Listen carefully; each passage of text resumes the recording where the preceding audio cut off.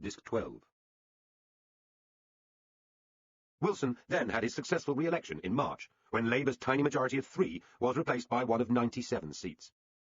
This ought to have ushered in his golden years. His dominance of the Commons had helped finish off Alec Douglas-Hume, who was replaced by Edward Heath. The age of the grammar school boys was truly established. Wilson, whatever his failures of vision, had fought a near-faultless campaign and won a mandate which obliged the British establishment to accept that Labour truly was entitled to rule. He had shown himself a self-confident showman abroad, in Moscow and Washington, and had pursued frantic diplomacy over the Rhodesian crisis. Now, surely his time had arrived. Yet there was plenty in the record of that first Wilson administration to give pause for thought. The dithering and manoeuvring over devaluation, the mutual suspicions about screwy little deals already dividing the cabinet, Wilson's own habits of duplicity, notably over deflation, and his attitude to British membership of the EEC. At the centre of all the difficulties the government faced was the dilemma of devaluation. The Chancellor, Jim Callaghan, remained under almost intolerable pressure, as he had been from the day when he took office. At times he seemed close to giving way under the strain. Jenkins recalled a cabinet in July 1966 when Callaghan, later famous for being imperturbable, suddenly started talking away from the agenda about the appalling pressures on sterling. He suggested to the startled ministers around him both that the objective situation was desperate and that his own nerve had cracked. Wilson hushed him up and brought the meeting to an end, rather like a policeman trying to get a blanket around a nude streaker. Indeed, Wilson regarded any talk of devaluation, public or private, as indecent. Once he, Brown and Callaghan had decided against it immediately after the 1964 election, it was known as the unmentionable. From then on, a complicated three-way dance had been going on in private. Brown turned in favour of devaluation as one way to revive his hopes for expansion, and the DEA. Callaghan dithered, but wanted any devaluation to be accompanied by the shock of deflation too. Wilson, against both devaluation and deflation, played the two of them off against each other, always worried that if Brown and Callaghan agreed, he would be scuppered. By July 1966, he was telling Barbara Castle in the Commons tea room that Brown and Callaghan were plotting to get rid of him. "You know what the game is. Devalue and get into Europe. We've got to scotch it." This, however, was classic Wilson. Castle was an anti-European, so his words were calculated to flatter her. But at the same time, the Prime Minister was telling pro-Europeans in the press that he intended to lead Britain into Europe himself.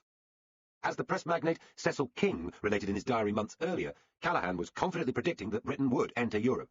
The pledges were only given to keep Barbara Castle and her kind quiet. Apparently, Wilson thinks that after a successful election, he will be able to eat any number of words with impunity. Europe had sliced the party horizontally, cutting through the vertical divisions of left and right. Generally, the party's activists and left-wing MPs believed that the common market was a banker's ramp, a capitalist plot whose rules would prevent true socialism in Britain. The strongest view that Wilson himself had about it all was that he strongly didn't have a view. He had been against on the grounds that Europe would be anti-planning, which seems a little odd. But as he moved camp, he told Barbara Castle, according to her diaries, that the decision is purely a marginal one. "I have always said so. I have never been a fanatic for Europe."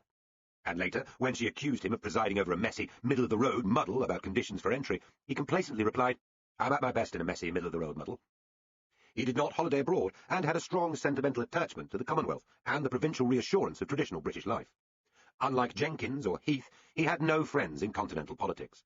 When the referendum finally came in 1975, both Wilson's wife and his political secretary, Marcia Falkender, voted against staying in, which probably hints at Wilson's private instincts. Yet in the late 60s, British business saw the European Economic Community as an essential escape route into a more modern and efficient world, words which triggered a response in Wilson. The press was overwhelmingly in favour.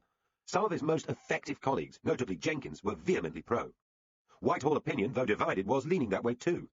Europe offered Wilson a new theme when he needed it.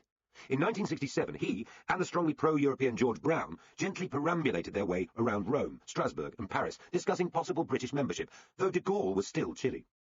Brown spent much of the time insulting and clumsily chatting up secretaries. Soon afterwards, Wilson formally announced a renewed British membership bid. De Gaulle, though dismissive in public, privately told the British ambassador in Paris that he envisaged a new kind of Europe, wider but also looser, and led by the strongest military powers, France and Britain, then Italy and Germany. It would allow for more national sovereignty. He implied that this complete reshaping of Europe should be cooked up between Paris and London, then publicly proposed by Britain, after which France would come in to support it. This was not only an early sketch of the kind of Europe that Britain would yearn for, but a classic Gaullist swipe at the federal Europe being built from Brussels. It seemed an act of French disloyalty to their German and other continental allies.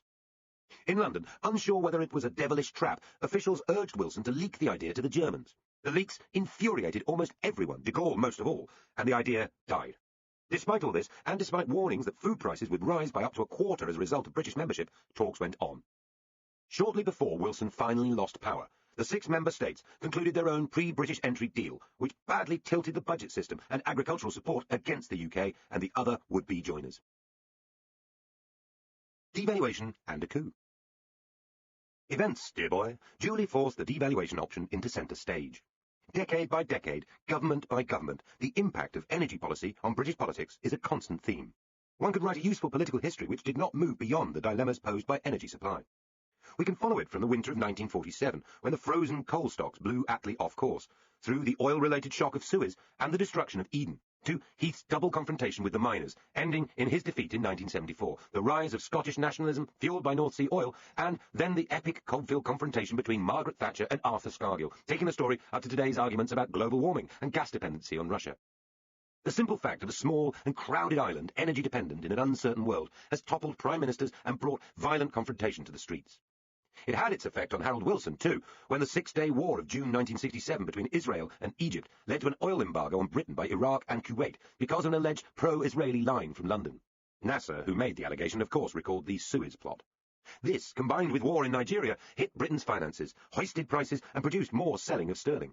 If this was not enough, 2 months later there was a huge national dock strike, shutting first Liverpool and Hull, and then, one by one, most of the rest of the major ports, including London. The economic effect was dreadful. The trade figures, a national shock. Wilson lashed out at the strikers. A year earlier, he had been even more vituperative about striking seamen, suggesting they were being manipulated by communists, or, as he called them, a tightly knit group of politically motivated men who had failed at the ballot box. Though that strike finished soon afterwards, Wilson's words, reckoned bonkers by some cabinet colleagues, drove a further wedge between him and the left. In the overheated atmosphere of July 1967, there was renewed talk of a plot to oust Wilson and replace him either with Callaghan or Brown. While the Prime Minister was away in Moscow, the pro-devaluers were talking. George Brown, characteristically, was threatening to resign and trying to persuade others to support him as leader, and characteristically failing. Others, including Ben, felt that if he did resign, the whole government would fall. Equally characteristically, since he had a weakness for grand hostesses, Roy Jenkins was at the home of Anne Fleming, who has featured earlier in this book. Wilson later told Barbara Castle that the plotting was directed by ministers who went a-whoring after society hostesses. Jenkins responded in his memoirs, "There was indeed a certain allegorical quality about the behaviour of all of us that weekend. Wilson kept up his adrenaline by going on an unnecessary trip to Moscow. George Brown went berserk at the Durham Miners' Gala, and I went to stay with Mrs. Fleming at Sevenhampton." Wilson was still determined to resist devaluation. When he discovered briefing papers on the pros and cons had been prepared by civil servants, he brusquely ordered them to be collected up and burned.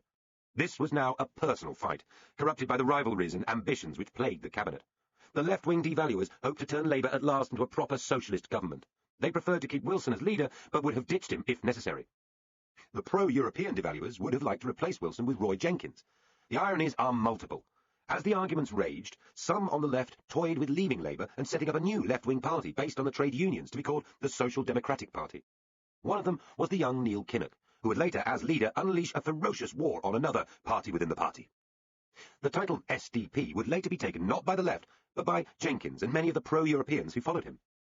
Meanwhile, the devaluation crisis turned into an ungainly and undignified dance, as George, Harold and Jim, with Roy and the rest, joined hands, lurched away from each other, formed new sets and jigged towards humiliation. At moments, Callaghan seemed to think devaluation might be such a national catastrophe that it would force Wilson out and let him in. Brown wanted it for strategic reasons, and hoped against the odds it might usher him in as leader. Jenkins may not have been actively plotting, but was much enjoying his stellar reputation in the press and as a leading pro-European. Wilson was determined to fend off devaluation to protect his own position. Eventually, on the morning of the 3rd of November 1967, the senior economic advisor at the Treasury, Sir Alec Cairncross, told Callaghan at a private meeting that the dance was over. Nothing more could be done. The music had stopped. No further foreign borrowing was available. He would have to devalue. Both knew that Callaghan would have to resign. Though his biographer called this the most shattering moment Callaghan was ever to experience in 60 years of public life, he seems to have taken it calmly and set about preparing yet another round of cuts, the deflation without which devaluation would be pointless. This caused cabinet arguments and threats of more resignations. Wilson, after yet another last-minute attempt to borrow more to see Britain through, eventually accepted that the pound was impossible to defend, even with American support.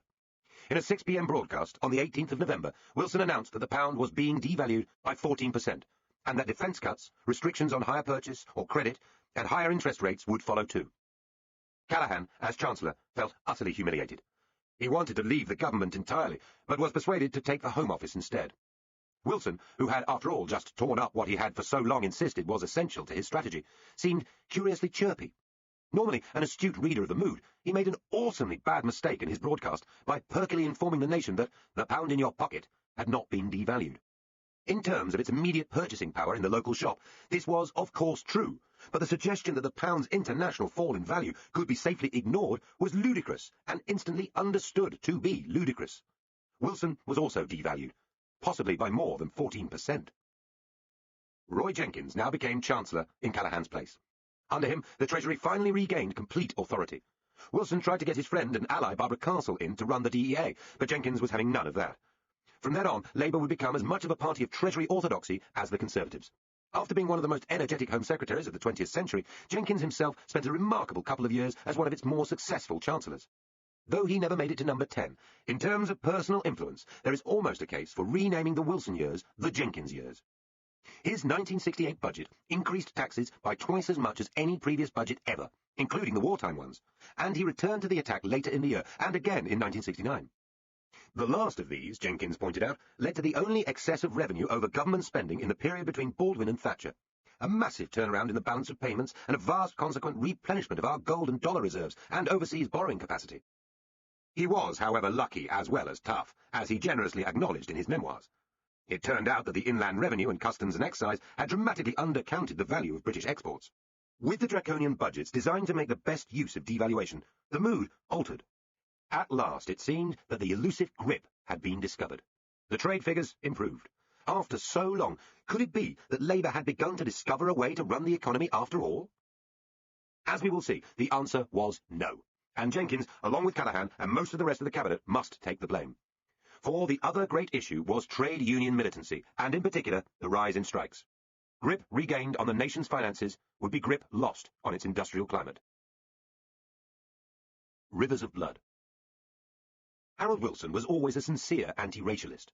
He had felt strongly enough about the racialist behaviour of the Tory campaign at Smelwick, in the Midlands, in 1964, to publicly denounce its victor, Peter Griffiths, as a parliamentary leper.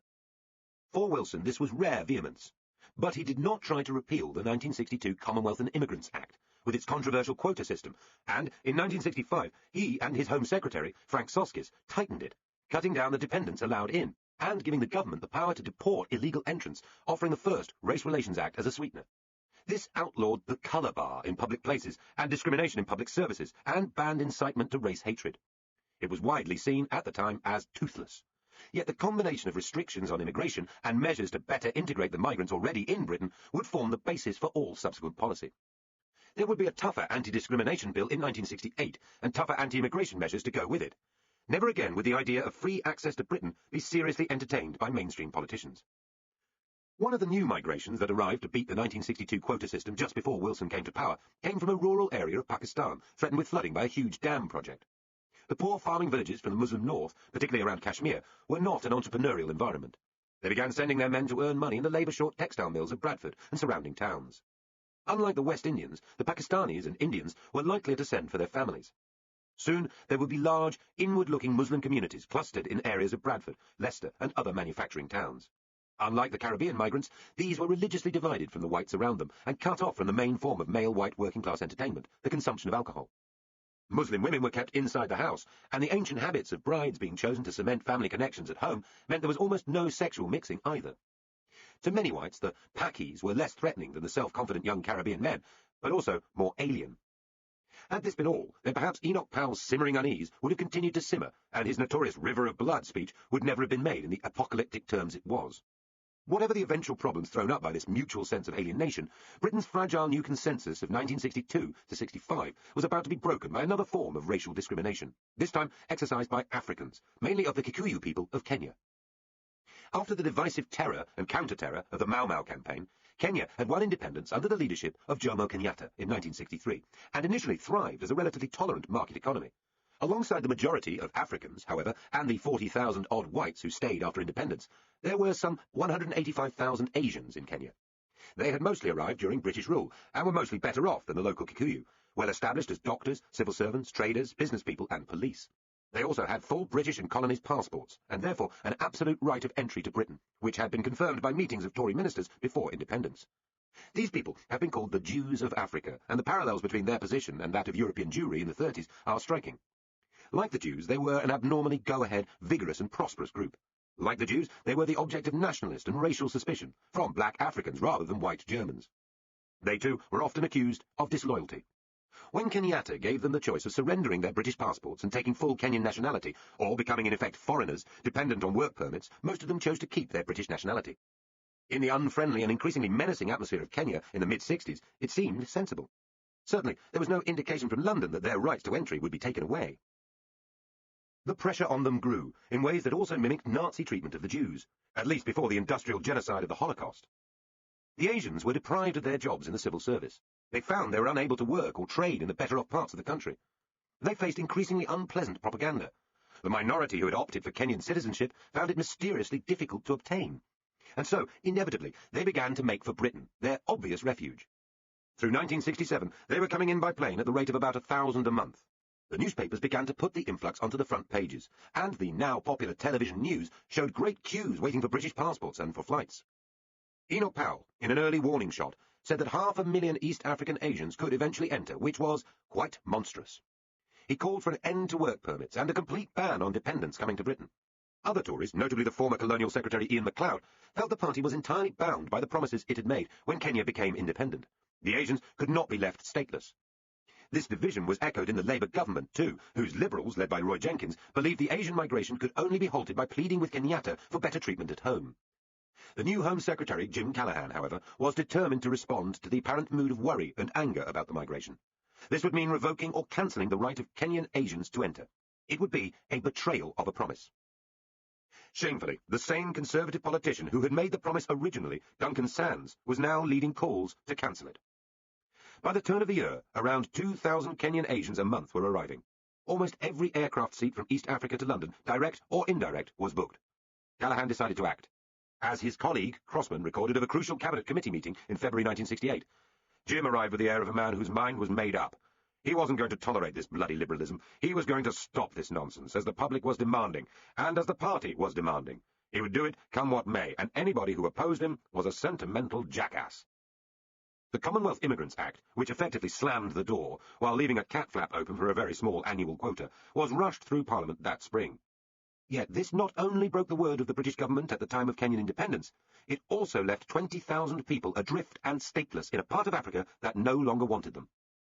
The bill has been described as among the most divisive and controversial decisions taken by any British government. For some, the legislation was the most shameful piece of legislation ever enacted by Parliament, the ultimate appeasement of racist hysteria. While for others, it was the moment when the political elite, in the shape of Jim Callaghan, finally listened to their working-class voters. Polls of the public showed that 72% supported the Act. This was the background to Powell's famous speech in Birmingham, at a small room in the city's Midland Hotel, on the 20th of April 1968, 3 weeks after Callaghan's bill had become law and the planes carrying would-be Kenyan Asian migrants had been turned round. Powell had argued before that the passport guarantee was never valid originally. He was contemptuous of the Commonwealth by now, seeing it as a high-minded constitutional myth which stopped Britain from pursuing her self-interest freely. Most of his political fire was directed at the absurdities, as he saw them, of trying to control the level of the currency and direct the economy. Despite Heath's growing despair about his stiff-necked determination to challenge orthodoxy, Powell was still a member of the Shadow Cabinet. It had just agreed to cautious backing for Labour's tougher race relations bill, the flip side of the Callaghan restrictions. Powell had gone uncharacteristically quiet. He was, however, quite aware of the size of the political explosion he was about to detonate, telling a local friend, "I'm going to make a speech at the weekend, and it's going to go up fizz like a rocket. But whereas all rockets fall to earth, this one is going to stay up." The friend, Clem Jones, the editor of Powell's local newspaper, the Wolverhampton Express and Star, had advised him to time the speech for the early evening television bulletins, and not to distribute it generally beforehand. He would regret the advice. Here is some of what Enoch Powell said. He quoted a Wolverhampton constituent, a middle-aged working man, who told him that if he had the money, he would leave the country, because in 15 or 20 years the black man will have the whip hand over the white man. Powell continued by asking rhetorically how he dared say such a horrible thing, stirring up trouble and inflaming feelings. "The answer is I do not have the right not to do so. Here is a decent, ordinary fellow Englishman who in broad daylight in my own town says to me, his Member of Parliament, that this country will not be worth living in for his children. I simply do not have the right to shrug my shoulders and think about something else. What he is saying, thousands and hundreds of thousands are saying and thinking. Those whom the gods wish to destroy, he reminded his audience, they first make mad.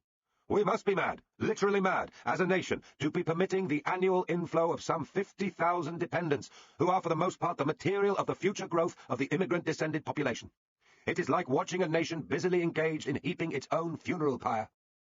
The race relations legislation was merely throwing a match on gunpowder. Powell then quoted another constituent, this time an elderly woman, whom he said was persecuted by Negroes. She had excrement stuffed through her letterbox and was followed to the shops by children, charming, wide-grinning pickaninnies. They cannot speak English, but one word they know, racialist, they chant. He concluded with a peroration which gave the speech its slightly inaccurate popular title.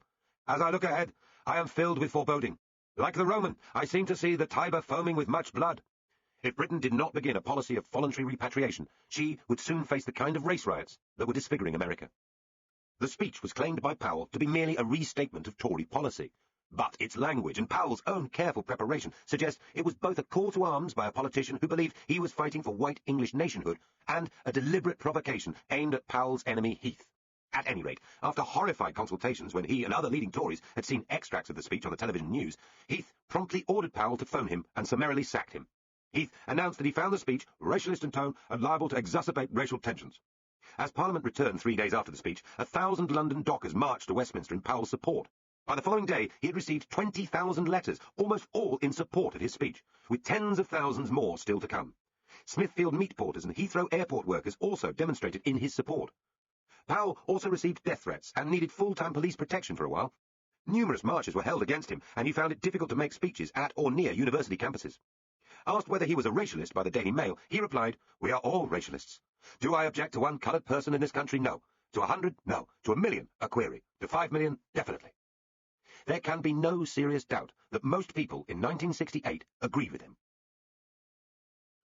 Plot: Lord Louis and the King thing. 40 years on, the paranoid atmosphere after only a few years of Wilson's first administration is hard to credit, but there was a rising conviction among some in business and the media that democracy itself had failed. Cecil King, the tall and megalomaniac nephew of those original press barons, Lords Rothermere and Harmsworth, and the effective proprietor of IPC, which owned the Daily Mirror, was at the centre of the flapping. He had originally supported Wilson, both in opposition and in the period immediately after the 1964 election, but was deeply offended when Wilson, who had egalitarian convictions, then offered King only the modish life peerage. King was outraged. He wanted a hereditary title, as befitted the boss of a popular socialist newspaper, preferably an earldom. Wilson, to his credit, refused to budge. To the Prime Minister's discredit, though, he desperately flattered King, courted him, and gave him a string of other baubles, including a damehood for his wife and positions for himself. Director of the Bank of England, a seat on the National Coal Board, and another on the National Parks Commission, plus repeated offers of junior government jobs and a life peerage. None of it made the slightest impression on the sulking press tycoon, who went round London telling anyone who had listened that Wilson was a dud, a liar and an incompetent, who was ruining the country and who should be removed as soon as possible. King's theme, not uncommon in business circles, was that Britain needed professional administrators and managers in charge, not dodgy politicians. He insisted that we are coming near to the failure of parliamentary government. The politicians had made such a hash of our affairs that people must be brought into government from outside the rank of professional politicians. His private views came close to a call for insurrection, or a coup, to be fronted by himself and other business leaders. This culminated in a clumsily attempted plot. On the 8th of May, 1968, according to King's brilliant editor-in-chief, Hugh Cudlip, the two of them had a meeting with Lord Louis Mountbatten, whom we have met in his role negotiating India's independence. As a war hero, former Chief of the Defence Staff, and close member of the royal family, Mountbatten had a unique role in public life. He stood above politics, though many believed he liked the notion of being thought a man of destiny, and he was much discussed by those who dreamed of an anti-Wilson putsch. He had made his worries about the country known to Cudlip, though denying he wanted to appear to be advocating or supporting any notion of a right-wing dictatorship or any nonsense of that sort.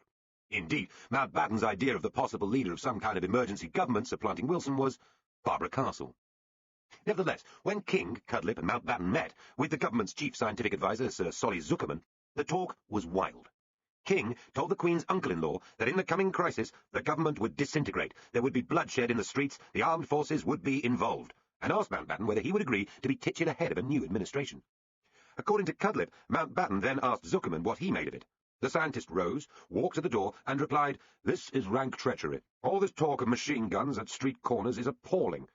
I am a public servant and will have nothing to do with it. Nor should you, Dicky." Mountbatten agreed. Later, he recorded that it was he who had told King the idea was rank treason and booted him out. King's account of the meeting is different, though hardly less alarming. He claimed Mountbatten had said morale in the armed forces was low, the Queen was worried and asked for advice. To which the newspaper man replied, "There might be a stage in the future when the Crown would have to intervene. There might be a stage when the armed forces were important. Dicky should keep himself out of public view so as to have clean hands." Whichever account is more accurate, the meeting certainly took place, and Mountbatten then seems to have reported the conversation to the Queen. King, unabashed, unleashed a front-page attack in the Daily Mirror on Wilson, headlined, "Enough is enough," and calling for a new leader. He was himself putched by a board which realised he had become a serious embarrassment shortly afterwards. Does any of this matter? There is no evidence that the talk of a coup was truly serious, or that the security services were involved, as has been publicly asserted since. Yet, the Cecil King story counts in two ways. First, it gives some indication of the fevered and at times almost hysterical mood about Wilson, and the condition of the country that had built up by the late 60s, a time now more generally remembered as golden, chic, and successful. A heady cocktail of rising crime, student rioting, inflation, civil rights protests in Northern Ireland, and embarrassments abroad had convinced some that the country was ungovernable. Because British democracy has survived unscathed through the post-war period, to suggest it was ever threatened now seems outlandish. Perhaps it never was. There is a lurid little saloon bar of the mind where conspiracy theorists, mainly on the left, and self-important fantasists, mainly on the right, gather and talk. The rest of us should be wary of joining them for a tipple. Yet, the transition from the discredited old guard of Macmillan-era Britain to the unwelcomed new cliques of Wilson-era Britain was a hard time. Wilson was a genuine outsider as far as the old establishment was concerned, and he ran a court of outsiders. The old Tory style of government by clique and clubman gave way to government by faction and feud, a weakness in Labour politics throughout the party's history. Wilson had emerged by hopping from group to group, with no settled philosophical view or strong body of personal support in the party. Instead of a Wilson party, represented in the Commons and country, he relied on a small gang of personal supporters, Marcia Williams most famously, but also the Number 10 insiders Peter Shaw, Gerald Kaufman, George Wigg, and, for a while in these earlier years, Tony Benn too. Then there were the outside advisers. Some were brought in from academic life, such as the Hungarian-born economists Thomas Balogh and Nicholas Kaldor, popularly known as Buddha and Pest. Some came from business, such as the notorious Ganex raincoat manufacturer Joseph Kagan, or from the law, such as the arch-fixer of the 60s, Lord Goodman. Suspicious of the Whitehall establishment, with some justification, and cut off from both the right-wing group of former Gateskiellites and the old Bevanites, Wilson felt forced to create his own gang. A Tory in that position might have automatically turned to old-school tie connections, or family ones, as Macmillan did. Wilson turned to an eclectic group of one-offs and oddballs, producing a peculiarly neurotic little court, riven by jealousy and misunderstanding. This anti-court gave easy material to Wilson's snobbish and suspicious enemies in the press, ranging from Private Eye, which constantly taunted the insiders with foreign-sounding names, to the MI5-connected Red conspiracy merchants, and even scions of the Fleet Street Purple. Many in that old establishment, the top brass, the city grandees, the clubmen, struggled to accept that Wilson was a legitimate leader of the United Kingdom. Wilson was paranoid, but plenty of powerful people were out to get him, or at least to get him out. In place of beer. Until the end of the decade, the 60s had not been particularly strike-prone compared to the 50s. Strikes tended to be local, unofficial, and quickly settled. Inflation was still below 4% for most years, and being voluntary, incomes policies rarely caused national confrontation. But by 1968 to 69, inflation was rising sharply. Wilson had pioneered the matey beer and sandwiches approach to dealing with union leaders, though he found on his first attempt the sandwiches were too thinly cut to satisfy union appetites. But he was becoming disillusioned. That Siemens strike of 1966 had been a particularly bruising experience. So, for once, it was Wilson who took a stand. He was supported by an unlikely hammer of the unions, the veteran left-winger Barbara Castle, now made Secretary for Employment. In a homage to her early hero Nye Bevan's book In Place of Fear, she called her plan for industrial harmony In Place of Strife. It proposed new government powers to order pre-strike ballots and a 28-day pause before strikes took place. The government would be able, in the last resort, to impose settlements for wildcat strikes. There would be fines if the rules were broken. This was a package of measures which looks gentle by the standards of the laws which would come later. The leading trade unionists of the day, once famous men like Jack Jones and Hugh Scanlon, saw it as an unacceptable return to legal curbs they had fought for decades to lift. The battle that followed nearly ended Wilson's career and Castle's. Their defeat made the Thatcher Revolution inevitable, though it would not come for a further decade. The failure of In Place of Strife is one of the great lost opportunities of modern British politics. Why did it fail?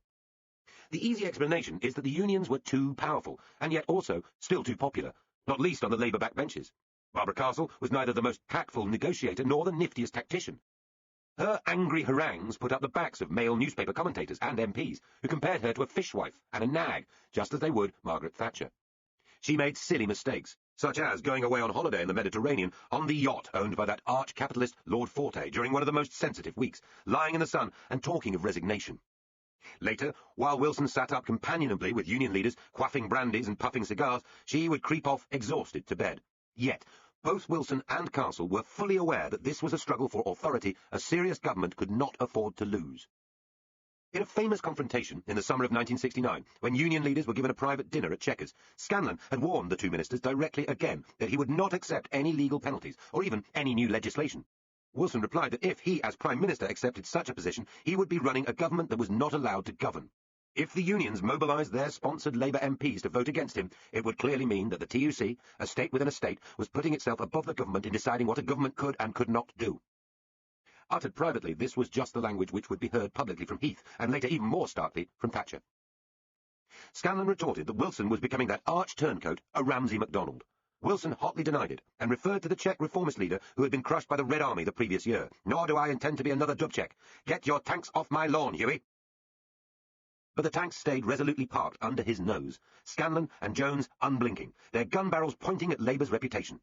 Wilson and Castle now contemplated a joint resignation. For the Prime Minister also had a weapon of last resort. If he walked away, then the Tories would surely return, with tougher measures still.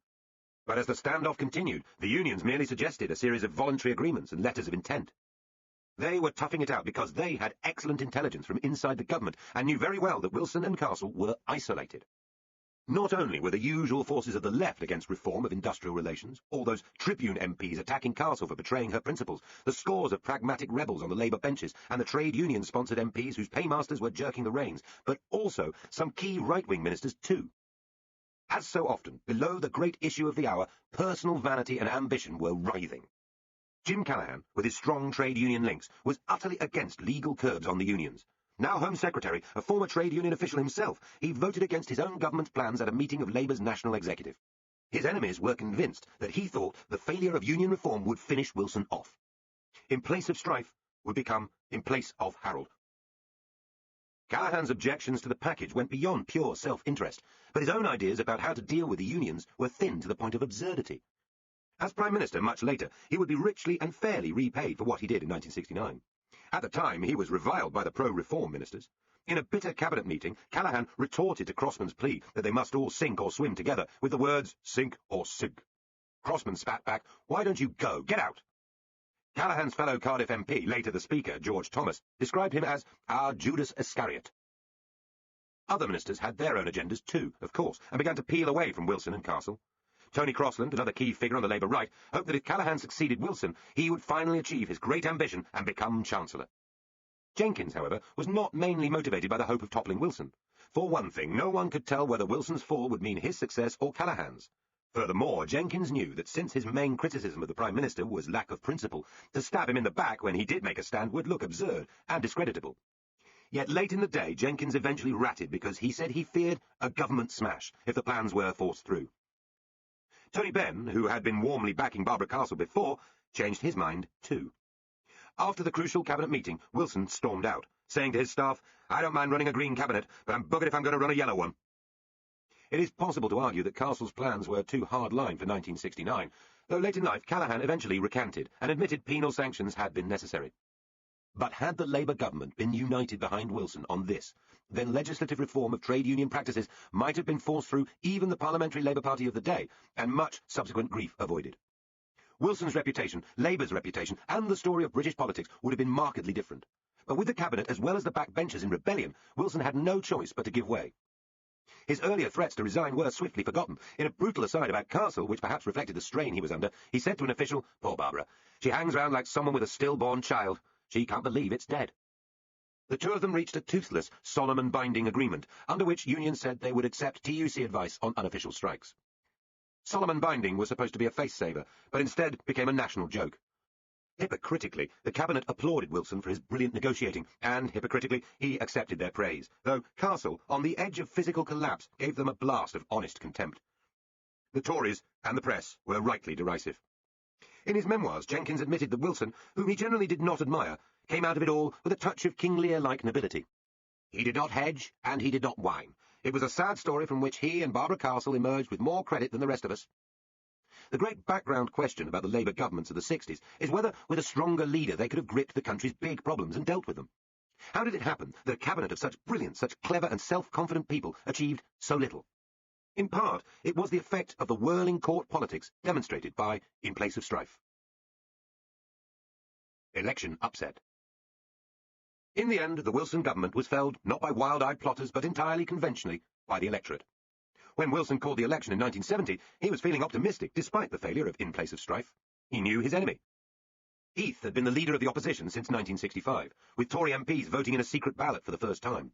Seen as a ruthless moderniser, he began to reshape the Tory front bench. Out went many of the cod Edwardian grandees. In came people like Peter Walker, another grammar school boy who had made his money in the city, Geoffrey Rippon, the young former mayor of Surbiton, Tony Barber, the former RAF man and lawyer, and Margaret Thatcher, a grocer's daughter, none of them from rich families.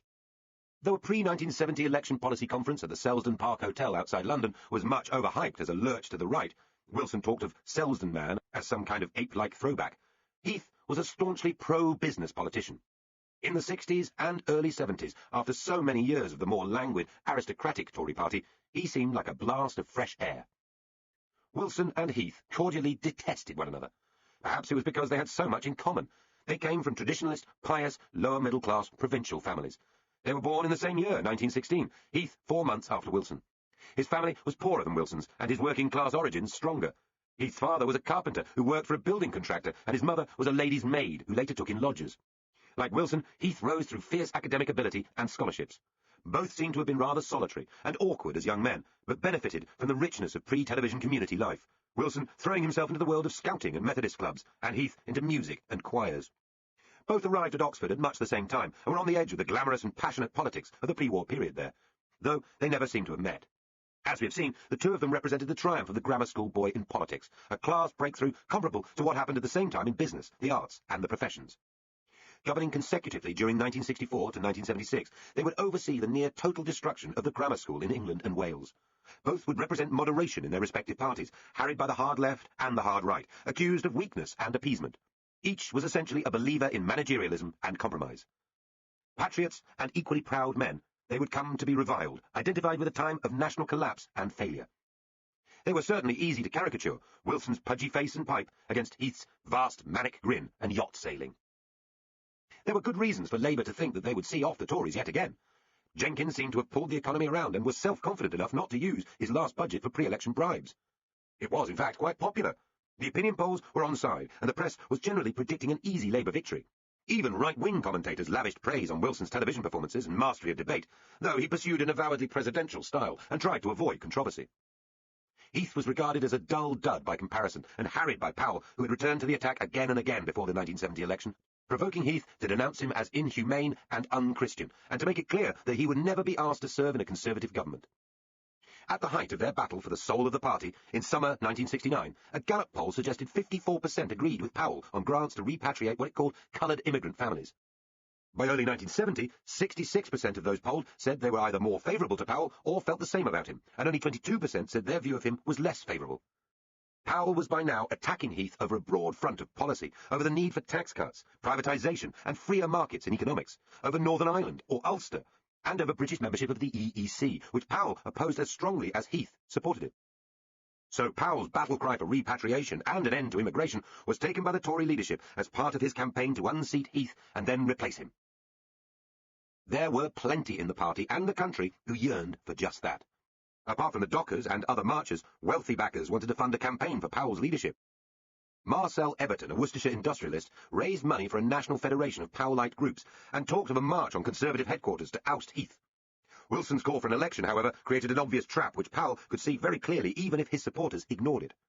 His best chance by far would be if Heath lost the election. Then he could attack him openly and perhaps even seize control of the party. Everton, like others, openly said that it would be better for right-wingers to vote Labour so that the Tory party would fall into Enoch's lap like a ripe cherry. Yet, if Powell seemed to toy with this, he would be forever branded as a traitor by tens of thousands of loyal Conservatives. Either Heath would win and Powell would be finished, or he would lose and Powell would be blamed by so many Tories the party might split. The campaign was characterised by huge coverage of Powell, in the case of some newspapers engorging half their reporting of the Tories' entire campaign.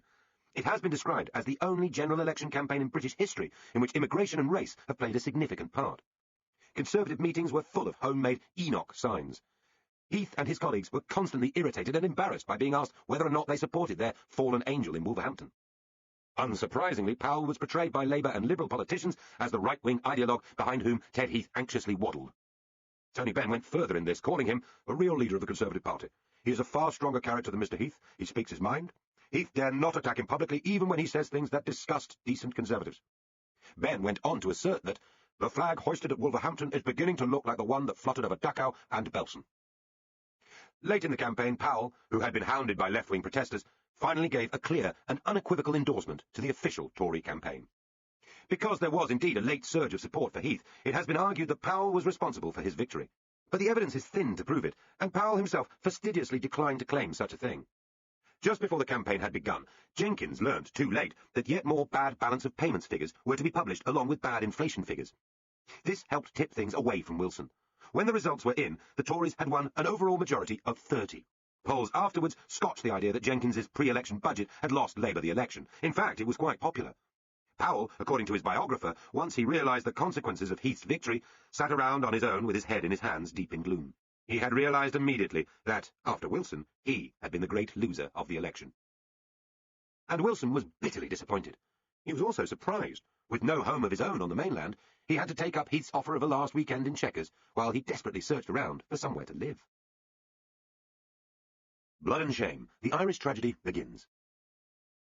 Of the great crises that link Wilson and Heath together, that of Northern Ireland had as much effect on the tenor of mainland British life as any. It brought surprise and embarrassment to millions watching the violence on the streets of the province. It brought bombings, murder, and shame. The longer origins of the conflict, from the settlement of Ulster by Scots Presbyterian farmers to the partition of Ireland in 1921, and the Civil War, are outside the limits of this book. In the 50s, and through most of the 60s, Northern Ireland barely appeared on the Westminster radar. There was a devolved Northern Ireland government, with its own Prime Minister and a distinct party system, along with a contingent of grey, reliable, conservative-minded Unionist MPs who rarely made ripples in London, never mind waves. The bigotry of the Protestant majority was the butt of jokes and official disapproval. Yet there was limited English or Scottish sympathy for the cause of Irish unification. Hostility to Catholicism and memories of the inglorious role played by the Republic during the war against Hitler remained strong. If the Belfast shipyards of Harland and Wolff were barred to Catholics, then too were some well-known concerns on the mainland. If there was unfairness in the allocation of housing in Londonderry, so there was in Leicester or Nottingham. There was, admittedly, a blatant form of anti-Catholic constituency rigging, the gerrymandered boundaries designed to maximise Unionist representation. As early as 1964, when Wilson first met the Stormont Prime Minister, Captain Terence O'Neill, who had been elected the previous year on a programme of mild reform, he was pressing him to end gerrymandering. Mostly, though, this was a time of dozy neglect, which turned out, from 1969, to have been a terrible failure of imagination, malign neglect, whose effects would haunt Britain for the next 30 years. For, under the surface, the unfairness and discrimination in jobs, in housing, and in politics had taken the temperature in the Catholic ghettos to simmering point. The changed international climate had something to do with this. Rebellion against injustice was in the air, or at least in the newspapers. Rising protests about apartheid in South Africa and the struggle for equal rights in the southern states of the US had focused attention on the squalid half-secret on Britain's doorstep. O'Neill's cautious moves towards reform had produced a hard-line Protestant backlash, led by demagogues, including a young and turbulent preacher called Ian Paisley. In 1967, a civil rights movement had been formed, using the language and tactics of the Deep South, and the following year, marches and demonstrations were being met with police violence. A largely Catholic and nationalist party, the Social Democratic and Labour Party, was formed. Bernadette Devlin of the more radical Ulster Unity Party was elected in 1969 to the Commons, the youngest ever woman MP, on a civil rights ticket. She treated MPs to what one of her listeners described as the authentic, bitter and resentful voice of Catholic Ulster. Wilson told O'Neill he thought he should go further and faster, both on housing and on local government boundaries. O'Neill replied that this would require an election. During it, his Unionist party split, and he received a bloody nose, handing over to another, though less effective, moderate, James Chichester Clark. At this stage, apart from occasional raids on arms dumps, the ageing and sparsely manned Irish Republican Army was little heard of. Then, in the summer of 1969, the politics of Northern Ireland erupted. The Apprentice Boys of Derry, a loyalist anti-Catholic organisation, had planned their annual march at Londonderry on the same day and over the same route that a civil rights march was planned. There had been civil rights marches before, but they had been peaceful. This time, ordered not to march, they did so, and were attacked by the police. Members of the so-called B Specials, an unpaid and part-time but armed 12,000-strong wing of the Royal Ulster Constabulary, were particularly brutal. Among the 75 marchers injured that day were leading political figures, such as Gerry Fitt, who had become an MP and a peer, and a powerful anti-IRA voice for moderation. The bloodied heads and the vengeful use of batons horrified millions watching that evening's television bulletins. In response, the Stormont government promised reforms to local elections, housing lists, and parliamentary boundaries. This sparked off loyalist protests. More civil rights marches followed, and more attacks on them, until, at the beginning of August, there was a serious pitched battle between Catholic residents, loyalist extremists, and police in the middle of Belfast. Hundreds of houses burned. Harold Wilson, who was on holiday in the Isles of Scilly, flew to Cornwall for a brief talk with his Home Secretary, Jim Callaghan. They agreed to send in the British Army if asked, in return for the abolition of the B Specials and promises of further reforms. It was a momentous decision, taken without the involvement of the Cabinet. As Crossman recorded in his diary, Harold and Jim had really committed the Cabinet to putting the troops in, and once they were there, they couldn't be taken out again, so we had to ratify what had been done. Tony Benn wrote, "It looks as though civil war in Ulster has almost begun." One of the myths about the moment when Britain sent in the troops to Northern Ireland was that it was done with little understanding of the dangers, no thought about alternatives, and no appreciation that, arriving to protect Catholic homes, the troops might find themselves a target for Irish nationalists. This is all untrue. Wilson and Callaghan were acutely aware of the dangers and had put maximum pressure on Chichester Clark and the Unionists to hurry through political change, and they got some of what they wanted over the B Specials and housing.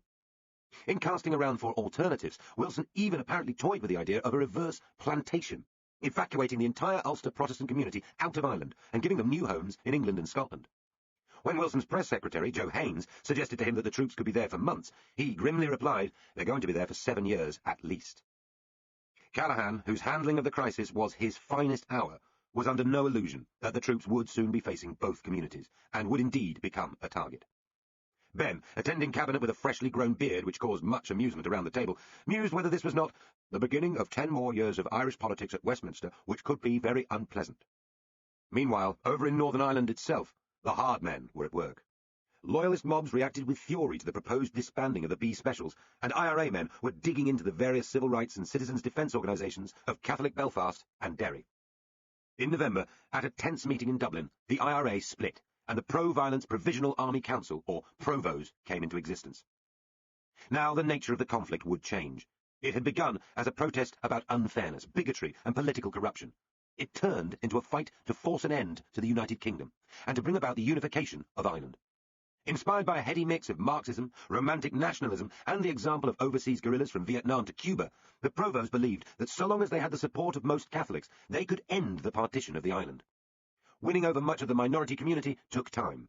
The IRA's first success was to convince many Catholics living in Belfast, where they were heavily outnumbered, that only they could protect them against the loyalist thugs, and that the British Army was bloodied hand in bloodied glove with their enemies. This was not so, but rumour and stone-throwing provocation followed by overreaction and army brutality would soon make it seem that way. In the Irish Republic, many were instinctively with the IRA. In 1972, Dublin cabinet ministers, Charles Haughey and Neil Blaney, were sacked for being sympathisers with the Provos, though acquitted later of trying to illegally import arms into the Republic. Most of £100,000 voted by the Dáil, the Irish Parliament, for the relief of Catholics in the north a year earlier had, in fact, been spent on arms and ammunition. Community defence was morphing into nationalist uprising. This was the crisis inherited by Heath, the Nearly man in Irish peacemaking, in 1970. He knew little about Northern Ireland when he arrived in office, though he had once been smuggled across the border under a blanket for lunch in the Republic. In one crucial respect, he advanced on the underlying assumption of the Labour ministers. It would not be enough to protect Northern Catholics. He thought they would have to be given a stake in the running of Northern Ireland too. Eventually, he hoped, greater prosperity in Ireland, more trade across the border, and common membership of Europe would ease the two communities towards an easier relationship. This is what happened, though only after decades of murder had exhausted them too. The Yachtsman. Heath's reputation had sunk particularly low. Perhaps this is not surprising. He was defeated as leader in 1975 after losing 2 general elections and fell out spectacularly with the New Order, Thatcherism. The triumph of Margaret Thatcher's optimistic, if divisive, free market politics attracted a blaze of intellectual, media and parliamentary support, which saw her success as a refutation of Heath's time. The brighter she burned, then, by narrative necessity, the duller he must be. Certainly his attempts to rein in trade union power and to conquer inflation failed. The cause that excited him more than any other, Europe, also inflamed his enemies, who accused him of lying to the country about the true political nature of the coming European Union. Heath did not help his cause by the implacable sulk that followed his ousting, a huff he managed to maintain for 30 years. His own account of his government is wooden and wearisomely self-justificatory, in prose almost as bad as Harold Wilson's. Further, as a loner who could be extraordinarily rude even to his admirers, Heath never accumulated a team of public defenders. Those who worked with him and thought him a fine leader, such as Douglas Hurd, were rarely able to make themselves heard against the surging self-belief and vituperative journalism of the Thatcher years. Finally, Heath had little time in office compared to Wilson's near 8, just 3.5 years. Almost friendless, Heath is a political leader whose reputation deserves to be revisited. He was the first outsider to break through the class barriers of the old Tory party, and he promoted others like him to the cabinet. His European vision came first-hand. Before the war, on a student visit to Germany, he had literally rubbed shoulders with Hitler and met other Nazi leaders. Later he returned as a fighting officer to see their final defeat in 1945, and the war marked him more strongly than it marked Wilson. As Heath wrote later, "My generation did not have the option of living in the past. We had to work for the future. We were surrounded by destruction, homelessness, hunger, and despair. Only by working together right across our continent had we any hope of creating a society which would uphold the true values of European civilization." He was a genuinely compassionate and unusually brave politician, whose analysis of what was wrong with Britain in the 70s was far more acute than Wilson's. His struggle with trade union power, conducted at the worst possible time, was relentless, but he was up against forces too big to conquer quickly. Like Margaret Thatcher, he believed Britain was in danger of becoming ungovernable. His strategic mistake was to attack union power head-on and in a single act, rather than piecemeal, as her wilier government would. Like her, he cut taxes and even began privatization. Unlike her, he was ruling at a time when public sympathy was more with unions than with government, and when huge rises in the price of oil and other commodities were knocking Western economies sideways. His 1972 U-turn on incomes policy and industrial intervention was indeed a humiliating moment for parliamentary democracy, but, while stiff-necked and difficult, mostly Edward Heath was plain unlucky. He had risen through the Tory party in Parliament as a tough chief whip, and then as an equally tough negotiator on Europe in the Macmillan years. But Heath's greatest achievement as a minister had come in 1964 when, as President of the Board of Trade, he abolished resale price maintenance, or RPM. This is one of those reforms which sound dull and are now largely forgotten, but which really did reshape the country. RPM allowed manufacturers to order shops to sell their products at a particular price. A shop which cut prices would be breaking the law. It therefore discriminated heavily in favour of small, relatively expensive shops rather than superstores. Under RPM, the supermarket revolution would have been much less dramatic, and the Tescoification of Britain impossible. Heath believed it stood in the way of proper competition and choice, and was inflationary. Yet, were not small shopkeepers natural conservatives? Many in the party and government opposed him, but he carried the day, a crucial defeat of producer interest by the new consumerism. Ugandan Asians. Heath in power showed that he was desperately worried about the anti-immigration mood revealed in his most bitter of elections. While denouncing Powell, he moved quickly to pass a highly controversial and restrictive piece of legislation which removed any right to immigrate to Britain from anyone who did not have a parent or grandparent born in the country. Heath's manifesto had promised a new single system of control over all immigration from overseas. Nobody had spelled out that this system would be designed to exclude blacks but not whites. Yet the grandparent rule was transparently designed to allow Australians, Canadians, South Africans and New Zealanders of white British origins to return to the UK, while keeping out the black and coloured people of the Commonwealth and colonies. Powell himself likened the distinction to a Nazi race purity law. He wanted a new definition of British citizenship instead. The grandparent rule was defeated by the right and the left combining for opposite reasons, though restored 2 years later. Had this been all, then Heath would go down in history as being yet another panicked establishment man, slamming the door to keep his party happy. It was not all. For the Kenyan crisis was about to be replayed, at speed, in Uganda. Here, the anti-British Prime Minister, Milton Obote, had just been replaced in a coup by the fat, swaggering, Sandhurst-educated Idi Amin, who announced that he had been told in a dream he must expel that country's Asians, just as the Kenyans had theirs. Amin was clearly a monster, whose thugs clubbed his enemies to death with staves, who threatened to kill British journalists, who was rumoured to keep human flesh in his fridge and to feast on it, and who enthused about the way the Nazis had dealt with the Jews. Though Powell argued angrily that Britain had no obligation to allow the trapped Ugandan Asians into her cities, Heath acted decisively to bring them in. Airlifts were arranged, with a resettlement board to help them, and 28,000 people arrived within a few weeks in 1971, eventually settling in the same areas as other East Africans, even though Leicester, becoming the least white city in England, had published adverts in Ugandan newspapers pleading with migrants not to come there. Within a few years, Powell would no longer be a Conservative. Heath had confronted him head-on and beaten him. Once seen as a future Prime Minister, or at least as a brilliant Chancellor-to-be, Powell would spend the rest of his life far from even the fringes of power. His ideas, however, would continue to grow in power and influence. His hostility to European Union would inspire the biggest revolt in the modern Tory party, one which kept Britain out of the euro. His belief in rigorous free market economics would powerfully influence Margaret Thatcher and her circle, so that he would be treated as a prophet, Old Testament Enoch. On race and immigration, the picture is more mixed. His views frightened many, and made him one of the most detested, as well as admired politicians of post-war times. Those who knew him best insist he was not a racialist.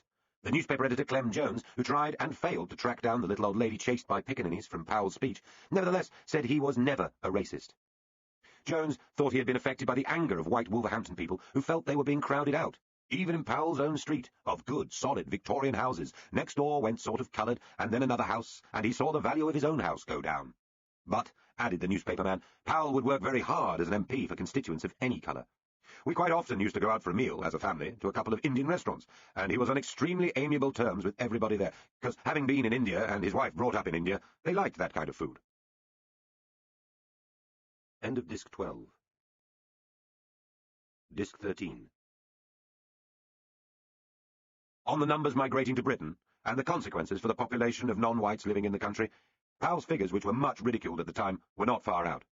Just before his 1968 speech, he suggested that by the end of the century, the number of black and Asian immigrants and their descendants would number between 5 and 7 million, or about a tenth of the population. According to the 2001 census, the relevant figures were 4.7 million people identifying themselves as black or Asian, or 7.9% of the total population. Though, with large-scale illegal immigration since then, the true numbers are certainly higher. Immigrants are far more strongly represented in percentage terms as well as raw numbers in London and the English cities than in Scotland, Wales or Northern Ireland.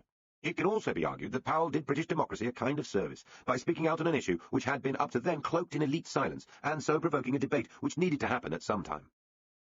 Against that, his language still feels shockingly inflammatory and provocative nearly 40 years later. He was talking just after the formation of the racist and fascist National Front in 1967, and though Powell himself was anti-Nazi and indeed had returned from Australia on the outbreak of war to fight the Germans, his words attracted the enthusiastic support of the would-be Gauleiters of provincial Britain. Further, his core prediction of civil unrest comparable to that suffered in the southern states of the United States had not come about. 5 notable outbreaks of inner-city rioting since then, and a rise in street crime linked to disaffected youths from Caribbean and other immigrant communities, do not add up to the conflagration he predicted. Immigration has changed Britain more than almost any other single social event in post-1945 Britain. More than the increase in longevity, or the pill, the collapse of deference, or the spread of suburban housing. The only change which eclipses it is the triumph of the car. It was not a change that was asked for by the white population, though the terms and circumstances of 50 million people choosing suddenly to ask such a question are impossible to imagine. The majority of British people did not want the arrival of large numbers of blacks and Asians, just as they did not want an end to capital punishment, or deep British involvement in the European Union, or many of the other things the political elite has opted for. At no stage was there a measured and frank assessment of the likely scale of immigration led by party leaders voluntarily in front of the electorate. And while allowing this change by default, the main parties did very little to ensure that mass immigration from the Caribbean and the Indian subcontinent was successful. West Indians got none of the help and forethought lavished on the demobilised Poles, or even the less adequate help given to the Ugandan Asians. There was no attempt to create mixed communities, or avoid mini-ghettos. Race relations legislation did come, but late, and only to balance new restrictions. It simply castigated racialism in the white working-class community, rather than trying to understand it. So this is another example of Britain's history of rule by elite, of liberal politicians acting above their electorates. The real question is whether this neglect of public opinion, and then of the consequences of immigration, not least for the immigrant families, has produced a better or worse country. The sense, flavours, controversies and rawness of Britain in the 21st century divide the country from its former self. It is not just those who have come, but the huge numbers of white British who have left. to South Africa, Australia, Canada, and New Zealand. Well over 500,000 in the 60s alone. Britain has become a world island, a little America, despite itself. Having once acquired an empire in a fit of absent-mindedness, the British have become multicoloured in much the same way. With new migrations from Eastern Europe, Iraq, Somalia, and Ethiopia, it is now clear that this is a far bigger story than simply a tidying up after empire. Floating. If Heath is associated with a single action, it is British entry into Europe. But throughout his time in office, the economy, not Europe, was the biggest issue facing him. British productivity was still pitifully low compared to the United States or Europe, never mind Japan. The country was spending too much on new consumer goods and not nearly enough on modernised and more efficient factories and businesses. Prices were rising by 7% and wage earnings by double that. This was still the old post-1945 world of fixed exchange rates, which meant that the Heath government, just like those of Attlee and Wilson, faced a sterling crisis and perhaps another devaluation. It is hard to describe quite how heavily, how painfully, relative economic decline weighed on the necks of politicians of 30 and 40 years ago. The unions, identified by Heath as his first challenge, had just seen off Wilson and Barbara Castle. Heath had decided he would need to face down at least one major public sector strike, as well as removing some of the benefits that he thought encouraged strikes. Britain not only had heavy levels of unionisation through all the key industries, but also, by modern standards, an incredible number of different unions, more than 600 altogether. Leaders of large unions had only a wobbly hold on what actually happened on the factory floor. It was a time of political militancy, well caught by the 1973 hit from the folk rock band The Strawbs, who reached number 2 with their anthem, Part of the Union. Its chorus ran, "Oh, you don't get me, I'm part of the union," and different verses spelt out why. With a hell of a shout, it's out, brothers, out. And I always get my way if I strike for higher pay. So though I'm a working man, I can ruin the government's plan. And so they could. Almost immediately, Heath faced a dock strike, followed by a big pay settlement for local authority dustmen, then a power workers go-slow, which led to power cuts. Then the postal workers struck. The mood of the government was less focused and less steely than it would be 9 years later when Margaret Thatcher came to power. Douglas Hurd, later seen as a wet in her cabinet, was Heath's political secretary at the time, and recorded in his diary his increasing frustration. A bad day. It is clear that all the weeks of planning in the civil service have totally failed to cope with what is happening in the electricity dispute, and all the pressures are to surrender. Later, Hurd confronted Heath in his dressing gown, warning him that the government machine was moving too slowly, far behind events. Things were so bad in the car industry that Henry Ford III, with his right-hand man, Lee Iacocca, came to warn Heath that they were thinking of pulling out of Britain entirely. Yet, Heath's Industrial Relations Bill of 1971 was meant to be balanced, giving new rights to trade unionists, while at the same time trying to make deals with employers legally enforceable through a new system of industrial courts. It was the Tories' first stab at the kind of package which had been offered to the unions by Wilson. There were also tax reforms, meant to increase investment, a deal with business on keeping price increases to 5%, and even some limited privatisation. The travel agents Thomas Cook and Lund Poly were then state-owned and sold off, along with some breweries. But the Tory messages were still, to put it gently, mixed. Cuts in some personal taxes encouraged spending and inflation. With European membership looming, Barbour, Heath's Chancellor, was dashing for growth, which meant further tax cuts and higher government spending. Perhaps the most significant move in the long term was the removal of lending limits for the high street banks, producing a vast surge in borrowing. Lending had been growing at around 12% a year already, but in 1972 rose by 37%, and the following year by 43%. This obviously fueled further inflation, but it also gave a fillip to the ancient British fetish for house ownership and borrowing. The huge expansion of credit and the unbalanced amount of capital sunk in bricks and lawns in modern-day Britain can be traced back partly to this decision, then the new credit boom of the Thatcher years. It is not even mentioned in Heath's memoirs. At the same time, one of the historic constraints on British governments had gone. In the summer of 1971, President Nixon unilaterally tore up a key part of the post-war financial system by suspending the convertibility of the dollar for gold and allowing exchange rates to float. His problem was the awesome cost of the war in Vietnam, though it would cost only 60% in real terms of the later post-September 11th conflicts in Afghanistan and Iraq, combined with rising commodity prices.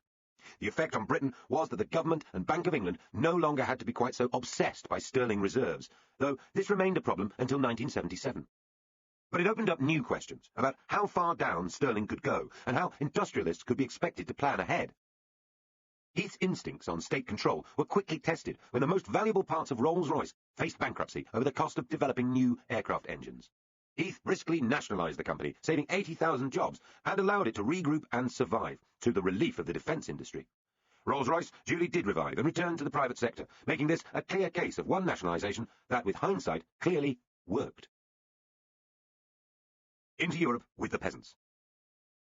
We have seen how deeply the cause of Europe had marked Heath, and how hard he had struggled as a negotiator in the early 60s in the face of President de Gaulle's non. He had done the time, served in the tobacco-smoked rooms, haggled over the detail. As a keen European, he knew his French partners better than any other senior British politician. Long before winning power as Prime Minister, he had identified Georges Pompidou, who replaced de Gaulle as President, as his likely interlocutor.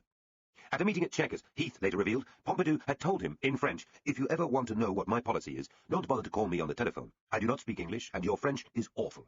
Just remember that I am a peasant, and my policy will always be to support the peasants." This was fair warning about the vast expense of the common agricultural policy, but it was not a true reflection of Pompidou's wider vision. In fact, he wanted a Europe of large manufacturing companies able to take on the United States and the Far East. By 1970, after a decade during which Britain had grown much more slowly than the 6 members of the Common Market, Heath was in some ways in a weaker position than Macmillan had been. On the other hand, Heath had some advantages. He was trusted as a serious negotiator. Britain's very weakness persuaded Paris that this time, les Rospifs were genuinely determined to join. Pompidou also thought the time was right. A oui would get him out of the great dead general's shadow.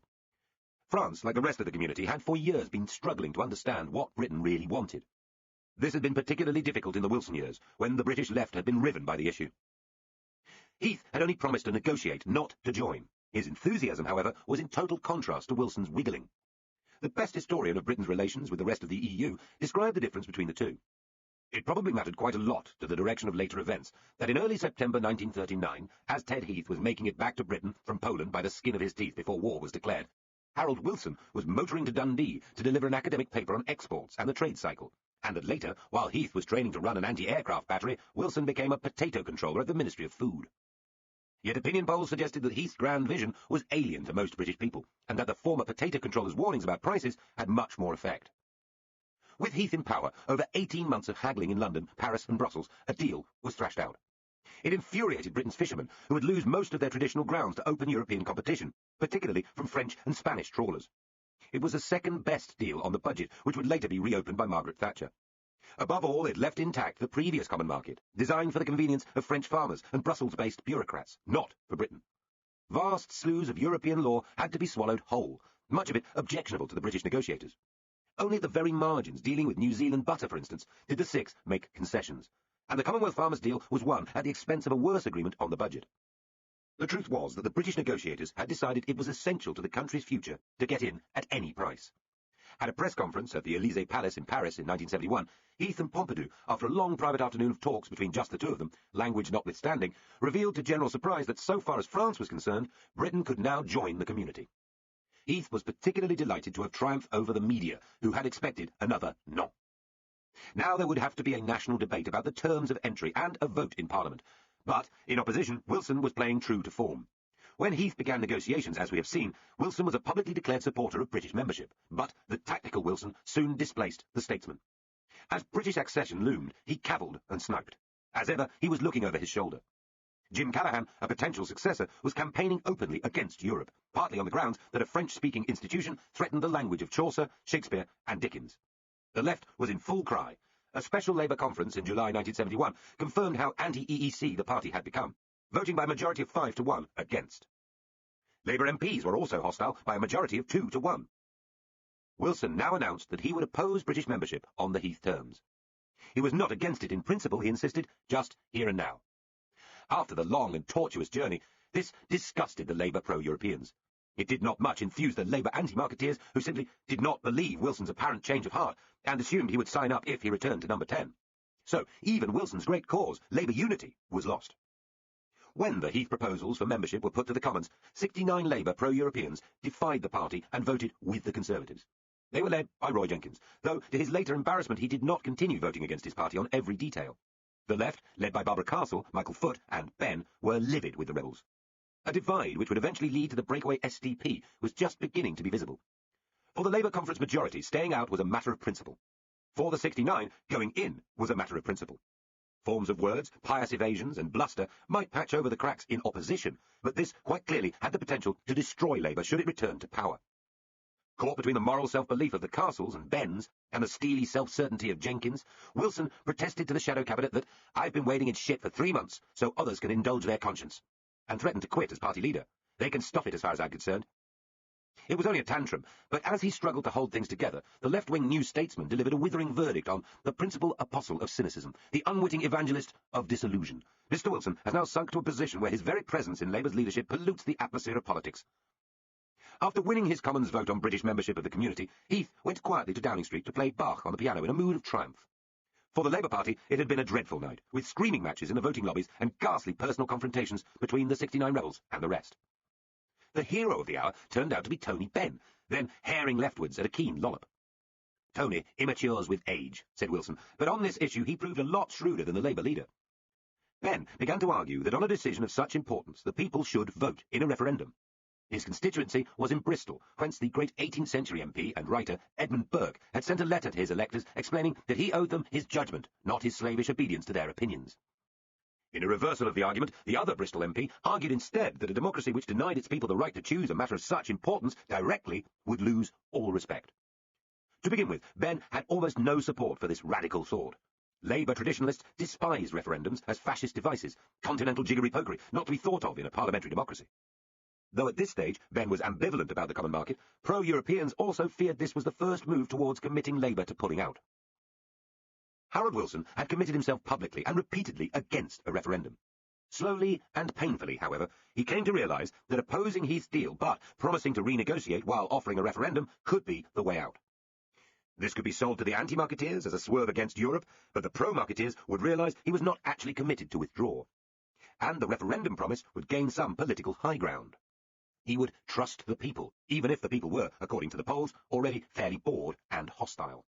When Pompidou suddenly announced that France would have a referendum, Wilson snatched at the Benn plan. It was an important moment. The referendum would make the attitude of the whole country clear, at least for the 70s. It was to be a device used again by politicians faced with particularly important or tricky constitutional choices. A dream disintegrates. On the afternoon of May Day 1971, John Evans, the manager of the hugely popular Kensington boutique Biber, walked nervously downstairs into the basement. There had been a series of outlandish phone warnings about some kind of bomb, which to start with had simply been ignored by the girl on the till. Outside on the street were some 500 women and children who had by now been hurriedly evacuated. When Evans pushed open the door of the stockroom, there was an almighty bang, a flash of flame, and a billow of smoke. The Angry Brigade, Middle England's very own terror group, had struck again.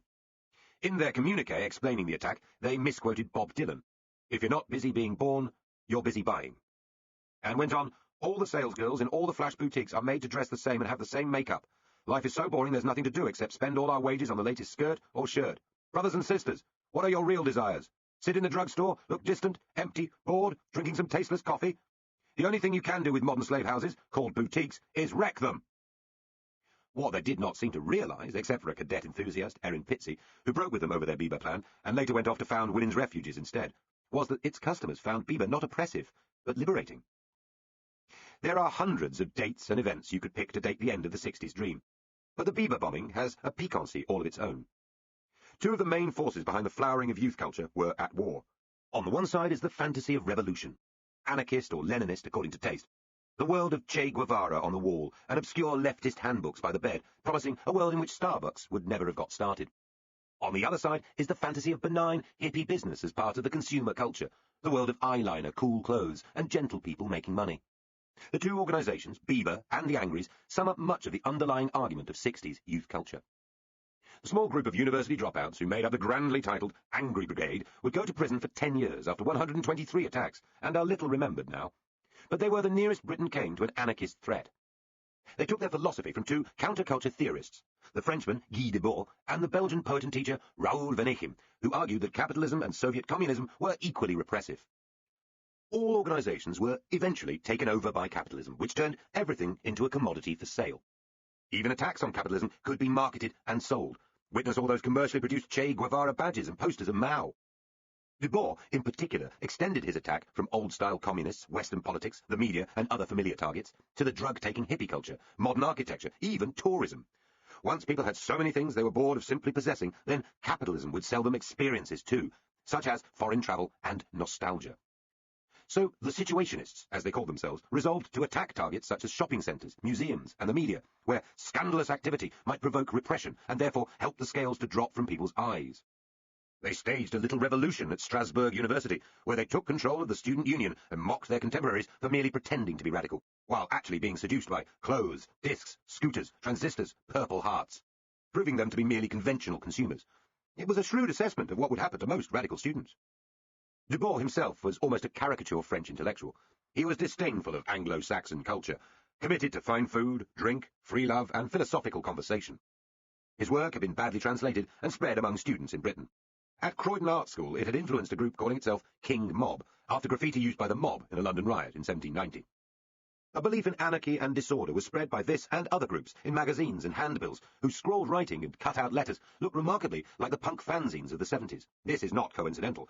Among the British admirers of the Situationists was the young art student Malcolm McLaren, later the creator of the Sex Pistols.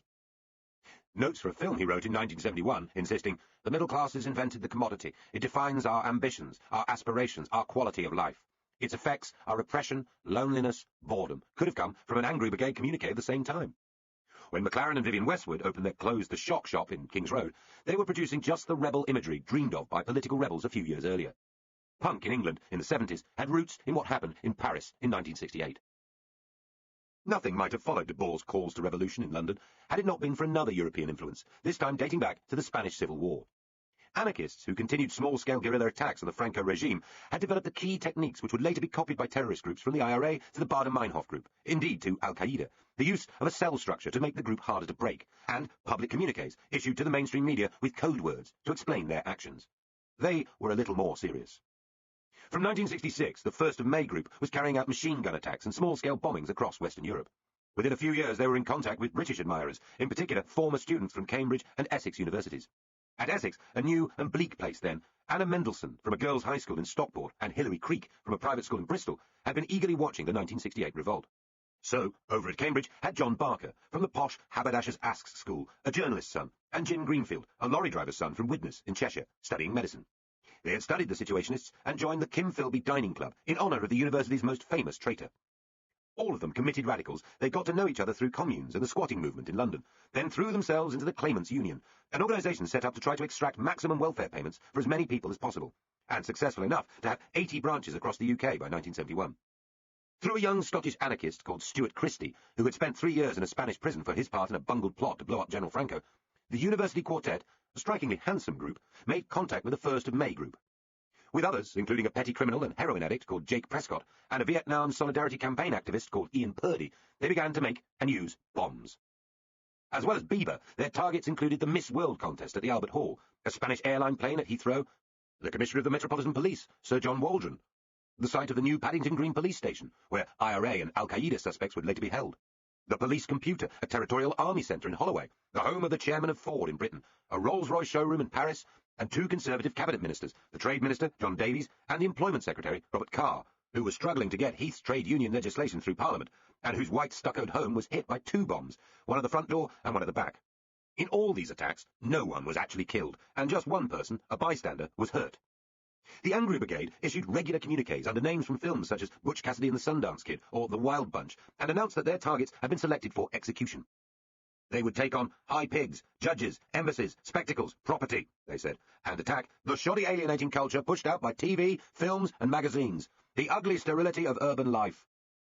After 9 months, the Angry Brigade were picked up by the police after a trip to Paris to collect gelignite. Raiding their squats, guns and bomb-making equipment were discovered, and all the key players were given long prison sentences. The judge blamed their actions on a warped misunderstanding of sociology, and the English Revolution was again postponed for lack of interest.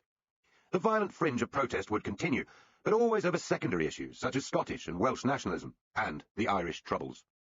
Though in many ways the Angry Brigade were a non-event, they represent the only direct confrontation between revolutionary protest, supposed to be one of the key ingredients of the 60s, and the evolving economy of pleasure, which was the 60s' real story.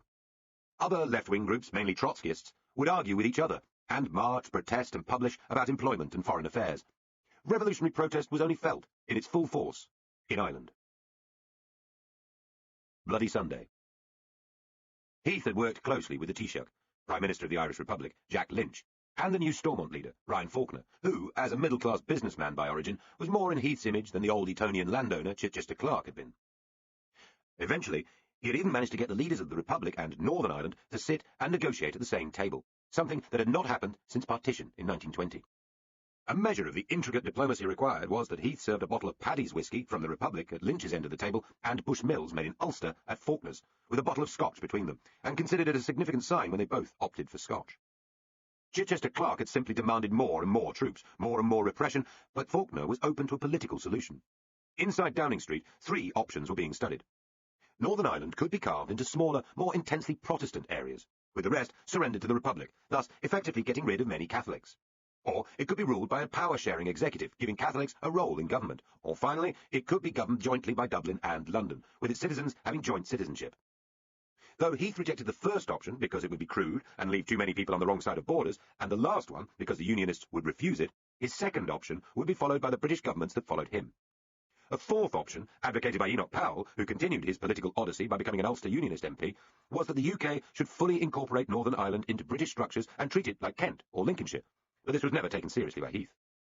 His readiness to discuss other radical solutions gives the lie to the idea that London was pig-headed or unimaginative. But before he had a chance to open serious talks, the collapsing security situation had to be dealt with. Now, politics shriveled. If there was one moment when the Troubles became unstoppable, it was the 30th of January, 1972. Bloody Sunday, when troops from the Parachute Regiment killed 13 unarmed civilians in Londonderry. Ordered in from Belfast to put a stop to stone-throwing Bogside demonstrators, they erupted into the Catholic ghetto and began firing, as it turned out, at unarmed people, many of them teenagers. Some were killed with shots to the back, clearly running away. It was the climax of weeks of escalation. Reluctantly, Heath had introduced internment for suspected terrorists. Reprisals against informers and anti-British feeling meant that the normal process of law was entirely ineffective against the growing IRA threat. So, despite the damage it would do to relations with other European countries and the United States, he authorized the arrest and imprisonment in Long Kesh of 337 IRA suspects. In dawn raids, 3,000 troops had found 3/4 of the people they were looking for. Many were old or inactive. Many of the real Provo leaders escaped south of the border. Protests came in from around the world. There was an immediate upsurge in violence, with 21 people being killed in 3 days. The bombings and shootings simply increased in intensity. In the first 8 weeks of 1972, 49 people were killed, and more than 250 seriously injured. This was the background to the events of Bloody Sunday, which, despite endless continuing inquiries and arguments, remains disputed territory. Who shot first? How involved were the IRA in provoking the confrontation? Why did the peaceful march split and stone-throwing begin? Why did the paratroopers suddenly appear to lose control? Whatever the answers, this was an appalling day when Britain's reputation was damaged around the world. In Dublin, ministers reacted with fury, and the British embassy was burned to the ground. Bloody Sunday made it far easier for the IRA to raise funds abroad, particularly in the United States. The Provos hit back with a bomb attack on the Parachute Regiment's Aldershot headquarters, killing 7 people there, none of them soldiers. The violence led to yet more violence, and by degrees to the imposition of direct rule by London and the no-jury Diplock courts. In July 1973, 20 bombs went off in Belfast, killing 11 people. Mainland Britain became a key Provo target.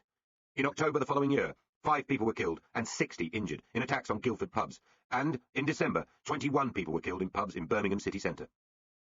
Assassinations would follow, of Tory MPs such as Airey Neave, Mrs Thatcher's close adviser, and Ian Gow, a popular former parliamentary private secretary.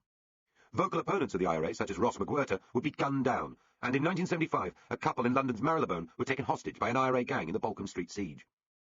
Later IRA spectaculars included the murder of Lord Mountbatten of Burma when boating with his family in Sligo in 1979, and culminated in the attempted assassination of Mrs Thatcher and her cabinet in Brighton in 1984. The Troubles in Northern Ireland itself would see endless tit-for-tat car bombings and shootings, routine murder, torture, and kneecapping of suspected informers, and a quiet, steady migration of ambitious people from the province. The security services would break the law in their desperate search for suspected terrorists. Dirty protests, involving the smearing of excrement on cell walls, and fatal hunger strikes, would be used by Republican prisoners in their war against the British state. Within a few years, what had been essentially a policing role by the British Army, separating Protestant bigots from rebellious Catholics, had become a full-scale terrorist or counter-insurgency war, with all the paranoia, the kidnappings, the apparatus of repression, and the corruption of political life that it brings. In his last attempt to avert what was coming, Heath believed he needed to persuade Dublin to drop its long-standing constitutional claim to the north, and to persuade mainstream Unionists to work with Catholic politicians. He failed, but not through want of trying. His first Secretary of State for Northern Ireland, a new job made necessary by direct rule, was the bluff, amiable Willie Whitelaw. He met provisional IRA leaders, including Gerry Adams, for face-to-face talks, a desperate gamble which, however, led nowhere.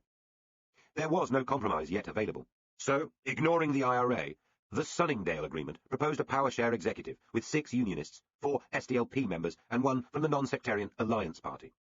There would also be a Council of Ireland, bringing together politicians from Dublin and from the north, with authority over a limited range of issues, in return for Dublin renouncing authority over Northern Ireland. It was an ingenious, multi-sided deal, not so different in essence from what was later proposed by John Major and Tony Blair in the 90s. But too many unionists were implacably opposed to it, and the moderates were routed at the first 1974 election. Meanwhile, in the Republic, its leader's renunciation of the territorial claim to the north was declared unconstitutional and illegal. Heath concluded with understandable bitterness. Ultimately, it was the people of Northern Ireland themselves who threw away the best chance of peace in the blood-stained history of the 6 counties. Authority undermined. Then the miners struck. At the beginning of 1972, the National Union of Mine Workers began their first national strike since the dark days of the 20s, pursuing a pay demand of 45%. The government, with modest coal stocks, was quickly taken by surprise at the discipline and aggression of the strikers. A young, unknown militant, a miner from Woolly Colliery, organised some 15,000 of his comrades from across South Yorkshire in a mass picket of the Saltley Coke Depot, on which Birmingham depended for much of its fuel. Arthur Scargill, a rousing speaker, former Communist Party member, and highly ambitious union activist, later described the confrontation with Midlands police at Saltley as the greatest day of my life. Soon he would be catapulted up as agent, then president of the Yorkshire Miners. Heath blamed the police for being too soft. Scargill's greatest day was, for the Prime Minister, the most vivid, direct and terrifying challenge to the rule of law that I could ever recall emerging from within our country. We were facing civil disorder on a massive scale. It was clear to Heath that the intention was to bring down the elected government, but he decided he could not counterattack immediately. Confronted with the prospect of the country becoming ungovernable, or having to use the armed forces to restore order, which public opinion would never have tolerated, Heath turned to a judge, Lord Wilberforce, for an independent inquiry into miners' wages. From his point of view, it was a terrible mistake. Wilberforce said they should get well over 20%, nearly 50% higher than the average increase. The NUM settled for that, plus extra benefits, in one of the most clear-cut and overwhelming victories over a government that any British trade union has ever enjoyed. Heath and his ministers knew that they might have to go directly to the country with an appeal about who was in charge, but before that, they tried a final round of compromise and negotiation. Triggered by the prospect of unemployment hitting 1 million, there now follows the famous U-turn, which afterwards so scarred Heath's reputation. It went by the ungainly name of tripartism, a 3-way national agreement on prices and wages, investment and benefits, involving the government, the TUC, and the CBI. The Industry Act of 1972 gave a Tory government unprecedented powers of industrial intervention, gleefully cheered by Tony Benn as spade work for socialism. There was much earnest wooing of moderate trade union leaders. Money, effort and organisation went into job centres as unemployment rose steadily towards 1 million. The industrialists did as much as they could, sitting on yet more committees when in truth they might have been more usefully employed trying to run their companies. The unions, however, had the bit between their teeth. By first refusing to acknowledge Heath's Industrial Relations Court as really legitimately a law of the land, and then refusing to negotiate seriously until he repealed the Act, they made the breakdown of this last attempt at consensual economics inevitable. Within a year, the CBI too would be calling for it to be scrapped. By now, Heath had leaned so far to try to win the unions over that he was behaving like a Wilson-era socialist. He was reinstating planning, particularly regional planning. He was bailing out failed companies, such as Upper Clyde shipbuilders, partly because of the work-in discussed elsewhere, something Heath later believed was a mistake. He was offering the unions a privileged place in the running of the nation. From his perspective, this was a last attempt to run the economy as a joint enterprise of British patriots, in which individual roles, trade union leader, company director, party politician, took second place behind a general belief in the common good, the wider politics of Buy British.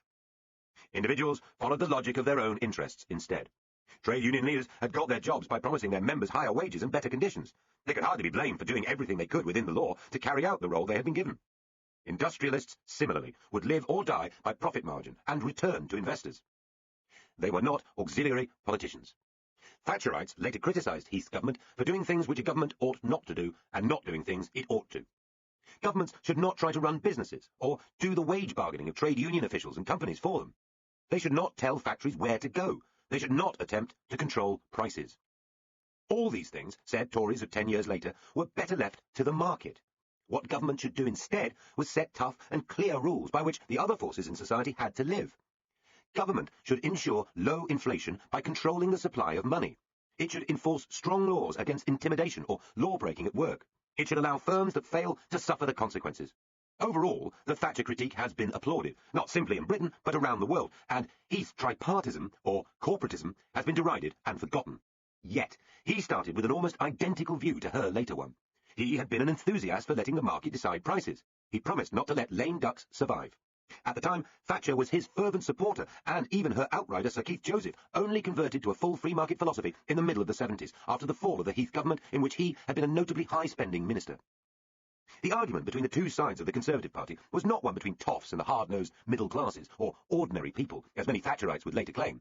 Heath was no toff, and his nose, though famously Concord large, was as hard as any.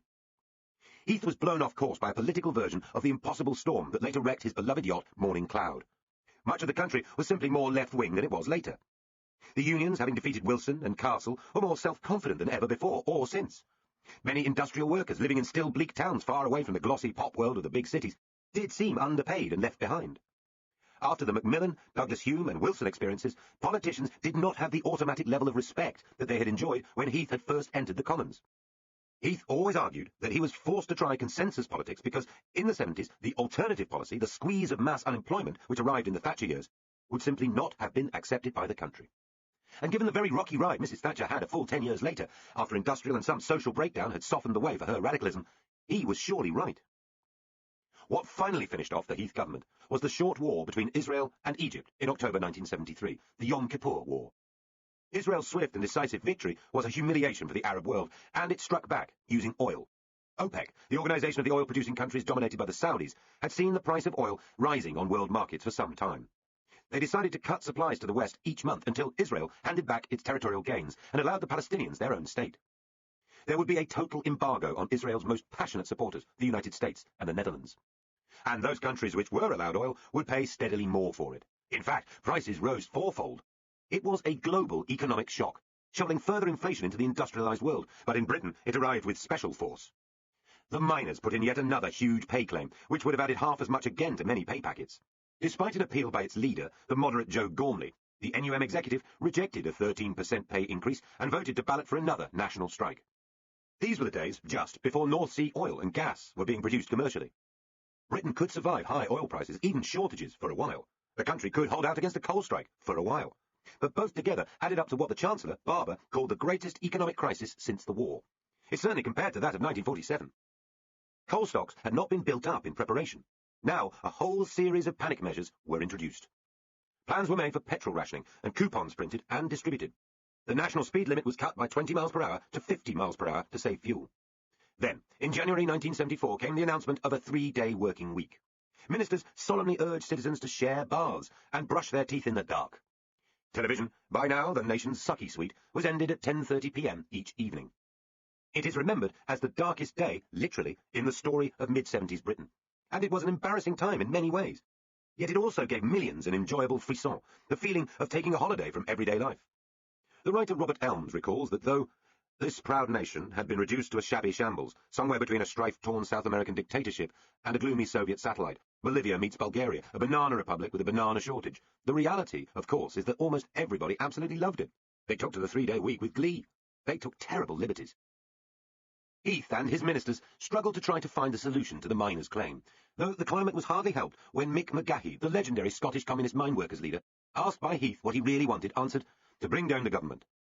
Much messing about with intermediaries and many mixed messages, not least from the government's own pay board, ensured that no effective compromise could be found. When the miners voted, 81% were for striking, including those in some of the most traditionally moderate areas in the country. In February 1974, Heath asked the Queen to dissolve Parliament and went to the country on the election platform he had prepared 2 years earlier. Who governs?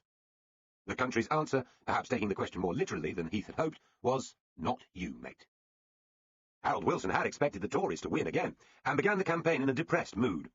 A year earlier, in opposition, he had prepared his own answer to inflation and the unions, the so-called social compact or social contract.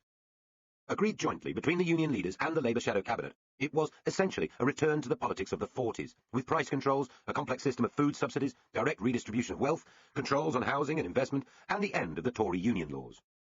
In return for this Attlee Age manifesto from the politicians, the unions gave vague promises of voluntary pay restraint. It was a one-way deal, but it was in Wilson's interest to pretend that he could find practical agreements where Heath could not. It was in the union's interest to pretend they were signing up to a new era, if that would help expel the Tories and destroy their legislation. Outside observers saw it more plainly as a recipe for inflation, which also offered the TUC a privileged place in government in return for very little. But what was the alternative? The three-day week was not, it later turned out, quite the economic disaster it seemed. Industry had maintained almost all production, which shows how inefficient five-day working must have been, and relatively few jobs had been lost. But politics is half symbol, and Heath's authority had gone.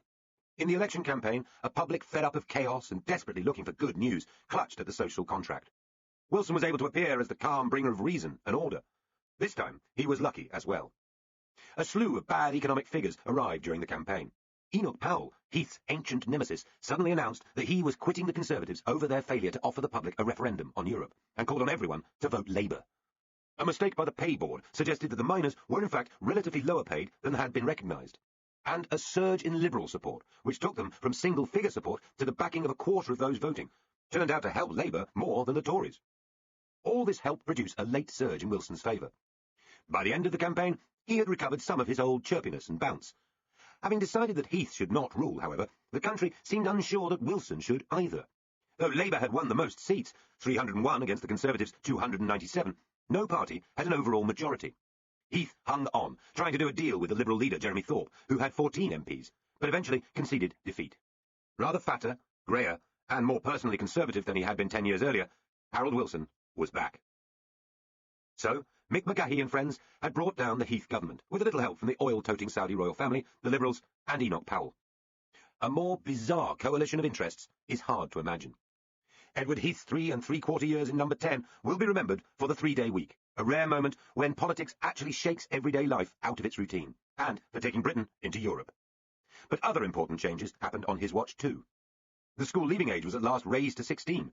To cope with international currency mayhem caused by that Nixon decision to suspend convertibility, the old imperial sterling area finally went in 1972.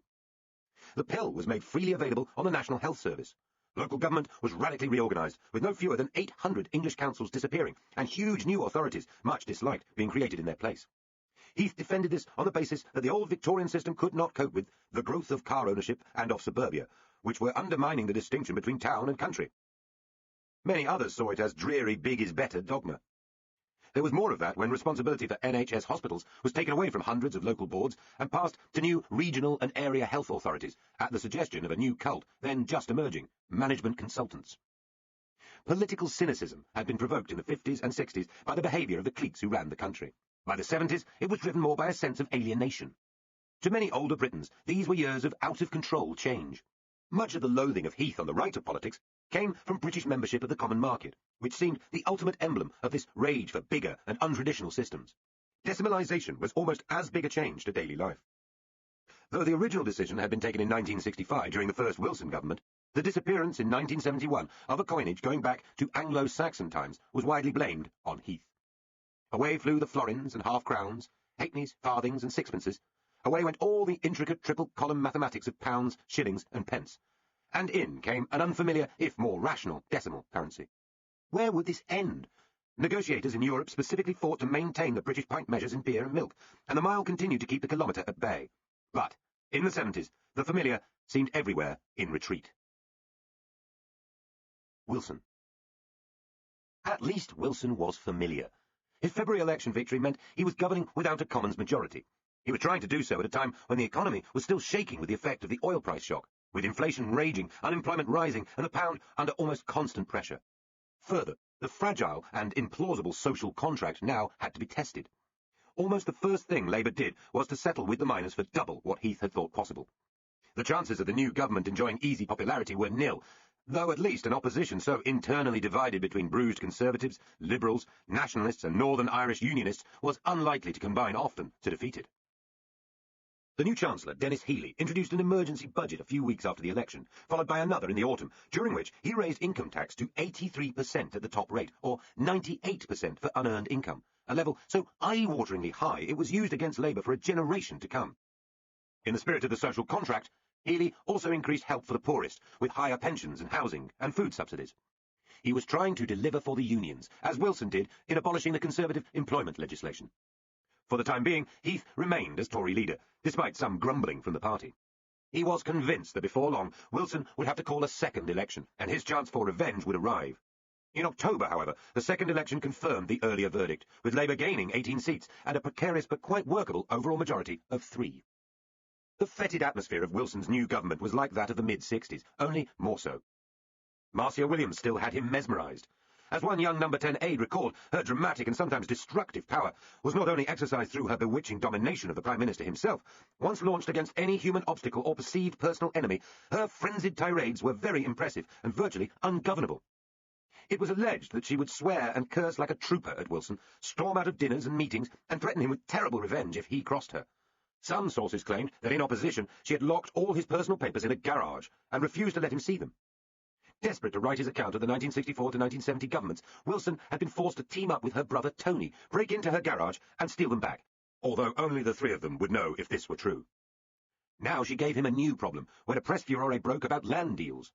The brother, a geologist, had bought slag heaps and quarries and then moved into land speculation, falling in with dodgy Midlands businessmen. There was a forged letter purporting to come from Wilson.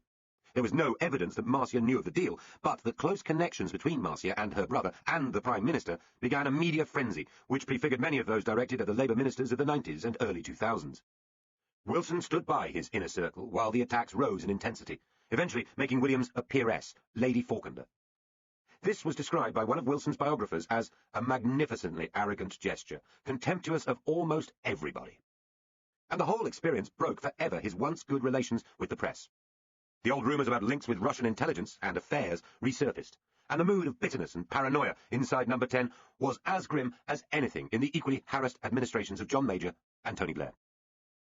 In another way, however, Wilson had changed. He interfered far less and seemed less worried by the manoeuvrings of his ministers.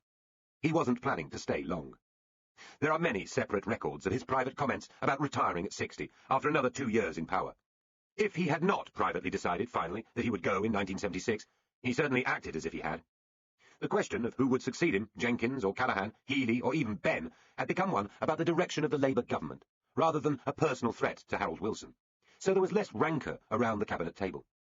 Wilson was visibly older and more tired. He seems likely to have known about the early stages of Alzheimer's, which would wreak a devastating toll on him in retirement. He forgot facts, confused issues, and repeated himself. For a man whose memory and wit had been so important, this must have been a grim burden.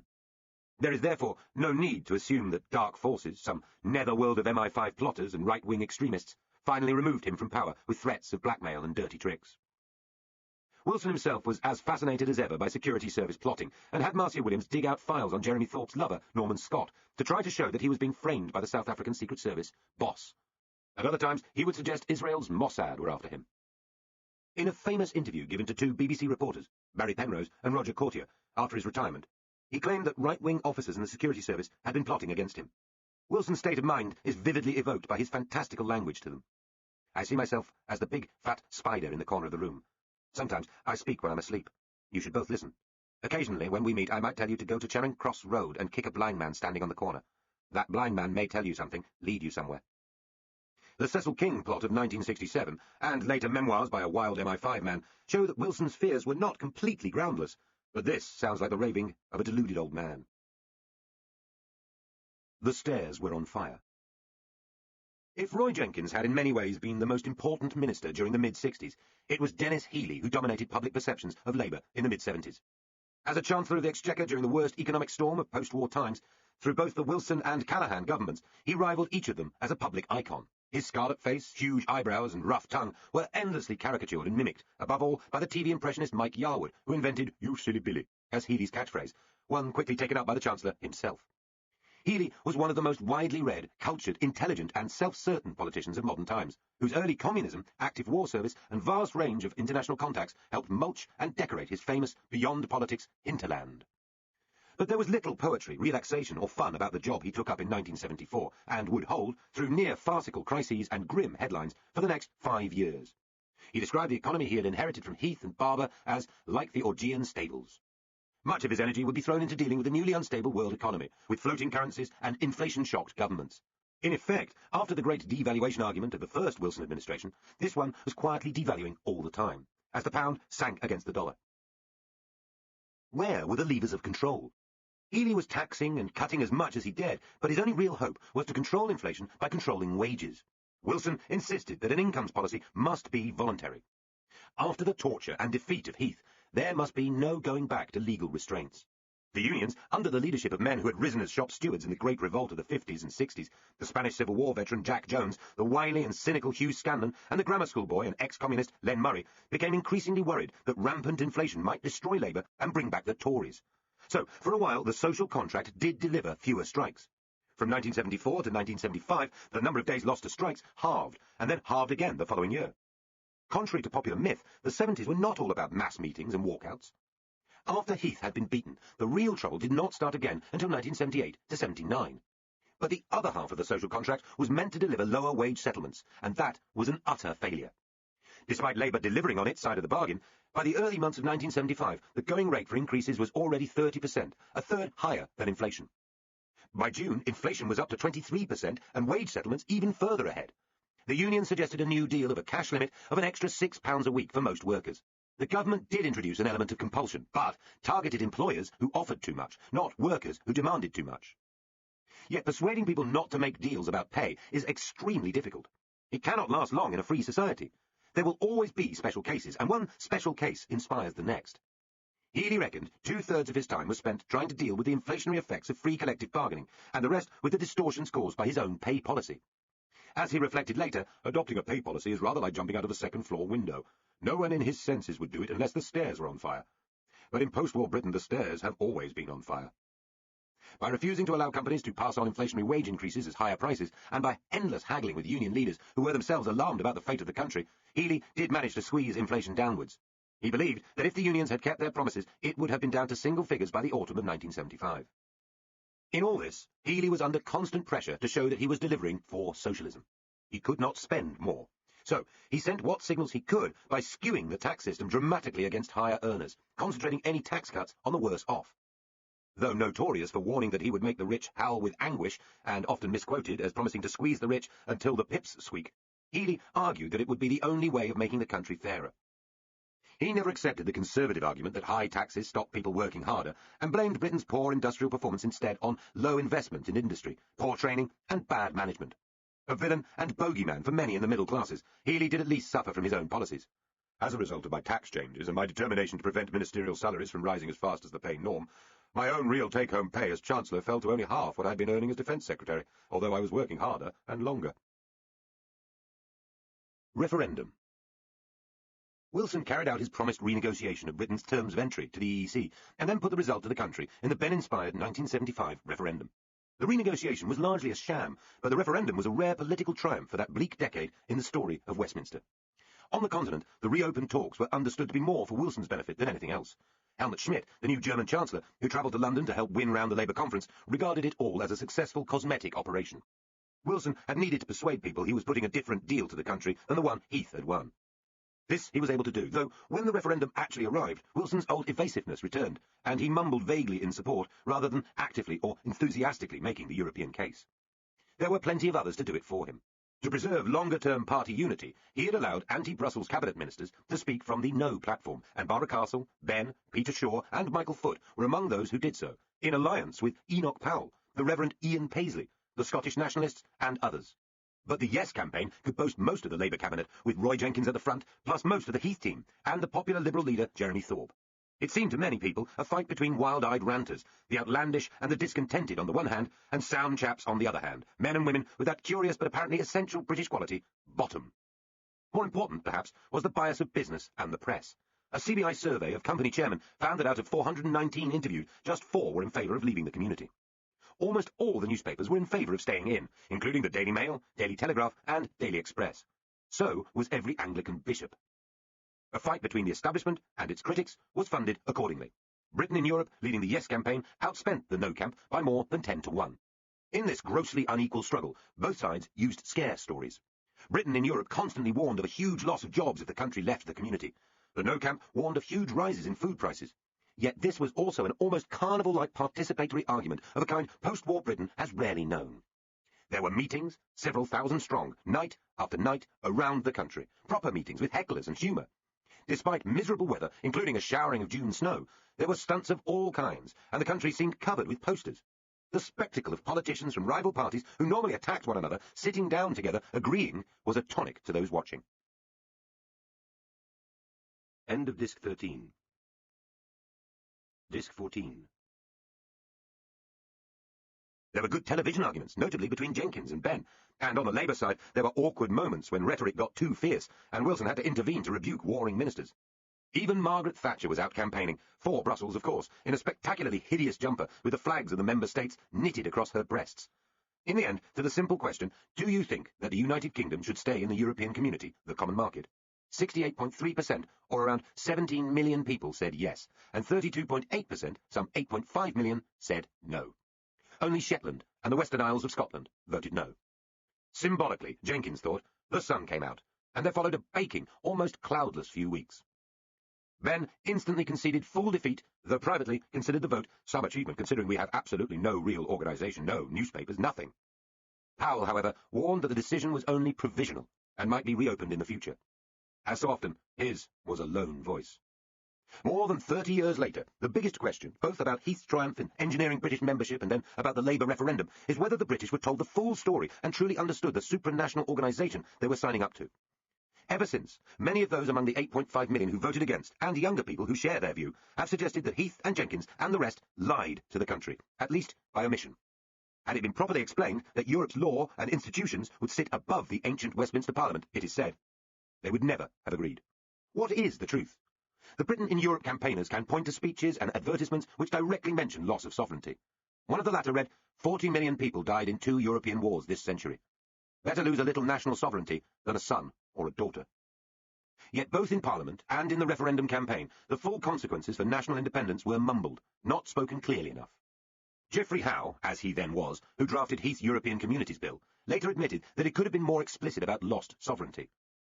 Heath talked directly about the ever-closer union of the peoples of Europe, but was never precise about the effect on British law, as compared, say, to Lord Denning, who said the European Treaty could be compared to an incoming tide. It flows into the estuaries and rivers. It cannot be held back.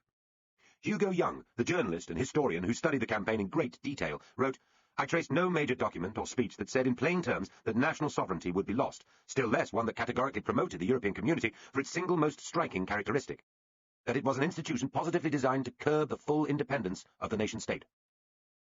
There were, of course, the explicit warnings about lost sovereignty delivered by the No campaigners, among the more populist arguments about food prices. They came, above all, from Enoch Powell, Michael Foot, and Tony Benn. Powell's language can be gauged from a speech he gave to political journalists in the Commons while the bill was being debated. He lamented that the Commons was perishing by its own hand. Week by week, month by month, the House of Commons votes to divest itself of what it had gained through a length of time not much shorter than the history of England itself. Foot, though, recovering from an operation and so partly out of action, wrote in the Times that the British parliamentary system had been made farcical and unworkable. Historians, he said, would be amazed that the British people were urged at such a time to tamper irreparably with their most precious institution, to see it circumscribed and contorted and elbowed off the centre of the stage. Then, confiding to his diary his reaction on the possibility of a Europe-wide passport, showed how much the left's instincts could chime with those of the right-wing opponents of European change. That really hit me in the guts. Like metrication and decimalisation, this really strikes at our national identity. All these arguments were made in the press, despite its overall bias, and repeatedly in public meetings and broadcast debates. So it was not as if people were not told. The truth revealed by all opinion polls is that sovereignty, as an issue, did not concern the public nearly as much as jobs and food prices. By later standards, the position of Parliament was not taken terribly seriously in public debates. It may be that sovereignty is always of absorbing interest to a minority, the more history-minded, politically aware, and of less interest to the rest, except when a loss of sovereignty directly affects daily life and produces resented laws. In the 70s, Britain's political class was not highly respected, and Europe seemed to offer a glossier, richer future.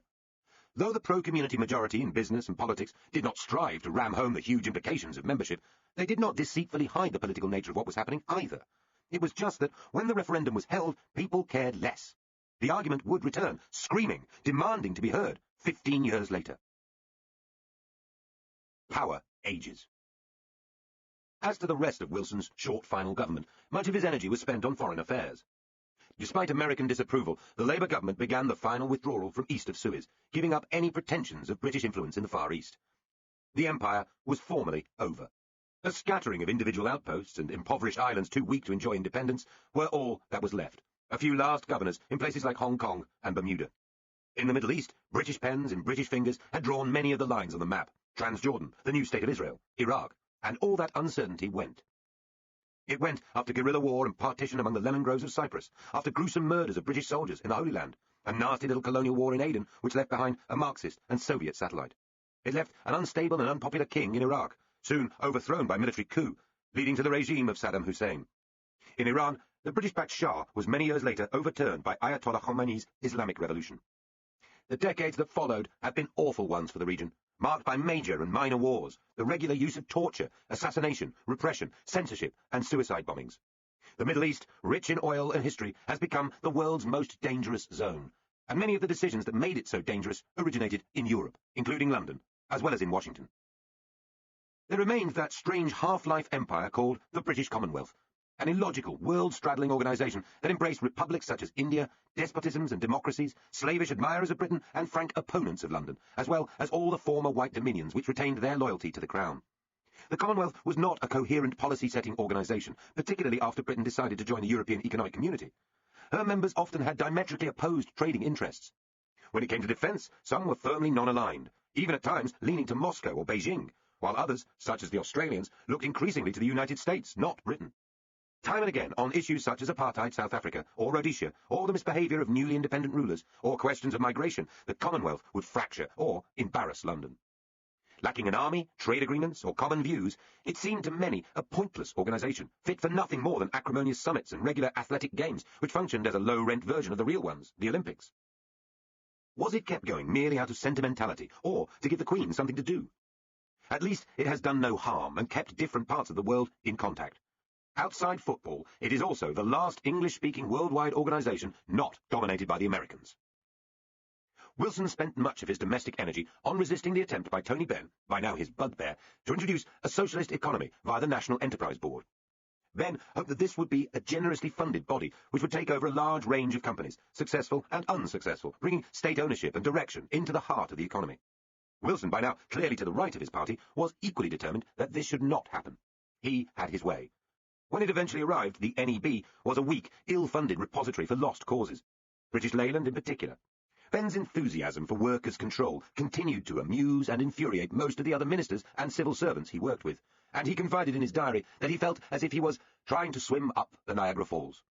He was particularly keen about cooperatives, and took up the cause of the Meriden motorcycle factory, struggling to survive under workers' control. He was much excited by what he took to be its Chinese communist atmosphere. I described our industrial policy, and then they sung "For He's a Jolly Good Fellow," which was very touching. It wasn't only Wilson who thought Benn's socialist affection for cooperatives and nationalisation was out of time. Jack Jones pinned him down over lunch at the Westminster restaurant, Locket's, to warn, "Nationalisation is no good. People don't want it. Management in nationalised industries is very bad." Benn explained that he wanted to take over other firms, including the Scottish Daily News, and challenged Jones about British Leyland itself. The fiery trade unionist, to Benn's astonishment, suggested selling it off to General Motors. The final phase of nationalisation produced little except heartache, though the struggling Chrysler car factory at Linwood in Scotland was kept going for a while. These were truly the last days for planning and public control, which had been so widespread immediately after the war. We should see Benn as a traditionalist in this, as much as a radical. Later, Healey would brutally sum up his contribution as a minister to British industry. There were only 2 monuments to Benn in power, he said: a uranium mine in Namibia he had authorised as Energy Secretary, which helped support apartheid, and Concord, used by rich people on expense accounts and subsidised by poorer taxpayers. The only planning agreement actually existing when he left office was the old Farm Price Review, chaired in my time by the Duke of Northumberland. Monuments for this last Wilson government were few. One was the radical refashioning of the failing pension system by Barbara Castle and her team, with the State Earnings-Related Pension, or SERPs, which linked pension to rises in earnings or prices, whichever was higher. It was notably generous, particularly to women whose pension rights had been whittled away by years of caring for children or elderly relatives, and in allowing people to claim a pension based on their best 20 years of earnings, not necessarily their final earnings. Castle had won a reputation as a battler for feminism much earlier. In 1968, during the celebrated women's strike at Ford's plant in Dagenham. The women were operating sewing machines to upholster car seats, but were paid only 85% of men's wages for doing the same job. After Castle intervened directly, the company closed most of the gap, and other women took action around the country too. She had also intervened to stop the Commons voting male MPs better pensions than female ones.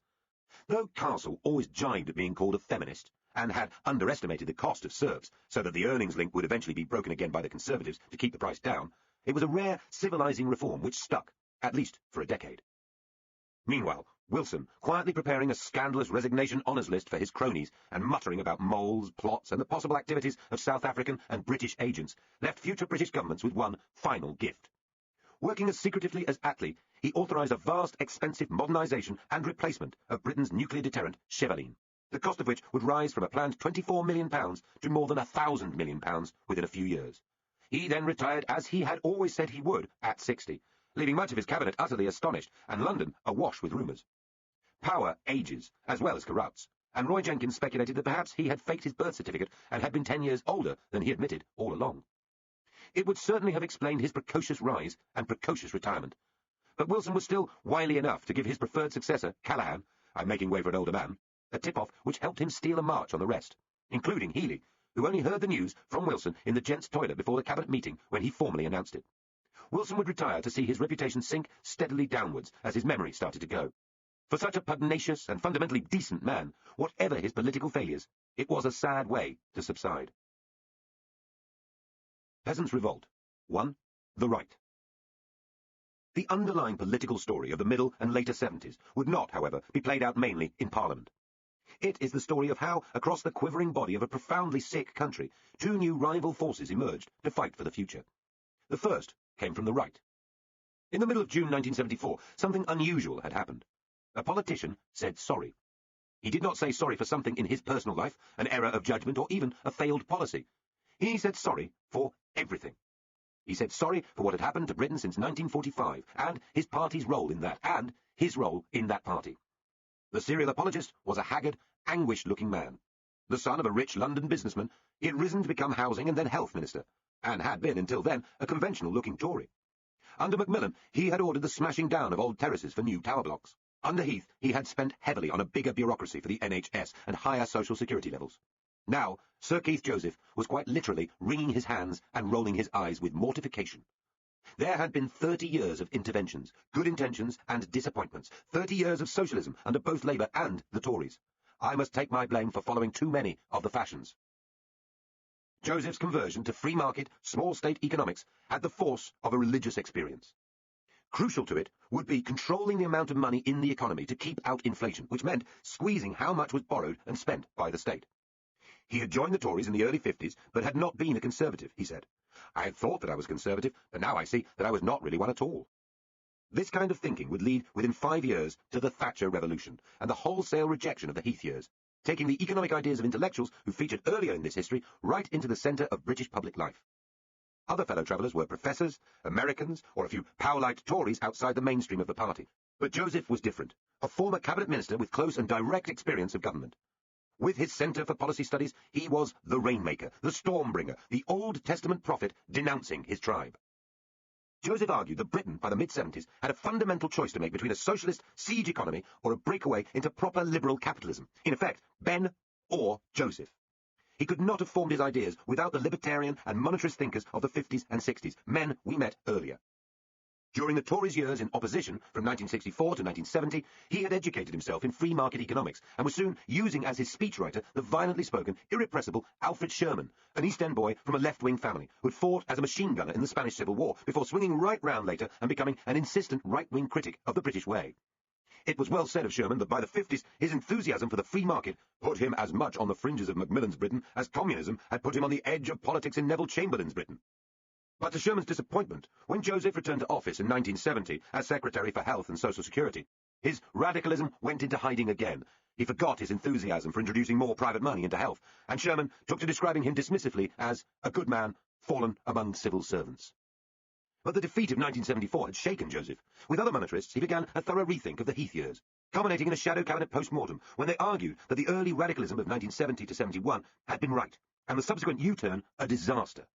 Heath blankly refused to listen to, or at any rate heed, the attack. Heath's haughty assessment in his autobiography was that Joseph had resumed a friendship with a person called Alfred Sherman, a former communist, and undergone what he liked to call a conversion as a result. This failed to cut any ice with the great majority of his colleagues, though he did them the courtesy of listening. In fact, many Tories were beginning to listen. With Joseph were Geoffrey Howe and the quiet, watchful figure of Margaret Thatcher.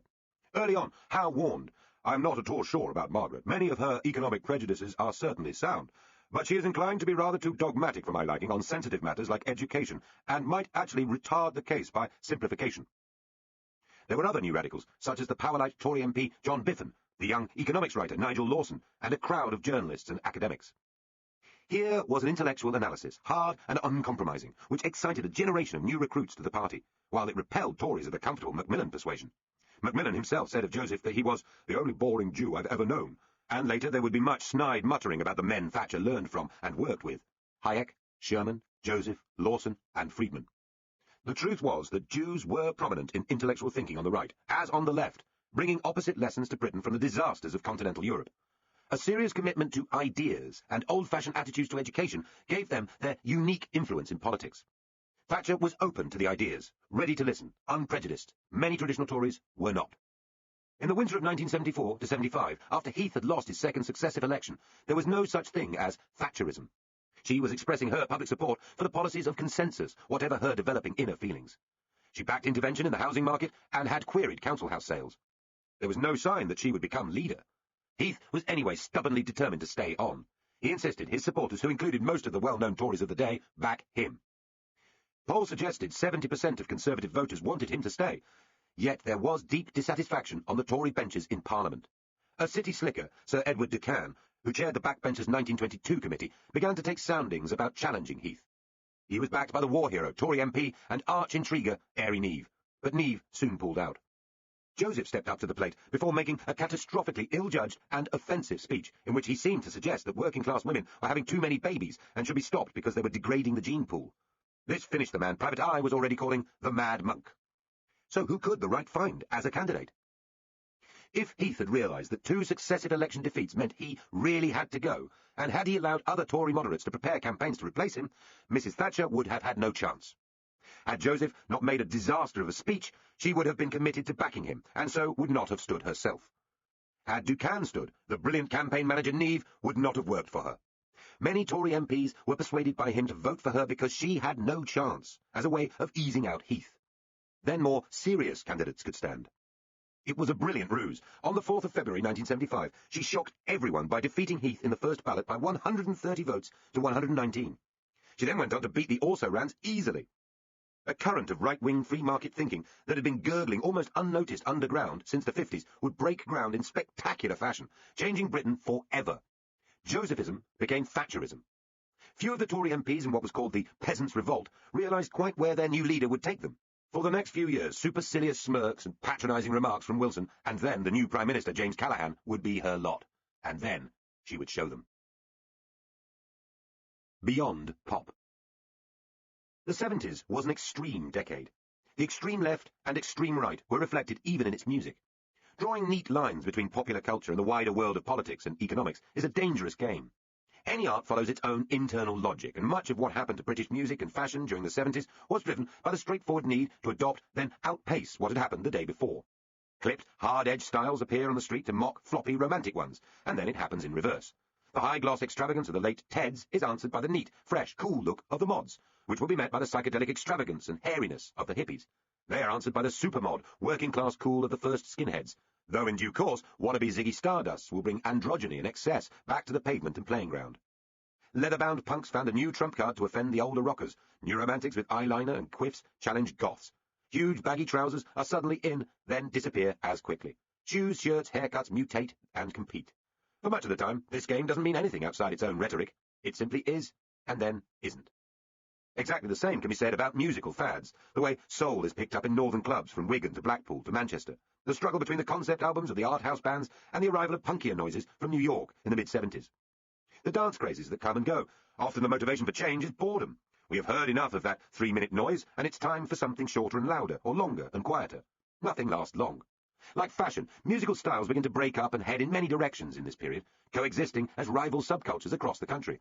Rock and roll is not dead, nor is Motown, when reggae and ska arrive. The Rolling Stones and Yes carry on oblivious to the arrival of the Sex Pistols and the Clash. Every individual who drank in popular culture feels a sudden rush of remembrance of days past when a particular band, song, or look is revived.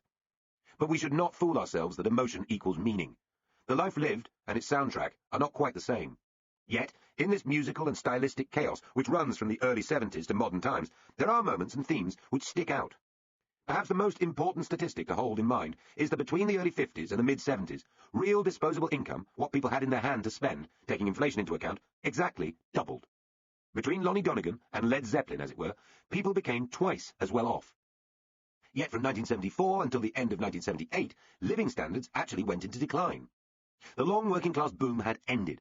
Broadly speaking, British pop was invented during the optimism of 1958 to 68, when the economy was most of the time still booming and was evolving in its fastest and most creative spirit. Then the mood turned in the later 60s and 70s towards fantasy and escapism in wider and wilder varieties, as unemployment arrived and the world seemed bleaker and more confusing. This second phase involved the sci-fi ambiguities and glamour of Bowie, the gothic, mystical hokum of the heavy bad boy bands like Black Sabbath and Led Zeppelin, and the druggy obscurities of Yes. The second half of the 70s were the years of deep political disillusion, strains which seemed to tear at the unity of the UK, Irish terrorism on the mainland, a rise in racial tension, and widespread industrial mayhem. The optimism which had helped fuel popular culture suddenly gurgled dry. So it is not perhaps a coincidence that this period is a darker time in music and fashion, a nightmare inversion of the 60s dream.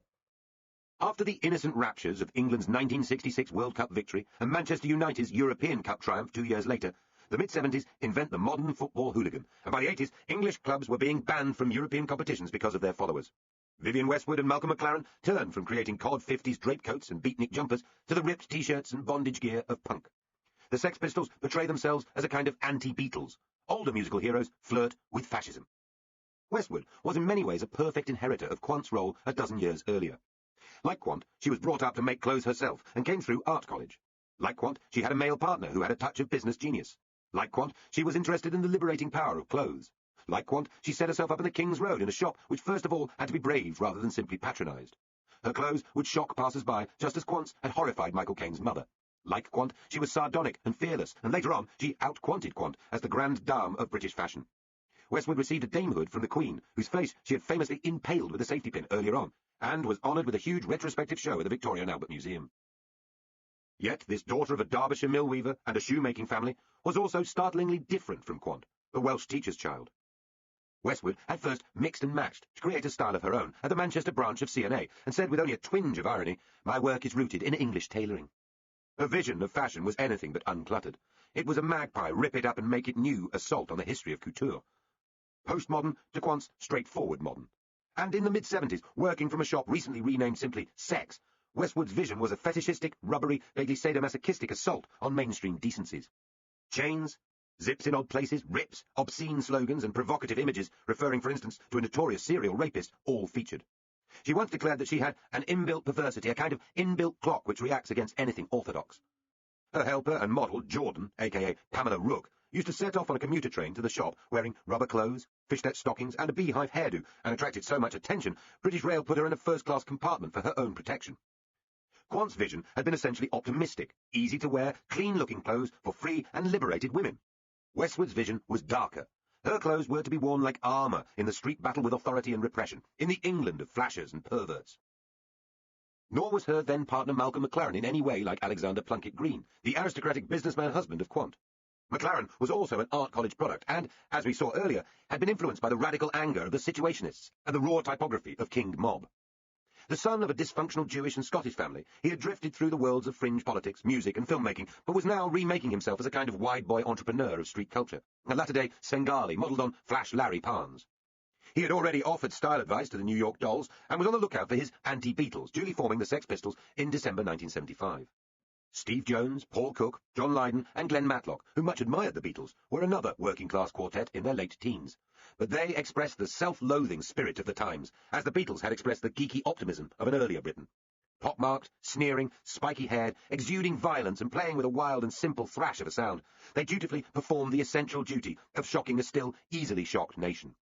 Their handful of good songs have a leaping energy which really did take the aging, lumbering rock establishment by storm, but their juvenile side quickly became embarrassing.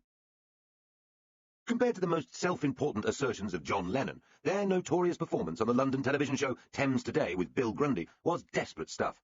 Grundy, go on, you've got another 10 seconds, say something outrageous. Steve, you dirty bastard. Grundy, go on, again. Steve, you dirty fucker. Grundy, what a clever boy. Steve, you fucking rotter. It leaves later satirical attempts to depict punk rockers, as in the television comedy The Young Ones, floundering. But the tabloid papers and stupider backbench MPs duly played their allotted role and helped fan the Sex Pistols' publicity engine. McLaren thrived on outrage and played up to the role of cynical charlatan for all he was worth. The Pistols played a series of increasingly wild gigs, including in the broken-up set of the bankrupt Bieber shop, Everything Connects, and made juvenile political attacks in songs such as Anarchy in the UK and, in the year of the Silver Jubilee, God Save the Queen. Jim Callaghan can be accused of many things, but presiding over a fascist regime is not one of them. Yet punk was the first revival of fast, belligerent popular music to concern itself with the politics of the country, and this was the first time since the brief street-fighting man posturing of the late 60s when mainstream society needed to notice rock. On the other side of the political divide was an eruption of racist, skinhead rock, and an interest in the far right. Among the rock stars who seemed to flirt with these ideas were Eric Clapton, who said in 1976 that Powell is the only bloke who's telling the truth, for the good of the country. And David Bowie, who spoke of Hitler as being the first superstar, musing that perhaps he would make a good Hitler himself.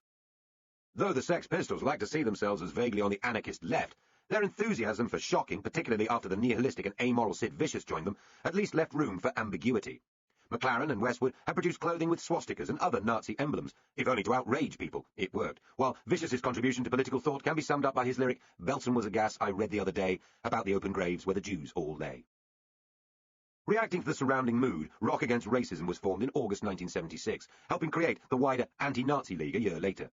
Punk bands were at the forefront of the RAR movement. Above all, The Clash, whose lead singer, Joe Strummer, became more influential and admired than Johnny Rotten or the rest of the Sex Pistols, and bands such as The Jam. Black music, reggae, ska and soul, was popular enough among white youths for it to have had a real influence in turning the fashion and street culture decisively against racism. Ska revival bands such as the Specials and the reggae-influenced Police and UB40, the latter from the West Midlands, home of powerlism, had an effect which went beyond the odd, memorable song. Hard-left politics had often been a joyless business, but the 70s produced, in the middle of visions of social breakdown, a musical revival which cheered up the lost generation. The racist, skinhead, oi bands found themselves in a violent and uncomfortable ghetto. As one cultural critic of the time put it, a lifestyle, urban, mixed, music-loving, modern and creative, had survived, despite being under threat from the NF. The streets might be dirty and living standards falling, but it was not all bad news. Sunny Jim, Stormy Winter. The Callaghan Years. Jim Callaghan has featured already, both as hero in Northern Ireland and as rather a villain when he stabbed Wilson and Castle in the front of a trade union reform. In the spring of 1976, he finally entered number 10 after a series of votes by Labour MPs shaved off his rivals, Dennis Healey, Tony Crossland and Roy Jenkins on the right, and Michael Foot and Tony Benn on the left. After 3 ballots, he beat Foot by 176 votes to 137 and replaced Wilson as Prime Minister. For 3 turbulent years, he would run a government with no overall majority in Parliament, kept going by deals and pacts, and in an atmosphere of repeated, though not quite constant, crisis. Callaghan was by now a familiar and reassuring figure in Britain, tall, ruddy, no-nonsense, robust and, by comparison with Wilson, straightforward. He had had all the top jobs in politics, though had not distinguished himself either as Chancellor or as Home Secretary. Latterly, he had been Foreign Secretary, deeply involved in the early stages of détente, bringing an end to the Cold War, and forging close personal relations with Germany's Chancellor Helmut Schmidt, America's Henry Kissinger, and the amiable but derided President Ford. At 65, he was one of the most experienced politicians to become Prime Minister. After Wilson and Heath, he was the third and last of the centrist seekers after consensus, the wartime avoiders of national confrontation. Yet behind the genial, occasionally stubborn-looking face with its protuberant lower lip and owlish glasses, there was a man who, in the growing contest between hard left and right, was a Labour leader now instinctively looking to the right. Churchill apart, all of his post-war predecessors had been Oxbridge men. Callaghan had not been to university at all. The son of a Royal Navy Chief Petty Officer who had died young, and a devout Baptist mother from Portsmouth, he had known real poverty and had clawed his way up as a young clerk working for the Inland Revenue, and then as a union official before wartime naval service. One of the 1945 generation of MPs, he was a young rebel who drifted right, though always keeping his strong pro-trade union instincts. His wounding experiences as Chancellor during the dark days of 1966 to 1967 had nearly broken him, but he had found, as the best politicians do, that what did not kill him made him stronger. He was a social conservative, uneasy about divorce, homosexuality, and vehemently pro-police, pro-monarchy, pro-armed forces, though he was anti-hanging and strongly anti-racialist too. As Home Secretary, he had announced that the permissive society had gone too far. As Prime Minister, he would try to initiate a great debate against trendy teaching in schools, calling for an inquiry into teaching methods, standards, discipline, and the case for a national curriculum. On the economy, he would become steadily more impressed by the case for monetarism, then raging on the right. Famously, he told a stunned 1976 Labour conference, used to the Keynesian doctrines about governments spending their way out of recession, cutting taxes and boosting investment, "I tell you in all candour that that option no longer exists, and that insofar as it ever did exist, it worked by injecting inflation into the economy.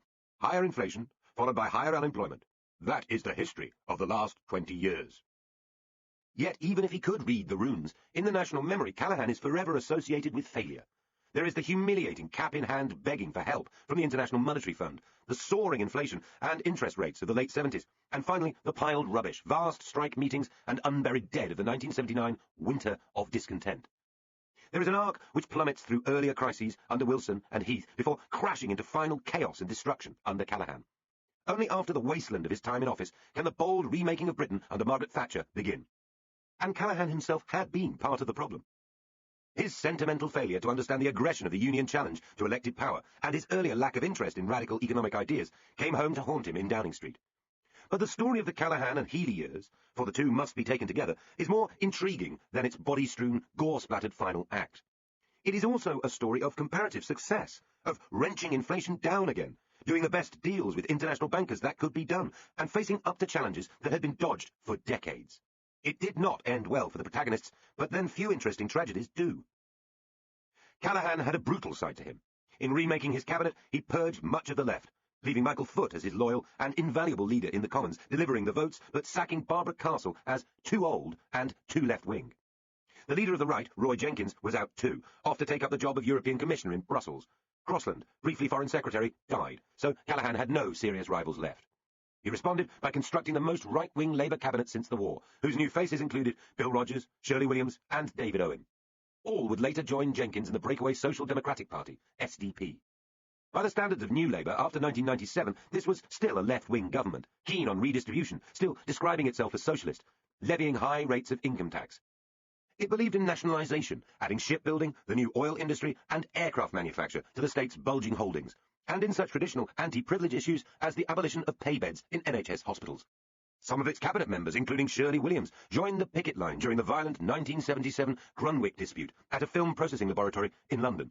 One where Asian female workers, barred from joining the union Apex, had some moral right on their side, but which became a bloody mob confrontation. It is hard to imagine new Labour ministers doing the same. But by the standards of Labour's history, Callaghan's suspicion of liberalism, his admiration for American Republicans like Kissinger and Ford, his new faith in monetarism, and his increasingly aggressive attitude to high pay demands put him to the right even of Wilson. In private, he toyed with policies which would later make Mrs. Thatcher famous, such as selling off council houses. His famous and much-quoted remark to an aide, just as Labour was losing power in 1979, that the country was going through a once-in-30 years sea change, suggested that he half accepted the consensus years had failed. There is a shift in what the public wants and what it approves of. I suspect there is now such a sea change, and it is for Mrs. Thatcher. About this he was right, but if, as Enoch Powell said, all political careers end in failure, then what happened before Callaghan's final failure is still an extraordinary story of despair, courage, hope, and bungled accounting. Cap in hand. Jim Callaghan's first few days as Prime Minister in April 1976 must have brought back some grim memories. A dozen years earlier, as Chancellor, he had been confronted with awful economic news which nearly crushed him and ended in the forced devaluation of the pound. Now, on the first day of his premiership, he was told the pound was falling fast. It had been floating since the Heath years, but this had become a euphemism. A devaluation by sterling holders was likely. The Chancellor, Denis Healey, had negotiated the £6 pay limit, and this would feed through to much lower wage increases and eventually to lower inflation. Cash limits on public spending brought in under Wilson would also radically cut public expenditure. But in the spring of 1976, inflation was still rampant and unemployment was rising fast. Healey now told Callaghan that because of the billions spent by the Bank of England supporting sterling in the first few months of the year, a loan from the International Monetary Fund looked essential. In June, standby credits were arranged with the IMF and countries such as the United States, Germany, Japan and Switzerland. What would follow was about as humiliating as peacetime politics gets. Healey had imposed tough cuts in the summer, but by its end, as he returned from a desperately needed break in the Scottish Highlands, the pound was under intense pressure again.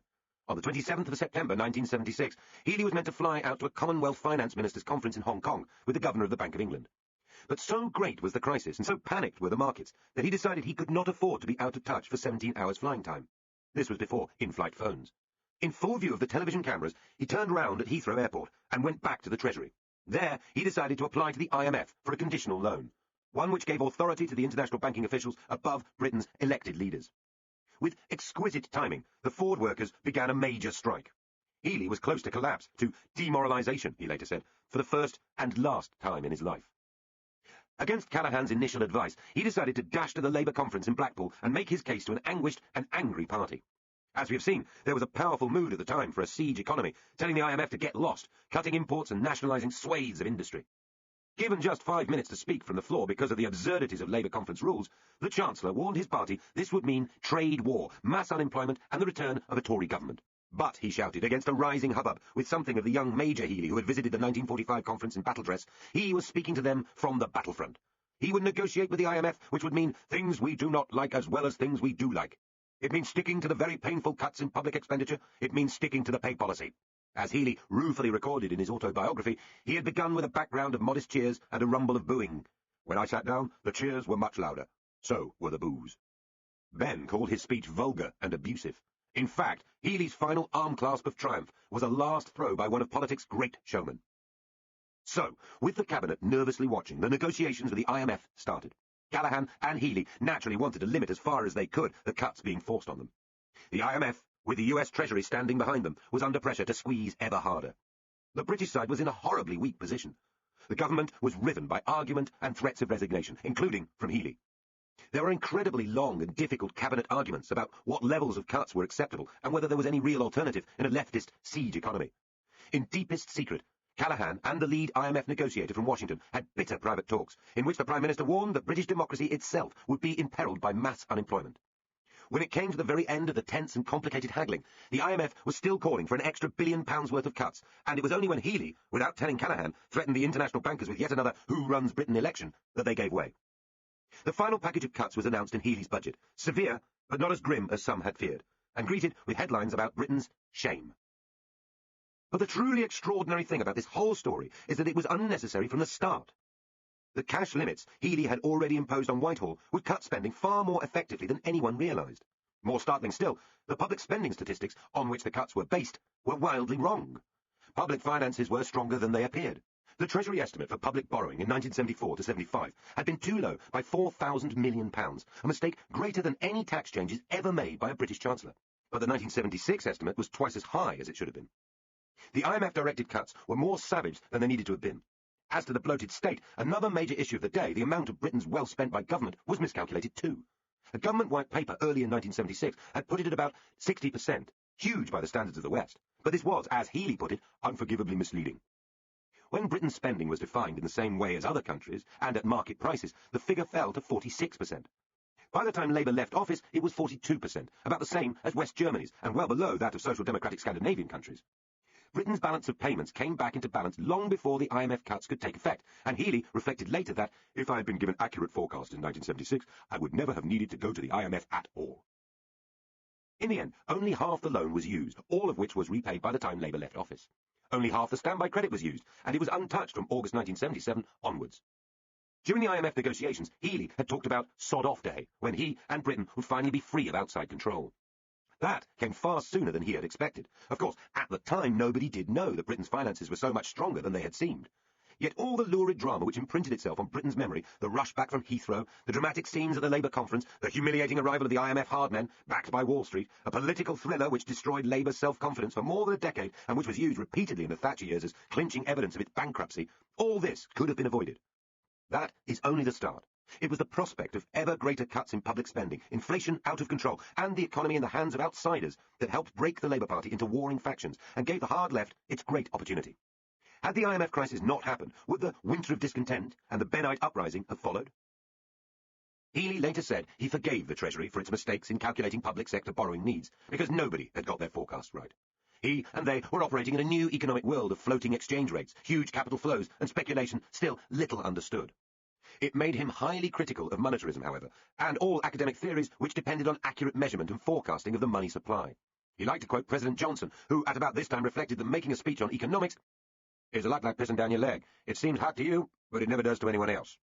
Healey was bitter, though, about the Treasury's mistakes over the true scale of public spending, which so hobbled his hopes of being seen as a successful Chancellor. He said later he could not forgive them. I cannot help suspecting that Treasury officials deliberately overstated public spending in order to put pressure on governments which were reluctant to cut it.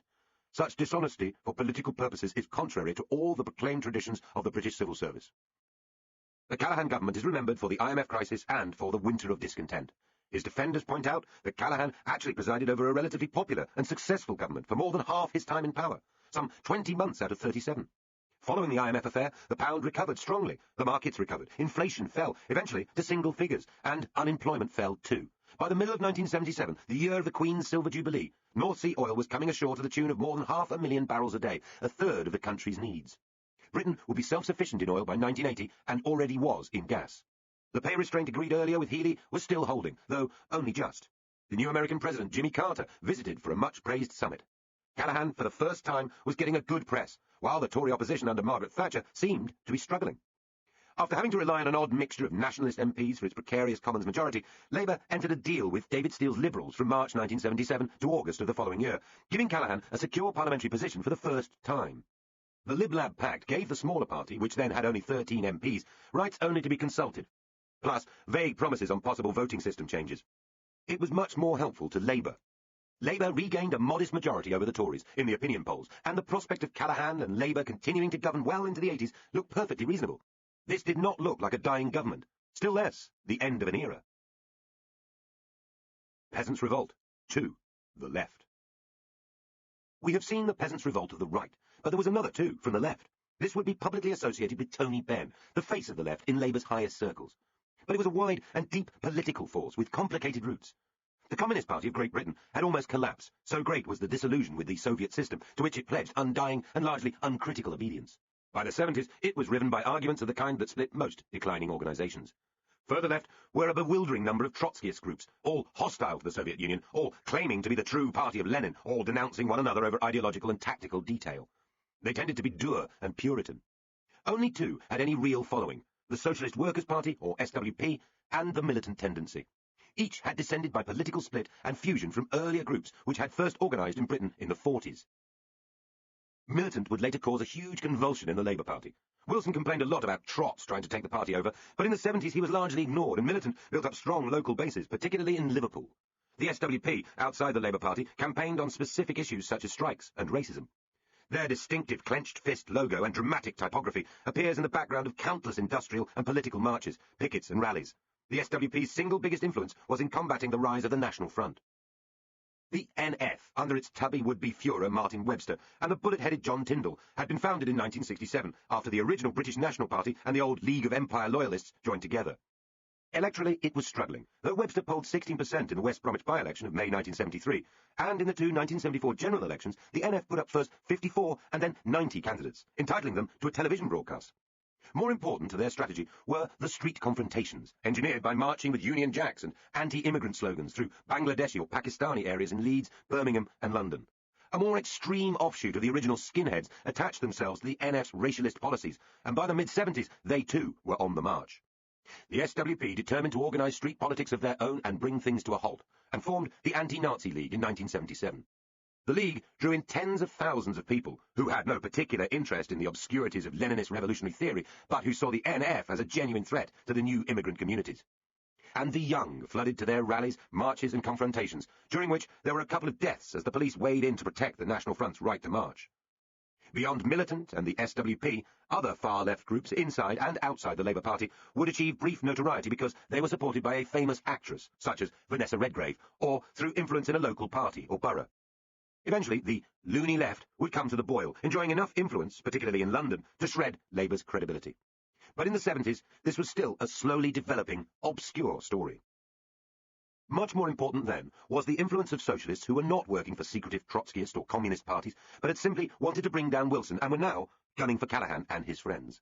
Like Thatcher and Joseph, they believed the old consensus politics was failing. Some of their thinking was also shared by the right. They were mostly hostile to the European community, for example, opposed Scottish and Welsh nationalism, and were hostile to America. But that was where the similarities ended. The answer was to make them accountable to ordinary people, as the obsessive meeting attenders of Labour politics innocently believed themselves to be. So, the siege economy, or alternative economic strategy, and mandatory reselection of MPs became the two main planks of the left. Tony Benn became the voice and leader of Labour's Peasants' Revolt. His enthusiasm for workers' cooperatives and a national enterprise board had already made him a figure of ridicule in Fleet Street. Later, he would become a kind of revered national grandfather, a white-haired, humorous sage whose wry memories of Attlee and Wilson would transfix audiences of all ages and views. His unbending hostility to nuclear weapons, American and British war-making, and market capitalism would inspire hundreds of thousands deep into the ears of New Labour. But between the eager beaver Anthony Wedgwood Benn, champion of Concord, and the paternal Grandpa Tony, came the turbulent years of Bennism, the central phase of his political life. Radicalised by his children towards the politics of feminism, anti-nuclear campaigning, and much else, he became increasingly detached from his colleagues as the Wilson-Callaghan government staggered towards collapse.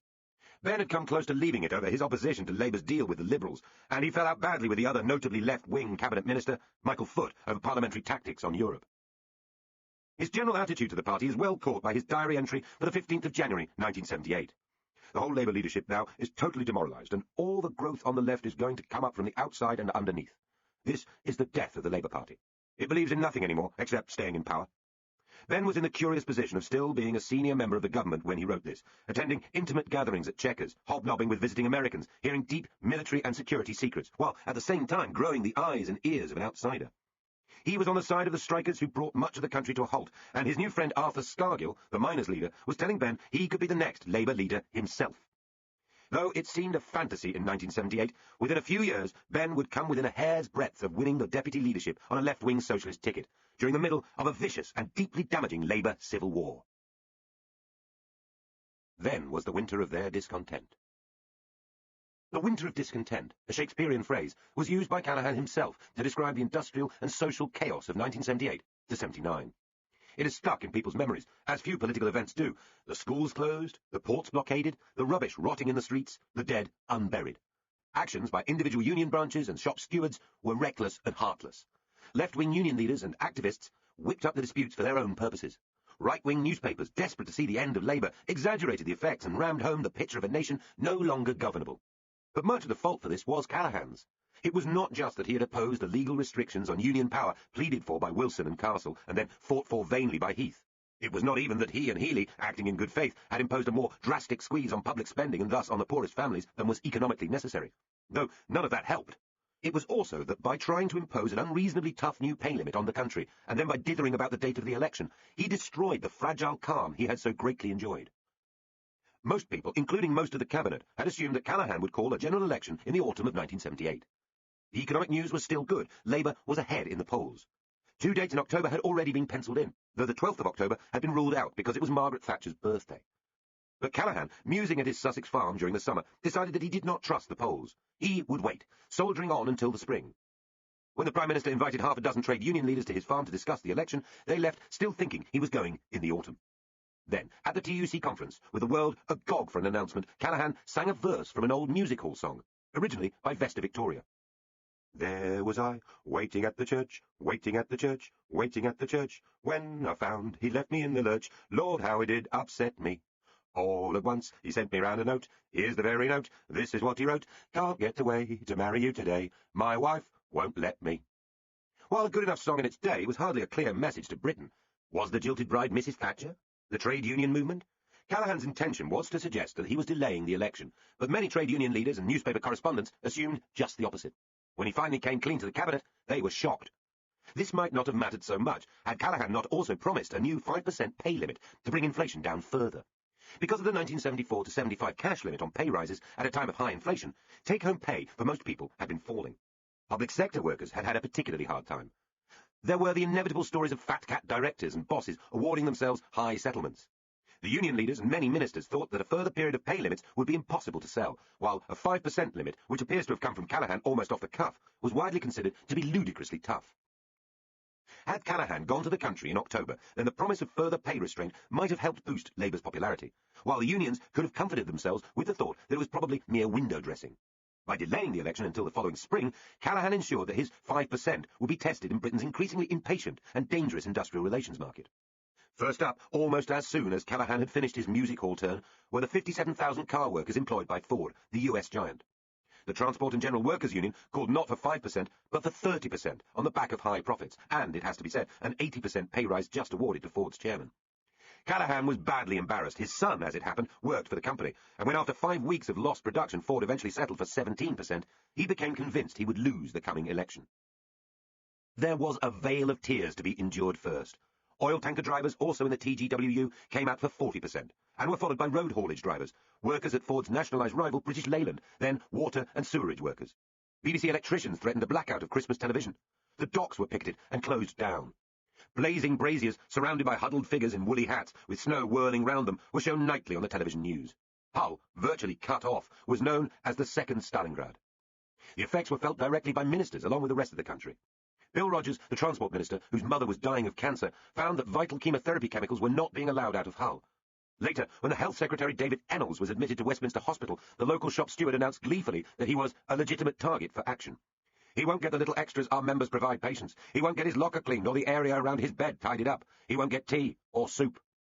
In the middle of it all, Callaghan went off for an international summit on the Caribbean island of Guadeloupe, staying on for talks and sightseeing in Barbados. Pictures of him swimming and sunning himself did not improve the national mood. When he returned to Heathrow, confronted by news reporters asking about the industrial crisis, he replied blandly, "I don't think other people in the world will share the view that there is mounting chaos." This was famously translated by the Daily Mail and then the Sun into, "Crisis? What crisis?" The nation's mood grew no sunnier.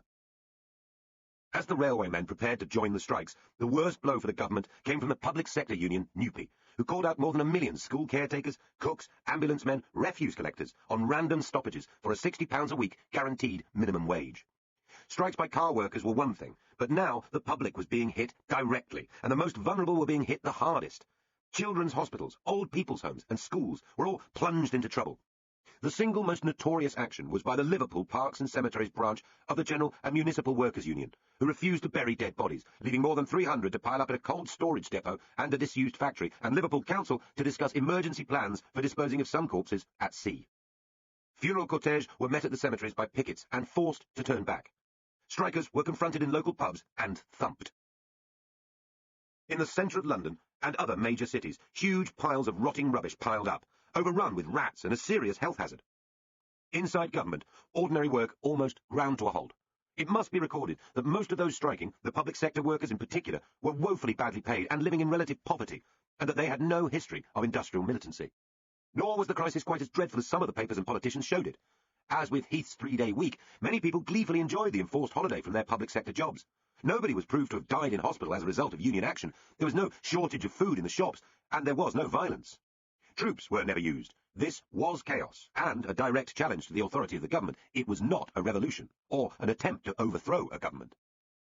Yet that is the effect it had. The revolution would bring in Thatcherism, not socialism, and Labour would be overthrown, plunging quickly into civil war.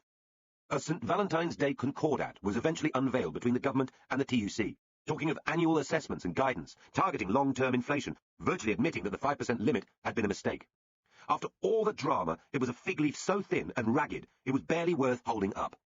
By March, most of the action had ended, and various large settlements and inquiries had been set up. But, in the Commons, the government was running out of allies, spirit, and hope. The failure of the referendum on Scottish devolution meant that under previously agreed rules, the Act would have to be repealed. This, in turn, gave the Scottish nationalists no reason to continue supporting Labour. The Liberals, facing the highly embarrassing trial of Jeremy Thorpe for conspiracy to murder, he would later be acquitted, had their own reasons for wanting an early election. In the drink-sodden, conspiracy-ridden, frenetic atmosphere of an exhausted Parliament, in which dying MPs had been carried through the lobbies to keep the government afloat, final attempts were made by Michael Foot and the Labour whips to find some kind of majority. Ulster Unionists, Irish nationalists, renegade Scots were all approached. Callaghan, by now, was in a calmly fatalistic mood. He did not want to struggle on through another summer and autumn. Finally, on the 28th of March 1979, the game ended when the government was defeated by a single vote, brought down at last by a ragged coalition of Tories, Liberals, Scottish nationalists and Ulster Unionists. Callaghan was the first Prime Minister since 1924 to have to go to Buckingham Palace and ask for a dissolution of Parliament because he had lost a vote in the Commons. The 5-week election campaign started after the Irish assassination of Mrs. Thatcher's wily leadership campaign manager, the Tory MP, Airey Neave, murdered by a car bomb on his way into the Commons underground car park. On the Labour side, it was dominated by Callaghan, still more popular than his party, who emphasised stable prices and his deal with the unions, if such it was. On the Tory side, Thatcher showed a new media savvy, working with the television news teams and taking the advice of her advertising gurus, the Saatchis. Callaghan, who had never expected to win, was soundly beaten. The Conservatives took 61 seats directly from Labour, gaining nearly 43% of the vote, and a substantial overall majority, with 339 seats. What of the players in the last act of old Labour and the broken consensus? Callaghan would stumble on as leader before retiring in October 1980. Healey would fight a desperate struggle against the left, as his party did its level best to commit suicide in public. Numerous moderates would form the breakaway SDP. The Scottish nationalists, derided by Callaghan when they voted him down as turkeys voting for Christmas, lost 11 of their 13 MPs. The unions would eventually lose almost half their members and any political influence they briefly enjoyed. More important than all that, mass unemployment would arrive in Britain. The one economic medicine so bitter that no minister in the 70s had thought of trying it was duly uncorked and poured into the spoon. It was time for Britain to grimace and open her mouth. End of Disc 14. Disc 15. Part 4. The British Revolution. Margaret Roberts, Superstar. In politics, if your tactics work, and if you are lucky, then you'll be remembered for your principles. Margaret Thatcher's tactics did work. She was shrewd, manipulative, and bold, verging on reckless. She was also extremely lucky. Had Labour not been busy disemboweling itself, and had a corrupt, desperate dictatorship in South America not taken a nationalistic gamble with some island sheep farmers, her government would probably have been destroyed after a single term. Had the majority in her cabinet who disagreed with her about the economy been prepared to say boo to a goose, she might have been forced out even before that. In either case, her principles, Thatcherism, would be a half-forgotten doctrine, mumbled about by historians instead of being the single most potent medicine ever spooned down the gagging post-war British. Looking back more than a quarter of a century later, the epic events of the early 80s seem to have a clear pattern. Powerful ideas challenge the consensus and, after a nail-biting struggle, defeat the consensus. The early reverses of the Thatcherites, the new right promising a new enlightenment, are turned into massive, nation-changing victories. Freedom wins. Yet, if you stand back and ask what sort of Britain Mrs. Thatcher, the grocer's daughter, the devout Lincolnshire Christian, hoped to create, the story is odder. She did not believe in privatising industries or defeating inflation for merely economic reasons. She wanted to re-moralise society, creating a nation whose Victorian values were expressed through secure marriages, self-reliance and savings, restraint, good neighbourliness, hard work. Though much attacked by church leaders, she talked of God and morality a lot. I am in politics because of the conflict between good and evil. Yet, Thatcherism heralded an age of unparalleled consumption, credit, show-off wealth, quick bucks, and sexual libertinism. That is the thing about freedom. When you free people, you can never be sure what you are freeing them for. In the index to Lady Thatcher's memoirs of her years as Prime Minister, under monetary policy, 115 separate page references are given. For unemployment, there are 15. This is a fair clue to the economic experiment which began immediately after she took office in 1979, and provides the first, the most important, and still the most controversial part of her story. An attentive reader of the Conservative manifesto for the 1979 election would have missed it. After 4 years of her leadership, the Tories were still talking about a wages policy and the importance of consulting with the trade unions, perhaps on the German model. There was talk, too, of the need to control the money supply and offer council house tenants the right to buy their homes. But other privatisation barely featured. Only the comparatively insignificant National Freight Corporation was to be sold. As to unemployment, Mrs. Thatcher herself had been vigorously attacking the Labour government for its failure there. In 1977, when it stood at 1.3 million, she had told the country it was absolutely wrong to associate the Tories with people losing their jobs. We would have been drummed out of office if we'd had this level of unemployment. And in case anyone had forgotten the message, the most successful Conservative campaign poster of the election, created by Charles and Maurice Saatchi, her advertising maestros, featured a long queue of gloomy-looking people, in fact Tory activists from North London, filing under a sign reading Unemployment Office with the headline, Labour isn't working. If voters had studied the new Prime Minister a little more closely, they would have noticed a more abrasive edge. She had been aggressive about the failure to control the trade unions.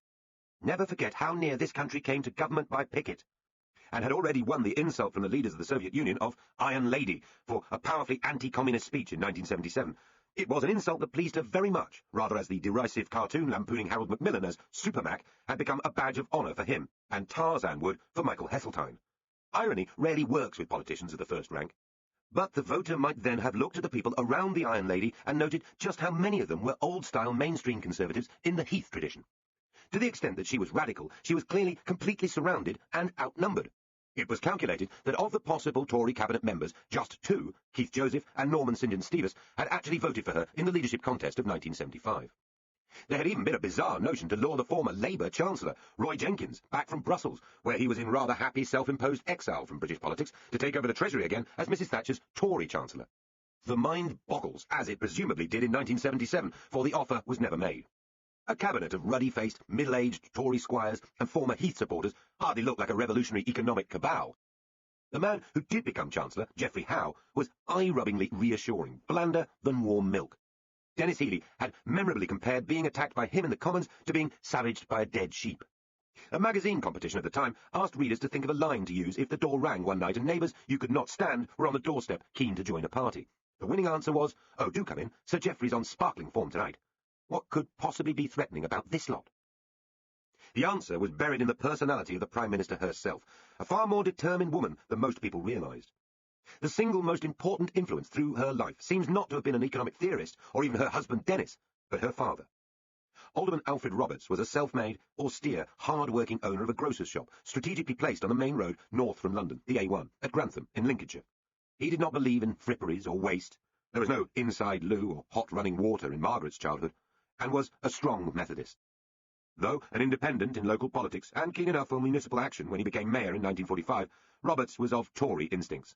He was a pillar of the local community, in an age when both pillar and community meant something, not only serving as mayor, but chairing local charities, the Workers' Educational Association, and acting as a director of a local bank. He was a living exemplar of the kind of independent-minded local politics that would be devastated by the governments of his daughter and her successor. Meanwhile, he taught his daughter to argue. In this, he was extremely successful. Margaret Roberts was not only self-certain, but clever. She won a scholarship place at the local grammar school. She went to Oxford to study chemistry, taught by, among others, the Nobel Prize-winning Dorothy Hodgkin, who rated her, and whose portrait hangs in Downing Street to this day. More significantly, she joined the University Conservatives, something regarded as eccentric in Attlee-era Oxford. Her early career was as an industrial chemist, and she could be blamed for the waxy, air-filled texture of cheap ice cream sold from vans in summertime. She moved on to become a tax barrister, though not the kind who used the bar as a training for politics. Tax law and chemistry meant an attention to facts and to detail. None of this was glamorous. At Oxford and in London, she was more the anonymous hard worker, like that other provincial Methodist who recoiled from public schoolboy flash, young Harold Wilson. But she was a Tory and ambitious. Unlike Wilson, who kept his Yorkshire accent as a badge of belonging, she lost her Lincolnshire burr as a passport in her direction of travel.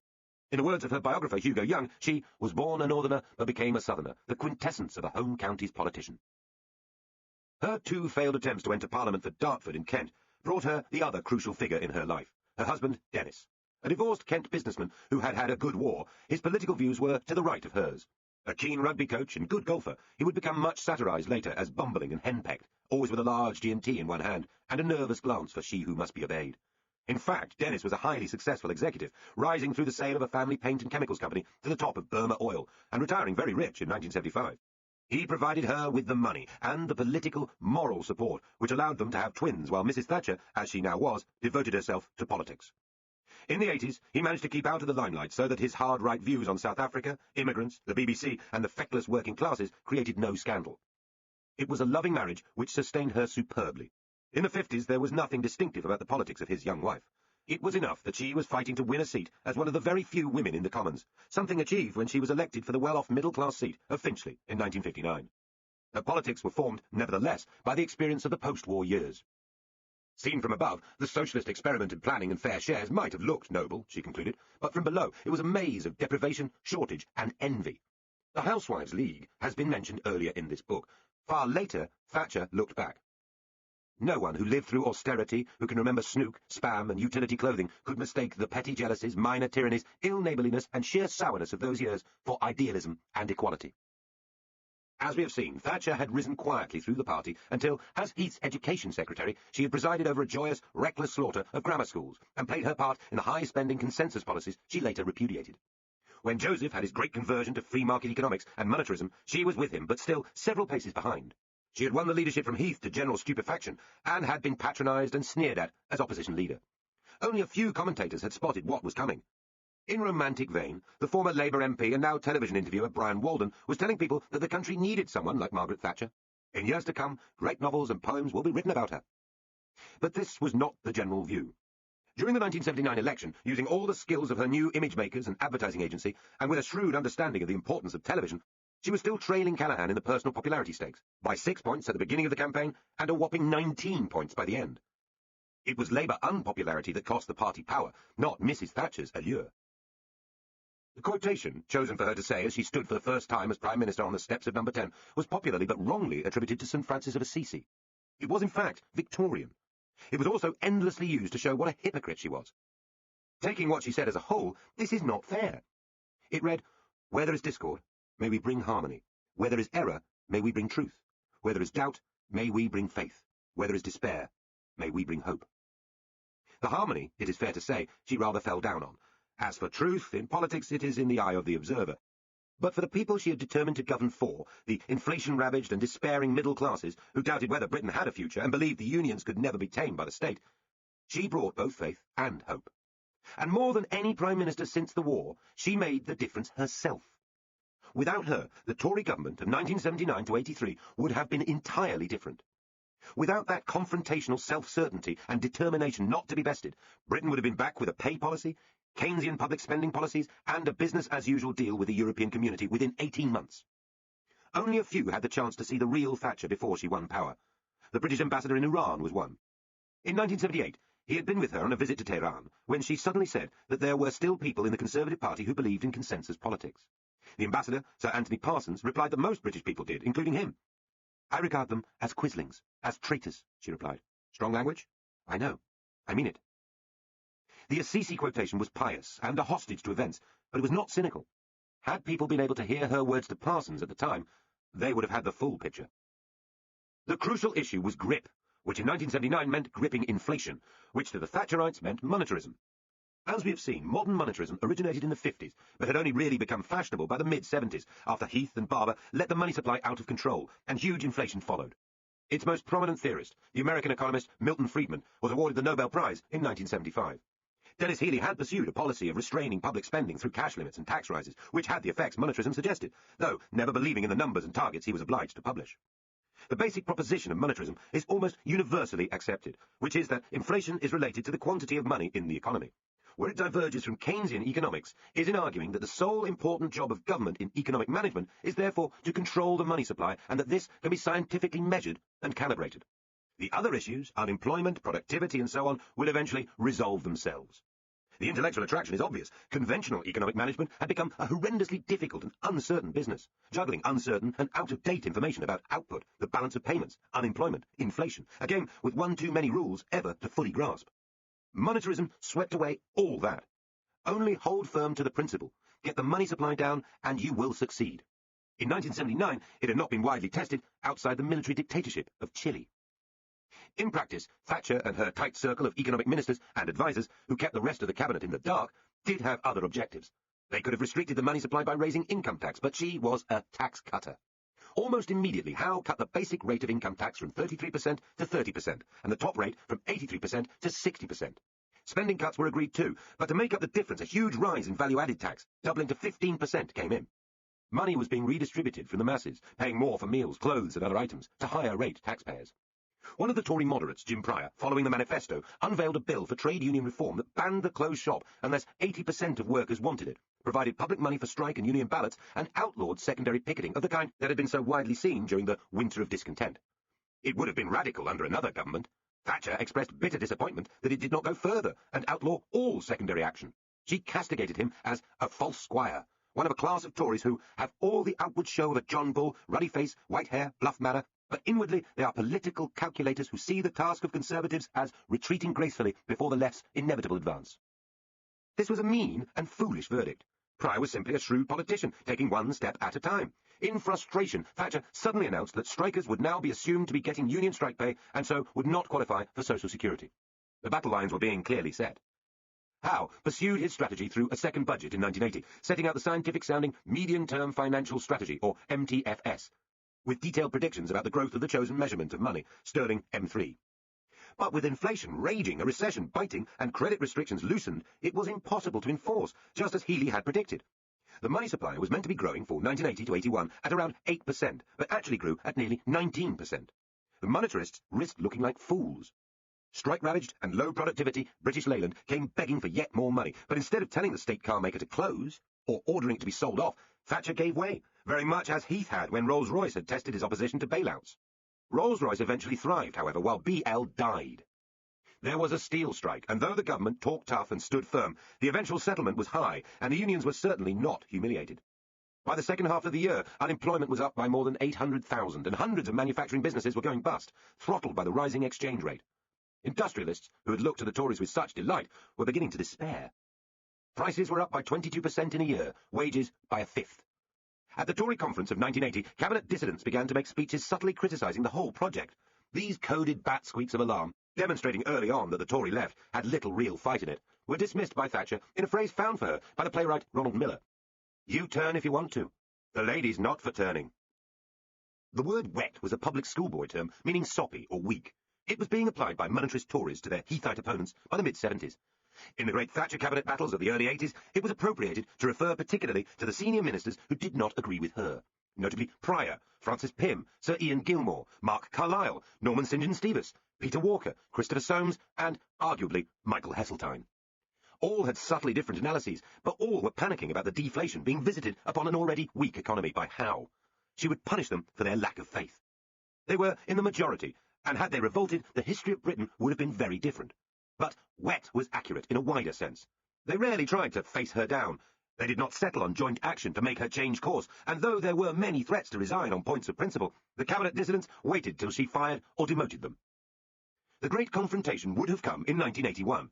Howe believed that despite unemployment at 2.7 million and heading toward 3 million, despite the economy continuing to shrivel, with new bankruptcies being reported by the day, and the biggest collapse in industrial production in a single year since 1921, and despite the lack of any clear control over the money supply, he must go further still. Swinging cuts and rises in taxes, this time by freezing tax thresholds, would take a further £4 billion out of the economy. Thatcher told her new economic adviser Alan Walters that they may get rid of me for this, but that it would be worth it for doing the right thing. Outside her circle, it seemed anything but right. Famously, 364 economists wrote to the papers denouncing the policies.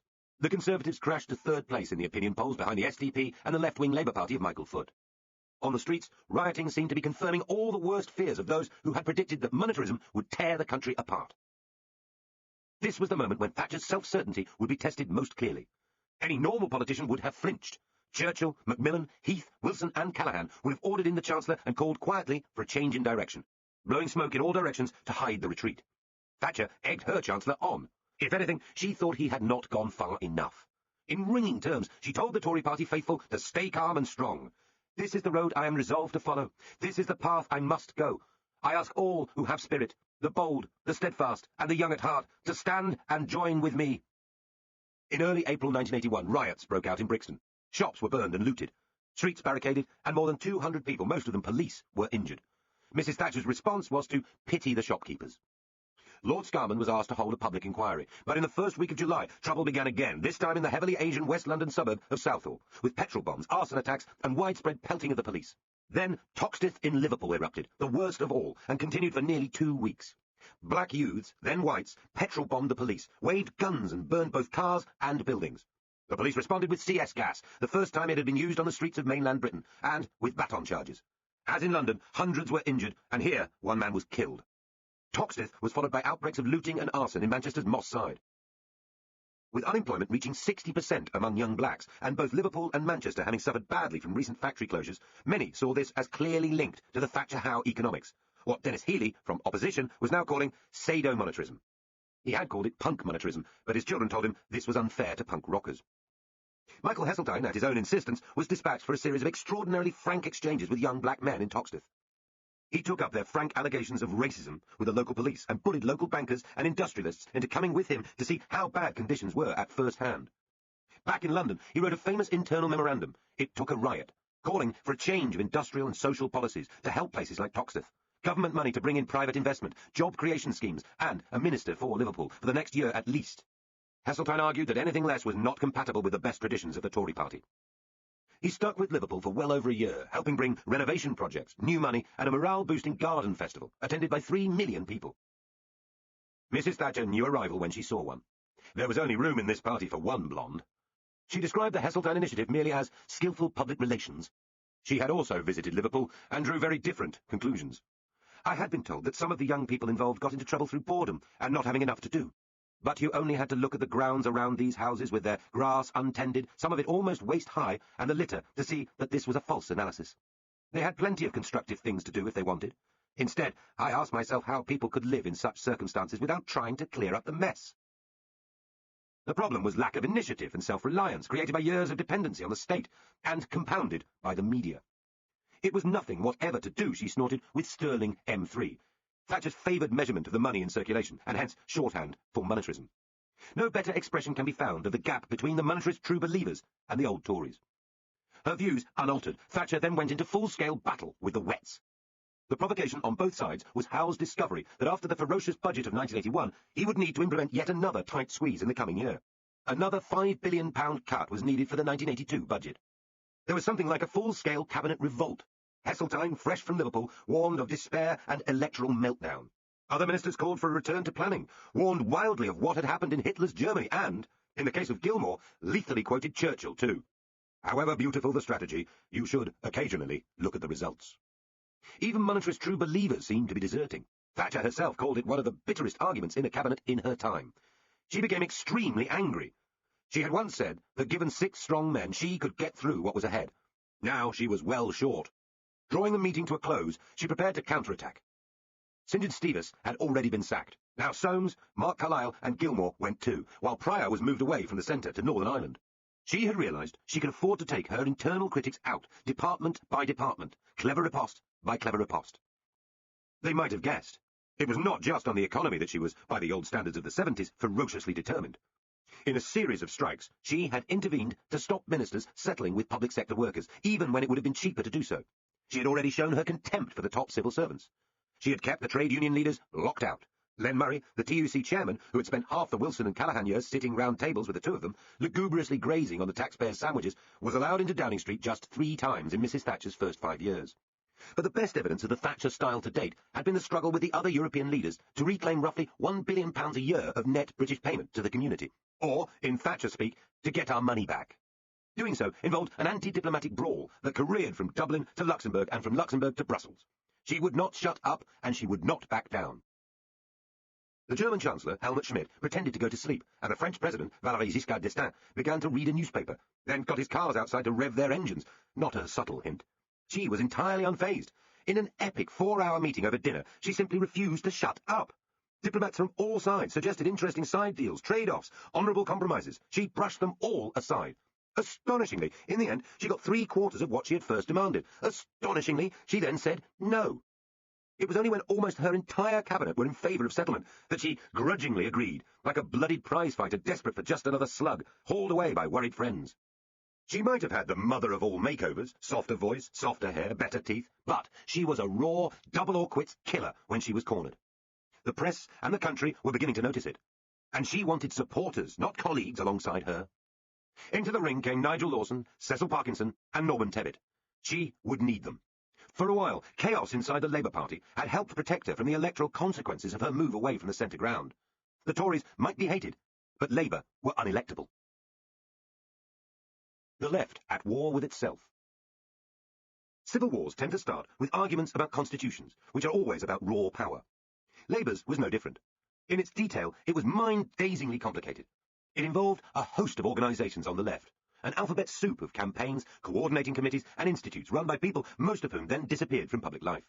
It began with arguments which seemed merely about party rules, such as whether or not MPs should be able to be sacked by their local parties, and the exact percentage of votes for a Labour leader held by the unions, the party activists and MPs. It was nasty, personal, occasionally physical, and so disgusted the outside world that Labour very nearly disappeared as an effective organisation. Those who mocked the smoothness and blandness of Tony Blair's New Labour rarely remembered the vote-repelling punch-up that preceded it. This fight would be fought far from Westminster, in the bars and halls of Blackpool, Brighton and Wembley, at Labour and trade union conferences.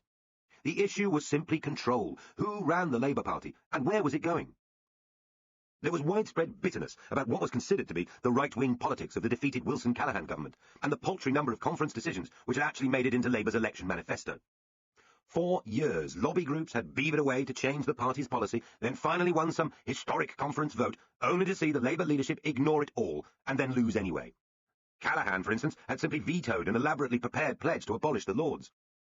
At the angry Labour conference of 1979, the party's General Secretary, no less, told him he wished our Prime Minister would sometimes act in our interests like a Tory Prime Minister acts in their interests. One former Labour MP, Tom Litterick, angrily flung a pile of Labour handbooks whose pledges on Europe, housing, women's rights, the disabled and so on had been ditched by Callaghan from the manifesto. Jim will fix it, they said. Aye, he fixed it. He fixed all of us. He fixed me in particular. In this atmosphere, the left wanted to take power away from right-wing MPs and the traditional leaders and carry out a revolution from below.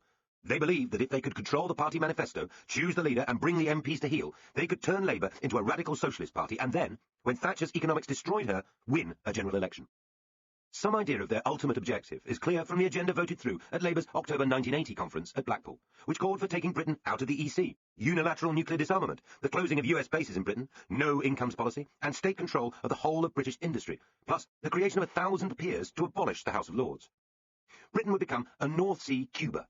The Trotskyite militant tendency, which had infiltrated the Labour Party, believed in pushing socialist demands so far that the democratic system would collapse and full-class revolution would be provoked. Ben, who thought that their arguments are sensible and they make perfectly good radical points, saw militant as no more of a threat than the old Tribune Group or the pre-war Independent Labour Party. Always a thoroughly decent man, Ben believed the left would end up with a thoroughly decent socialist victory. In fact, thuggish intimidation in many local Labour parties by militants was driving moderate members away in droves. In alliance with them were many mainstream trade unionists who simply felt let down by the Callaghan and Wilson governments, left-wing activists who were not Marxists, and those who were driven above all by single causes such as nuclear disarmament. Shrewd tactics and relentless campaigning enabled a small number of people to control enough local parties and union branches to have a disproportionate effect in Labour conference votes, where the big and undemocratic union bloc votes no longer automatically backed the leadership. At the 1980 conference, the left won almost every important vote, utterly undermining Callaghan, who quit as leader 2 weeks later. Because new leadership rules were not yet in place, awaiting a special conference in January, Labour MPs had one final chance to choose their new leader. Michael Foot, the old radical and intellectual, who had begun his time in opposition characteristically by composing a book of essays about Swift, Hazlitt, Paine, Disraeli, and other literary political heroes, was persuaded to stand.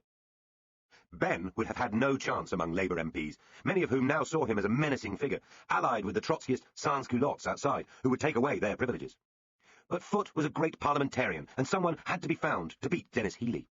The former Chancellor, whose natural pugnacity and abusive wit made him plenty of enemies at party conferences, had become the villain of the Labour left. Early on, Healey had pinpointed the fatal flaw in their strategy, which was that if they did take over the Labour Party, the country wouldn't vote for it. Activists, he told them, were different from the great mass of the British people, for whom politics is something to think about once every year at most. His robust remarks about what would later be called the loony left were hardly calculated to maximise his chances, despite his popularity in the country at the time. At any rate, he was eventually beaten by Foot by 139 votes to 129. There are plenty who believe that Foot, who would endure much mockery as a party leader for his shabby appearance and rambling media performances, was actually the man who saved the Labour Party, since he was the only leader remotely acceptable to both the Old Guard and the Bennite insurgents. It was a job that Foot took on entirely out of a sense of duty.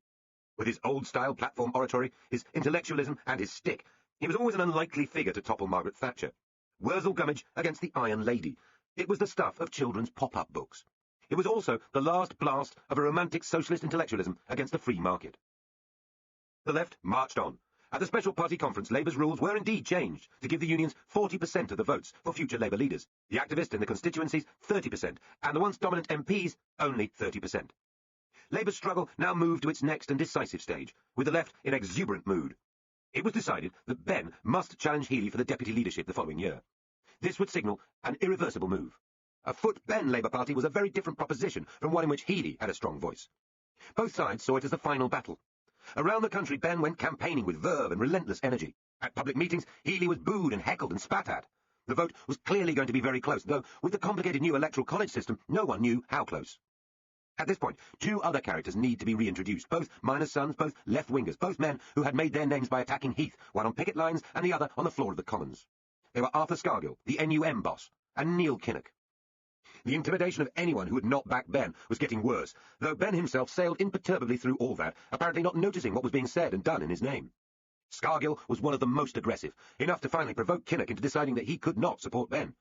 Nor could he support Healey, a right-winger, so he would abstain. He announced his decision in the Labour newspaper Tribune. Kinnock had been slowly moving away from the hard left and had taken a position as the party's education spokesman. He had run Foot's campaign. Popular in the party, he was regarded with increasing suspicion by Benn himself. But this open break with the left's champion shocked many of his friends. At the conference in Brighton, Benn was eventually beaten by Healey by a whisker, less than 1% of the votes. Kinnock and Scargill clashed angrily on television. The seaside town was awash with ugly scenes and talk of betrayal. Kinnock was involved in several scuffles and finally, when attacked by a man in a public toilet, beat the shit out of him. Apparently there was blood and vomit all over the floor. It was the inelegant end to an inelegant revolt. After that, the left would be powerful in the party, but could never hope to seize it. The Nice Gang. By then, however, many thought it was already too late, for a breakaway had begun, and a new party was being formed. The idea had come first from Roy Jenkins before the Bennite revolt. As he contemplated the state of the British party system from his grand offices in Brussels, where he was president of the Commission. Offered a BBC lecture in 1979 to ruminate about the future, he argued that perhaps the two-party system established since Victorian times had come to the end of its useful life. Coalitions, he said, were not such a bad thing. It was time to strengthen the radical centre and find a way through that accepted the free market economy but which also took unemployment seriously. His lecture was coded, tentative but clear enough. He was no longer a Labour politician, and he was looking around. He was in touch with David Steel, the Liberal leader, but felt that although he was close to liberal thinking, only a new party would give British politics the hard poke it needed. Always a famous host, he began holding lunches for old friends from the right of the Labour Party, including Bill Rogers, who was still in the shadow cabinet, and Shirley Williams, who had lost her seat but was still one of the best-liked politicians in the country. Then Jenkins made a second speech to journalists and their guests, Kinnock among them, in the Commons, where he speculated more openly about a new party as an experimental plane, which might just take off. At this stage, the public reaction from Labour MPs was discouraging. Williams had said that a new centre party would have no roots, no principles, no philosophy, and no values. David Owen, the young doctor, who had been a rare glamorous star as Foreign Secretary in the Callaghan government and was now fighting against unilateral nuclear disarmament, said Labour moderates must stay in the party and fight, even if it took 10 or 20 years. The Bennite revolt changed many minds. After the Wembley conference, at which Owen was booed for his views on defence, he, Jenkins, Williams and Rogers issued the Limehouse Declaration, describing Wembley as calamitous and calling for a new start in British politics. That was duly formalised as the Social Democratic Party, or SDP, 2 months later, in March 1981. In total, 13 Labour MPs defected to it, and many more might have done, had not Roy Hattersley and others fought very hard to persuade them not to. Within 2 weeks, 24,000 messages of support had flooded in, and a temporary headquarters manned by volunteers had been found. Peers, journalists, students, academics and others were keen to join. The Nice People's Party was on its way. Public meetings were packed from Scotland to the south coast of England. Media coverage was lavish and flattering. In September, an electoral pact was agreed with the Liberal Party after delirious scenes at the party's Llandudno conference, and the alliance was formed. Trains proved an unlikely theme of the new party, with the SDP holding literally rolling conferences for their first 2 years, journalists and politicians crammed together, singing their way round provincial Britain. After giving Labour a terrible shock in the Warrington by-election, the SDP won their first seat when Shirley Williams took Crosby from the Conservatives in November, with nearly half the votes cast, followed by Jenkins winning Glasgow Hillhead from the Tories the following year. Some sense of the early excitement can be captured by the thought that, had they taken their stratospheric opinion poll ratings seriously, which sensibly they did not, the SDP could have expected to win nearly 600 out of the then 635 parliamentary seats. His victory allowed Jenkins to become the leader of the party in the Commons. But he had lost his old mastery of the place, or perhaps leading a rump group caught between Thatcher's Conservatives and the baleful Labour ex-comrades was simply impossible. In due course, Jenkins would lose his seat at the general election, and Owen would take over as leader. The personality problems that would later cause such mayhem were soon unavoidable. David Owen was handsome, romantic, arrogant, dogmatic, Welsh, patriotic, and never a team player. He had always believed that leadership was more rightly his, and feared that Jenkins was leading the SDP towards a merger with the Liberals. Owen saw himself still as a socialist, although of a new kind. Jenkins, for his part, found his old protégé Owen prickly and arrogant. In short, their relationship was every bit as cordial as that between Tony Blair and Gordon Brown in later years. As with that, personal rivalry did hold the party back. The upsurge of the SDP shook even Mrs. Thatcher, while it led some in the Labour Party to fear their cause was finished. It also gave a new lease of life to the Liberals. In the early 50s, the once mighty party of Gladstone and Asquith had been a negligible force, down to half a dozen MPs and 3% of the national vote. Under Joe Grimmond, it had enjoyed a revival as the party of genuine liberalism, and in the 60s it attracted an increasingly radical wing, anti-nuclear, anti-apartheid, in favour of community politics and, in general, amiably stroppy. Liberal conferences were distinguished by stalls of organic apples, large hairy men in sandals, and enthusiasts for obscure forms of land taxation, as if a medieval fair had somehow collided with a chartered surveyor's seaside outing. Yet so great was the public disenchantment with conventional politics that this unlikely caravan rumbled ahead, particularly under the flamboyant, dandyish, sharp-witted Jeremy Thorpe. Faced with allegations about a homosexual affair and a murder plot, though only a dog perished and the prosecution failed, Thorpe resigned. By the early 80s, the party was being led by Steele, the boy David, looking for a strategy. The SDP provided a route back to the centre ground, but Owen was not alone in despising the Liberals, and the eventual merger between the parties was bitter and difficult. Nevertheless, by the early spring of 1982, the SDP and Liberals could look forward with some confidence to breaking the mould of British politics. Mrs. Thatcher was hugely unpopular. Labour was in uproar. What could possibly go wrong? The Falklands, big hair and bald men. One of the many ironies of the Thatcher story is that she was rescued from the political consequences of her monetarism by the blunders of her hated Foreign Office. In the great economic storms of 1979 to 81, and on the European budget battle, she had simply charged ahead, ignoring all the flapping around her in pursuit of a single goal. In the South Atlantic, she would do exactly the same, and with her great luck, she was vindicated. A pattern was being established, blinkered and proud of it. And she would move in the space of a couple of months from being one of the least popular prime ministers ever to being an unassailable national heroine. It could all so easily have gone wrong. A few more fuses working on Argentine bombs, another delivery of French-made Exocet missiles, a different point chosen for the attack, and the Falklands War could have been a terrible disaster, confirming an Argentine dictatorship in power and ending Mrs. Thatcher's political career. Of all the gambles in modern British public life, sending a task force of ships from the shrunken and underfunded Royal Navy 8,000 miles away to take back some islands by force was one of the more extreme. On both sides, the conflict derived from colonial quarrels. The Falkland Islands had been named after a Royal Navy treasurer when English sailors first landed there in 1690, and though there had been Spanish and French settlements, the scattering of islands had been declared a British colony in 1833. Argentina, formed out of old Spanish colonies, had claimed them from the start, too, on the basis of proximity. By the 60s, the economic future of the 1,800 islanders who depended on sheep farming and fishing looked bleak, and the Foreign Office was clearly keen to somehow dispose of the problem. Labour had sent a submarine at one point to warn off an increasingly menacing Argentina. Under the Conservatives, however, a couple of serious mistakes were made. First, there was a proposal to give sovereignty to the Argentines, but to lease back management of the islands for a fixed period, so that their Britishness would remain intact. Margaret Thatcher later distanced herself from the whole idea, but it was seriously entertained at the time, and only withdrawn after protests from the islanders and angry backbench criticism.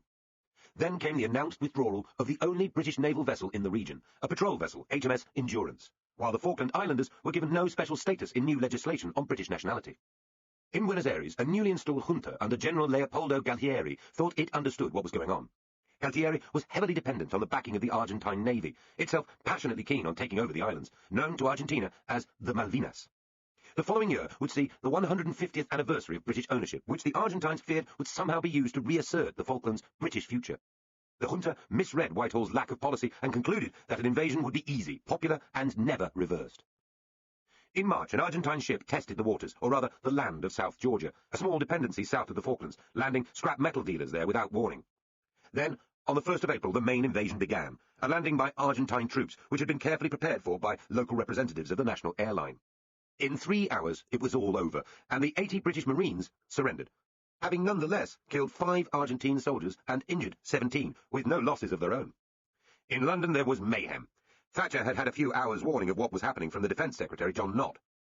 Calling a hurried meeting in her Commons office, she had to wait while the Chief of the Naval Staff, Sir John Leach, was rescued by a Tory whip after being detained by the Commons police, who had not recognised him in his civilian clothes.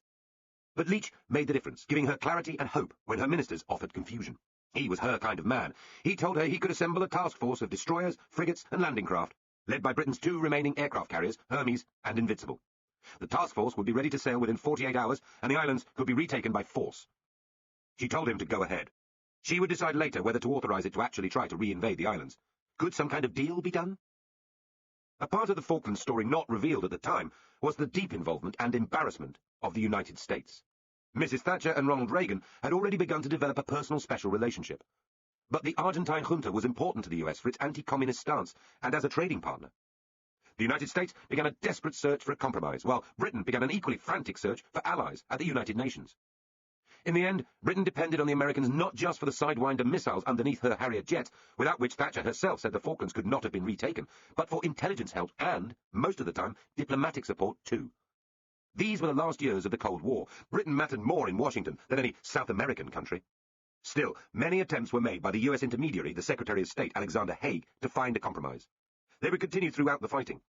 Far more of Thatcher's time was spent reading, analysing and batting off possible deals than contemplating the military plans. Among those advising a settlement was the new Foreign Secretary, Francis Pym, appointed after the thoroughly decent Lord Carrington had insisted on resigning to atone for his department's sins. Pym and the Prime Minister were at loggerheads over this, and she would punish him in due course. She had furious conversations with Reagan by phone, as he tried to persuade her that some outcome short of British sovereignty, probably involving the United States, was acceptable.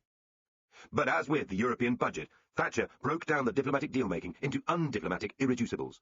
Would the islanders be allowed full self-determination? Would the Argentine aggression be rewarded? Under pulverizing pressure, she refused to budge. She was confronted, too, by a moral question she did not duck, which was that many healthy young men were likely to die or be horribly injured to defend a word: sovereignty. In the end, almost 1,000 did die, 1 for every 2 islanders, and many others were burned, maimed, and psychologically wrecked. But she argued that the whole structure of national identity and law were in play. She wrote to President Reagan, who had described the Falklands as that little ice-cold bunch of land down there, that if Britain gave way to the various Argentine snares, the fundamental principles for which the free world stands would be shattered. Reagan kept trying. Pym pressed. The Russians harangued. Michael Foot, who had been bellicose at first, now entreated her to find an answer. Later, she insisted that she was vividly aware of the blood price that was waiting, and not all consumed by lust for conflict. As it happened, the Argentine junta, divided and belligerent, ensured that a serious deal was never properly put. Their political position was even weaker than hers. Buenos Aires always insisted that the British task force be withdrawn from the entire area, that Argentine representatives take part in any interim administration, and that if talks failed, Britain would lose sovereignty. Politically, Thatcher had believed from the start that to cave in would finish her. The press and the Conservative Party were seething about the original diplomatic blunders. Pressed to the wall, even Labour seemed to be in favour of force to recapture the islands, with Foot harking back to the appeasement of fascism in the 30s. For the SDP, David Owen was as belligerent as any Tory. Thatcher established a small war cabinet, keeping her Chancellor, and hence mere money, out of it. Nor were the politicians out of touch with the mood of the country. The polls showed anger with the government for allowing the invasion to happen, so the task force, now up to more than 20 vessels strong, was steadily reinforced. Eventually, it would comprise more than 100 ships and 25,000 men. The world was transfixed, if also bemused. The headline on a New York paper read, "The Empire Strikes Back." Well, so it did. By the end of the month, South Georgia was recaptured, and a large number of Argentine prisoners taken. Thatcher urged questioning journalists simply to rejoice, rejoice. Then came one of the most controversial episodes in this short war. A British submarine, the Conqueror, was following the aging but heavily armed Argentine cruiser, the Belgrano. The British task force was exposed and feared a pincer movement, although the Belgrano later turned out to be outside an exclusion zone announced in London, and steaming away from the fleet. With her military commanders at checkers, Thatcher authorised a submarine attack. The Belgrano was sunk, with the loss of 321 sailors. The Sun newspaper cheered, "Gotcha!" The Labour MP Tam Dalyell, a rare early opponent of the war in the Commons, began a lonely campaign to show that the sinking was politically motivated and immoral, possibly connected to an attempt to scotch the latest peace move. Soon afterwards, a British destroyer, HMS Sheffield, was hit by an Argentine Exocet missile. 40 died, and she later sank. The war had started for real. On the 18th of May, 1982, the War Cabinet agreed that landings on the Falklands should go ahead, despite lack of full air cover and worsening weather. By landing at the unexpected Bay of San Carlos in low cloud, British troops got ashore in large numbers. Heavy Argentine air attacks, however, took a serious toll. 2 frigates were badly damaged, another was sunk, then another, then a destroyer, then a container ship with vital supplies. In London, the success of the landing seemed on the edge. The requisitioned liner Queen Elizabeth II was nearby, vulnerable and carrying 3,000 troops. Thatcher called it the worst night. And indeed, had the Argentine Air Force bombs been properly fused for the attacks, far more would have exploded. Had their navy had more exocets, far more would have been launched. Had British Harrier jets not been equipped with the latest US missiles and helped by the secret provision of American AWACS radar cover, the situation would have been desperate. As it was, 3,000 British troops had a secure beachhead and began to fight their way inland. Over the next few weeks, they captured the settlements of Goose Green and Darwin, killing 250 Argentine soldiers and capturing 1,400 for the loss of 20 British lives. Colonel H. Jones became the first celebrated hero of the conflict when he died leading 2 para against heavy Argentine fire, along with Sergeant Ian Mackay of 3 para. The battle then moved to the tiny capital, Port Stanley, or rather to the circling hills above it, where the Argentine army was dug in on Mount Tumbledown, Wireless Ridge, Sapper Hill, and Mount William. Before the final assault, 2 British landing ships, the Sir Tristram and the Sir Galahad, were hit by missiles, and the Welsh Guards suffered dreadful losses, many of the survivors being badly burned. Ministers talked of losing a ship a day, while at a summit in Versailles, Thatcher was again swatting off attempts to halt the fighting by diplomatic means. By now, she was determined that nothing short of Argentine surrender would do. The United States, on the other hand, was still desperately hoping to preserve the junta and avoid its humiliation. The scenes at the United Nations were close to farce. They ended after the final attack on the demoralized and badly led Argentine troops forced their leader, General Menendez, to surrender. The British commander arrived at the door of the West Store in Stanley, where many islanders were taking refuge, with the immortal words, "Hello, I'm Jeremy Moore. Sorry it's taken rather a long time to get here." Many people thought the war mere butchery for a meaningless prize. The most famous comment came from that mordant South American writer, Jorge Luis Borges, who said it reminded him of 2 bald men fighting over a comb. Tamdiel hounded the Prime Minister with parliamentary questions as he sought to prove the sailors on the Belgrano had been killed to keep the war going, not for reasons of military necessity. He was not alone in his outrage. One of the few genuinely dramatic moments in the 1983 election campaign came when Mrs. Thatcher was challenged on television about the Belgrano by a woman who seemed a match for her, as few men were. Among the Labour leadership, Denis Healey accused her of glorying in slaughter. And the next leader, Neil Kinnock, got into trouble when, responding to a heckler who said that at least Margaret Thatcher had guts, he replied that it was a pity other people had had to leave theirs on Goose Green to prove it. The Falklands War was both throwback and throw forward. For millions it seemed utterly out of time, a Victorian gunboat war in a nuclear age. Yet for more millions still, it was a popular war. It was a wholly unexpected and almost mythic symbol of rebirth. Margaret Thatcher herself lost no time in telling the country what she thought the war had meant. Speaking at Cheltenham Racecourse in early July, she said, "We have ceased to be a nation in retreat. We have instead a newfound confidence, born in the economic battles at home and found true 8,000 miles away. Printing money is no more. Rightly, this government has abjured it. Increasingly, this nation won't have it. That, too, is part of the Falklands factor." The old country had rekindled her old spirit, she concluded. Britain found herself again in the South Atlantic, and will not look back from the victory she has won. The Toxteth riots may not have had anything to do with Stirling M3, but apparently the activities of 2 Para did. The Falklands War changed Margaret Thatcher's personal story and the country's politics, but it merged into a wider sense that confrontation was required in public life. There was a raw and bloody edge to the spirit of the age. In Northern Ireland, from the spring of 1981, a hideous IRA hunger strike was going on, which would lead to the death of Bobby Sands and 9 others. A convicted criminal, Margaret of Lincolnshire briskly called him. He chose to take his own life. It was a choice that his organisation did not allow to many of its victims. As with civil service strikers or the United Nations Peace Party, Thatcher was utterly determined not to flinch, as rock-hard as her ruthless Irish Republican enemies. They had assassinated Lord Mountbatten in 1979, and the mainland bombing campaign went on, with attacks on the Chelsea barracks, then the Hyde Park bombings, when 8 people were killed and 53 injured. And, indeed, none of them were offered any choice. Overhanging the violence at home and part of the backdrop of the Falklands War was the residual fear of global nuclear war. With hindsight, the grey old Soviet Union of Brezhnev, Andropov and Chernenko may seem a rusted giant clanking helplessly towards its collapse. This was not how it seemed in the early 80s. The various phases of strategic arms reduction treaties were underway, but to well-informed and intelligent analysts, the Soviet Empire still seemed mighty, belligerent and unpredictable. New SS-20 missiles were being deployed by the Russians, targeted on cities and military bases across Western Europe. In response, NATO was planning a new generation of American Pershing and cruise missiles to be sighted in Europe, including in Britain. In the late winter of 1979, Russian troops had begun arriving in Afghanistan. Mikhail Gorbachev was an obscure candidate member of the Politburo, 28th in the pecking order, working on agricultural planning, and glasnost was a word no one in the West had heard of. Poland's free trade union movement Solidarity was being crushed by a military dictator. Western politics echoed with arguments over weapons systems, disarmament strategies, and the need to stand up to the Soviet threat. Moscow had early and rightly identified Thatcher as one of its most implacable enemies in the West, and when, 18 months after her election victory, she was joined by a new US president, Ronald Reagan, she had a soulmate in Washington. Reagan may have been many things Thatcher was not, sunny, lazy, uninterested in detail and happy to run huge deficits, but, like her, he saw the world in black and white terms, a great stage where good and evil, God and Satan, were pitched in endless conflict. Their shared detestation of socialism in general, and the Soviet Union in particular, underpinned a remarkably close personal relationship. She was his first overseas visitor after his election. For her, he was always Ronnie. To young politicians watching from the wings, people such as Tony Blair lessons about the effect of a popular war and the importance of keeping close to the White House were being quietly absorbed. To the public, who had barely focused on Thatcher a few years earlier, she was now becoming a vividly divisive figure.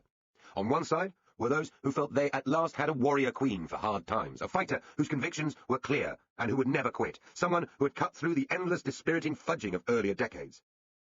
On the other were those who saw her as a dangerous and bloodthirsty figure, driven by an inhumanly stark worldview. To the cartoonists of The Sun, Daily Mail and other right-wing papers, she was a Joan of Arc, a glorious Boudica, surrounded by cringing wets, ape-like trade unionists and spitting Irish terrorists.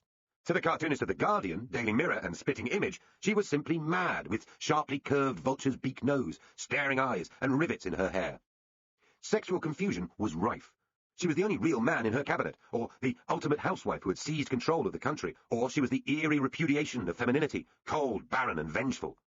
France's President Mitterrand, who in fact had quite a good relationship with her, summed up the paradox better than any British observer when, after an early meeting, he told his Europe minister, "She has the eyes of Caligula, but she has the mouth of Marilyn Monroe."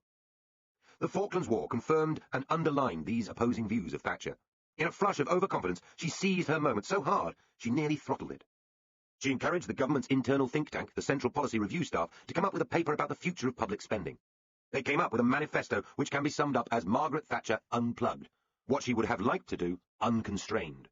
They suggested ending state funding of higher education, student loans to replace grants, no increases in welfare payments in line with inflation, and the entire replacement of the National Health Service with a system of private health insurance, including charges for doctors' visits and medicines. In effect, the end of the Attlee welfare state.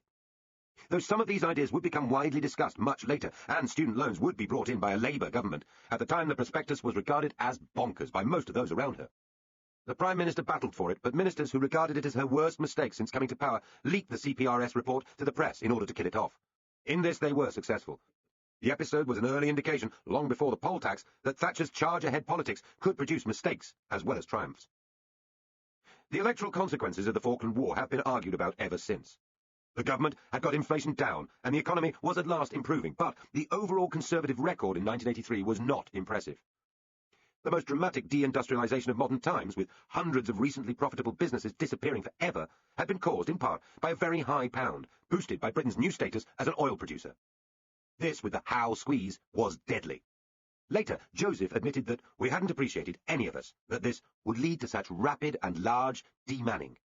Unemployment had not been considered a huge problem.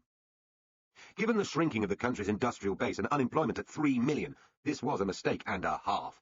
Further, this pro-tax cutting government had seen the total tax burden rise from 34% of GDP to nearly 40%. Public spending, intended to be 40% of GDP, was 44%. The apparently crucial measurements of the money supply showed that it had grown at about double the target.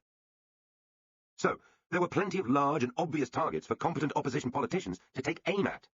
In an ordinary election, the state of the economy would have had the governing party rocking back on their heels, but this was no ordinary election. After the war, the Conservatives shot into a sudden and dramatic polls lead over the two opposition groups now ranged against them, finishing the equally sudden and dramatic rise of the SDP.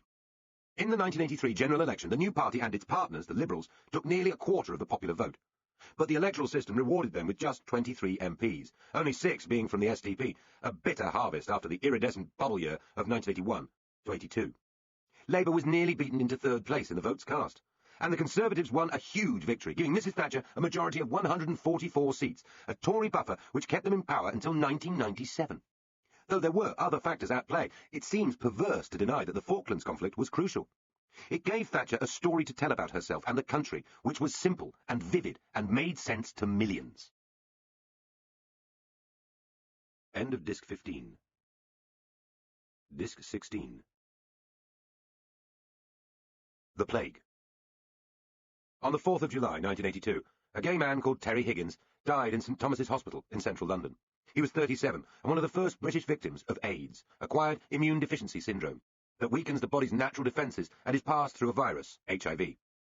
A group of his friends set up a small charity in a flat, the Terence Higgins Trust, to spread the word about AIDS among gay men, encouraging the use of condoms, since it is spread by blood and body fluid contact, and offering support for others. Though the disease had undoubtedly been present in the late 70s, it was first identified in California in 1981, when gay men started to turn up in medical centres complaining of a rare lung disease and a form of skin cancer, until then confined to the elderly. Within a year, hundreds of cases had been found, many deaths were occurring, and it was clear that the vast majority were among homosexual men, though other groups began to be affected, including some women, intravenous drug users, Haitians, and in Uganda, villagers suffering from a mysterious and deadly ailment they called slim. The first target in America was the gay bathhouses and saunas, known for promiscuous, wild, and unprotected sex. These had grown up in San Francisco and Los Angeles, and in New York too, as gay men migrated across America during the 60s and 70s to find the most liberal and liberated culture available. A similar shift had happened in Britain after the legalization of homosexual acts by men. As in America, gay liberation was confined to the most liberal areas of the largest cities only, in this case mainly London. The gay scenes of Manchester, Edinburgh, and other towns followed slightly later. Gay clubs, gay discos, and gay saunas, the latter really places for as much promiscuous sex as possible, flourished. Men came south and made up for lost time. Something close to a climate of sexual frenzy developed, a frenzy which would later be imitated by heterosexual youngsters on foreign holidays and resorts. After the years of rationing, the sweetie shop was open. Through the 70s, amid the political and economic grime, a street culture of excess flourished. The excess in clothing, music, and football violence has already been discussed.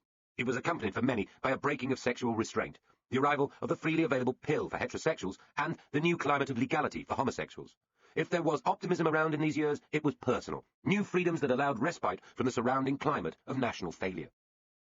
So, the arrival of AIDS came at a particularly cruel time.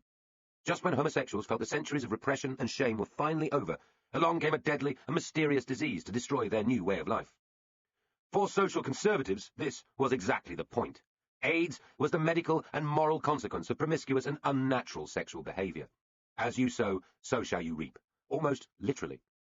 And thus the scene was set for a confrontation between contending moral philosophies that had been at war since the 60s. Gay culture was briefly on the retreat. Clubs closed. Clerics drew conclusions. Though gay men were at the cutting edge of the AIDS crisis, it had wider implications. It was not only among homosexuals that promiscuity had become more common. In many ways, gay culture had drawn straight culture along in its wake. So, for traditionalists, there was a message to the whole society, the possibility of a turn away from the new liberalism. Except, in the end, it did not turn out quite as anyone expected. Gay organisations sprung up to spread the safe-sex message very quickly. The Terence Higgins Trust became a national institution and is now one of the biggest sexual health charities in Europe, with a staff of 300 plus 800 volunteers. The establishment turned out to be far more sympathetic than might have been expected, from Princess Diana opening the first AIDS-specific ward at Middlesex Hospital in 1987 to Thatcherite ministers talking about condoms. It was a cultural turning point of a kind, and certainly a national education. In the early days, the media felt prone to "we're all doomed" panics and the moral condemnation of homosexuals as unnatural creatures, getting what they deserved. James Anderton, the chief constable of police in Greater Manchester, talked of homosexuals swirling about in a human cesspit of their own making. His language was widely condemned, but many millions of Britons, mainly but not exclusively older people, are likely to have agreed with his condemnation of buggery and other abominable practices. Dislike of homosexuality was, and still is, strongly rooted. Alongside this was a prudishness about sex generally, which meant early discussion of how AIDS was transmitted was so vague it simply was not understood. Tabloid newspapers described the gay plague, which could, according to rumours passed on by newspapers, be variously caught from lavatory seats, kisses, handshakes, communion wine, or sharing a restaurant fork with an infected person. In the early 80s, the BBC was predicting that 70,000 people in England and Wales would die within 4 years. Nearly 25 years later, the total death toll is 13,000. And that, by the end of the century, there won't be one family that isn't touched in some way by the disease. The BBC science programme Horizon had led public awareness of AIDS in the early days, but in 1986, its film about gay men's sex lives and how the disease was actually transmitted was considered so close to the bone that it was banned, and the negatives solemnly destroyed. Yet, across the media, as throughout the political world, attitudes changed rapidly. The same newspapers that spoke about buggers getting their just desserts now enthusiastically promoted AIDS awareness. The homophobic jibes continued, but with less self-confidence. Campaigns for abstinence or the reclaiming of gays back into heterosexual life, which have been common among church groups in America, barely touched more secular Britain. Gay pride parades, which began as angry, edgy affairs in the 80s, slowly became mainstream to the point where politicians rushed to be associated with them. None of this was expected when AIDS first arrived. In retrospect, part of the shift in attitude happened not in spite of AIDS, but because of it. The public health crisis jolted the way sexuality was discussed. There needed to be a new frankness. This wounded, if not fatally, the grand British tradition of titter and snigger. As it became clear that AIDS could be caught from infected needles and blood transfusions, and occasionally through heterosexual sex, the gay stigma was diluted. Indeed, by rapidly changing sexual practices, gay men were for a time ahead of the rest of the population. Coping with AIDS was one of the most effective public information and healthcare stories of modern times. The turn came in 1986, when Norman Fowler, the Health Secretary, and Willie Whitelaw, Mrs. Thatcher's Deputy Prime Minister, were told to create a national public awareness campaign that would be properly effective. Two more conventional and straight men, it would be hard to imagine. Fowler's main concern was family values, and he was quickly lobbied by church groups, MPs and others to send out a traditionalist moral message of abstinence. He did nothing of the kind. The advertising agency TBWA was commissioned to produce a campaign, Don't Die of Ignorance, which would shock the country into changing sexual habits. They came up with an iceberg image and a gravel-voiced commentary by the actor John Hurt, which began with the words, "There is now a dreadful disease." Every single household in Britain received a clear and, for the time, explicit leaflet. Over the next few years, £75 million was allocated to the campaign. Broadly speaking, it worked. New diagnoses of AIDS, running at more than 3,000 in 1985, fell dramatically over the next few years, staying stable until 1999, when they began to rise again because of heterosexual cases, mostly connected to Africa, which was undergoing a much worse, indeed genuinely catastrophic pandemic. Because of the wider use of condoms, all sexually transmitted infections fell in the same period, so that cases of syphilis were just a tenth of their pre-AIDS level by the end of the decade. Fowler said later that all the research on his campaign showed that the public saw it, that they understood it, that they remembered the campaign, and most of all, it actually did change habits. Britain's figures on the fall of new cases were better than almost any other country's. The enemy within. If the first Thatcher government had been dominated by monetarism and the Falklands War, the second would be dominated by the miners' strike. This was the longest such strike in British history, one of the most bloody and tragic industrial disputes of modern times, and resulted in the total defeat of the miners, followed by the virtual end of deep coal mining in Britain. For Thatcher, the lessons were even bigger. What the strike's defeat established was that Britain could not be made ungovernable by the fascist left. Marxists wanted to defy the law of the land in order to defy the laws of economics. They failed, and in doing so demonstrated just how mutually dependent the free economy and a free society really are. It was a confrontation which was peculiarly soaked in history on all sides. For the Tories, it was essential revenge after the miners' humiliation of Heath, a score they had long been waiting to settle. Margaret Thatcher did indeed speak of the enemy within, as compared to Galtieri, the enemy without. For thousands of militant members of the National Union of Mine Workers, it was their last chance to end decades of pit closures and save communities under mortal threat. For their leader, Arthur Scargill, it was an attempt to pull down the government itself and win a class war. As we shall see, he was not interested in the detail of pay packets or in a pit-by-pit discussion of which coal mines were economic. He was determined to force the government, in Thatcher's contemptuous but accurate words, to pay for mud to be mined rather than see a single job lost. The government had prepared more carefully than Scargill. An early dispute with the NUM had been settled quickly because the battlefield was not yet ready. For 2 years, the National Coal Board had been working with the Energy Secretary, Nigel Lawson, to pile up supplies of coal at the power stations. Stocks had steadily grown, while consumption and production both fell. After the Toxteth and Brixton riots, the police had been retrained and equipped with full riot gear, without which, ministers later confessed, they would have been unable to beat the miners' pickets. Meanwhile, Thatcher had appointed a Scottish-born American, Ian McGregor, to run the NCB. He had a fierce reputation as a union buster in the United States, and had been brought back to Britain to run British Steel, where closures and 65,000 job cuts had won him the title Mac the Knife. He was briefly idolised by the Prime Minister, rather as she admired John King, later Lord King, who had turned round British Airways in the same period, sacking 23,000 staff, about 40% of the total, and turning the loss-maker into a hugely profitable business. These were her tough, no-nonsense men, a refreshing change from the Cabinet, though later she would turn against McGregor, appalled by his lack of political nous. McGregor's plan was to cut the workforce of 202,000 by 44,000 in 2 years, then take another 20,000 jobs out. 20 pits would be closed to begin with. Though elderly and rich, he was no suave PR man. When McGregor turned up to visit mines, he was pelted with flour bombs, abused and, on one occasion, knocked to the ground. Arthur Scargill seemed to be relishing the fight as much as the Prime Minister. We last glimpsed him in the miners' confrontation with Heath, when he had led the flying pickets at Saltley Coke Depot, and then tangling with Kinnock during Labour's Civil War. Some sense of his unique mix of revolutionary simplicity and wit comes from an exchange he had with the Welsh miners' leader Guy Francis, when he called to ask for flying pickets to come to Birmingham and help at the Coke Depot. Francis asked when they were needed. Tomorrow, Saturday. Guy paused. But Wheels are playing Scotland at Cardiff Arms Park. There was a silence, and Scargill replied, "But Di, the working class are playing the ruling class at Saltley." Many found Scargill inspiring. Many others found him frankly scary. He had been a communist and retained strong Marxist views, and a penchant for denouncing anyone who disagreed with him as a traitor. Some found a megalomaniac atmosphere at his Barnsley headquarters, already known as Arthur's Castle. Kim Howells, then a communist and later a new Labour minister, visited him there and was taken aback to find him sitting at this Mussolini desk with a great space in front of it, and behind him a huge painting of himself on the back of a lorry, posed, like Lenin, urging picketing workers in London to overthrow the ruling class. Howells thought anyone who could put up a painting like that was nuts, and returned to express his fears to the Welsh miners. And, of course, the South Wales executive almost to a man agreed with me. But then they said, he's the only one we've got, see, boy. The left has decided. Scargill had indeed been elected by a vast margin and had set about turning the NUM's once moderate executive into a reliably militant group. His vice-president, Mick McGahey, was a veteran Scottish communist who, though wiser than Scargill, was no moderate, and the union's general secretary, Peter Heathfield, was well to the left in union politics. Scargill had been ramping up the rhetoric for some time. Sooner or later, our members will have to stand and fight, he said repeatedly, not on the traditional issue of wages, but on the very future of coal mining in Britain. He told the NUM conference in 1982, "If we do not save our pits from closure, then all our other struggles become meaningless. Protection of the industry is my first priority, because without jobs, all our other claims lack substance and become mere shadows. Without jobs, our members are nothing." Given what was about to happen to his members' jobs as a result of the strike, there is a black irony in those words. By adopting a position that no pits should be closed on economic grounds, even if coal was exhausted, more investment would always find more coal, and from his point of view, the losses were irrelevant. He made sure confrontation would not be avoided. Exciting, witty Arthur Scargill brought coal mining to a close in Britain far faster than would have happened had the NUM been led by some prevaricating, dreary, old-style union hack. The NUM votes which allowed the strike to start covered both pay and closures. But from the start, Scargill emphasised the closures.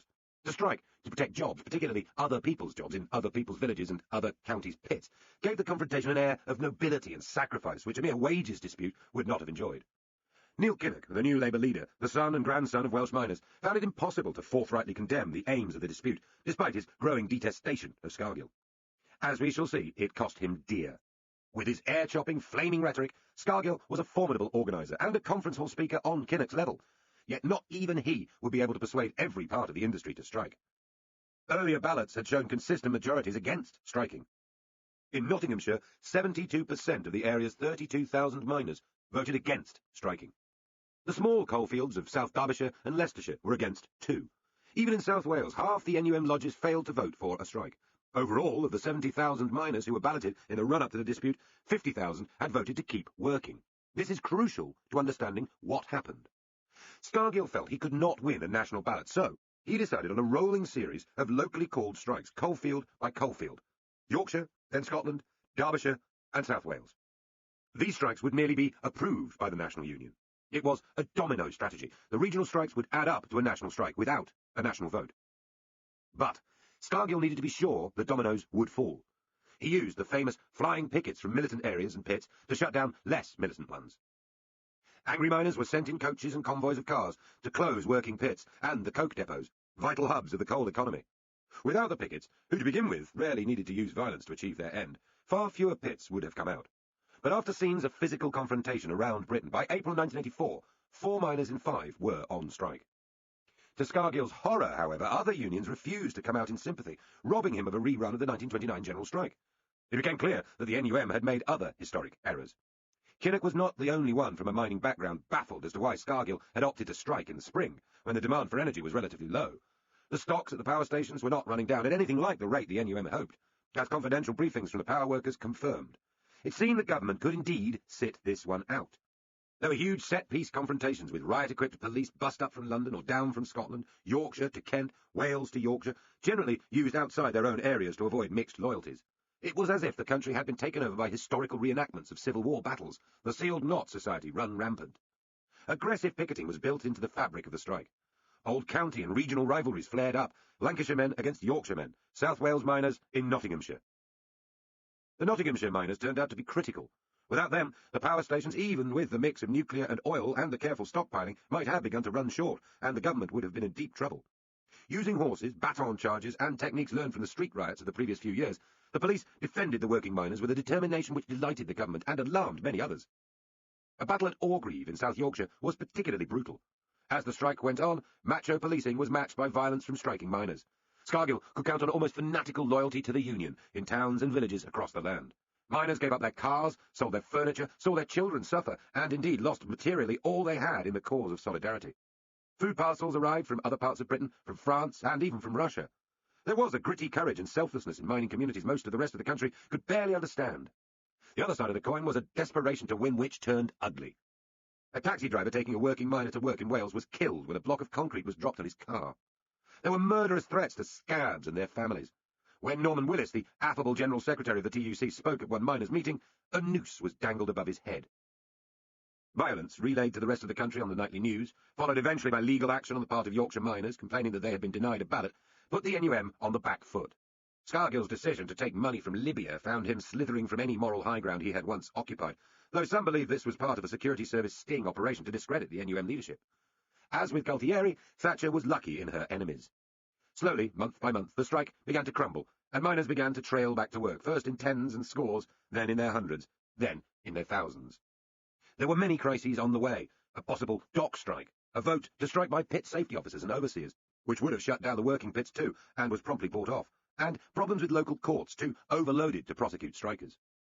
But by January 1985, 10 months after they had first come out, strikers were returning to work at the rate of some 2,500 a week. By the end of February, more than half the NUM's membership was back at work. In some cases, they marched back behind pipes and drums, weeping. Scargill's gamble had gone catastrophically wrong. He has been compared to a First World War general, a donkey leading lions to the slaughter. There is something in the comparison. The political force ranged against the miners in 1984 was entirely different from the ill-prepared Heath administration they had defeated 10 years earlier. A shrewder, non-revolutionary leader would not have chosen that fight at that time, or, having done so, would have found a compromise after the first months of the dispute. Today, there are a handful of thousand miners left of the 200,000 who went on strike. Scargill himself lingers on as an official of an international miners' union, because he has run out of miners to lead at home. He might once have dreamed the revolution would raise a statue to him. If anyone does, it should be the Green Lobby, in a spirit of irony. An industry whose origins went back to the Middle Ages, and which made Britain a great industrial power, but which was always dangerous, dirty, and polluting, lay down and died. For Conservatives, indeed for the majority of people, Scargill and his lieutenants were fighting parliamentary democracy, and were an enemy which had to be defeated. But the miners of Kent, Derbyshire, Fife and Yorkshire, Wales and Lancashire were nobody's enemy. Just abnormally hard-working traditional people worried about losing their jobs and overly loyal to their wild and incompetent leader. Whirlybird madness. It is a reasonably safe rule in politics that the big fights are about big issues. The great Western helicopter crisis that broke over the Thatcher government in the winter of 1984-85 was, on the face of it, a balmy thing for ministers to fight about. Should a European consortium of aerospace manufacturers or an American defence company working with an Italian firm be favoured to take over a struggling West Country helicopter maker? Who cared? This was a government that boasted about its refusal to micromanage industry, yet the fight about the future of a Yeovil manufacturer cost 2 cabinet ministers their jobs, and led at one point to Margaret Thatcher herself doubting whether she would last the day as Prime Minister. It pitted her against the only other member of her government with real glamour, and as big a shock of hair as hers. And it dominated political life for months. It produced the only walk-out resignation from a cabinet meeting in modern times, indeed since 1903, and the only spontaneous one ever. So, what was it all about? The small storm of Westland gave early notice of the weaknesses that would eventually destroy the Thatcher government, though not for another 5 years. One was the divide throughout the Tory party about Britain's place in the world. Helicopters were, by the mid-80s, no longer a marginal defence issue. For projecting Western power in countries as far afield as Somalia, Bosnia and Iraq, they would be crucial. The new Army Mule hauling cannon over mountains, the new floating gunship. Supply an army's helicopters, and you have a big hold over that country. United Technologies, the American company whose Sikorsky subsidiary built the Black Hawk helicopter, wanted control over part of Britain's defence industry. Alexander Haig, the US Secretary of State who had been so helpful during the Falklands War, was now back with his old company, and called in as markers for the American bid. The Prime Minister, adopting a position of outward neutrality, would probably have favoured it anyway as further strengthening of the British-American alliance. But on the other side, supporting the European consortium of companies, were those who felt that the EU had to be able to stand alone in defence technology. Michael Heseltine and his business allies thought this was vital to preserve jobs and the cutting-edge science base. The United States must not be able to dictate prices and terms to Europe. So this was about where Britain stood, first with the US or first with the EU. It was a question which would grow steadily in importance through the 80s until, in the 90s, it tore the Conservative Party apart. The second issue thrown up by Westland mattered almost as much. It was the Thatcher style of government, which was more presidential and disdainful of her cabinet than that of any previous Prime Minister. We have already seen how she dispatched the Wets who challenged her on economic policy. She would rage against, mock and browbeat ministers who were on her side too. Sir Geoffrey Howe, in particular, had a miserable time from her tongue-lashings. The satirical television puppet show Spitting Image began to dress their Thatcher figurine in trousers, and summed up the popular perception in a sketch showing her lunching with her ministers. She orders her beef. Asked by the waiter, "What about the vegetables?" Her puppet snarls, "They'll have the same." Rather more seriously, in the real world, she was conducting more and more business in small committees or bilaterally with one minister at a time, ensuring her near absolute dominance. A small clique of advisers assumed more significance than the ministers with their grand offices and titles.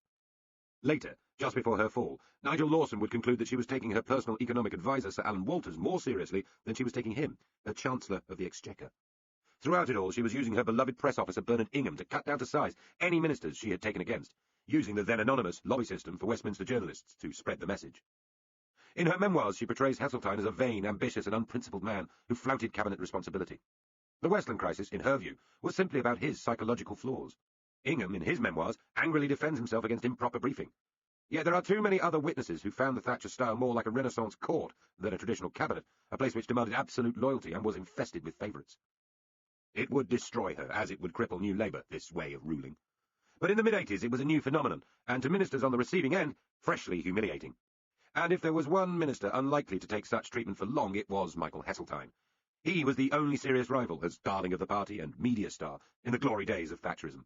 Handsome, glamorous, rich, and an excellent public speaker, he was popularly known as Tarzan. The story was told about him by his fellow Tory MP, friend and biographer Julian Critchley, that at Oxford he had mapped out his future career on the back of an envelope, running through the need to make a fortune, marry well, enter Parliament, and then, 1990s, Prime Minister. Though Heseltine said he could not remember doing this, it was in character. As a young man, he had flung himself into the characteristic 60s businesses of property investment and magazine publishing, coming close to bankruptcy before handing his worldly goods to his bank manager and slowly turning his companies round. A passionate anti-socialist, he had won a reputation for hot-headedness since once picking up the mace, symbol of parliamentary authority, and waving it to the Labour benches during a Commons row about steel nationalisation. His speeches to Tory party conferences were music hall extravaganzas, full of blonde hair-tossing, hilarious invective, and fist-thwacks palm drama. So macho that he was almost camp, he was known for the swoop on Merseyside already described, and for dressing up in army gear while taking on the female CND protesters of Greenham Common. As an experienced businessman with a relish for vehement anti-Labour rhetoric, he was hardly a typical wet, and indeed agreed with Thatcher about much. But he was a more committed anti-racialist than her, and deeply in favour of the EU. She always regarded him as a serious and dangerous rival. The two biggest beasts of the Tory party in the 80s had been eyeing each other and quietly sharpening their claws under the cabinet table well before Westland. They went to war on behalf of the two rival bidders for Westland. She was livid that he was using his considerable leverage as Defence Secretary to warn the company's shareholders about the dangers of going with the Americans, potentially shutting out European business. She thought he was tipping the scales against Sikorsky, despite Westland's preference for them. Certainly, Heseltine repeatedly made it clear the Ministry of Defence would not be buying their Black Hawk helicopter, and did much to rally the European consortium. Thatcher, meanwhile, was deploying the public line that she was only interested in what was best for the shareholders, while trying to make sure the Americans were kept in the race, ahead of the Europeans. Eventually, she sought advice from the government law officers about whether Heseltine had been behaving properly. A private reply meant to weaken his case was leaked. Furious at this wholly improper act, which he suspected was the responsibility of Thatcher and Ingham, Heseltine demanded a full inquiry. During a meeting of Cabinet, she counter-attacked, trying to rein him in by ordering that all future statements on Westland must be cleared first by Number 10. Hearing this attempt to gag him, Heseltine calmly got up from the Cabinet table, announced that he must leave the government, walked by himself into the street, and told a startled solitary reporter that he had just resigned. The question of exactly who had leaked the Attorney General's legal advice in a misleadingly selective way to scupper Heseltine and the European bid then became critical. The leaking of the private advice broke the rules of Whitehall confidentiality, fairness, and collective government. The instrument of the leak was a comparatively junior civil servant, the Trade Secretary Leon Britton's head of communications, Colette Bow. But who had told her to do this? Many assumed it was her boss, the Number 10 Press Chief Bernard Ingham. He denied it. He had known she was going to leak the advice and had not ordered her to stop, which he later said he bitterly regretted. But the initiative, he said, had not come from him or Mrs. Thatcher. For her part, she said she had not known and would not have approved the leaking of the letter had she been asked. None of this matters, except that it nearly finished off the lady in her prime. After dramatic Commons exchanges during which she seemed vulnerable to the charge of lying to the House, she pulled through.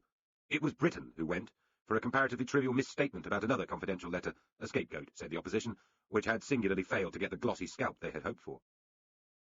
After the political row, there was a dirty, and in some ways even more dramatic struggle for control of the company, conducted in hotels and city boardrooms. Some of Thatcher's greatest business supporters, such as Rupert Murdoch, weighed in on the side of the American-led bid. Eventually, amid accusations of arm-twisting and dirty tricks, the Europeans were defeated, and the company went to Sikorsky. The storm subsided. But it had revealed the costs of the new Thatcher style. Getting your way at all costs with foreign dictators and militant union leaders was one thing. Behaving similarly with senior politicians in your own party was another. Heseltine later wrote, "I saw many good people broken by the Downing Street machine.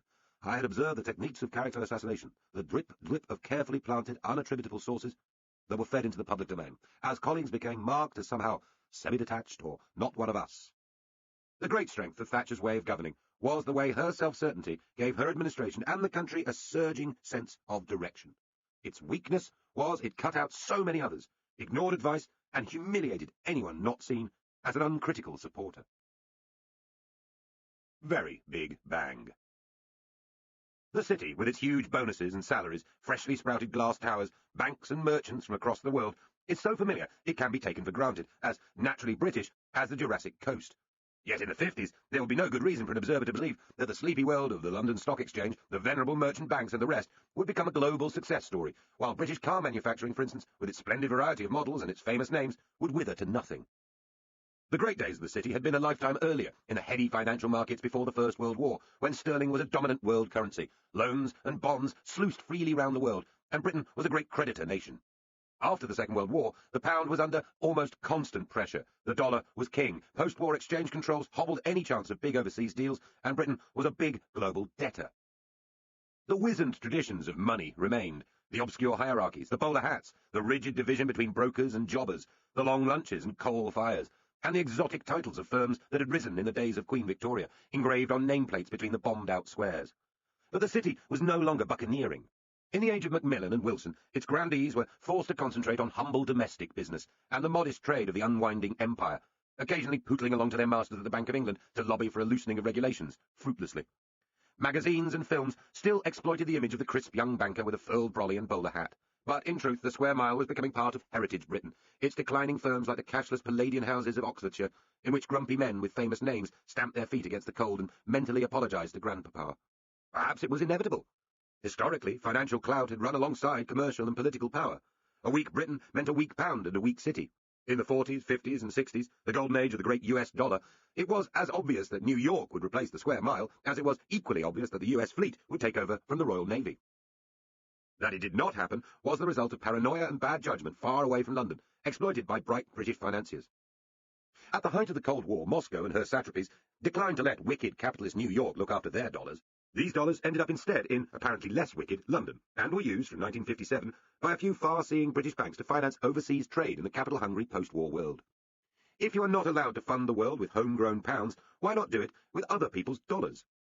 The boss of the Bank of London and South America, Sir George Bolton, was heard in clubs and boardrooms loudly asking why London, with her expertise, should not jump into a new age of world capitalism. London's second opening came thanks to New York itself.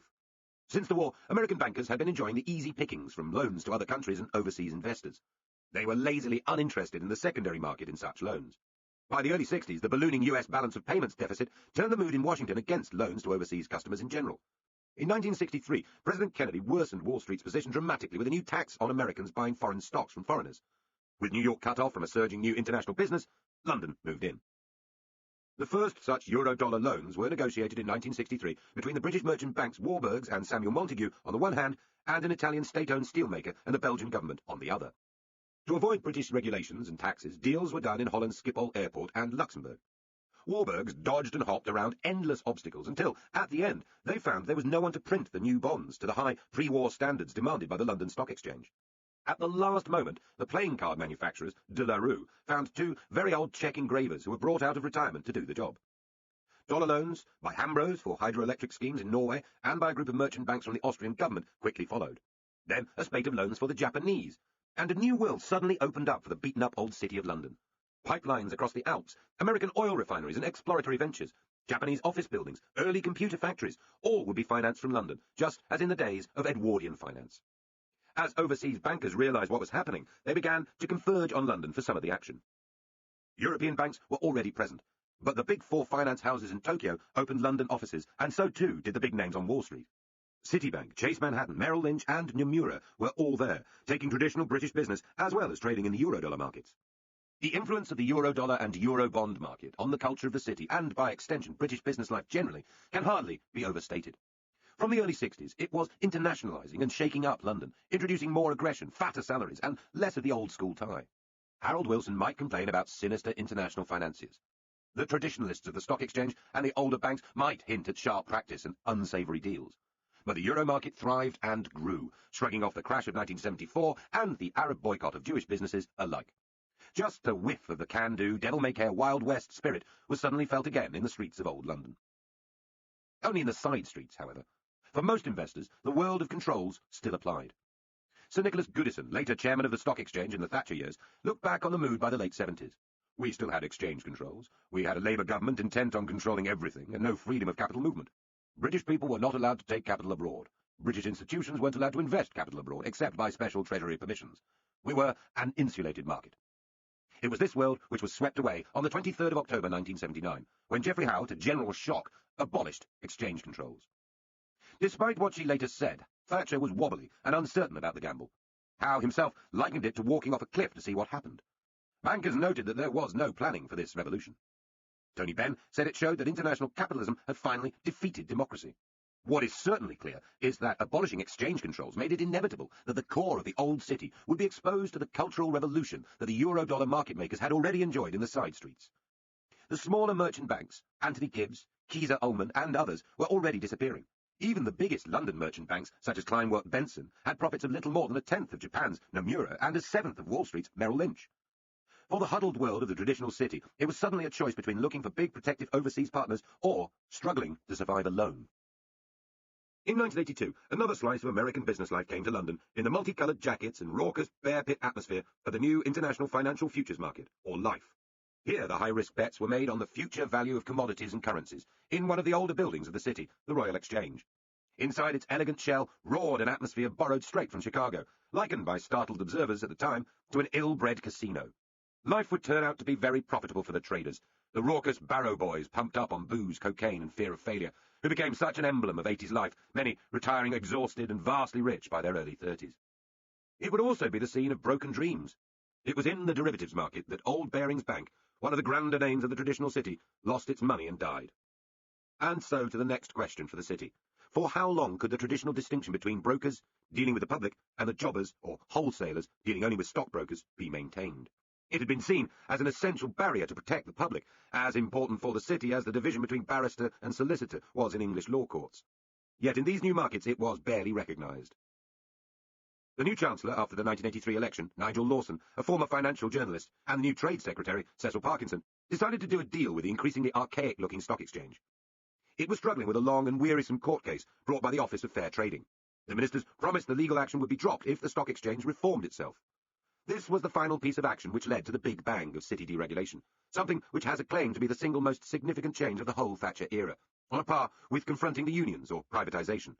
The situation in 1983 to 84 could be compared to an old market town high street, with its long-established specialist shops, the fishmonger and the drapers, old Mr. Bunn at the bakery, and Miss Manila, the trusted postmistress, at just the moment when a huge new retail park opens on the outskirts. The supermarkets in it are the international financial service companies and the global trading banks offering every financial service under one roof. Chase Manhattan and Merrill Lynch here play the role of Tesco and Walmart. The high street shops are the city firms, small and specialised, but without the financial clout and scale to compete. What do? Some doggedly hang on, hoping their name, expertise, and traditional customer base will see them through. Others negotiate with the supermarkets, trying to find a space under the roof to carry on trading. Others frantically merge, creating newer, bigger high street retailers. This is what happened in the city when it became clear that the old rules were about to be abolished. During the winter of 1983 to 84, jobbers, brokers, and bankers began to merge in an unprecedented explosion of defensive alliances. Old merchant banks opened talks with the US megabanks. Scores of ancient names disappeared or were compressed into new assemblages of initials. In family firms such as N.M. Rothschild and Barings, there were family fights, with sons and brothers going different ways. The streets echoed to the sound of cultures clashing. Cricket and baseball were at war on the same pitch. With a new market for shares in smaller, riskier companies, the unlisted securities market, and the creation of a new joint index of the shares of the 100 biggest companies on the stock exchange, the FTSE 100, or FTSE, there was a revolutionary mood in the air, a frenzy of optimism and activity which roared through 1984. Many noted the contrast with the devastation of Britain's coal mining industry as the strike dragged on during just the same time. Across the city, big, gleaming new dealing rooms were unveiled, filled with computers, edged with glass and marble. Paintings of venerable Jewish patriarchs from Edwardian days were rehung in bland, new surroundings. Minimum commissions, bedrock of the old cartel, went overnight. Outsiders were at last ushered into the temple of temples, the stock exchange itself. And then, on the 27th of October 1986, this London Stock Exchange ceased to exist as the institution it had formerly been. Its makeover made it all but unrecognisable. The new screen-quoted system, SEAC, finally came on stream, the moment remembered as the Big Bang itself. A few months later, the physical floor of the stock exchange, once heaving with life, was almost desolate as the deals were made by computer screen and phone. Scandals, shocks, crashes would follow, but as the spring and summer of 1987 arrived, it was clear there would never be any way back to the cosy, particular, tradition-hallowed old High Street of London City a few years before. 20 years on, share deals which had taken a quarter of an hour or longer to process were completed in a few seconds. The markets were opening 2.5 hours earlier each morning and closing a couple of hours later. The volume of trading was 15 times higher than it had been in the early 80s. A country which had exported £2 billion of financial services a year before the Big Bang was exporting 12 times that amount. With only 330,000 people working there in city jobs, it was supporting the entire country's overseas account. Though the city brought a super-rich class to Britain, whose vast salaries and staggering annual bonuses made a good swathe of the middle class feel ill over their breakfast newspapers when they were reported each year, and which pushed the more beautiful, well-placed and prestigious homes out of reach of hospital consultants, criminal lawyers, head teachers and diplomats, the truth is that without the Big Bang, Britain's books would be in much worse condition. For millions of ordinary Britons who had only the haziest idea about the world of finance, the revolution in lending to buy their houses was as big a shock. Until the early 80s, most people's experience of getting a mortgage involved a barrage of suspicious questions from a building society manager, followed by a long wait, for the loans were rationed, and eventually followed by a mortgage whose cost was fixed by the Building Societies Association.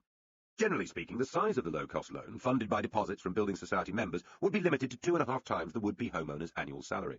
But by 1983, the ordinary clearing banks were muscling in on the business, and this cartel began to go too. American and other mortgage lenders offered better deals. As Nigel Lawson later wrote, this happened in the new, deregulated world, in which direct credit controls were out of the question, and the only checks on excess were the price of credit, which the government remained able to control. It cannot do so now, and prudence, which it cannot. 3 years later, he responded to the clamour of building societies who felt unfairly hampered by their old status. He freed them to raise money in the capital markets, issue checkbooks and check guarantee cards, make other loans, and indeed behave almost like banks. He also allowed them to convert themselves into banks if they got a sufficiently large majority of their members to agree. This duly happened, beginning with the Abbey National. The effect of this was to suddenly take the brake off mortgage lending, and to upend the old power relationship. Before, would-be borrowers limped along to the local building society and patiently endured many obstacles before they were allowed a mortgage. Now the building societies and banks started to ingratiate themselves with the public, thrusting credit at them. It became a good thing, a virtuous thing, to be a big-time borrower. People found themselves harangued in advertisements and junk mail to borrow more, to defect from one bank to another, to extend the mortgage rather than paying it off. The old rules about the maximum proportion of income began to dissolve. 4 times income began to be acceptable in some cases. House prices began to rise accordingly. Today, the average cost of a house in Britain is rising towards 5 times average income. In many cases, banks and building societies began to lend people more than the total value of the house they were buying. The extra helped fuel a more general high street splurge. The old system of checking people's real financial status went out of the window. During 1986 to 88, a borrowing frenzy gripped the country, egged on by swaggering speeches about Britain's economic miracle from the Chancellor and Prime Minister. The abolition of mortgage tax relief saw a rush of borrowing to meet the deadline. Lawson, not a man to underrate his achievements, acknowledged a critic who said, "My real mistake as Chancellor was to create a climate of optimism that, in the end, encouraged borrowers to borrow more than they should and lenders to lend more than they should." All this would end in tears with the bust that followed, and would be used for many years afterwards by Labour's Gordon Brown as evidence of the Tory boom-and-bust policies. But it was the consequence of a decisive break in the financial regulations governing city and everyday life which changed Britain, probably forever. It felt heady and exhilarating to millions. It was like getting properly drunk for the first time. The Big Bang itself was thus only a moment in a longer process, rooted in the euro-dollar market of the 60s and given its most dramatic kick by Geoffrey Howe's abolition of exchange controls, followed by the deregulation of lending. It meant that Britain, for the first time in her history, and entirely willingly, gave up control over financial dealings done from her soil, except as a neutral regulator. The state lost control over credit. In return, the city gained a huge quantity of international financial business, the profits dripping down from some of the biggest deals in the world which might otherwise have gone to Berlin, Tokyo, or, more likely, New York.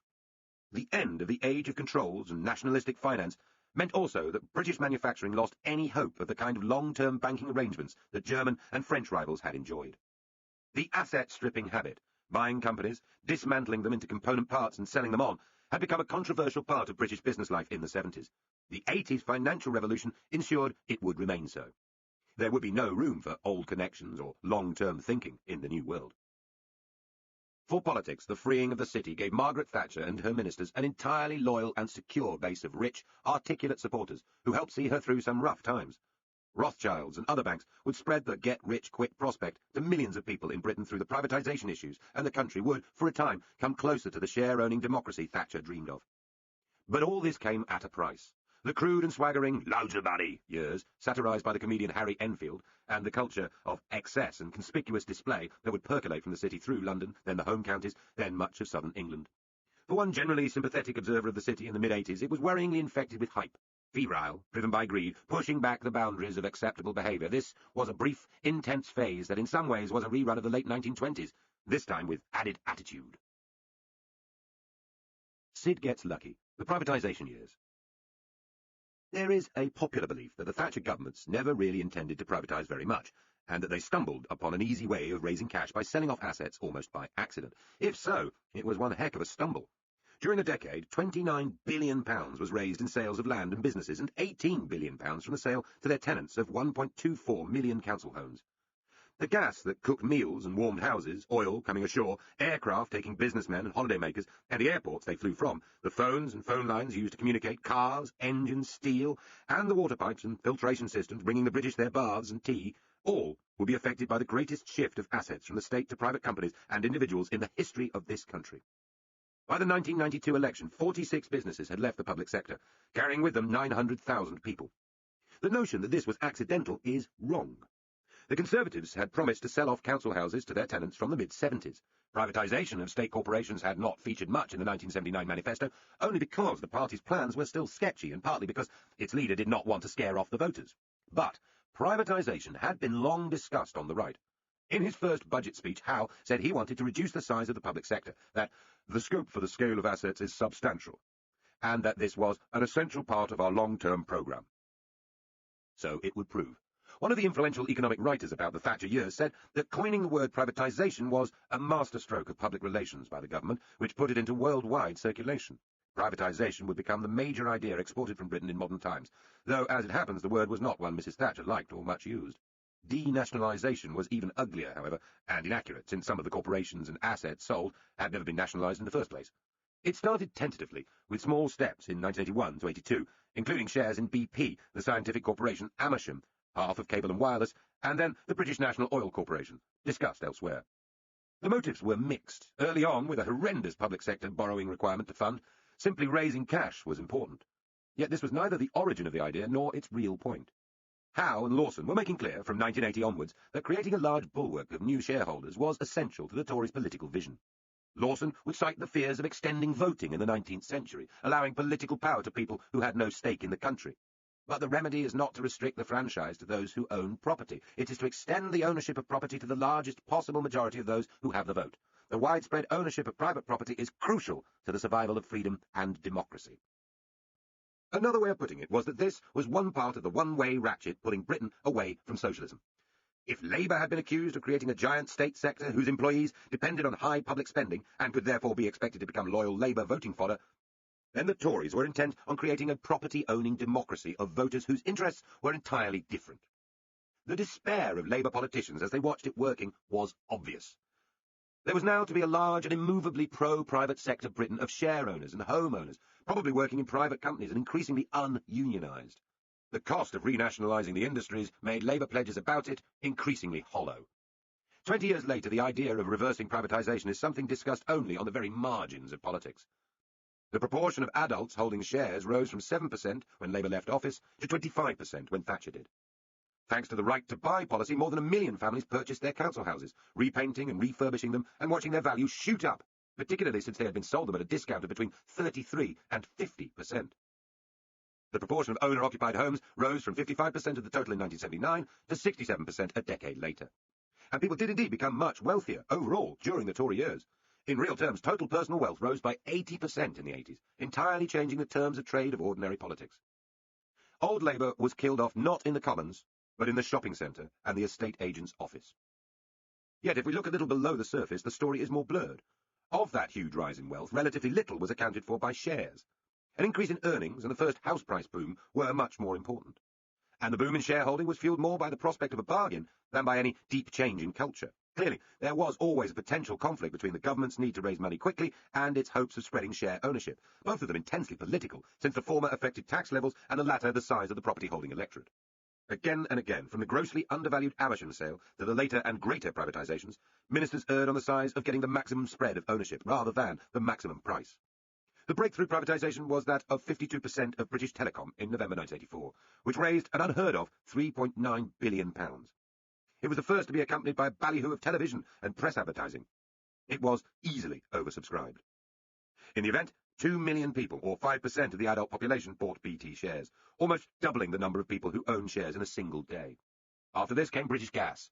Natural gas fields had been supplying Britain from the North Sea since the late 60s, pumping ashore at Yarmouth and Hull, and replacing the old town gas system of coal-produced gas, which had long given so many neighbourhoods their distinctive architecture and smell. With its national pipe network and showrooms, it had become the country's favourite source of domestic energy, and was, in most respects, a straightforwardly monopolistic business. Its chairman, Sir Dennis Rook, fought a riotously aggressive private campaign to avoid British Gas being broken up before the sale, and was successful. Again, the government and its advisers prepared for the sale with a TV campaign featuring an anonymous neighbour who had to be kept away from a good thing, Don't Tell Sid. And then, when the issue details were finally announced, Tell Sid. This raised £5.4 billion, the biggest single privatisation of all. Yet there was something about the very name that fell oddly on the ear. Does Sid perhaps have a half-echo of Spiv? Was someone in the advertising team subconsciously sending a message? But the truth was that the huge oversubscribing of shares reflected a general and accurate belief that something was being given away for nothing, that this was a one-way bet. Sid knew which side his bread was buttered on, but this did not necessarily make him a kitchen capitalist. With the equally bargain-price shares offered to members of building societies such as Abbey National when they demutualised and turned themselves into banks, Britain developed a thank-you-very-much class of one-off shareholders. In the early years of the 21st century, the Office of National Statistics looked back at the privatisation story and found that the proportion of stock market wealth held by private shareholders had fallen from 20% in 1994 to 14%. Many shareholders, they said, have clearly subsequently disposed of their holdings rather than becoming long-term stock market investors, as was once hoped. Of the 22% of adults holding stocks or shares, more than half only had their old privatisation or building society ones. The UK Shareholders Association concluded that there are an enormous number of shareholders in the UK, about 10 million perhaps, but the vast majority hold only a few shares, and many of those will have come from privatisations, demutualisations, or former employments. Such shares are rarely traded. The failure to get a shareholding democracy properly rooted, despite endless Treasury initiatives to nurture it, is a more telling criticism of privatisation than the one most commonly heard at the time, which was that the assets were being sold off too cheaply. They were, to the tune in total of some £2.5 billion, according to the National Audit Office. But in part this was deliberate. Wider share ownership was an important policy objective, and we were prepared to pay a price for it, said Lawson. Second, as the government and its advisers learned from each privatisation, the pricing grew shrewder. Third, the price critics would not have sold the companies anyway. What the stultified share ownership pattern showed was that below the level of political rhetoric, there were limits to the Thatcher Revolution. The other great question is whether privatisation increased the efficiency and responsiveness of the corporations being sold. This was supposed to happen not because public sector managers were inherently lazy, but because they lacked the spur and whip of a stock market price and the possibility of going out of business. Yet the impetus of being in the private sector would be much less if the business was still a monopoly. The most successful privatisations in that sense were the ones where the company was pushed instantly into full competition, as British Airways was, or Rolls-Royce, or British Aerospace. But the utilities, gas, electricity, water, were always different. It was hard to envisage rival North Sea natural gas companies competing in every part of the country with their own system of pipes and storage. It was hard to imagine many different energy companies with their own grids. Yet without competition, where would the efficiency gains come from? The technical and political argument behind these privatisations was how to break up the state monopolies to create competition without infuriating and discommoding the consumer. In the heyday of the Thatcher privatisations, it was more common for public corporations to be sold as single entities than broken up. British Telecom made the case that to compete in international markets, it must stay as a single unit, able to make the big investments needed for the telecommunications revolution. British Gas, under its pugnacious boss, managed to play the Whitehall power game sufficiently well to stay single. The water and electricity industries were split up, but to create local monopolies, with power generation being split into just two mega companies, National Power and Power Gen. The railway industry would prove one of the most intellectually demanding and least successful of all, though this story comes later. In essence, what ministers did was to replace competition by regulation and the growth of new public bodies such as the National Rivers Authority. Oftel, Ofcom, Ofgas, Ofwat were all given detailed targets and penalty systems to oversee the newly privatised utilities. Only much later would some of them, such as British Gas, be further broken up in the private sector, generally by government diktat through new competition policies and exposed to more realistic market pressures. Soon, foreign firms would begin to move in and buy up the fragmented privatised utilities, causing remarkably little public protest except when years of poor investment or management meant a service was patently failing, such as the leaking pipe systems of German-owned Thames Water. Politicians learned two things. The first was that outside the Westminster Village, few British people seemed to care at all who owned the companies and services they depended on, so long as the service was acceptable. This was becoming a much less ideological country. The second thing they learned was that politics could not step back and wash its hands of what the privatised companies then did. Ministers, not simply chief executives, would still be the target of public anger and held responsible for any failings. This was becoming a more aggressively consumerist country. The result was that, while hundreds of thousands of employees left the public sector to work for newly private corporations, the state grew in other ways, through the quangos, regulatory bodies and bureaucrats now found necessary to regulate and oversee the privatised services. End of Disc 16. Disc 17. Rainbows and Pots of Black Gold. Jim Callaghan was brought up piously, so when he told an audience in 1977 that God had given Britain her best opportunity for 100 years in the shape of North Sea oil, there is a chance that he meant it. The Foreign Office, in a memo a little earlier, had called it a rainbow spanning the sombre horizon. These had been terrible days for Britain, with 25% inflation and the stock market plunging. The oil seemed like a fairy tale intervention for whichever group of politicians found themselves in power when the pot of gold could finally be yanked open. The story of what happened to the Almighty's handout, a ripple of organic residue left 9,000 feet below the seabed from dinosaur-haunted landscapes and warm seas of 200 million years earlier, is one of the most remarkable and under-discussed in modern British history. The discovery and exploitation of huge oil and gas fields far out under the cold, stormy and turbulent waters, so far out that the biggest fields were roughly equidistant between Scotland and Norway, is a modern epic of technical skill, bold finance, endurance and individual courage. Hundreds would die, few fortunes would be made. By the boom year before prices suddenly fell, 1985, Britain was producing 127 million tonnes and was responsible for nearly a tenth of world exports. She had broken free from the old shackles of oil dependency, at least for a while. Official figures suggest Britain will be importing oil again by 2010, though many economists think it will be sooner. So we are talking about a span of between 30 and 40 years. Was it well managed, that great gift? The story is, to begin with, technically awe-inspiring. The oil in most of the rest of the world was ridiculously easy to win compared to the job of finding and pumping out very deep deposits a long way from dry land in very stormy seas. In civil engineering terms, from the steel and concrete jackets as tall as a post office tower that had to be built in specially chosen havens and floated hundreds of miles out, to the huge undersea pipelines dropped from boats, this was a project unlike any other in peacetime since the Victorians' creation of the railways in the 1840s. Its impact on the politics and public finances of Britain, first in the dying days of old Labour, and then during the crucial years of the early Thatcherite experiment in monetarism, can hardly be exaggerated. It helped bankroll Thatcherism, for Britain was self-sufficient in oil by 1980. As the future Chancellor, Nigel Lawson, noted, revenues for the government soared from zero in 1975 to nearly £8 billion in 1982 to 83, at which point they accounted for almost 8.5% of all tax revenues. Some economists, though certainly not Lawson, have argued that without it the Thatcher experiment would have collapsed during 1981-82. One observer says the industrial shakeout of the early 80s, of which unemployment above 3 million was the consequence, was indeed financed with the considerable help of the oil revenues. So there, to start with, is an irony. A great new source of national wealth helped to produce mass unemployment, or at least make it politically possible. The possibilities of the oil boom were not underestimated at the time. Thanks to the oil price shocks of earlier years, the power and wealth of the sheikhs, epitomised by the ebullient Saudi oil minister Yamani, was well understood. Could Britain have a little of that? In the 70s, in clubs of St James's and the city offices of the Financial Times, or the new little tower block where The Economist was edited, they argued about whether oil would so boost the pound that manufacturing industry would be destroyed, or, alternatively, whether it would mean a golden age for Britain, when vast fortunes could be reinvested in wonderful schools and cutting-edge high-tech industries.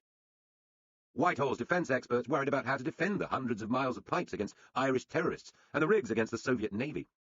In those parts of the Commons tea room and bars colonised by Labour MPs, there was a vigorous argument between those who wanted to see oil nationalised and kept under direct government control and those who felt this was impracticable. For by the time the big strikes had been made, the great American oil majors were the people who had actually invested in the risky and technically difficult business of finding the stuff and preparing to bring it ashore. In the first few years, official Britain was hugely excited by the whole thing. When the first oil arrived ashore in November 1975 at Cruden Bay in Aberdeenshire, the Queen was present with the Prime Minister, assorted other ministers, pipers, a huge tent, red carpets, and crowds with Union Jacks. The oil workers, being in general rather hairy and impolite, were kept well out of the way. So it is curious that this great technical, economic, and social story features so little afterwards in the memoirs and biographies of the politicians most affected by it. In her autobiography, Margaret Thatcher barely touches on North Sea oil, even though her husband Dennis was an oilman, involved in the near collapse of Burma Oil in 1975, and even though she took a close day-to-day interest in the relevant cabinet committees. About this awesome story, she manages just 4 or 5 throwaway references, tacked to the end of remarks about exchange controls or tax policy. Geoffrey Howe dismisses the epic tale in a few words, far fewer than he devotes to the mildly amusing theft of his trousers from a train. Neither of them mentions the great tragedy of Piper Alpha, when 185 men were burned or blown to death, 2/3 of the British toll in the Falklands War. The great tomes on Wilson and Callaghan, Major and Blair likewise find nothing much to say about North Sea oil. Nigel Lawson writes lucidly about it, brushing aside the arguments in favour of treating oil as a national resource to be husbanded with his customary panache.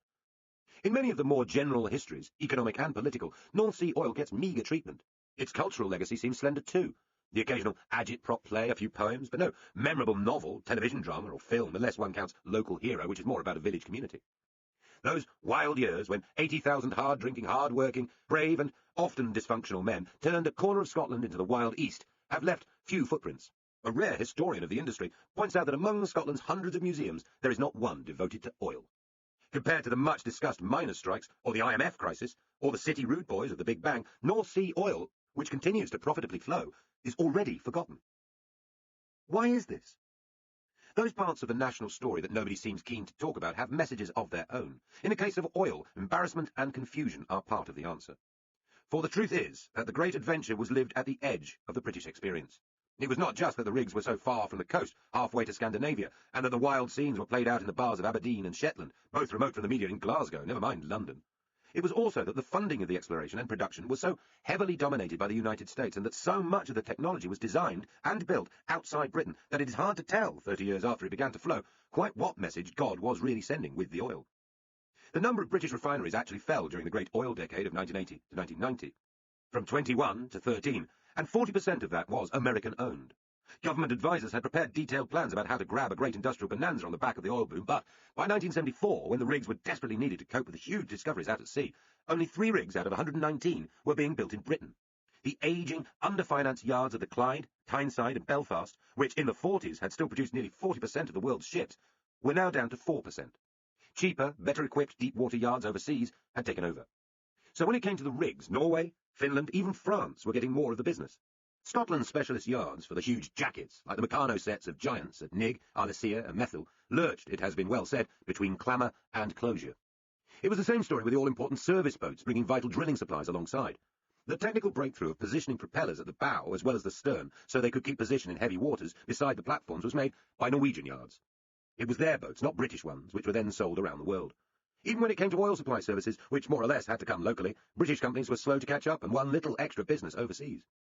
Finance was a similar story. In the early days of exploration, the US giants were able to fund their work in the North Sea themselves, developing rigs from their earlier experiences in the Gulf of Mexico. The opaque nature of their internal accounting and the much higher cost of getting any oil out meant they were appallingly hard for British ministers and the Treasury to deal with. The government's handling of early leases for exploration, blocks of 100 square miles each, was criticised by the Commons Public Accounts Committee in 1972 as far too generous, as though Britain were a gullible sheikdom. In the Middle East, they thought so too. Among the odder political vignettes of the 70s was an interview between Britain's Energy Minister Tony Benn and the Shah of Iran at the latter's palace in Tehran. There, after noting the signed photographs of Brezhnev, Mao and the Queen, Benn was informed that North Sea oil could transform Britain's prospects if we were not imprudent. The Shah warned Benn to stand up to the American giants of the oil business. Benn went back and did his best, which, in the case of Amoco, left him boiling with rage. I felt like the president of a banana republic negotiating with a multinational. Labour's answer was to set up the British National Oil Corporation, BNOC, in 1976, which was meant to be both the government's eyes and ears in the industry, to buy 51% of the oil landed and then to sell it on. It gave the government some grip on the developing industry and built up formidable expertise at its Scottish headquarters. Yet it was essentially a bystander with modest powers compared to the great oil companies. Its oil-producing business was, in any case, privatised by Nigel Lawson in 1982, the largest privatisation the world had then seen, and the subsequent company, Britoil, was taken over by BP 6 years later. British business, as well as British manufacturing, was slow to seize the possibilities of the oil boom, though the Scottish banks and the merchant banks clustered around Edinburgh's genteel Charlotte Square began forming oil subsidiaries and hiring expert economists by the end of the 70s. Among the partnerships was one between Thomson Scottish Petroleum, part of the group which also owned the Scotsman newspaper, and Armand Hammer, the one-time business ally of Lenin, with Occidental. They found the Piper Field, one of the big ones following the huge Forties find by BP, and Brent by Shell and Exxon. There were many smaller oil investing companies, some of them successful. Onshore, some Aberdeenshire companies did well in building the offices and prefabricated living quarters, servicing the endless helicopter flights, developing expertise in valves and electronic equipment. Yet the grand hopes of ministers back in the mid-70s that the oil discoveries would kick-start a great renaissance in banking, engineering, shipbuilding and new service industry was very wide of the mark. Why was this? It was partly that the boom came just when British industry was at its lowest ebb, strike-prone, short of money, short of good management. It was partly that the oil-boosted pound did indeed make the recession of the early 80s even worse, rising faster and further than ministers expected. The petrocurrency helped squeeze the economy and improved efficiency, at the inevitable cost of widespread closures, sufficient to enrage many naturally pro-conservative business people. Michael Edwards, chairman of the state-owned carmaker British Leyland, said at the time that if the government could not find a way to deal with North Sea oil, then I say leave the bloody stuff in the ground. Before 1979, Labour was struggling to rein in the American companies that had arrived early and eager. But after 1979, the Conservatives were determined to use the oil revenues quickly, to pay debt and cut taxes, rather than to invest it in some long-term plan for industry. This was the key rate of depletion argument played out across Whitehall, which was really about how best Britain should use its bonus. The Norwegians, with a much smaller population and their industry run by the state, invested the proceeds in a great Nordic piggy bank. When the Scottish nationalists seized the oil issue in the early 70s, they came up with a similar plan for a Scottish oil fund, paying out a permanent dividend to benefit the Scots, henceforth. The argument between extract as much as possible now and spend the proceeds, and extract slowly and invest, was, however, a complicated one, since nobody knew what would happen to the oil price. With North Sea oil so expensive to produce, leaving the stuff under the seabed might mean that if the world price fell, it became uneconomic. Nor was it clear that money invested elsewhere by British ministers would turn out to be money well invested, particularly if it was also meant to kick-start industries. Under Labour, the so-called Varley assurances had been given to the oil industry, a promise that the government would not impose cutbacks beyond a certain level, but allow the oil companies to take out most of what they could. According to Professor Alex Kemp of Aberdeen University, who has been writing the official history of North Sea oil, the argument in the early Tory years was between David Howell at the Department of Energy, who believed in slower extraction, and Howe at the Treasury, who needed the revenue as quickly as possible. Howe won the day, with Margaret Thatcher's consent, imposing a punitive 90% marginal tax rate and treating oil taxes just like income tax or VAT, even though oil revenue was finite, a one-off. Professor Kemp concludes that oil revenues were used as part of macroeconomic management rather than energy policy, looking 30 years ahead. Good thing or bad thing? This can be seen as a one-off waste, funding the squeeze of the early Thatcher years but leaving little for future generations left in the pot of gold at the end of the North Sea rainbow.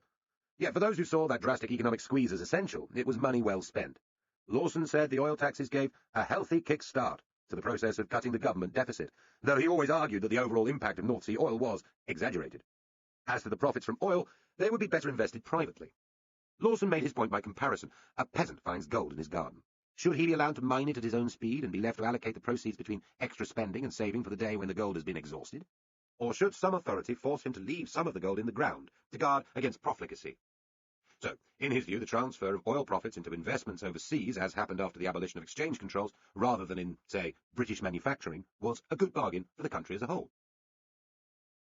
British manufacturing continued to slither downhill, falling from 34 to 30% of national output in 1970 to 77, before oil properly came on stream, and then from 30% to 23% in the Great Oil Decade.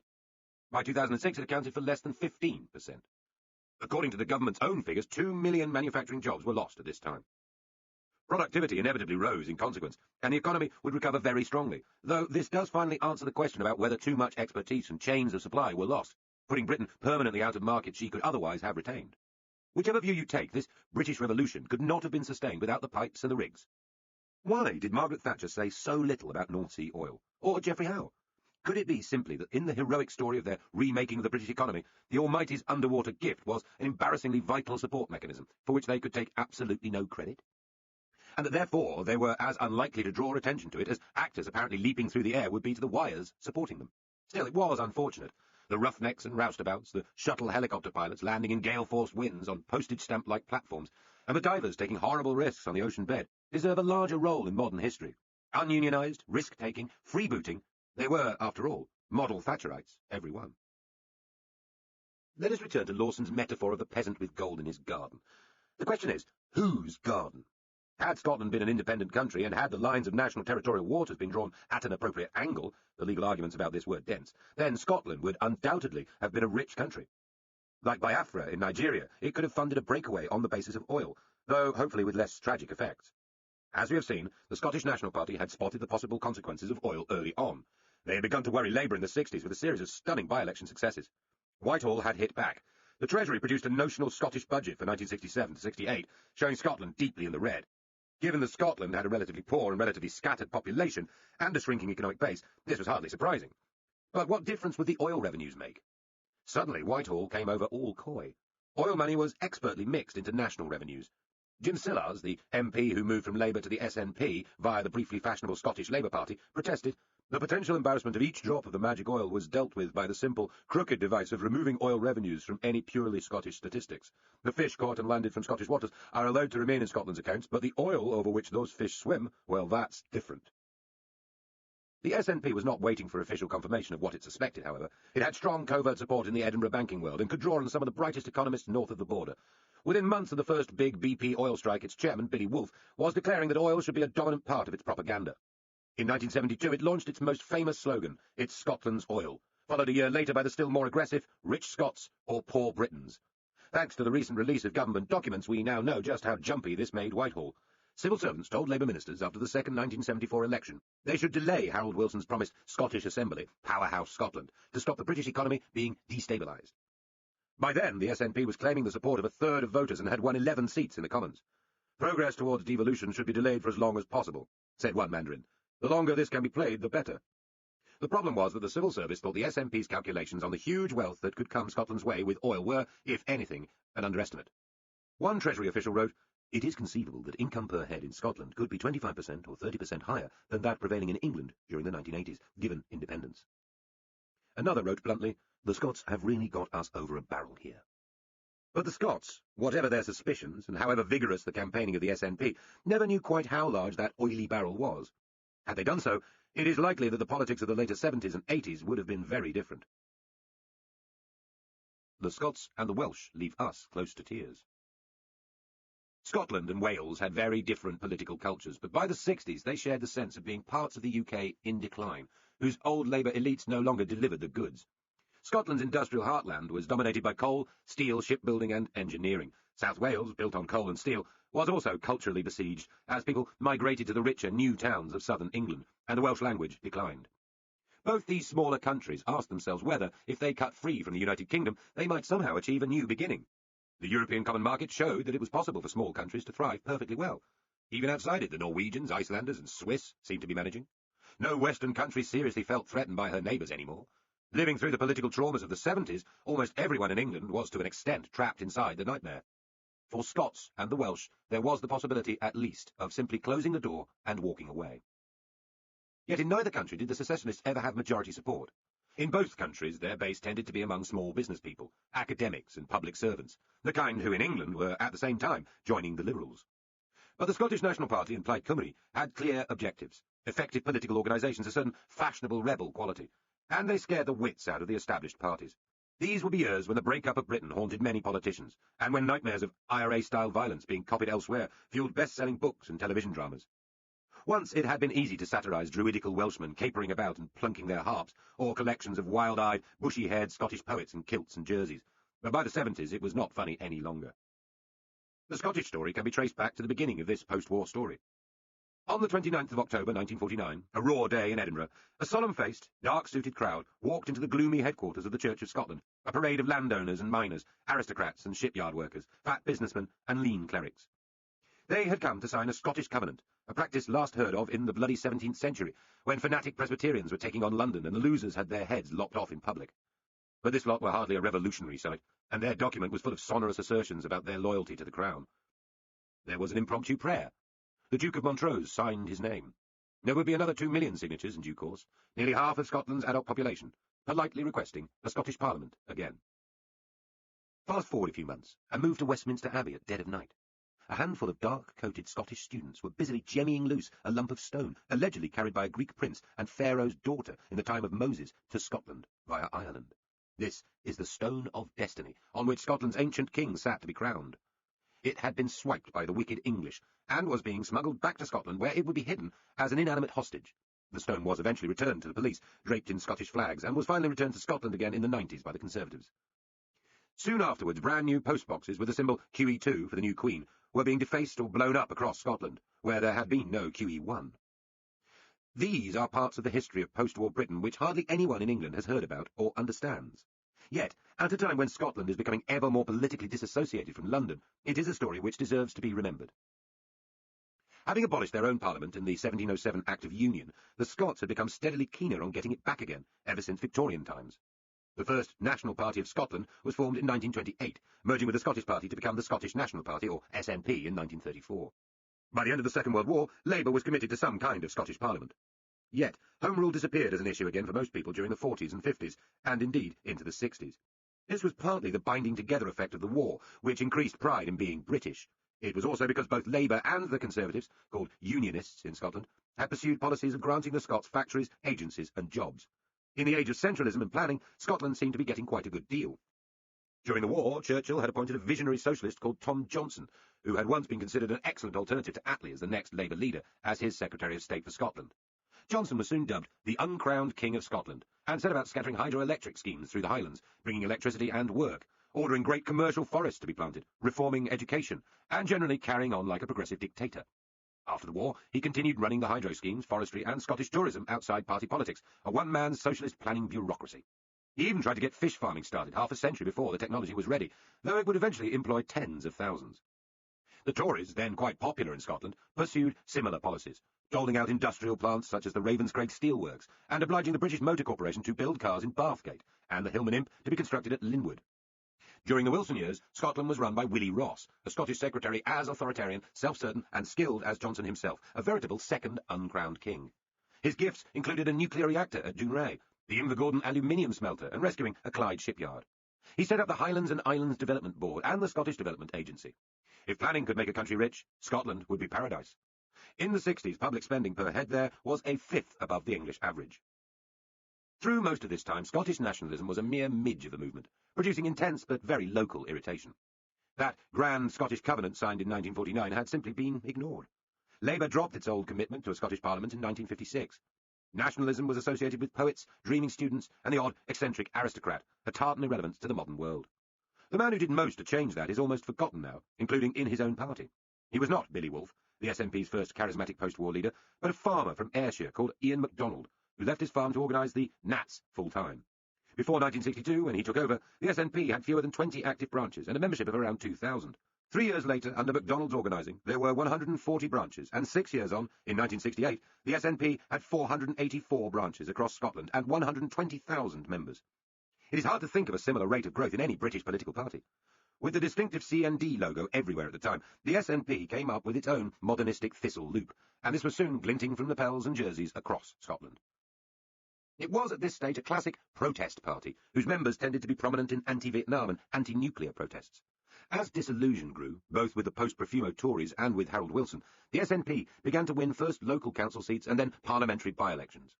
The first breakthrough came in Hamilton, a small industrial town outside Glasgow, where one of the SNP's new generation, Winnie Ewing, won a safe Labour seat in 1967 and was driven in triumph in a scarlet Scottish-made Hillman Imp to Westminster. Though she lost the seat in the general election, she was followed by Margot MacDonald, the blonde bombshell of Govan on the Clyde, and by rising success in local elections. In 1970, Donald Stewart became the first SNP victor in a general election contest, winning the Western Isles. In the first 1974 election, the party won a further 6 common seats, and 4 more in the October election, taking its total to an all-time record of 11, and the support of just over 30% of Scottish voters. This would give them a crucial power-broking role in the politics of the late 70s, which, as we shall see, they badly mishandled. Scotland's economy was doing badly in profound ways. Apart from the short-term boost of oil-related jobs, mainly in the northeast, industry was old-fashioned, riven by strife, badly managed, and losing ground in every direction. There was a feeling that the country could not be run worse by its own parliament, that the days of London planning and the gifts of uncrowned kings had not, in fact, produced the modern country everyone hoped for. Labour became increasingly panicky. Harold Wilson deployed a favourite device, the setting up of a royal commission. Takes minutes and wastes years, in his own formulation, which duly suggested devolution for Scotland and Wales. After plots and counterplots, Wilson finally imposed this on a reluctant Scottish party. It was a form of devolution strong enough to outrage many Labour left-wingers at Westminster, including the young Neil Kinnock, yet too weak to please the out-and-out Home Rulers in Scotland. A handful of politicians, officials and journalists left the Labour Party in the winter of 1975 to form the breakaway Scottish Labour Party under the charismatic Jim Sillars. It briefly captured the headlines before being infiltrated by Trotskyists who, like crocheted bedspreads and lava lamps, seemed to turn up everywhere in the 70s. The SLP duly split and then collapsed. Some of its members returned to Labour. Others, including Sillars, eventually ended up in the SNP. Back at Westminster, the new Labour leader Jim Callaghan began a long and weary battle to deliver Home Rule. Leading the fight was Michael Foot, a romantic enthusiast for devolution, despite the fact that his great hero, Nye Bevan, had been wholly opposed to such chauvinism. Yet the most single-minded and influential MP in the devolution debates of the 70s was probably the anti-devolution backbencher Tam Dalyell, who later led the Belgrano Inquisition. An old Etonian left-winger, he fueled himself late into the night with pockets full of hard-boiled eggs prepared by his housekeeper, and a head full of hard-boiled arguments about the break-up of Britain, prepared entirely by himself. His West Lothian question asked how Parliament could tolerate having Scottish and Welsh members who could vote on matters affecting the English, while not having any authority over the same issues in their own constituencies, because they would be handled by a devolved Parliament. It has never been satisfactorily answered. Many believe it will one day end the union of Scotland and England. A bill for Home Rule was eventually enacted on the 31st of July 1978, after an exhausting parliamentary battle in which the government's fate hung in the balance night after night. But a key concession would end up scuppering the bill, and Callaghan, and the SNP too. The government had accepted that the Scottish Parliament would only be set up after a referendum in Scotland, in which a simple majority would not be enough. At least 40% of the Scottish electorate must vote yes. Would this be so hard to achieve? When the referendum was finally held, the yes and no campaigns were both rather ragged. Most of the Scottish media were in favour of devolution revolution, and a yes vote was generally thought to be inevitable. The timing, however, was pitch-perfect terrible. The campaign ran in February 1979, against a backdrop of the winter of discontent, terrible weather, and a collapse in government prestige. Voting against devolution was for some a way of registering contempt for Labour. Others simply could not be bothered.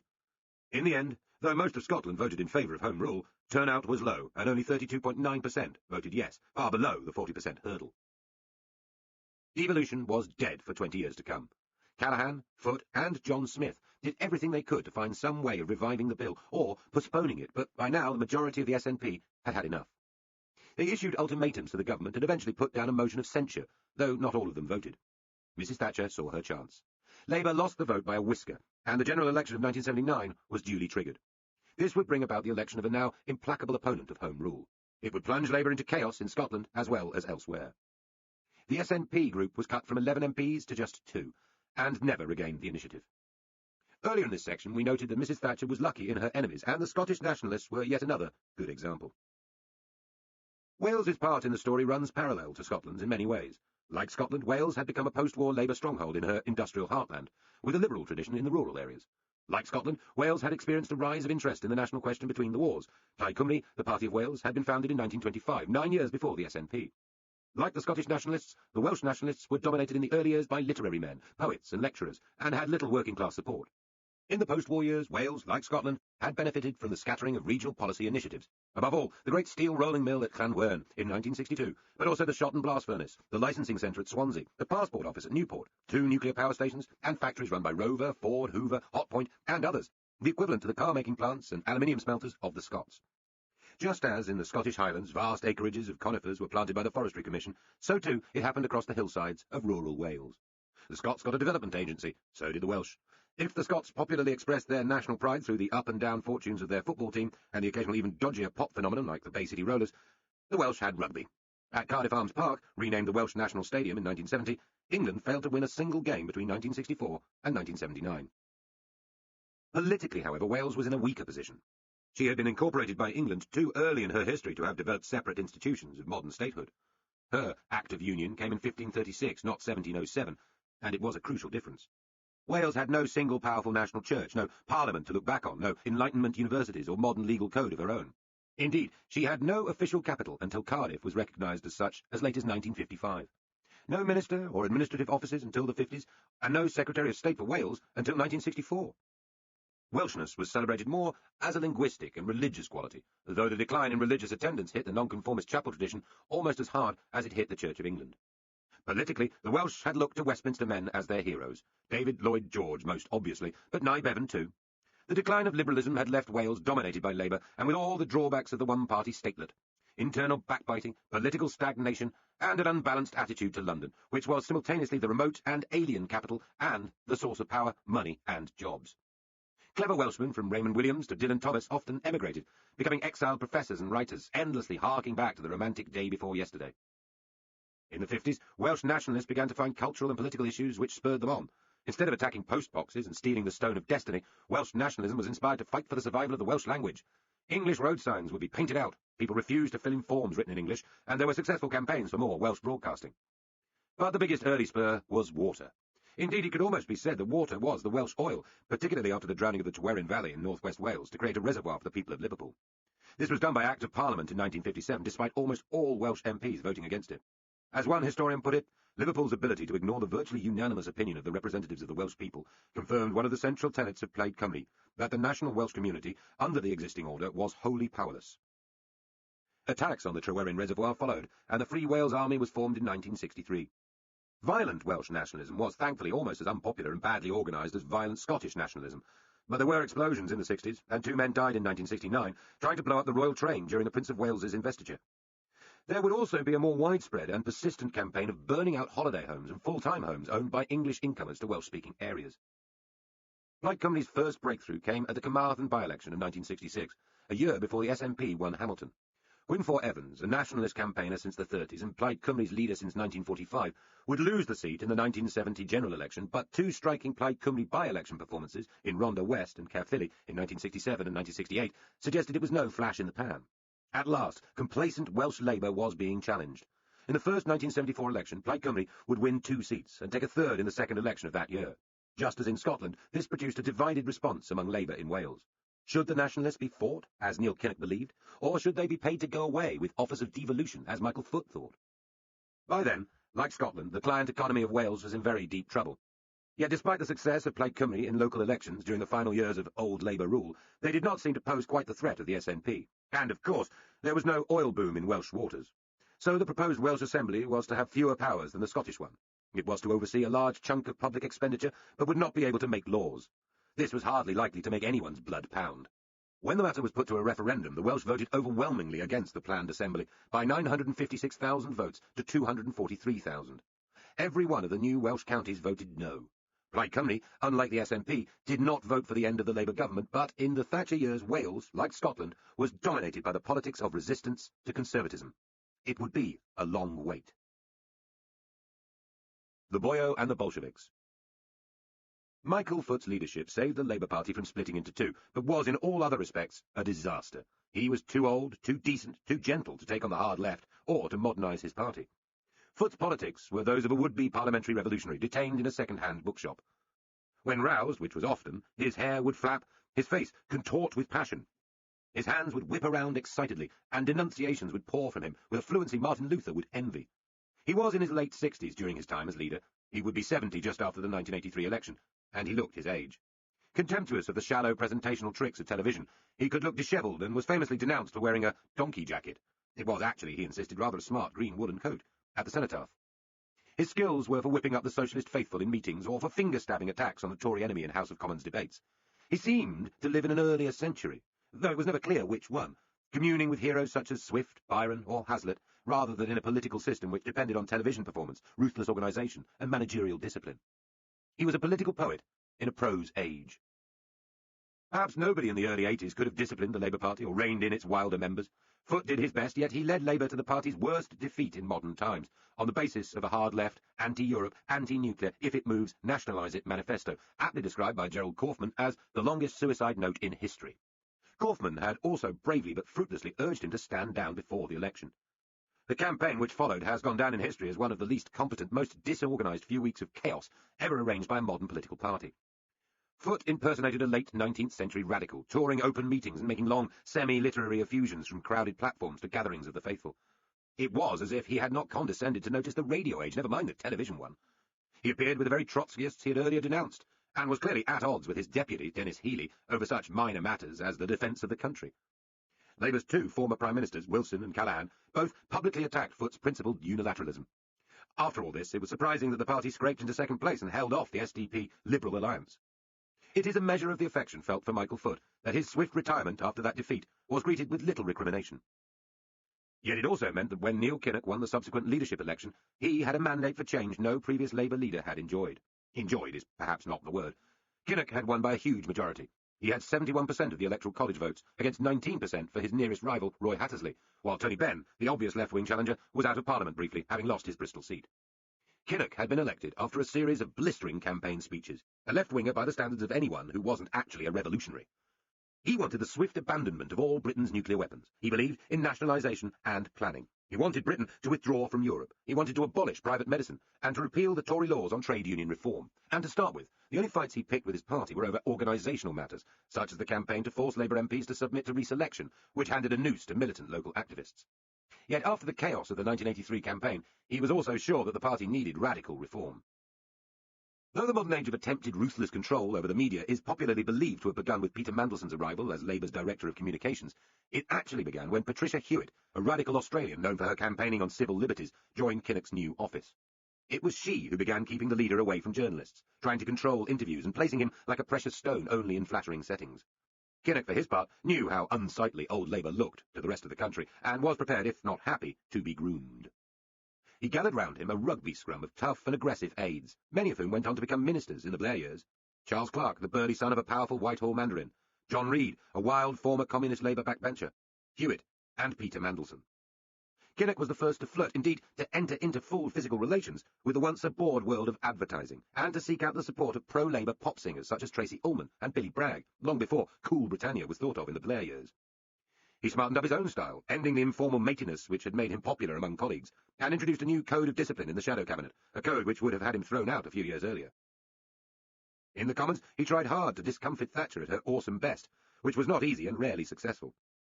The two of them loathed each other with a chemical passion. Labour's dreadful poll ratings very slowly began to improve. There was talk of the Kinnock factor. But there were awesome problems for Labour which could not be dealt with by pop stars, friends in the advertising world, or well-educated Australian ladies barking at journalists.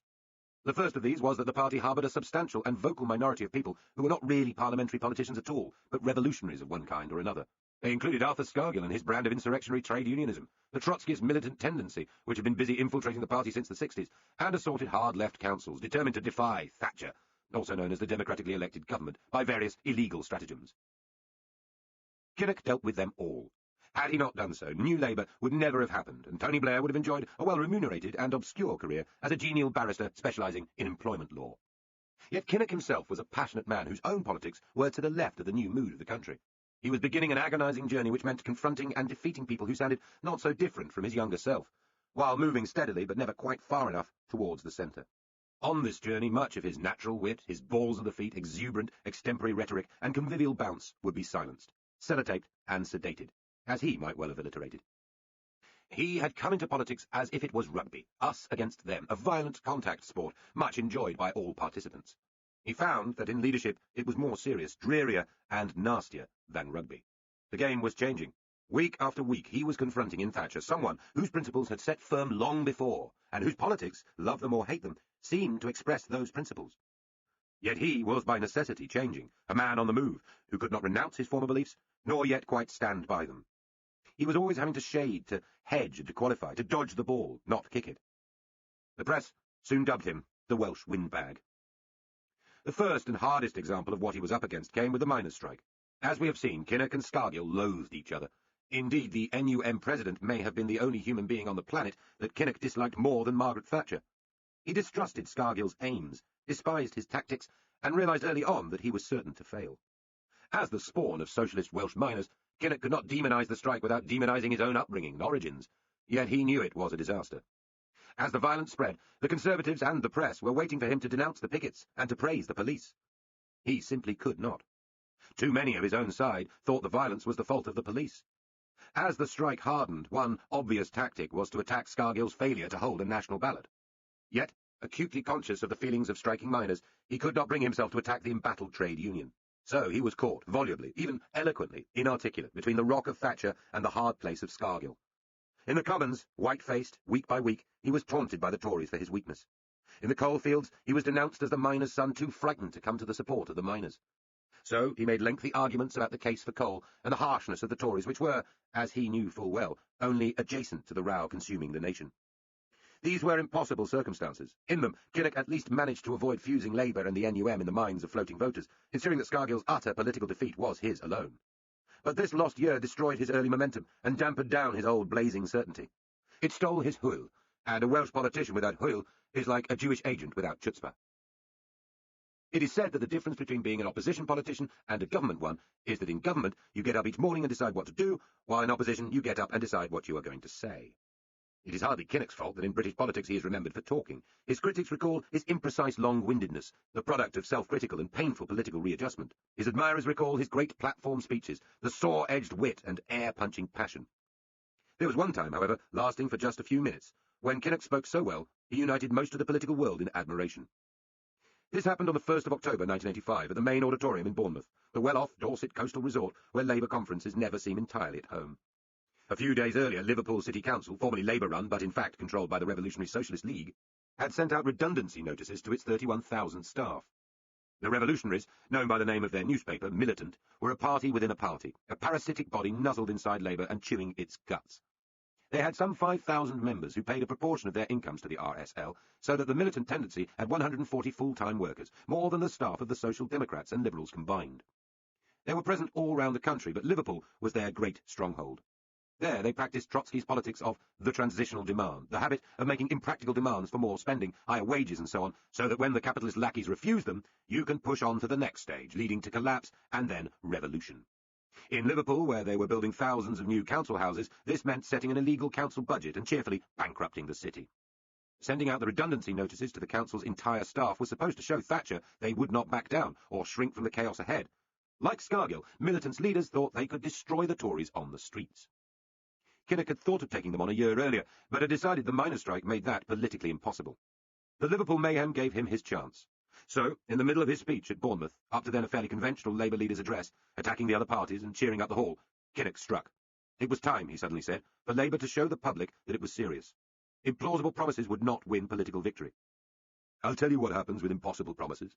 You start with far-fetched resolutions. They are then pickled into a rigid dogma, a code.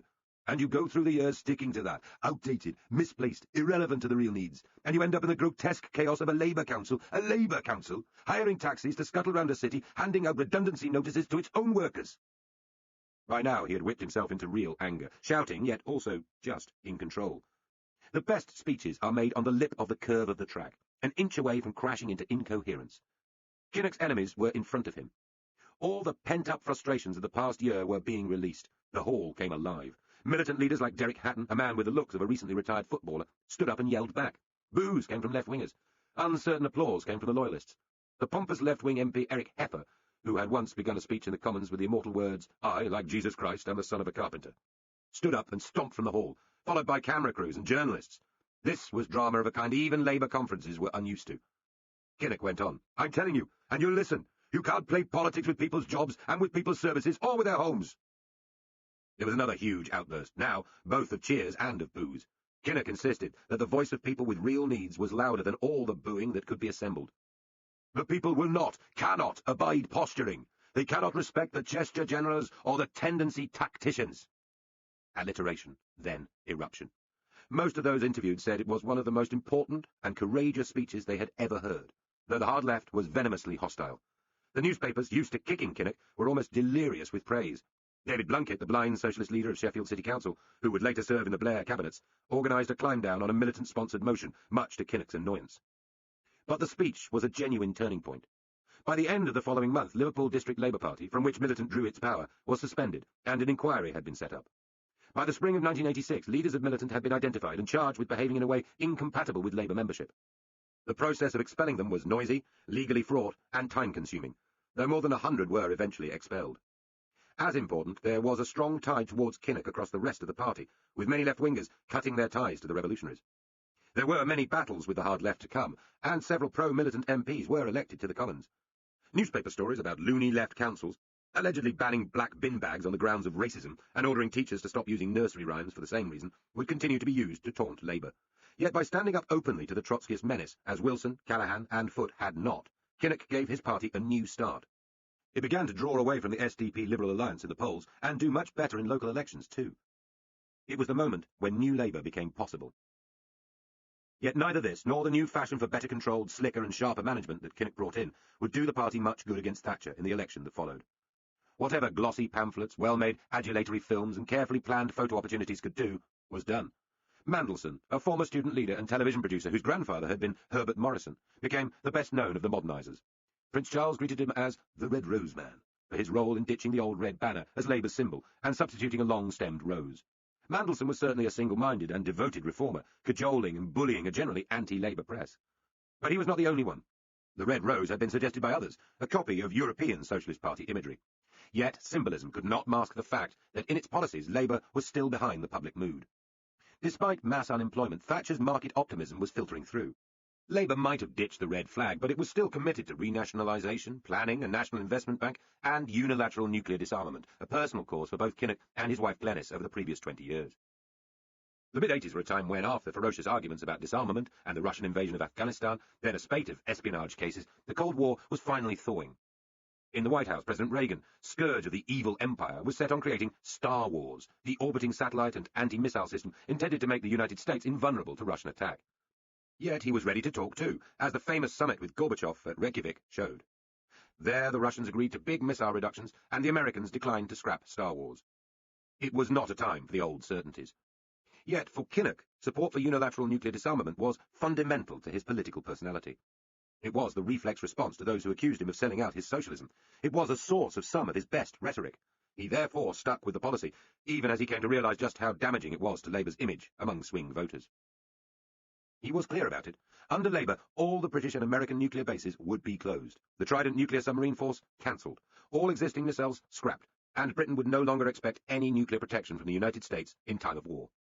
Instead, more money would be spent on tanks and conventional warships.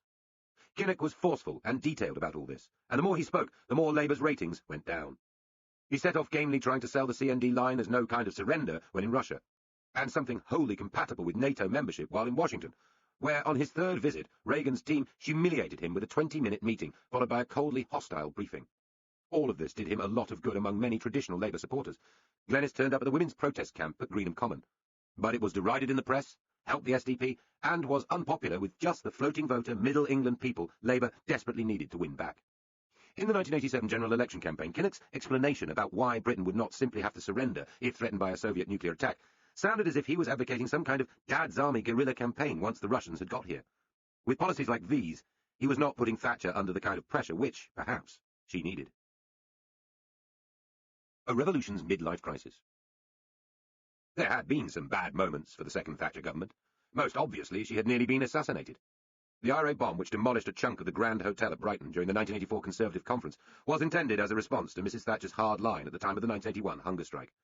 The plot had been to murder the British cabinet and Prime Minister and plunge the country into political chaos, resulting in withdrawal from all Ireland. As for her, when it went off at 2:50, she was still working on an official paper about Liverpool's Garden Festival, having finished writing her speech 10 minutes earlier, so she was not even woken up. The blast scattered broken glass on her bedroom carpet and filled her mouth with dust. She then decamped to lie fully clothed in the bedroom of a nearby police college, pausing only to kneel and pray with her personal assistant, Cynthia Crawford, or Crawfy, when they heard that the bomb had killed the wife of the Cabinet Minister John Wakeham, and nearly killed him, killed the Tory MP Anthony Berry, had badly injured Norman Tebbit, and paralysed his wife. After less than an hour's fitful sleep, and with her cabinet hurriedly dressed in clothes from a nearby branch of Marks and Spencer, their dresses and suits still being in the half-wrecked hotel, she rewrote her speech and told the still stunned conference that they had witnessed an attempt to cripple the government. And the fact that we are gathered here now, shocked but composed and determined, is a sign not only that this attack has failed, but that all attempts to destroy democracy by terrorism will fail. The final death toll from Brighton was 5 dead and several more seriously injured, but its consequences for British politics, which could have been momentous, turned out to be minimal. If the IRA could not shake her, could anything else? There had been internal rows, not only over Westland, but more ominously for the future, about economic policy. Her Chancellor, Nigel Lawson, had wanted to replace the old and rather wobbly system of controlling the money supply through targets, the medium-term financial strategy, with a new stratagem, tying the pound to the German mark in the European exchange rate system, or ERM. This was an admission of failure. The older system of measuring money was useless in the world of global fast money described earlier. Using Germanic bondage was an alternative. In effect, Britain would have subcontracted her anti-inflationary policy to the more successful and harder-faced disciplinarians of the West German Central Bank. Lawson was keen. She was not. If anyone was to play dominatrix round here, it would be her. At the time, little of this debate bubbled from the specialist financial world into general political life. Other rows did. There was the Westland affair itself, but also a botched sale of British Leyland, and the highly unpopular use of British air bases for President Reagan's attack on Libya in 1986. After her hugely successful fight to claw back some of Britain's overpayment to the European Community budget in her first term, these were years of Thatcherite drift over Europe, which would so fatally damage her at the end. Jacques Delors, later her great enemy, had been appointed President of the European Commission and begun his grand plan for the next stages of union. The Single European Act, which smashed down thousands of national laws preventing free trade inside the EC, promising free movement of goods, capital, services and people, and presenting the single currency, was passed with her urgent approval. She pooh-poohed the idea that when the Continentals talked of economic and political union, they really meant it. She would regret all this later. At home, a wider dilemma was emerging right across domestic policy, from the inner cities to hospitals, schools to police forces. It was one which would puzzle both her successor governments, John Major's and Tony Blair's. It was simply this: how does a modern government get things done? In the economy, she had an answer. Government sets the rules, delivers sound money, and then stands back letting other people get on with it. In practice, she often behaved differently, always more pragmatic and interventionist than her image suggested. At least, however, the principle was clear. But when it came to the public services, there was no similar principle. Where were the staunch, independent-spirited movers and shakers in the hospitals, town halls, or the school system, the equivalent for public life of the entrepreneurs and risk-takers she admired in business? If government stood back and just let go of schools, hospitals, inner cities, who would be waiting to catch them? Before the Thatcher Revolution, the Conservatives had been seen as, on balance, defenders of local democracy. They were very strongly represented in councils across the country, and had been on the receiving end of some of the most thuggish threats from Labour governments intent, for instance, on abolishing grammar schools. Conservatives had seen local representatives on hospital boards and education authorities as bulwarks against socialist Whitehall. Margaret Thatcher herself had good reason to recall the days of sturdy local independence, doing the public's work on unpaid committees, for her father, Alderman Roberts, had been one of them.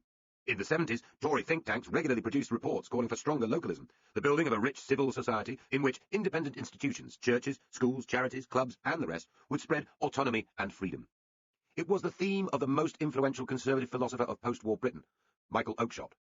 The Tory vision emphatically included elected local government.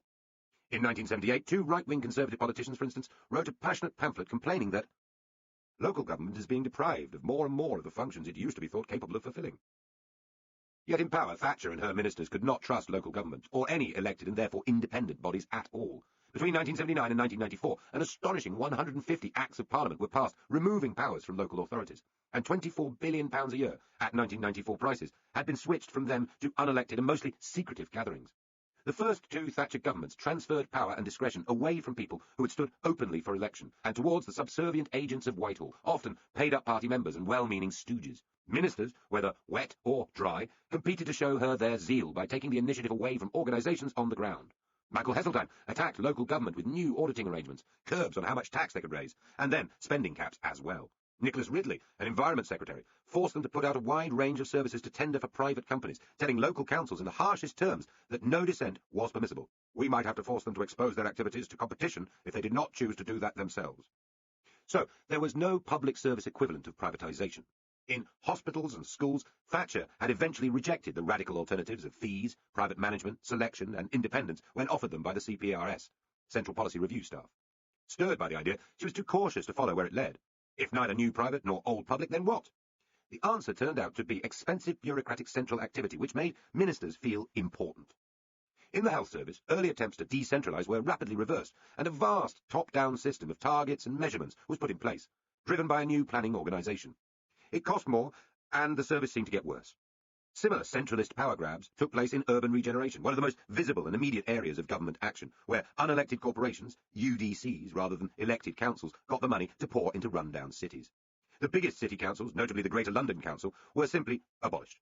Its powers were distributed, including to an unelected organisation controlled by Whitehall. As one critic, Simon Jenkins, pointed out, by 1990 there were some 12,000 laymen and women running London on an appointed basis, against just 1,900 elected borough councillors. Even in housing, the gap left by the sale of council homes was met by the rise of the Housing Corporation, dispersing 90% of the money used by housing associations to build new cheap homes.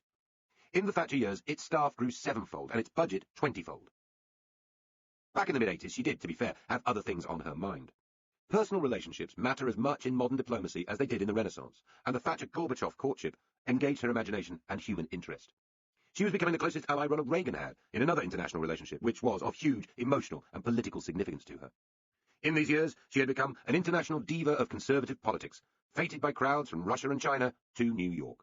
Her wardrobe, coded depending on where an outfit had first been worn, told its own story. Paris opera, Washington pink, Reagan navy, Toronto turquoise, Tokyo blue, Kremlin silver, Peking black.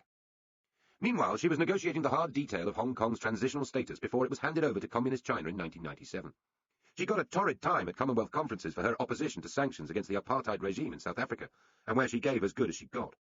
At home, the problem of persistently high unemployment was nagging away, though it started to fall from the summer of 1986, while Tory strategists still seemed to lack a clear idea about how to deal with the unfamiliar threat of the two Davids and the Liberal SDP alliance. And, electorally, the multiple failures and political threats turned out to matter not at all. End of Disc 17. Disc 18. 1987. The Revolution confirmed. When the 1987 election campaign began, Thatcher had a clear idea about what her third administration would do.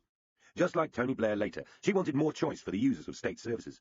There would be independent state schools outside the control of local councillors, called grant-maintained schools. In the health service, though it was barely mentioned in the manifesto, she wanted money to follow the patient. Tenants would be given more rights. The basic rate of income tax would be cut. She would finally sort out local government, ending the rates and bringing in a tax with bite. On paper, the programme seemed coherent, which was more than could be said for the management of the Tory campaign itself. Just as Kinnock's Labour team had achieved a rare harmony and discipline, Conservative Central Office was racked by hissy fits and screaming catfights between politicians and ad men.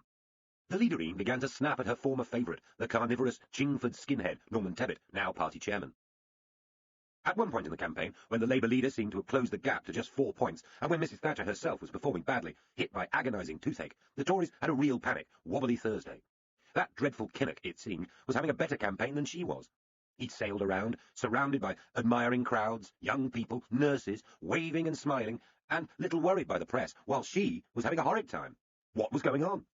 In the event, the Conservatives need not have worried at all. Despite a last-minute BBC prediction of a hung Parliament and a late surge of Labour self-belief, they romped home. The Tories had an overall majority of 101 seats, almost exactly the share of the vote, 42%, they had enjoyed after the Labour catastrophe of 1983. Labour had made just 20 net gains. At home in his Welsh constituency, despairing, Kinnock punched the wall. His police protection officer, who had been much moved by some of the great Kinnock speeches he had witnessed in the past 3 weeks, offered words of comfort. "Don't worry, sir. It could have been worse." Kinnock is said to have swivelled round towards him, eyes narrowed, looking suddenly dangerous. "Worse? Could have been worse? Just tell me, how could it have been worse?" The police officer blandly replied, "Well, sir, in the old days, they'd have chopped your head off." Afterwards, surveying the wreckage of their hopes, Kinnock and his team won plaudits from the press for the brilliance, verve, and professionalism of their campaign. It had been transformed from the shambles of only 4 years earlier. At the same time, the Conservatives had been flat-footed and unsure of themselves compared to their previous 2 elections, which only goes to show that the detail of electioneering, which obsesses Westminster politicians, is perhaps less important than they think. And what of the SDP Liberal Alliance, the big new idea of 80s politics? They were out of puff. They had been floundering in the polls for some time, caught between Kinnock's modest Labour revival and Thatcher's continuing popularity with a large and solid minority of voters. Their gamble was that Labour was dying, and it had failed. The public had enjoyed robust media mockery of the competing David Steele-David Owen dual leadership as much as the leadership itself.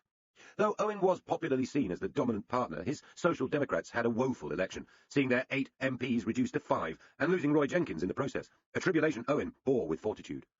The SDP would soon begin to fall apart, though an Owenite rump party limped on for a while after the rest merged with the Liberals. Good PR, good labelling, goodwill, none of it had been good enough. In 1987, Thatcher had not created the country she dreamed of, but she could argue that she had won a 3rd consecutive victory on the back of ideas, not on the back of envelopes. The Year of Hubris, 1988, and why we still live there.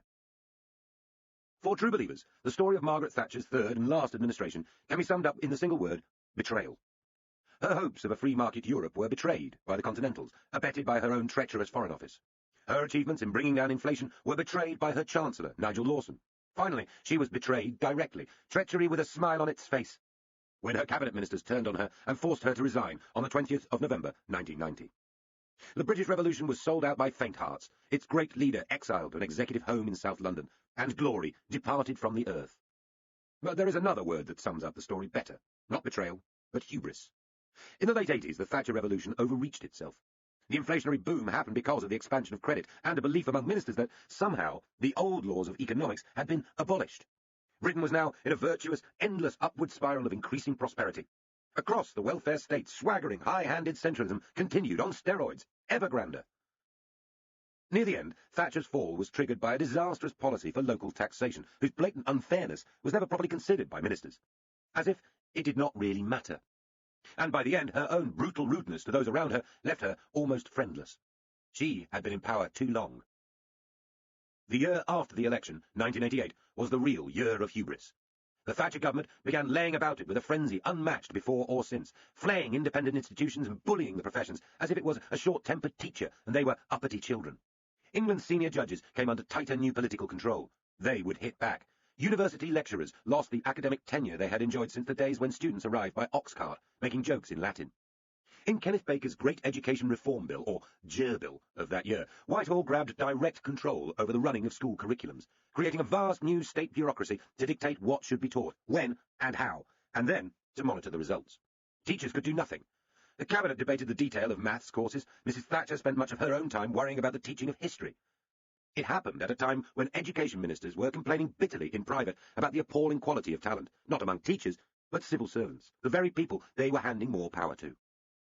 A former and penitent education secretary from the age of comprehensives, Thatcher believed schooling was now a national disgrace. She wanted to scupper trendy lefty teachers by giving parents, generally traditionalist, more choice about which school to choose. That meant establishing Whitehall-controlled independent state schools specialising in technical subjects, city technology colleges. It also meant persuading other schools to opt out of local authority control to become grant-maintained, rewarded with a small bribe. Neither idea worked. Only a small number of highly costly CTCs ever opened, and the few schools who opted out found they had opted in to tight Treasury and Department of Education control. Later, under John Major's government, the inevitable extension of central financial control would produce yet another Whitehall-style organisation, though, in fact, based in York, the Funding Agency for Schools. It was meant to be able to close schools, open schools, expand them, change their character, and cut their scale, all without reference to local wishes. It was described by a right-wing think tank as having an extraordinary range of dictatorial powers, giving the Education Secretary authority similar to Henry VIII's dissolution commissioners. It was the same pattern in health. In 1988, too, the new Health Secretary, Kenneth Clarke, pressed ahead with a system of money following the patient, a monopoly board version of the market in which hospitals sold their services, and local doctors, on behalf of the ill, bought them. The market was not real, of course, because the hospitals could not go out of business, and the doctors, with a limited range of hospitals to choose from, could hardly withhold their money and refuse to buy their patients a heart bypass or hip replacement. The initial theory was perfectly intelligent. It was an attempt to bring private sector-like behaviour into the health service, a new regime of efficiency and tight budgeting. It looked enough like a real market to cause a huge and lengthy revolt by doctors and patients' groups. They were worrying about the wrong problem. Because the government did not really trust local people to work together to improve the health service, the Treasury seized control of budgets and contracts. And to administer the system, nearly 500 National Health Service trusts were formed. Apparently autonomous, but staffed by failed party candidates, ex-councillors, and party donors. Any involvement by elected local representatives was brutally terminated. Mrs. Thatcher later wrote, "As with our education reforms, we wanted all hospitals to have greater responsibility for their affairs, and the self-governing hospitals to be virtually independent." But as with her education reforms, the real effect was to create a new bureaucracy overseeing a regiment of quangos. Every detail of the internal market contracts was set down from the centre, from pay to borrowing to staffing. The rhetoric of choice in practice meant an incompetent dictatorship of bills, contracts, and instructions. Those who could voted with their checkbooks. Between 1980 and 1990, the number of people covered by the private health insurance company, Bupa, nearly doubled, from 3.5 million to a little under 7 million. It wasn't only salaried professional people with health insurance written into their contracts who paid for private medicine. By the late 80s, private hospitals had queues of tattooed men in jeans waiting to be seen, cash in hand. Hubris about what the state can and cannot do was found everywhere. Training may be unglamorous, but it is crucial to any modern economy. Here, too, a web of unelected bodies was spun, dispersing Treasury money according to Whitehall rules. The same happened in housing, which Thatcher said was more serious a matter even than health and education at the time, and which in 1988 saw the establishment of unelected housing action trusts to take over the old responsibility of local authorities for providing cheap homes. Nearly 20 years after most of these bodies began work, there is still a puzzle here. Mrs. Thatcher said she was trying to pull the state off people's backs. In the end, that was the point of her. She thought so too. In her memoirs, she wrote of her third government, "The root cause of our contemporary social problems was that the state had been doing too much." So why did she let it bustle around doing more and more? Simon Jenkins concluded that her most potent legacy was potency itself. The more a leader is self-certain, the more there is in the world around her that she wants to change, and the fewer other people she can trust. That means taking more powers. Letting other institutions and smaller-scale leaders find their own way through a busy world goes for a burden. The institutions most hurt were local councils. Under our constitution, local government is defenceless against the Prime Minister with a secure parliamentary majority and a loyal cabinet. So, it has been hacked away. It is time to address the moment when this programme of crushing alternative centres of power came so badly unstuck it destroyed the Lady Lenin of the free market herself. Enter the Peasants, with Bill Hooks. Margaret Thatcher would say the poll tax was actually an attempt to save local government. Like schools, hospitals and housing, councils had been subject to a grisly torture chamber full of pincers, bits, whips and flails as ministers tried to stop them spending money, or raising it, except as Whitehall wished. Since the war, local government had been spending more, but the amount of money it raised independently came from a relatively narrow base of people, some 14 million property owners. Thatcher had been prodded by Edward Heath into promising to replace this tax, the rates, as early as 1974, but nobody had come up with a plausible and popular-sounding alternative. She intensely disliked rates, regarding them as a tax on self-improvement and inherently unconservative. Yet, in government, the problem nagged away at her. There was a malign dynamic at work. The more powers government took away from local councils, the less councils mattered, and the more local elections were used merely as giant referendums on central government, a cost-free protest vote. Once, local elections were not national news. They were about who was best to run towns and counties. In the late 60s and 70s, they became national news, a regular referendum in which the Prime Minister was applauded or slapped. It was generally the latter. Under Margaret Thatcher, the Tories lost swathes of local councils in bloody electoral defeats, again and again. The result was more socialist councils, mistrusted even more by central government, which therefore, as we have seen, took still more powers away from them, which made the elections even less relevant and fueled more protest voting, and so on. If this was not bad enough, then it was clear to Thatcher and her ministers that socialist councils were pursuing expensive, hard-left policies, partly because so few of the local voters were ratepayers. Too many could vote for high-spending councils without feeling any personal pinch. One way of cutting the knot would be to make all those who voted for local councils pay towards their cost. This was the origin of the poll tax, or community charge as it was officially known, a single, flat tax for everyone. It would mean lower bills for many homeowners, and it would make local councils more responsive to their voters. On the other hand, it would mean a new tax for approximately 20 million people, which would be regressive. The poorest in the land would pay as much as the richest. This broke a principle which stretched back much further than the post-war consensus. The idea had been knocking around for some years before it was picked up by the government and subjected to a long and intense internal debate, which we shall skip, except to note that not everyone thought it was a good idea. The poll tax was sold to Mrs. Thatcher by her Environment Secretary, Kenneth Baker, at a seminar at Chequers in 1985, along with the nationalisation of the business rate. Nigel Lawson tried very hard to argue the Prime Minister out of it, telling her it would be completely unworkable and politically catastrophic. He was outgunned by a stream of lady-pleasers keen to prove him wrong, and indeed the tax was being discussed at the very same cabinet meeting Heseltine stalked out of during the Westland affair. It might have been less of a disaster, it might even have been successful, had it been brought in very slowly over 10 years as first mooted, or 4, as was then planned. But at the 1987 Tory conference, there was a collective rush of blood to the head. Intoxicated by the bold simplicity of the thing, party members urged Thatcher to bring it in at once. Idiotically, she agreed. There was, to be fair, a reason for hurry. Rates, like the modern council tax, depended on the relative value of houses across Britain, which changed with fashion and home improvement. Every so often, therefore, there had to be a general revaluation to keep the tax working. Yet, each revaluation meant higher rates bills for millions of homeowners and businesses, and governments tended to try to put them off. In Scotland, a crisper law did not allow this. There, a rates revaluation had finally happened, and caused political mayhem. It gave English ministers a nasty glimpse of what was in store for them, too, eventually. Scottish ministers begged Thatcher to be allowed the poll tax first. They were given their head. Exemptions were to be made for the unemployed and low-paid, but an attempt by wisely nervous Tory MPs to divide the tax into 3 bands so that it bore some relation to people's ability to pay was brushed aside despite a huge parliamentary rebellion. When the tax was duly introduced in Scotland, as we shall see later, it caused chaos and widespread protest. In England, the likely price of the average poll tax kept rising. Panicking ministers produced expensive schemes to cap it and to create more generous exemptions, undermining the whole point. Capping the tax would remove local accountability, and the more exemptions, the less pressure on councils from their voters. Yet even Thatcher began to grow alarmed, as she was told that well over 80% of people would be paying more. On the 31st of March 1990, the day before the poll tax was due to take effect in England and Wales, there was a massive demonstration against it, which ended with a riot in Trafalgar Square. Scaffolding was ripped apart and used to throw at mounted police. Cars were set on fire. Shops smashed. More than 300 people were arrested, and 400 policemen hurt. Thatcher dismissed it as mere wickedness. More than a riot, though, it was the growing swell of protest by middle-class, normally law-abiding voters who insisted they simply would not pay it that shook her cabinet. As the Conservatives' ratings slumped in the country, Tory MPs who had opposed the tax, including Michael Heseltine's key organiser, Michael Mates, began to ask their colleagues whether it was not now time that she was removed from power. The final curtain. The killing of Margaret Thatcher's political career has a dark lustre about it, like something from a book of old stories.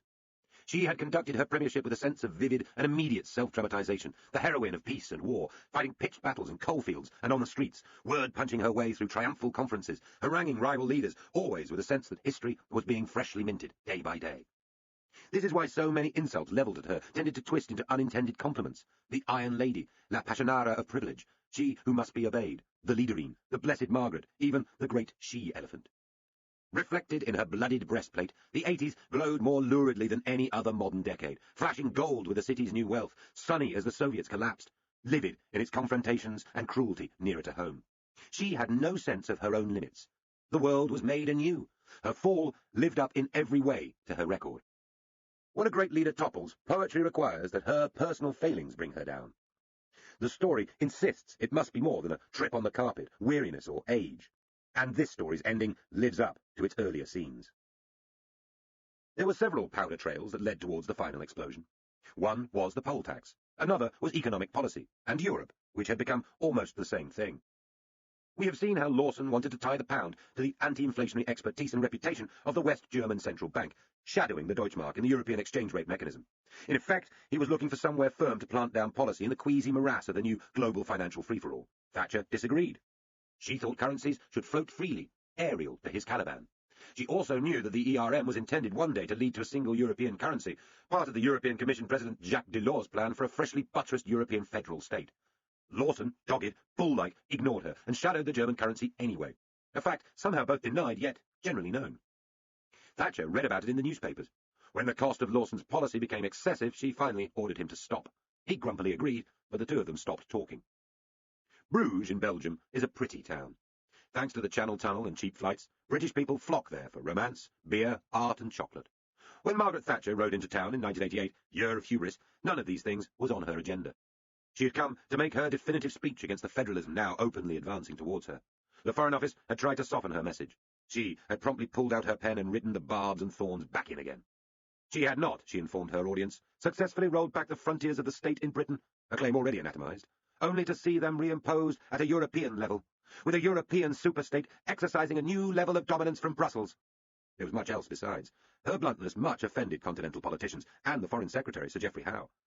Next, she reappointed as her economic adviser a lugubrious and outspoken monetarist academic, Sir Alan Walters, who was contemptuous of Lawson's exchange rate policy and said so repeatedly.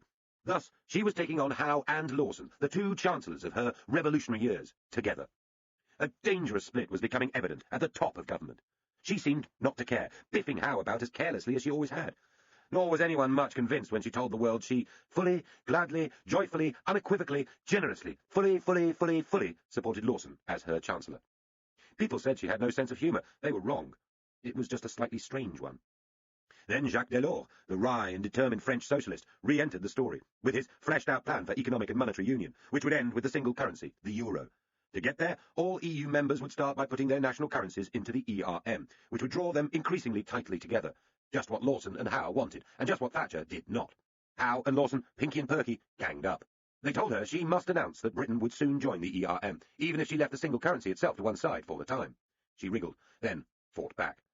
On the eve of a summit in Madrid, where Britain had to announce her view, the two of them visited her in private, had a blazing row, and threatened to resign together if she did not give way.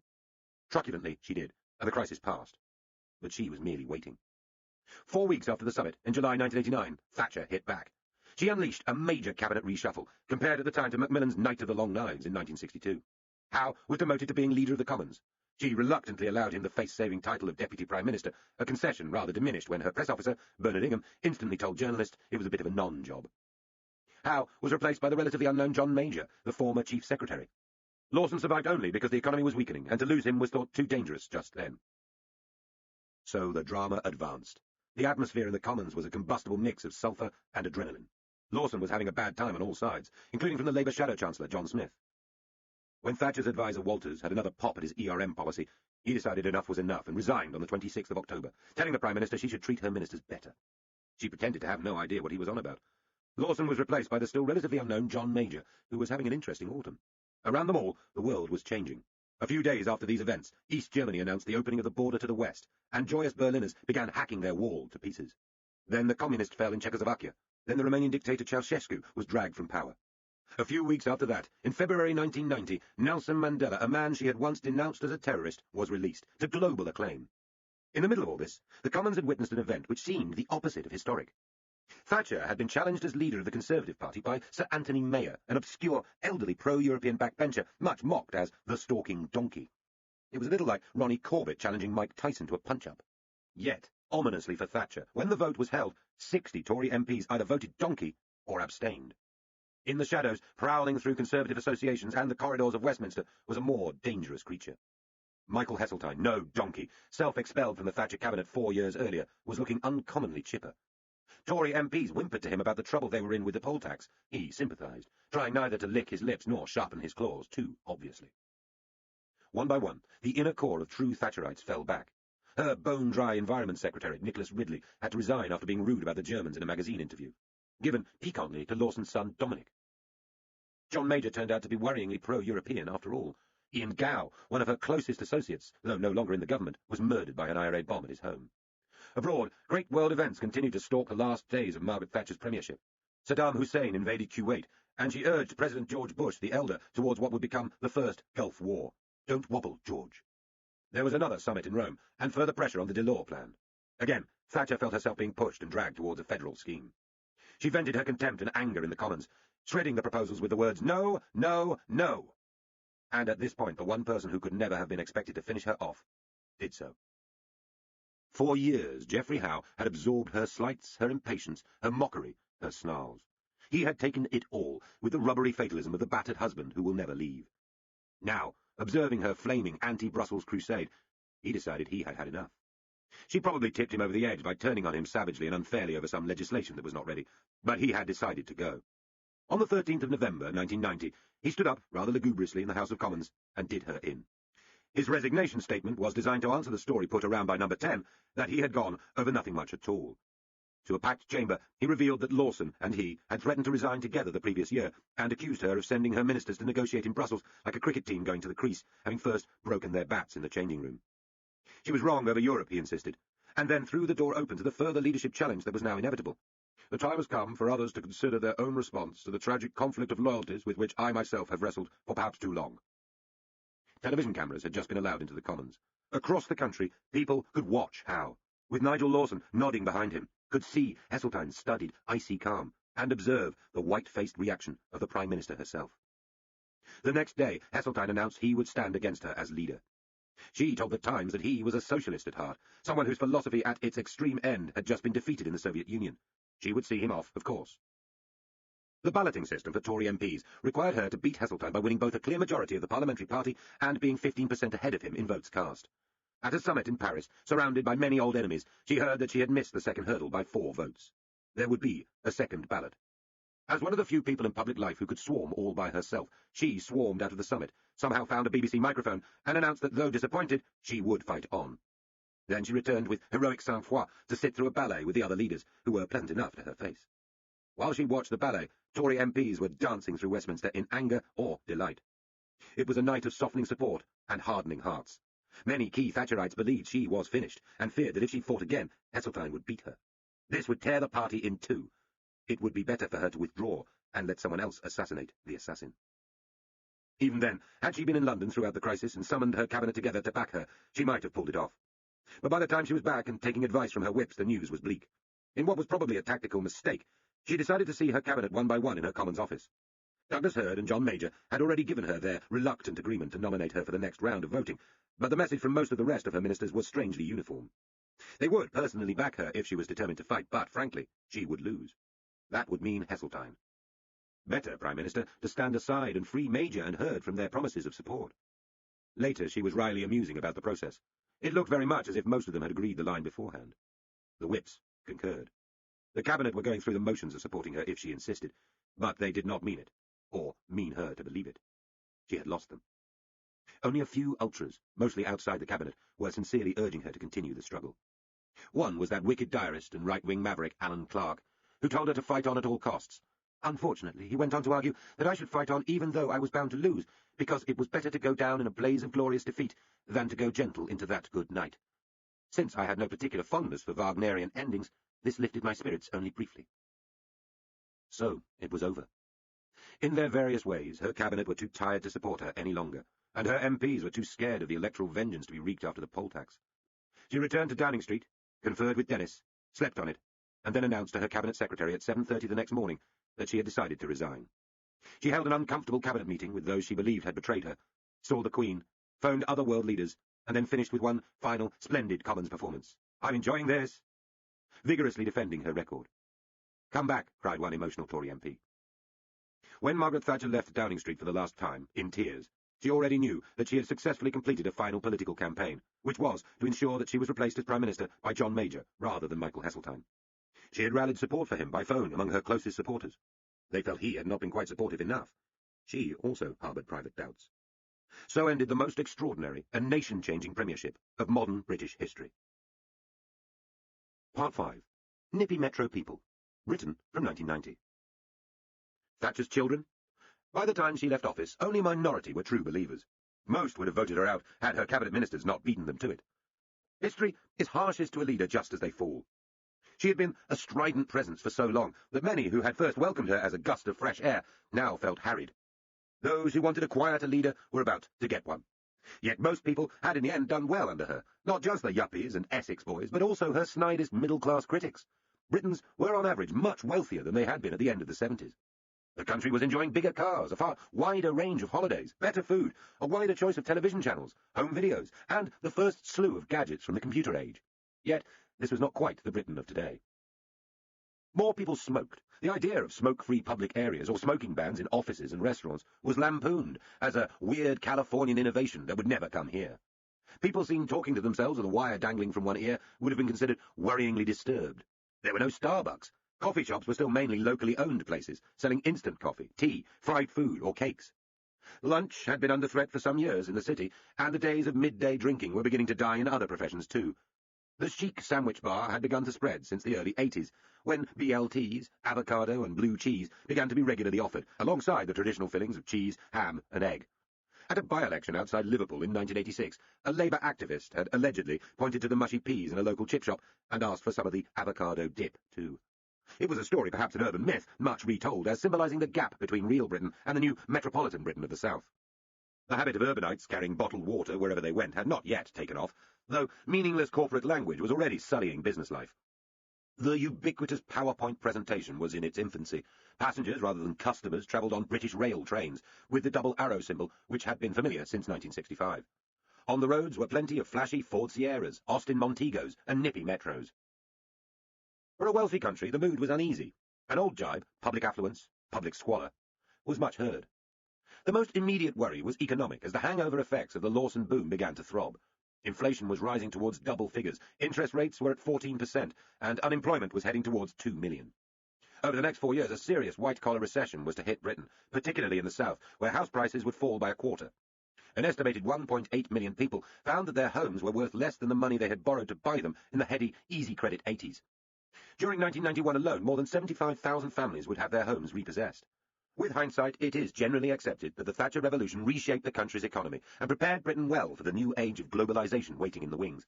But in 1990, it did not feel quite like that. There were other changes, too. The British were fewer than they are today. The population was smaller by at least 3 million souls. Also, the ethnic mix of the country was simpler. Of the roughly 3 million non-white British, the largest group were Indian, 840,000, Black Caribbean, 500,000, and Pakistani, 476,000. Pretty much what an extrapolation from the 70s would have predicted. No serious concern was expressed politically about whether Muslims could fully integrate. In the interests of keeping an eye on troublemakers and maintaining Britain's traditions of tolerance, a number of the most radical Islamic militants on the run from their own countries had been given safe haven in London. The largest white migrant group was from Ireland, which was still relatively poor. Any Poles or Russians in Britain were diplomats or refugees from communism. The term bogus asylum seeker would have met with a puzzled frown. Looking to east or west, Britain was far less penetrated by overseas culture and people than she would soon become. Britain was also about to go to war again as the junior partner to the Americans in the first Gulf conflict, which freed Kuwait from Saddam Hussein's invasion and immolated the Iraqi army's Republican Guard. Despite British forces losing lives and the use by Saddam of human shields, the war generated nothing like the controversy of the later Iraq War. It was widely seen as a necessary act of international retribution against a particularly horrible dictator. After the controversies and alarms of the Thatcher years, foreign affairs generated less heat, except for the great issue of European federalism. There was a real sense of optimism caused by the end of the Cold War, which had resulted in the deaths of up to 40 million people around the world, and involved no fewer than 150 smaller conflicts. At last, perhaps, the West could relax. Politicians and journalists talked excitedly of the coming peace dividend and the end of the surveillance and espionage secret state that had been needed for so long. The only present threat to British security was the Provisional IRA, which would continue its attacks with ferocity and cunning for some years to come. They would hit Downing Street with a triple mortar attack on a snowy day in February 1991, coming close to killing the Prime Minister and the top team of ministers and officials directing the Gulf War. Environmental worries were present too, though a bat squeak compared to today's panic. British scientists played a big role in alerting the world.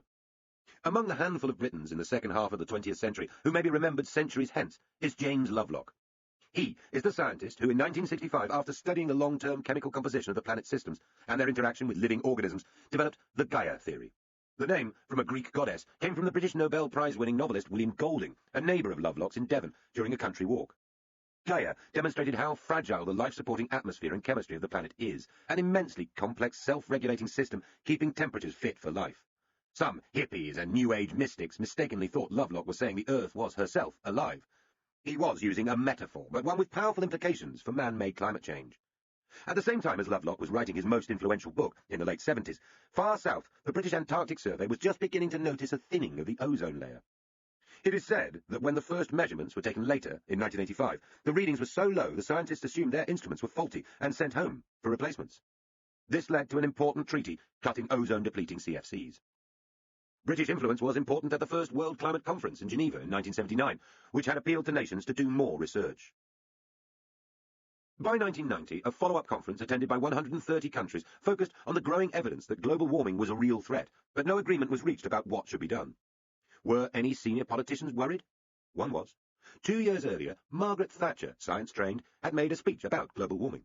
She had been persuaded that it was a profound issue by Britain's outgoing ambassador to the United Nations, Sir Crispin Tickell, who had, ironically enough, got at her with worrying data during a long international plane flight. So, in September 1988, she had told the Royal Society that she believed it possible that we have unwittingly begun a massive experiment with the system of the Earth itself. Such was the interest that no television cameras were sent to record her speech, and the Prime Minister had to read it by the light of wax candles held over her head in an ancient hall. For most people in 1990, the environment, or green issues, meant containable local problems such as the use of chemical pesticides, or the problems of disposing of nuclear waste. Books about the fate of the Earth concerned themselves with nuclear weapons. Culturally, the country was as fixated by imported American television as it would continue to be. Baywatch and The Simpsons were popular new imports, and the national self-mocking strand of comedy which would be such a mark of the next 15 years was well established, with Harry Enfield's Wayne and Waynetta Slob joining his loads-of-money attacks on the big bucks Thatcher years, spitting image puppetry at its most gleefully venomous, and the arrival of a new quiz show, Have I Got News for You? This heralded a time when interest in ideology and serious policy issues was being replaced by politics as entertainment, a stage on which humorists and hacks could prove themselves wittier than elected parliamentarians. Unsurprisingly, this would not result in a better-run country. After a spate of transport disasters, there was a widespread feeling that large investment was needed in the country's infrastructure. French and British engineers celebrated in 1990 when they met under the Channel. Mobile phone use was tiny by modern standards, mainly confined to commercial business travellers' cars and a few much-mocked city slickers carrying objects the size of a brick. The computer age was further advanced. The Thatcher years had seen a glittering waterfall of new products and applications, most of them generated in California's new Silicon Valley, a hotbed of computer inventiveness recognised by name as early as 1971. The revolutionary Apple II computer had been launched in 1977, followed by Tandys, Commodores and Ataris with their floppy disks and basic games. The first IBM personal computer had arrived in 1981, using the unfamiliar MS-DOS operating system by a little-known company called Microsoft. The Commodore 64 of the following year would become the best-selling computer of all time, though there were British computers. Here, Sir Clive Sinclair's ZX Spectrum computer caught most of the headlines. Then, in 1983, an IBM clone arrived, the Compaq, first of countless many, and the unveiling of Microsoft Word and Windows. A year later came the first Amstrad personal computer from the British entrepreneur Alan Sugar's electronics company, and, from the US, the Apple Macintosh. A cult novelist called William Gibson introduced a new word: cyberspace. By the end of the 80s, the hot new topics were virtual reality, computer gaming, SimCity was launched in 1989, and the exponentially increasing power of microprocessors. Computer graphics were becoming common in films, even though they were clunky and basic by modern standards. But the biggest about-to-happen event was the Internet itself. The single most significant achievement by a British person in the early 90s had nothing to do with politics. Sir Tim Berners-Lee, inventor of the World Wide Web, stands alongside James Lovelock for influence above that of any politician. Today's Internet is a combination of technologies, from the satellites developing from the Soviet Sputnik success of 1957 to the US military programs to link computers, leading to the early net systems developed by American universities, and the personal computer revolution itself. But Berners-Lee's idea was for a worldwide hypertext, the computer-aided reading of electronic documents, to allow people to work together remotely, sharing their knowledge in a web of documents. His creation of it would give the Internet's hardware its global voice. Berners-Lee was an Oxford graduate who had made his first computer with a soldering iron and cut his teeth with British firms in Dorset before moving to the European Particle Physics Laboratory, CERN, in Switzerland in 1980. This is the world's largest research laboratory, where scientists were constantly evolving ways of communicating with one another by computer. So it is no coincidence that it was in Switzerland that Berners-Lee wrote his first program. In 1989, he proposed his hypertext revolution, which arrived as World Wide Web inside CERN in December 1990, and on the Internet at large the following summer. An admirably unflashy, decent man, Berners-Lee chose not to patent his creation, so that it would be free to everyone. He could have been fabulously wealthy, but preferred to live the life of a moderately salaried academic, latterly in Boston, driving a second-hand car and living quietly. He was knighted in 2004 and, 2 years later, warned that misinformation and undemocratic forces were spreading through the web, calling for more research on its social consequences. In the immediate aftermath of the fall of Margaret Thatcher, all this was still to come. There were articles proclaiming some kind of new computer world community taking shape, but they were confusing to most people. Would this Internet be basically for scientists? Was it a new kind of telephone-cum-typewriter, or an automated library system? Nobody knew for sure. In 1990, there were no www prefixes, no .coms. John Ball, more interesting than he looks.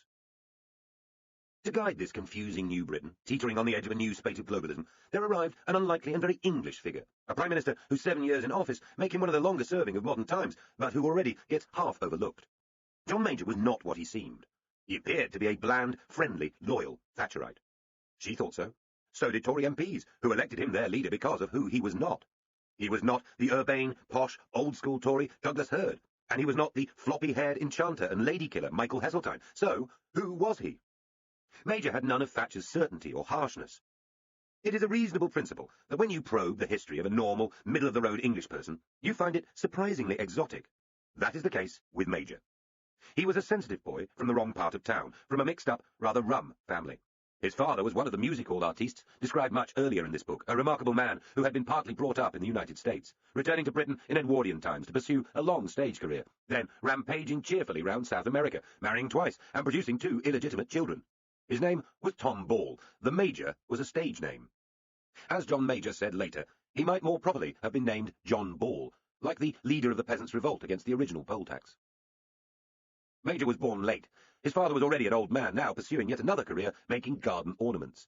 When an informal business deal went wrong, he lost almost everything, and the family moved from their comfortable suburban house to a crowded flat in Brixton, which they shared with a cat burglar, a Jamaican, later arrested for stabbing a policeman, and a trio of cheery Irish tax dodgers.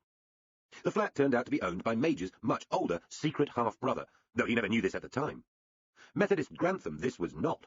Major, infuriated at being saddled with the name Major Ball when he was sent to grammar school, was a poor pupil and left at 16.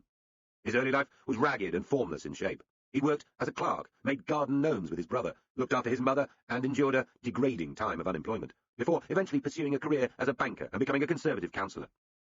Unlike Margaret Thatcher, his politics were formed by the inner city, and he was on the anti-Powellite moderate wing of the party. After a long search, he was finally selected as Tory candidate for the rural seat of Huntingdon and entered Parliament in 1979 as the Thatcher age began. There he rose almost without trace, through a minor job with the Home Office to the Whip's office, which, as the internal security machine of a parliamentary party, can be a useful training ground for the ambitious, to 2 years at Social Security. After the 1987 election, Thatcher promoted him to the Cabinet as Chief Secretary to the Treasury, when he haggled with ministers about their spending plans. She liked him because he had stood up to her in argument, not because he was a stooge. There followed the abrupt further promotions to the Foreign Office, where he served as Foreign Secretary for all of 94 days, and Treasury.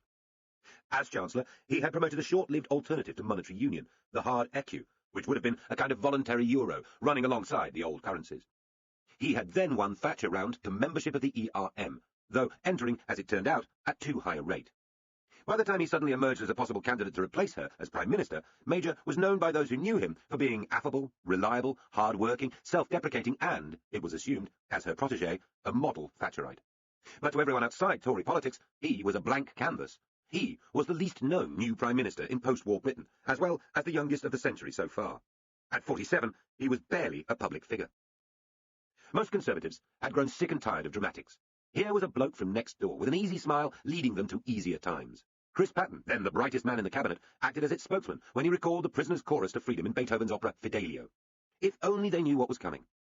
Thatcher, belatedly slightly wary, promised to be a good backseat driver. Major wanted none of her advice. He considered offering her a job, either in the cabinet or as ambassador to Washington. He decided not to. He talked of building a society of opportunity and compassion, and for privileges once available to the few to be spread to the many. This sounds like an early tryout for the language of New Labour. Major came to believe Blair had simply swiped many of his ideas and presented them as his own, with more verve. As we shall see, there is some truth in this. But Major had little time to plan his own agenda. There were immediate crises. He was quick to kill off the poll tax and replace it with a new council tax bearing an uncommon resemblance to the old rating system. He was equally quick to meet the elder President Bush and support him through the Gulf War. Above all, he had to turn straight away to confront the great hydra-headed monster that was devouring his party, the federal agenda of Jacques Delors. If ever a place was well chosen for debating the end of a Europe of independent nation-states, it was Maastricht in Holland, an attractive cobbled town nestled so close to the German and Belgian borders it is almost nationless. Here, the great showdown of winter 1991 took place. A new treaty was to be agreed, and it was one which made the federal project ever more explicit. There was to be fast progress to a single currency. Much of foreign policy, defence policy and home affairs were to come under the ultimate authority of the EU. A social chapter would oblige Britain to accept the more expensive work guarantees of the continent and surrender some of the trade union reforms brought in under Thatcher. For a country with a weak industrial base whose economy partly depended on undercutting her continental rivals, all this would be grave. For a Conservative party, which had applauded Lady Thatcher's defiant Bruges speech, it was almost a declaration of war, in which Europe's federal destiny had been made explicit and imminent. Fretting and moody in exile, Thatcher saw Maastricht as a recipe for national suicide. She now believed she had been removed from Downing Street because of her stand over Europe.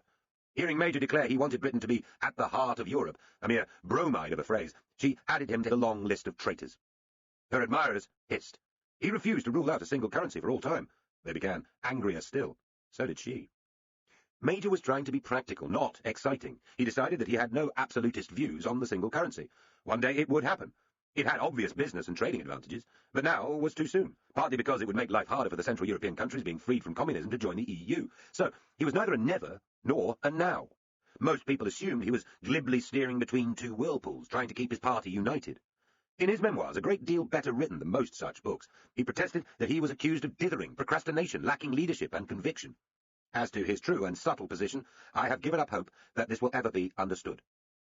Yet, at Maastricht, he managed, against all the odds, during genuinely tense negotiations, to slip Britain out of paying fealty to the EU on most of what was demanded.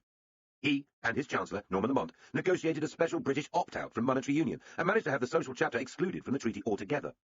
Major kept haggling late and on every detail, wearing out his fellow leaders with more politeness but as much determination as Thatcher ever had. For a man with a weak hand under fire from his own side at home, it was quite a feat. Major returned to hosannas in the newspapers and the widely reported remark of an aide that it was game, set and match to Britain. He was briefly a hero.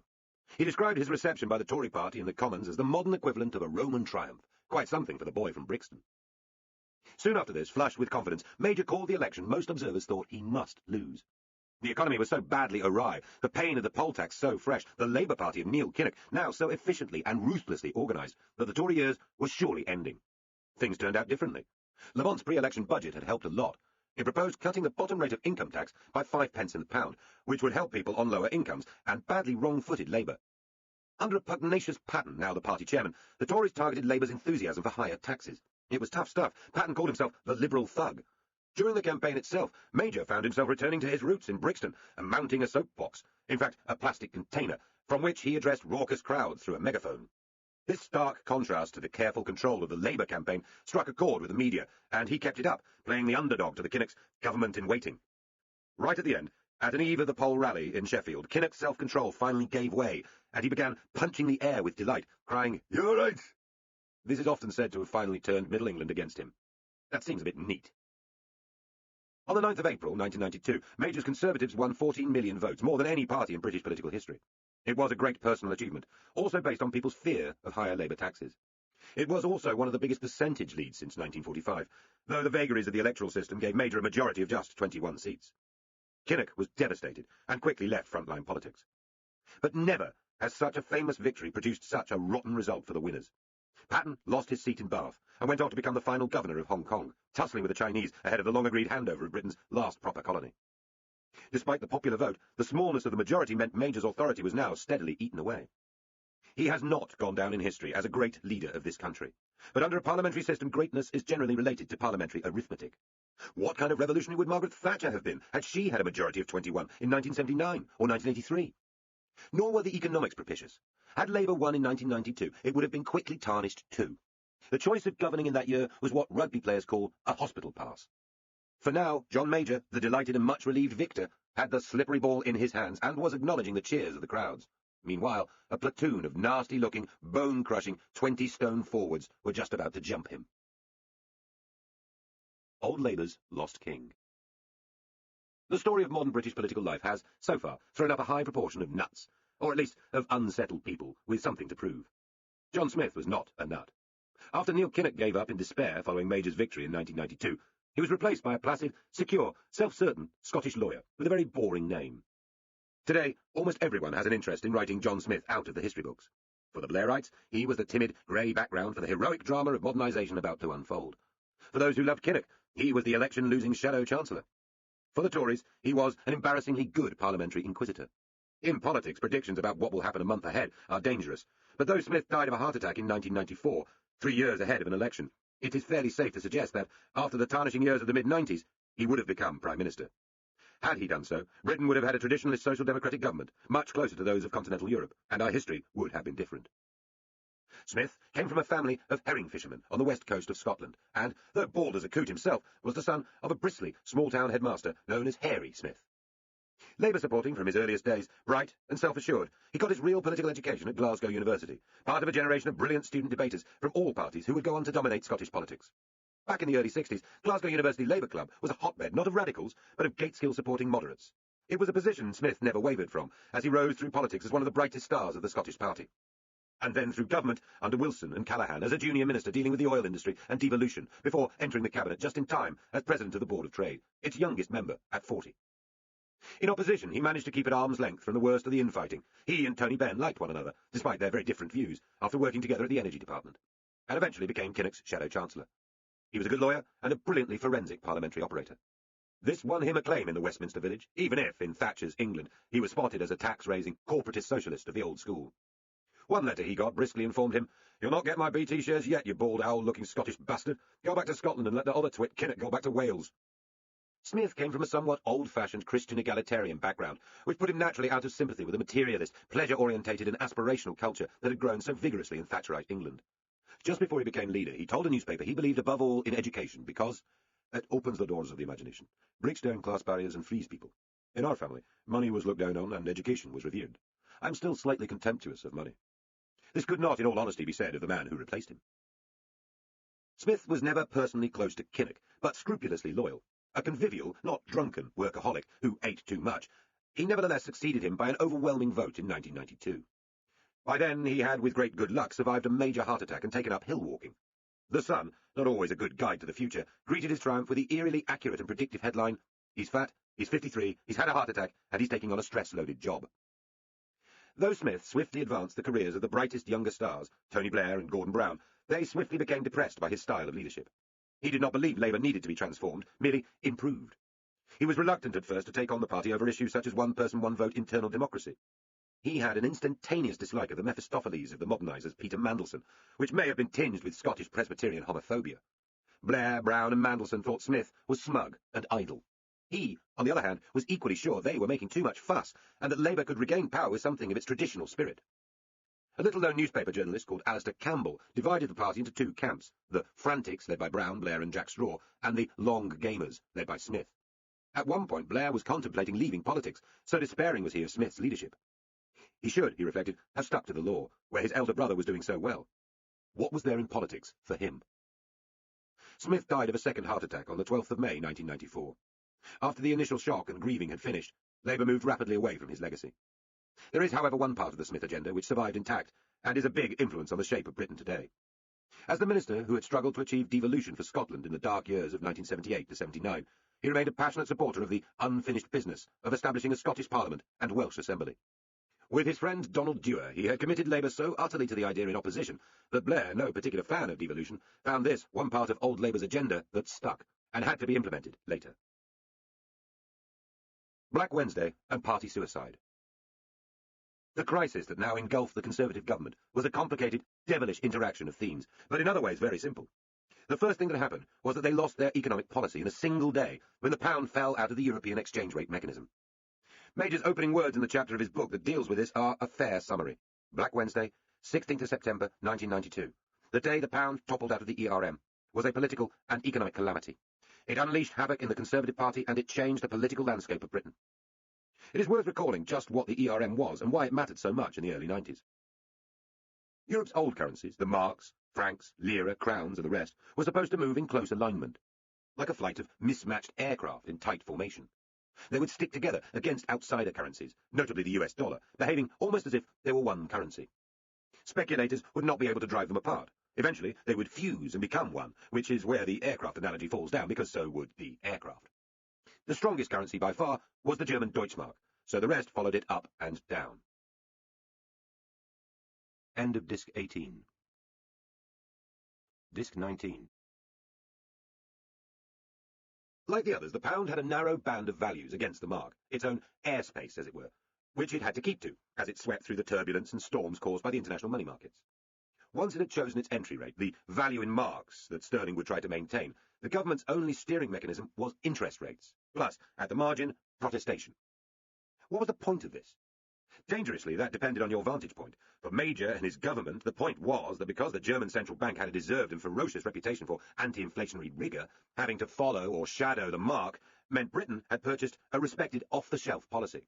Sticking to the mighty mark was a useful signal to the rest of the world that this government, after all the inflationary booms of the past, was serious about inflation. On the continent, the point of the ERM, however, was entirely different. It would lead to a strong new single currency. So, a policy which Mrs. Thatcher had earlier agreed to, in order to bring down British inflation, became a policy Lady Thatcher abhorred, because it drew Britain towards a European superstate. Confused? So was most of the Conservative Party. Thus, the bomb was prepared. What happened to set it off was that the US dollar began to fall because interest rates there were being cut, and pulled the pound down with it. Worse, the money flowed into Deutschmarks, which duly rose. So the lead aircraft was gaining altitude just as the pound was plunging. The government raised interest rates up to an eye-watering 10% to try to lift the pound, but this did not work. The obvious next move was for the Germans to cut their interest rates, lowering the altitude of the mark and keeping the ERM formation intact. This would have helped not just the pound, but other weak currencies such as the Italian lira. But Germany had just reunited after the downfall of communism. The huge costs of bringing the poorer East Germans into West Germany's embrace meant a real fear of renewed inflation and all those Weimar memories. So, the Germans, heedless of the pain of Britain, Italy and the rest, wanted their interest rates high. Major begged, cajoled, warned, and wrote stiff letters of protest to Chancellor Kohl, who would not move. He warned of the danger of the new Maastricht Treaty failing completely, for the Danes had just rejected it in a referendum, and the French were now having a plebiscite of their own. None of that cut any ice either. In public, the British government insisted the pound would stay in the ERM at all costs.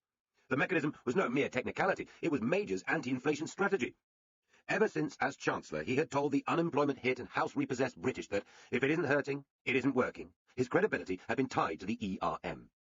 But it was his foreign policy, too. British membership of the ERM showed the country was serious about being at the heart of Europe. It was Major's big idea for Britain's economic and diplomatic survival.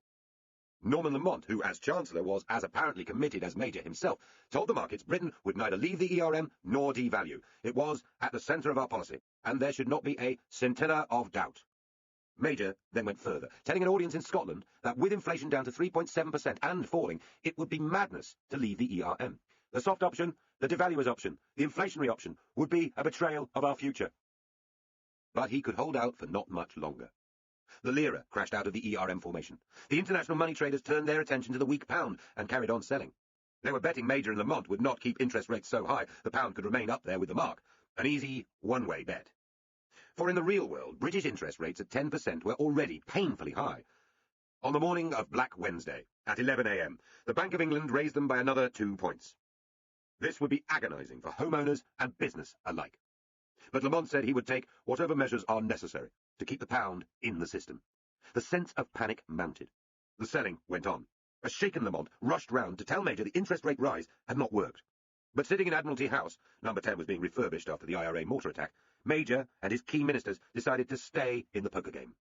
The bank announced that the interest rates would go up again by 3 points to 15%, which, if sustained, would have caused multiple bankruptcies across the country.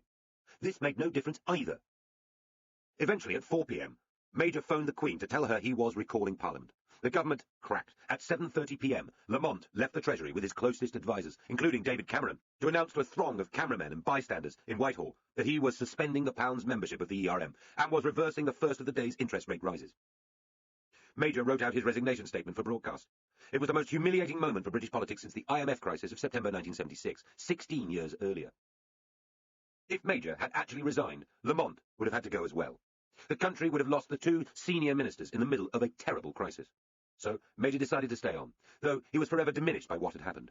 Lamont, always a bubblier and more resilient figure, better suited perhaps to the Regency than the fag end of the 20th century, announced that he had been singing in the bath after the ERM debacle, and later added to the insouciant impression by quoting Edith Piaf's song Je ne regrette rien.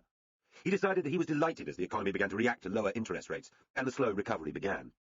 While others could only see endless sleet and frozen mud of unemployment, repossession and bankruptcy, he was forever spotting the green shoots of economic rebirth. Perhaps it was the twitcher in him. Keen bird-watchers are alert to nature. In the following months, Lamont created a new unified budget system and took tough decisions to repair the public finances, but as the country wearied of recession, he became an increasingly easy butt of media derision. A few trivial incidents combined to make him something of a laughingstock. To Lamont's complete surprise and utter shock, Major sacked him as Chancellor a little over 6 months after Black Wednesday. Lamont retaliated later in a common statement. The government listened too much to pollsters and party managers, he said. We give the impression of being in office, but not in power. It was a well-aimed and painful blow. Major appointed Kenneth Clarke, one of the great characters of modern Toryism, a pugnacious, pro-European, beer-drinking, jazz-loving, one-nation brawler, to replace Lamont. Though Lamont then moved increasingly towards full-on Euroscepticism and never forgave Major, these 3 unlikely musketeers were jointly responsible for the strong economy inherited by New Labour 4 years later. As to Major himself, his stony road just got flintier and steeper. In the Commons, the struggle to ratify the Maastricht Treaty, hailed as such a success before the election, became a long and bloody one, conducted in late-night cabals, parliamentary bars, and close votes night after night.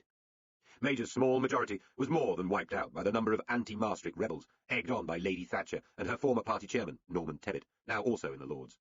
Black Wednesday emboldened those who saw the ERM and every aspect of European federalism as disastrous for Britain. As John Major later wrote, it turned a quarter-century of unease into a flat rejection of any wider involvement in Europe. Emotional rivers burst their banks. Had not the Germans let us down again? And had lower interest rates and green shoots of recovery not followed Britain's self-expulsion? If the ERM had been bad, so surely was the whole federal project. Most of the newspapers which had welcomed Maastricht were now as vehemently against it. The most powerful Conservative voices in the media were hostile both to the treaty and to Major. Lady Thatcher's new oppositionism echoed loudly through Westminster. Principle, pique, and snobbery swirled together. Major's often leaden use of English, his resolute lack of panache or cool, led many of England's high Tories to brand him shockingly ill-educated and third-rate for a national leader. His own sensitivity to criticism and occasional exhibitions of self-pity simply made things worse. He lacked that layer of nerveless flesh leaders today require. The story of the long progress through Parliament of the Maastricht Bill during the autumn, winter and spring of 1992 to 93 is too convoluted to be recorded here. Suffice it to say that a constantly shifting group of around 40 to 60 Tory MPs regularly worked with the Labour opposition to defeat key parts of their government's main piece of legislation, and that Major's day-to-day survival was always in doubt. Whenever he called a vote of confidence and threatened his rebellious MPs with an election, he won. Wherever John Smith's Labour Party and the anti-Maastricht rebels could find some common cause, however thin, he was in danger of losing. The rebels ranged from the most fastidious and high-minded MPs who were profoundly worried about the constitutional damage European Union would do an ancient parliamentary democracy, to the mischievous and the embittered. Some backbench rebels found that they were interviewed constantly on television. Their views were sought by the papers, and they became very minor national characters. This can be, as the current author witnesses, dangerously intoxicating. In the end, Major got his legislation, and Britain signed the Maastricht Treaty, but it came at appalling personal and political cost. Talking in the general direction of an eavesdropping microphone, he spoke of 3 anti-European bastards in his cabinet, a reference to Michael Portillo, Peter Lilly, and John Redwood. The country watched a divided party tearing at itself, and the country was unimpressed. By the autumn of 1993, Norman Lamont was speculating aloud that Britain might have to leave the European Union altogether, and the financier Sir James Goldsmith was preparing to launch his referendum party to force a national plebiscite. The next row to break was over the voting system to be used when the EU expanded, a murky matter of realpolitik which directly affected each country's leverage.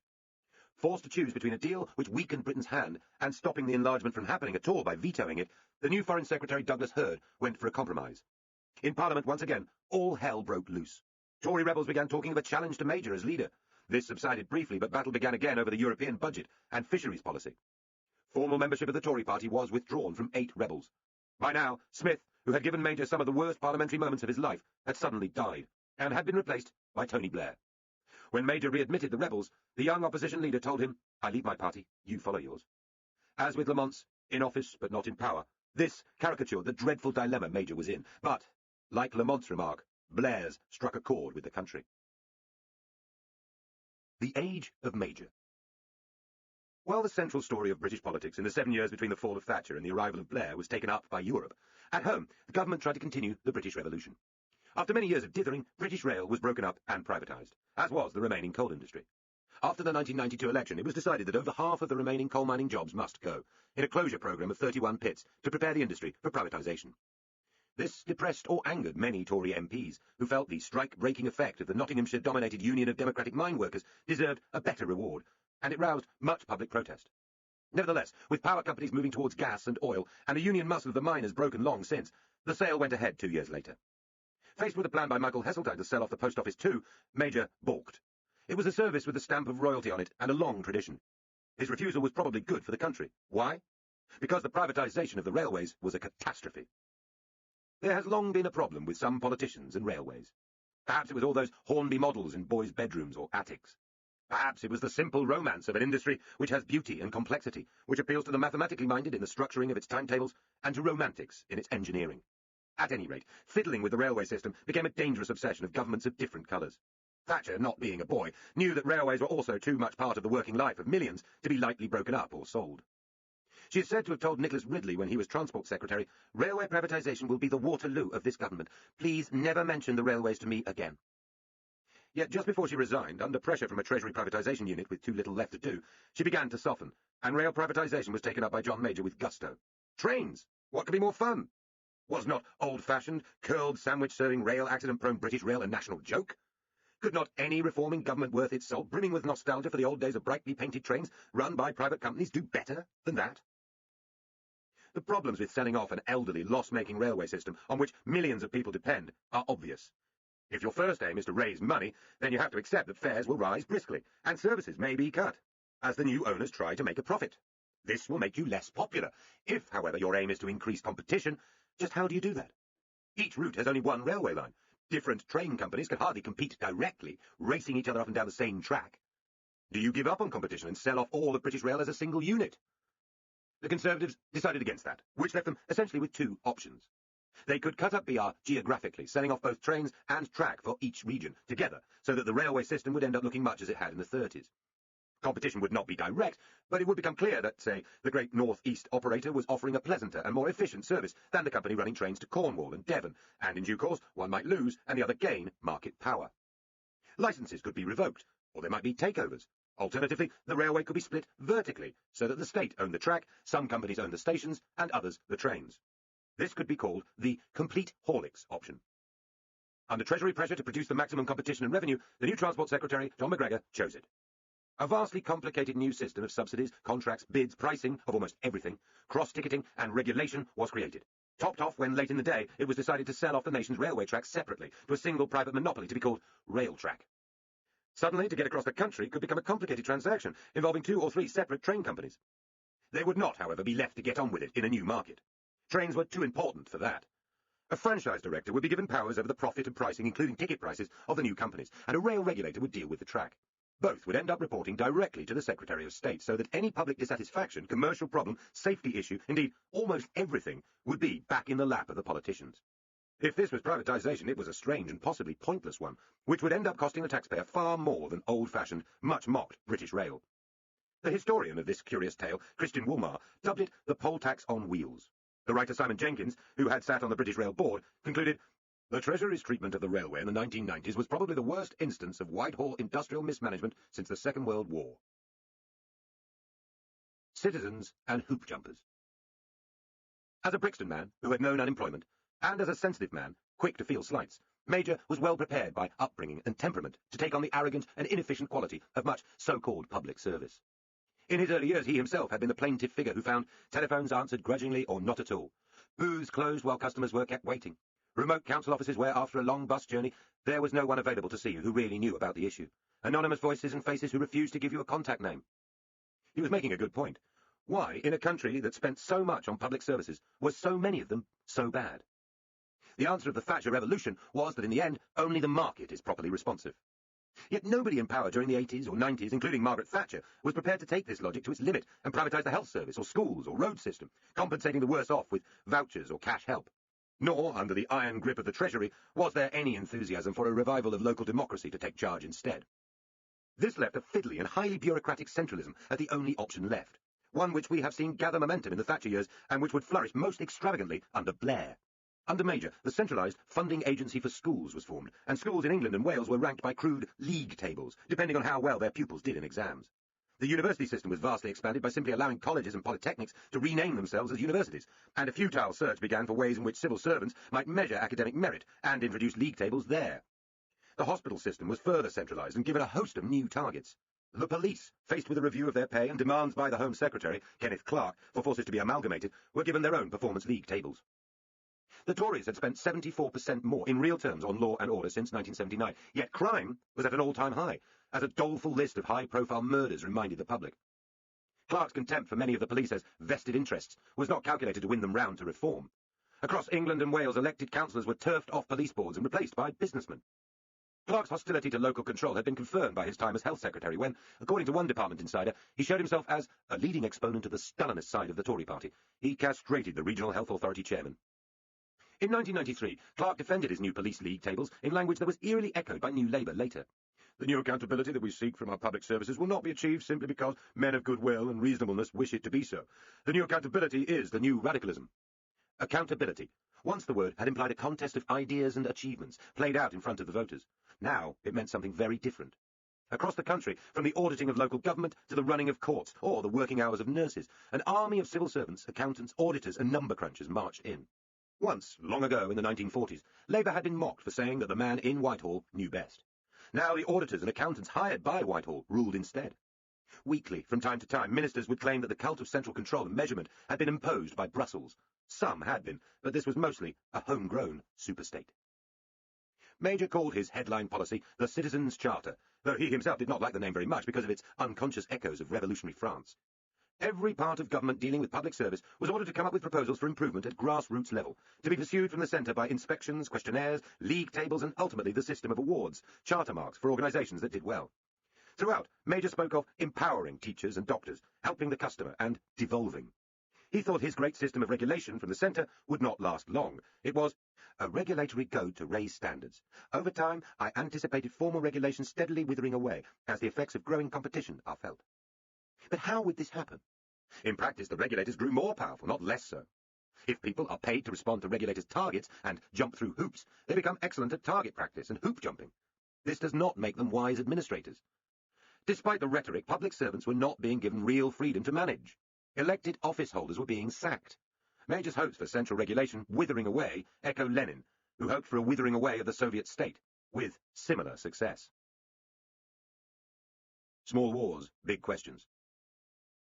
In December 1993, John Major stood outside the black-painted, steel-armoured door of No. 10 Downing Street with the affable Taoiseach of the Irish Republic, Albert Reynolds. He declared a new principle which offended many traditional Conservatives and Unionists. If both parts of Ireland voted to be reunited, Britain would not stand in the way.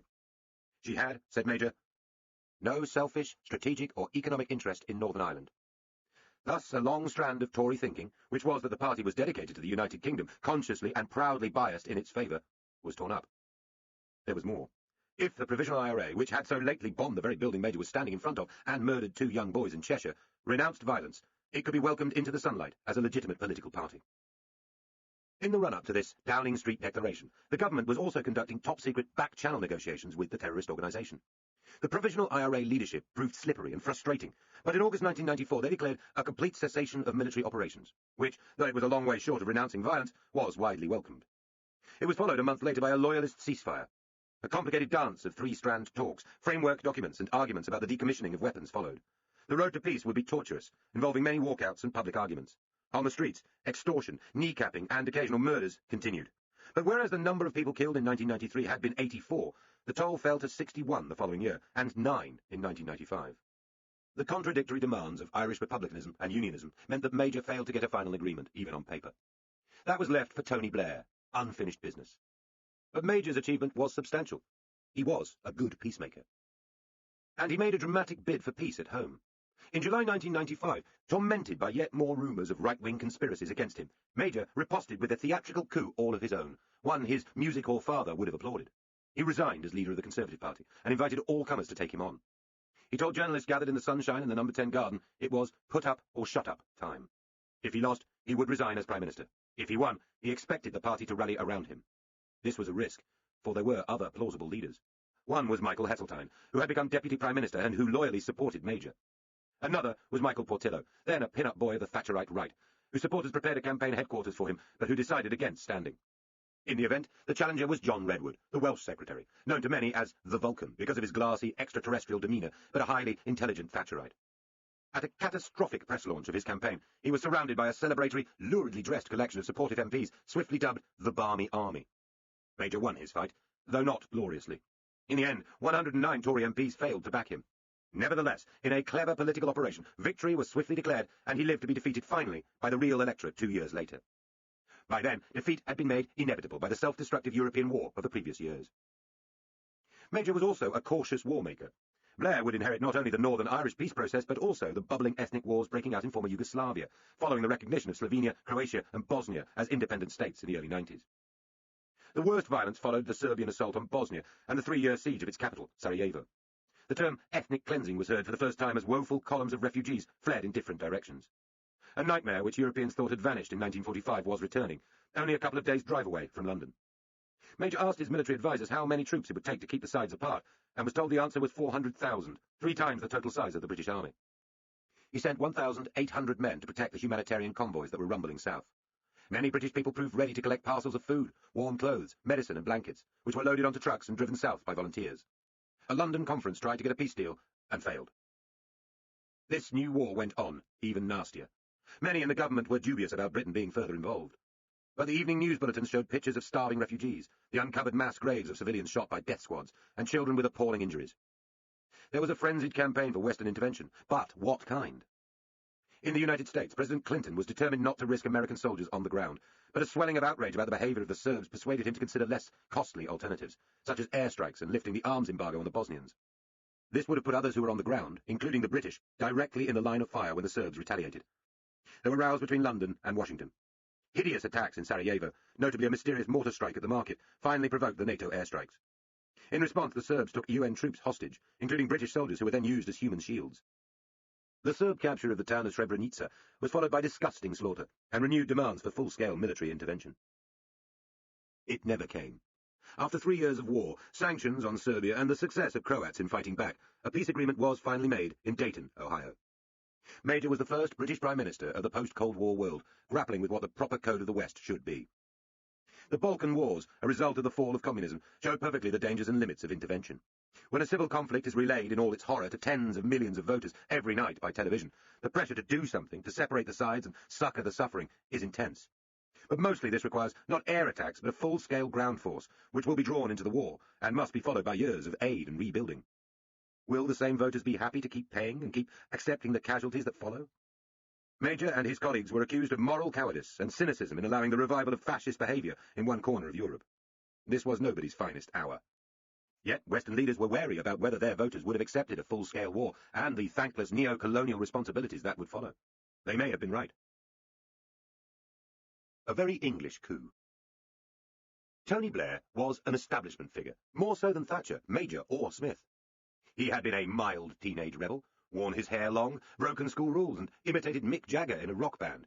His father had been brought up by a communist on Clydeside, and had suffered an early and severe stroke, which brought his children uncertainty and a bump down in the world. Far more importantly, though, Blair was the son of a Tory lawyer, and went to a preparatory school in Durham, then the grand fee-paying boarding school Fettes in Edinburgh, then Oxford University, and then the Bar, before becoming an MP. There was more Gothic architecture in his early history than in most volumes of Pevsner's Architectural Guide. Though he rebelled, the lessons of politeness, deference, and a quiet knowledge about where power lay were in place from the start. Gifted with a natural charm, infectious good humour, and a great skill in acting, he was a young man whose seriousness and principle were also evident. His father's stroke had happened when he was still young. He lost his adored Irish-born mother when he was a student, and turned increasingly to religion, in its activist, not contemplative form. Much ink has been spilled about why he joined the Labour Party rather than the Conservatives. It's not a ridiculous question. Falling for a young Liverpudlian socialist called Cherie Booth sharpened his politics, but he had joined Labour before he met her. There is a widespread belief that it was mere calculation. In the early 80s, the Tories were awash with bright lawyers looking for seats and political careers, while Labour seemed on its last legs. If you wanted to get into the Commons and then rise, Labour offered an easier, if riskier, route. While this is possible, joining Labour at its lowest ebb would show uncanny prescience for a pure careerist. The likeliest explanation is simply that he believed in political action, and that, though flawed, Labour's belief in social justice was nearest to the Christian social views he had formed. Once in the party, working his way through local branches in London, he displayed the full kit of soft-left beliefs of the time, being hostile to the European community and privatisation, pro-CND and high taxes, the rights of illegal immigrants and greater freedom from the press. He would ditch all of these views later, but this does not mean they were insincerely held at the time. For the Labour Party of Foot's time, they were considered moderate, and Blair was always opposed to the hard-left Bennite and militant groups. After fighting a hopeless by-election, Blair won a safe Labour seat in the north-east of England with his combination of chutzpah and charm, and, in the Commons from 1983, quickly fell in with another new MP. Gordon Brown was much that Blair was not. He was a tribal Labour Party man from a strongly political family, who had barely glimpsed the crenellated English establishment which produced Blair. Brown had been Scotland's best-known student politician, and a player in Scottish Labour politics from the age of 23, followed by a stint in television. Yet the two men had some things in common. They were both Christians, and they were both deeply impatient with the condition of the Labour Party. For 7 or 8 years they seemed inseparable, working mostly from a tiny, windowless office they shared. Brown tutored Blair in the darker ways of politics, treating him like a sweetly naive kid brother. He would learn. Blair was also a vital sounding board for Brown, however, teaching him what the mysterious English middle classes might be thinking. No working relationship in politics was closer. Brown summed it up in 1991. "I think Blair could well be leader of the party after me." Together, they made friends with Westminster journalists. Together, they matured as Commons performers. Together, they shared their frustration about older Labour politicians. Together, they worked their way up the ranks of the shadow cabinet. Then Blair began to pull ahead. After the 1992 defeat, he made a bleak public judgment about why Labour had lost so badly. The reason was not complicated, but simple. Labour has not been trusted to fulfil the aspirations of the majority of people in a modern world. As Shadow Home Secretary, he began to try to put that right, promising, in words borrowed from Brown, to be tough on crime and tough on the causes of crime. His response to the horror of the 1993 murder of the toddler James Bulger by 2 young boys, which provoked a frenzy of national debate, was particularly resonant. In general, Blair tried to return his party to the common-sense language of morality. He drank deep from the mix of socially conservative and economically liberal messages used by the great communicator Bill Clinton and his team of New Democrats.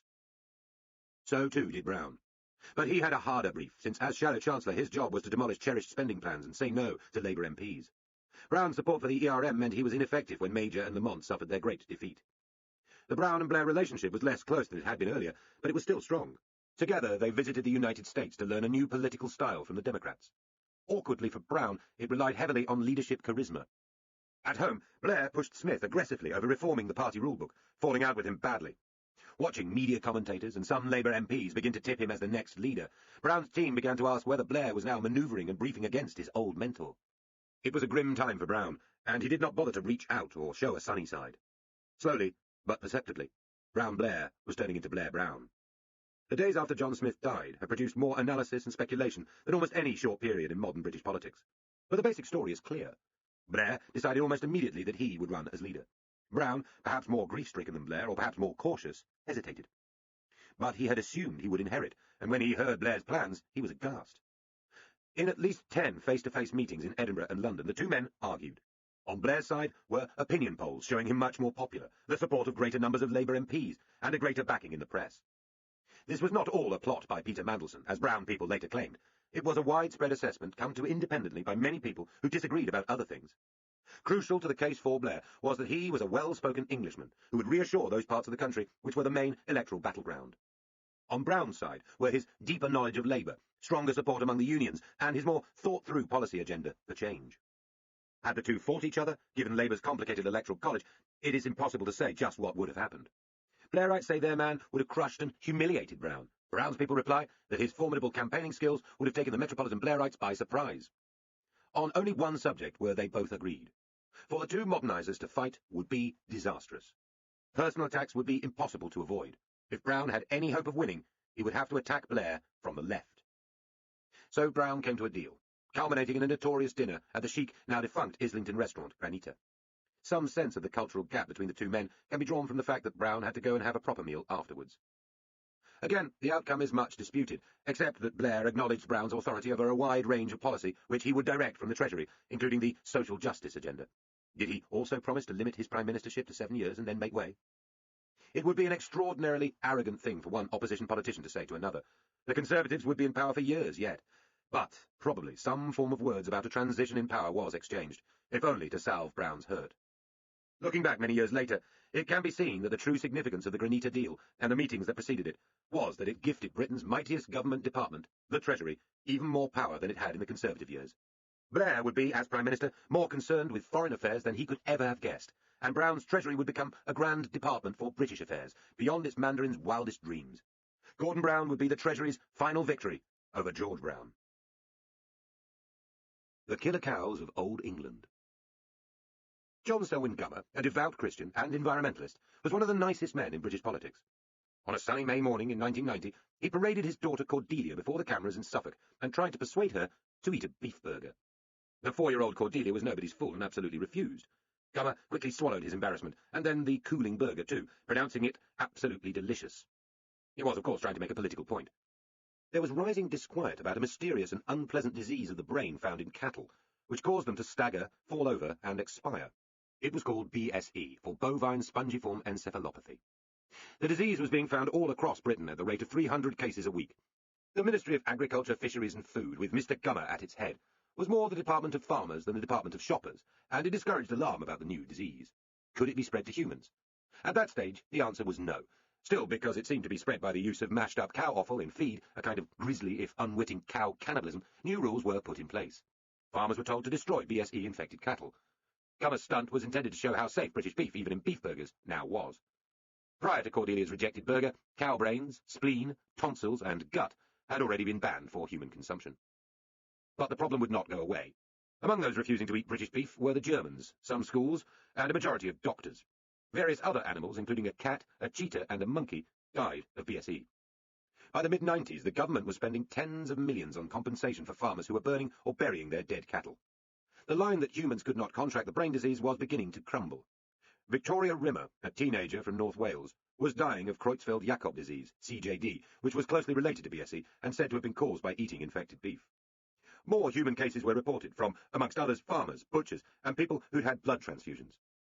It began to be clear that many slaughterhouses were not following the new rules, and that some BSE-infected cattle still ended up for human consumption. The EU started to take a close interest. In March 1996, ministers admitted that a new form of CJD had been found in 10 people, of whom 8 had died, and that this was probably due to BSE being in food. There was, rightly, an eruption of anger, and the credibility of the department was questioned. British beef was banned by the EU. New rules about the deboning of beef before it was eaten were introduced, and a massive programme of slaughtering all cows over 30 months began. Beef on the bone was off the menu, and parts of the British countryside were studded with oily pyres of swollen dead corpses, an unappetising spectacle. The slaughter was extended to 147,000 animals, but Europe remained steely, and extended the ban to exported British beef outside the EU as well. Mad cow disease became as emblematic of the end of the Tory years as union militancy or punk rock had been of the late 70s. The government's anger was mainly directed at continental Europe, seen as gleefully exaggerating the lethal infection in the roast beef of Old England in order to sell their own meat. Yet the anger might have been as profitably directed elsewhere, to the farming-dominated government department that had acted slowly, the farmers who had refused to report the full extent of the disease, the sloppy slaughterhouses, and, in general, a form of industrial farming that fed dead cows' brains to cows, apparently heedless of whether this was nice, safe, or healthy. The science was still sketchy, and the media was hysterical, but government and industry were to blame as well. The Sword of Truth. For British voters, the major years were remembered as much for the sad, petty and lurid personal scandals that attended so many of his ministers, after he made an unwise speech remembered as a call for old-style morality. In fact, Back to Basics referred to almost everything except personal sexual morality. He spoke of public service, industry, sound money, free trade, traditional teaching, respect for the family and law, and a campaign to defeat crime. Back to Basics, however, gave the press a fail-safe headline charge of hypocrisy whenever ministers were caught out, and caught out they were. A series of adulteries exposed, children born out of wedlock, a sex death after a kinky stunt went wrong, rumours about Major's own affairs, truer than was realised, though the press had the wrong person, and then an inquiry into whether Parliament had been misled over the sale of arms to Iraq, were knitted together into a single pattern of misbehaviour, which got an old name, sleaze. In 1996, a 3-year inquiry into whether the government had allowed a trial to go ahead against directors of an arms company, Matrix Churchill, knowing that they were in fact acting inside privately accepted guidelines, resulted in 2 ministers being publicly criticised. It showed that the government had allowed a more relaxed regime of military-related exports to Saddam Hussein, even after the horrific gassing of 5,000 Kurds at Fallujah, and revealed a culture of secrecy and double standards. Other sleaze-related stories were more personal. One of the more flamboyant Thatcherite MPs, the bow-tied and flippant Neil Hamilton, was accused of taking cash in brown paper envelopes from the owner of Harrods, Mohammed Al-Fayed, to ask questions for him in Parliament. In a libel case which followed, he vociferously denied this, but lost the action and was financially ruined. Jonathan Aitken, a Treasury Minister, was accused of taking improper hospitality from an Arab business contact. He resigned to fight the Guardian over the claims, with the simple sword of truth and the trusty shield of fair play, was found guilty of perjury, and served 18 months in prison. There is no logical link between a minister who forms improper links with a sexual partner and a minister who forms improper links with a businessman. Never mind. All of this was expertly packaged together by the New Labour opposition, working closely with the media. In the late 90s, sleaze was as ubiquitous and smug a word as spin would be later. It set the tone of the times. One of the more dramatic episodes in the 1997 election was the overwhelming defeat of Hamilton in his Tatton constituency by the former BBC war reporter who had been badly injured at Sarajevo, Martin Bell. Clad in his familiar white suit, helped by a decision to stand aside by the Labour and Liberal Democrat candidates, and advised by the Labour spin doctor Alistair Campbell, Bell succeeded in overturning Hamilton's enormous majority, emerging with an 11,000 majority of his own. He became Britain's first independent MP for nearly 50 years. It is worth recalling that there was a time not so long ago when it seemed that white suits, if not swords of truth, would cleanse British politics. By the end of Major's government, it seemed that some lessons had been learned about politics in Britain, broadly defined.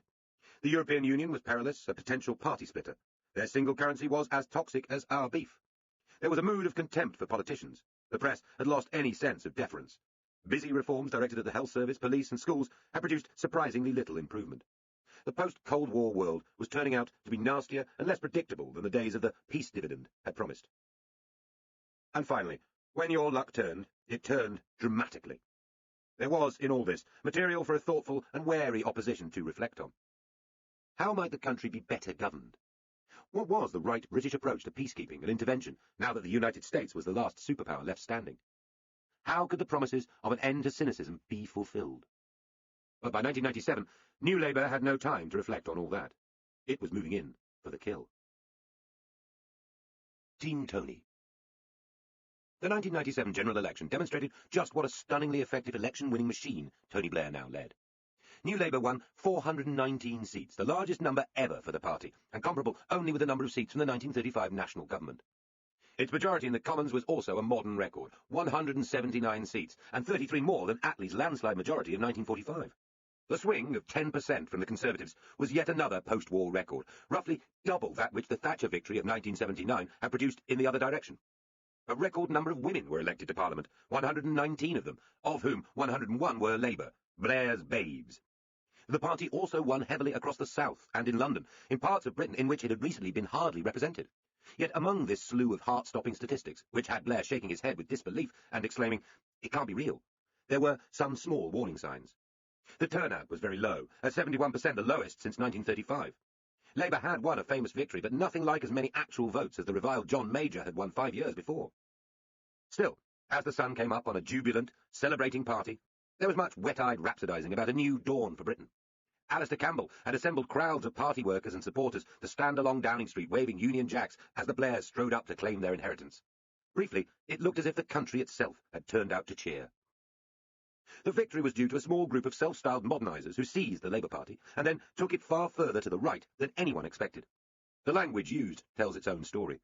New Labour was to be a party of the left and centre-left, then one of the centre-left, then the centre and centre-left, and in Blair's later years, simply of the centre. Blair was the leading man in this drama, but he was not the only player. He needed the support and encouragement of admirers and friends who would coax and goad him, rebuke him and encourage him, and do his will, whether he knew what they were up to or not. Who were they? There was Mandelson, the brilliant but temperamental former media boss, by now an MP. Once fixated by Gordon Brown, he was adored by Blair and returned the sentiment. Yet he was so mistrusted by other members of the team that his central role in Blair's leadership election was disguised from them under the name Bobby, for Bobby Kennedy, working to Blair's JFK. Modesty was never a hallmark of the inner circle. There was Alistair Campbell, Blair's press officer and attack dog. A former journalist, natural propagandist, ex-alcoholic, and all-round alpha male. Campbell would chew the ears of everyone who criticised Blair and help devise the campaign of mockery against Major. He behaved in private towards the Labour leader, and on one occasion was filmed doing so, with the cheery aggression of a personal trainer working over a nervous young housewife. There was Philip Gould, a working-class boy whose admiration for US political techniques knew no bounds. He would bring his focus group expertise, his polling and ruthless analysis to the party. There was Derry Irvine, the rotund, intimidating, brilliant, and surprisingly sensitive Highlands lawyer, who had first found a place in his chambers for Blair and Cherie Booth. He advised on constitutional change and would become Lord Chancellor. And there was Angie Hunter, the contralto charmer, who had known Blair as a youth and who remained his best hotline to Daily Mail reading Middle England. These people, with Brown and his team working almost alongside them, formed the inner core. The young David Miliband, whose father was a famous Marxist political philosopher, provided research help. They would be joined by Jonathan Pole, a diplomat who had been observing the Clintons in the United States, and whose older brother Charles had been one of Thatcher's most important aides. By the end of the Blair years, with so many others fallen by the wayside, he was undoubtedly the second most important man in Downing Street. Among the MPs who were initially close were Marjorie, better known as Mo Mowlam, and Jack Straw. The money for Blair's leadership campaign was raised from a clutch of mainly media millionaires, including Greg Dyke, later Director-General of the BBC, and Michael Levy, a record promoter who would later be ennobled and later still face a police investigation and arrest on corruption charges. The first striking thing about Team Blair is how few elected Labour politicians it included. The second is how many of its original members would later fall out with him. He had a capacity to charm and pull in people whom he needed, and then to drop them briskly once they were surplus or embarrassing. Blair had won 57% of the vote in the leadership election, easily beating two more left-wing candidates, one of whom, John Prescott, was elected as his deputy. In his campaign, Blair had stuck mostly to generalities about modernisation and the instincts of the British people, but had sounded approving of the regime of centralised testing and quangos the Conservatives had pursued in public services. To that extent, people had due warning. By the time the party congregated again for its annual conference, the Labour Party had become New Labour. In his first conference speech, Blair made a veiled reference to the need for an up-to-date statement of Labour values. What he actually meant was that he planned to scrap Clause 4 of its constitution, which declared that public ownership of the means of production, distribution and exchange was necessary to secure for the workers by hand or by brain the full fruit of their industry. Clause 4, Part 4, was a household god for Labour, its 1918 commitment to destroy capitalism, which sat in a corner covered in cobwebs. Hugh Gaitskell had wanted to abolish it, but had drawn back, and the ambition had slumbered for decades. Blair killed it. His new statement of aims began with the assertion that the Labour Party is a democratic socialist party, which by then was going it a bit. In his next conference speech, Blair used the word new 59 times, referred to socialism just once, and omitted to mention the working class at all. Though politics is a serious business, there is an undeniably comic side to the Blair coup. With his impish grin, he suddenly behaved as if everything was possible, and no political allegiance was impossible to shift. He became the playful magician of political life. He took to warmly praising Margaret Thatcher. He opened private talks with the Liberal Democrats about some grand new alliance of the centre. In Fleet Street, he took to charming every roomy proprietorial troll and crusty prophet of the right he could lay his smile on. Later, he would continue the practice in government, appointing Tory statesmen to big jobs, gleefully ushering in defectors, and keeping close for a while to the Lib Dem leader Paddy Ashdown and its elder statesman Roy Jenkins, though he would later disappoint both by his conservatism. He went to visit Rupert Murdoch's News International team in Australia and impressed them too. What manner of man was this Tony Blair? Where did he stand? Where were his limits? There were not many. In the election campaign, the pro-European Blair cheerfully put his name to an article in Murdoch's Sun, ghost-written by Campbell, promising to slay the dragon of federalism.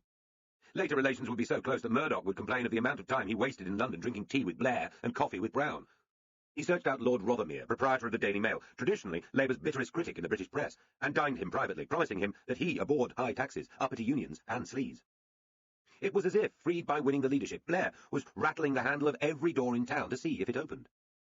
As he was on a roll and Labour was desperate to win at all costs, the traditionalist looked on in silent, helpless disbelief. Was nothing sacred? Apparently not. Yet when it came to serious policy formation, the story was less amusing. Blair talked of his priority being education, education, education, of his ambition to make Britain a young country, and of his own belief in power for a purpose. He identified the broad areas he wanted to concentrate on, but when it came to clearer proposals, said little. Blair has been mocked so richly since for the airy blandness of his promises that it is worth recalling an example of the optimism-light rhetoric, which was taken at least half seriously in 1997. A few early sentences from Labour's manifesto give a flavour of this. I believe in Britain. It is a great country with a great history. The British people are a great people. But I believe Britain can and must be better. Better schools, better hospitals, better ways of tackling crime, of building a modern welfare state, of equipping ourselves for a new world economy. I want a Britain that is one nation, with shared values and purpose, where merit comes before privilege, run for the many, not for the few, strong and sure of itself at home and abroad. I want a Britain that does not shuffle into the new millennium afraid of the future, but strides into it with confidence. Britons would stride with a purpose, and in their hands they would hold New Labour's first pledge card, a credit card-sized rectangle of coloured cardboard. Produced in time for the election, its 5 pledges were rather clearer than the early rhetoric. In government, Labour would cut class sizes to 30 or below for 5 to 7-year-olds by scrapping the assisted places scheme that helped people from poor families go to private schools. It would speed up punishment for persistent young offenders, halving the time from arrest to sentencing. It would cut health service waiting times by treating an extra 100,000 patients as a first step. Paid for by cutting red tape, the last resort of political accountancy. 250,000 young people would be put to work through a windfall tax on the privatised utility companies. There would be no rise in income tax rates, and inflation and interest rates would be kept as low as possible. The last seemed entirely meaningless, since no government has tried to raise inflation, but now seems like a coded reference to Gordon Brown's decision to hand control over interest rates to a committee of the Bank of England. Looking back, the pledge card revealed a lot about the strengths and weaknesses of New Labour. It was modest in promise and costed. Its promises, however, were so simple that they often turned out to be damaging in practice. The waiting times pledge was one example. And there was a yearning for numerical simplicity, all those suspiciously round numbers, which suggested the purpose of the pledges was propagandistic, not governmental, easy ideas to spoon into voters who could not be bothered to concentrate. Most damaging of all for a campaign which so relentlessly accused the Conservatives of deceit and destroying people's trust in politics, Labour made promises which it would promptly break when it won power. It promised not to privatise the air traffic control system, but did so. It promised not to levy tuition fees for students, and a year later did exactly that, and would repeat the trick with student top-up fees during the 2001 election. It promised an end to sleaze and to deception. It implied that the overall tax burden would not increase, yet it would. The most important pledges were the negative ones, coming from Brown and his Treasury team. That there would be no increase in rates of income tax, while for 2 years a new Labour government would stick to the Conservative spending totals. Those promises were stuck to, though there were big and unmentioned stings to come. But why were so many other pledges broken? Team Tony, the group who put together the New Labour project, were intelligent people who wanted to find a way of ruling which helped the worse off, particularly by giving them better chances in education and to find jobs, while not alienating the mass of middle-class voters. They exuded a strange, unstable mix of anxiety and arrogance. They were extraordinarily worried by newspapers. They were bruised by what had happened to Kinnock, whom they had all worked with, and ruthlessly focused on winning over anyone who could be won. Yet there was arrogance too. They were utterly ignorant of what governing would be like. The early success of Blair's leadership victory and his short time as opposition leader produced a sense that everything was possible for people of determination. If they promised something, no doubt it would happen. If they said something, of course it was true. They weren't Tories after all. The pity of all this was that they were about to take power at a golden moment, when it would have been possible to fulfil the pledges they had made, and when it was not necessary to give different messages to different people in order to win power. Blair had the wind at his back. The Conservatives would pose no serious threat to him for many years to come. Far from inheriting a weak or crisis-ridden economy, he was actually taking over at the best possible time, when the country was recovering strongly, but had not yet quite noticed.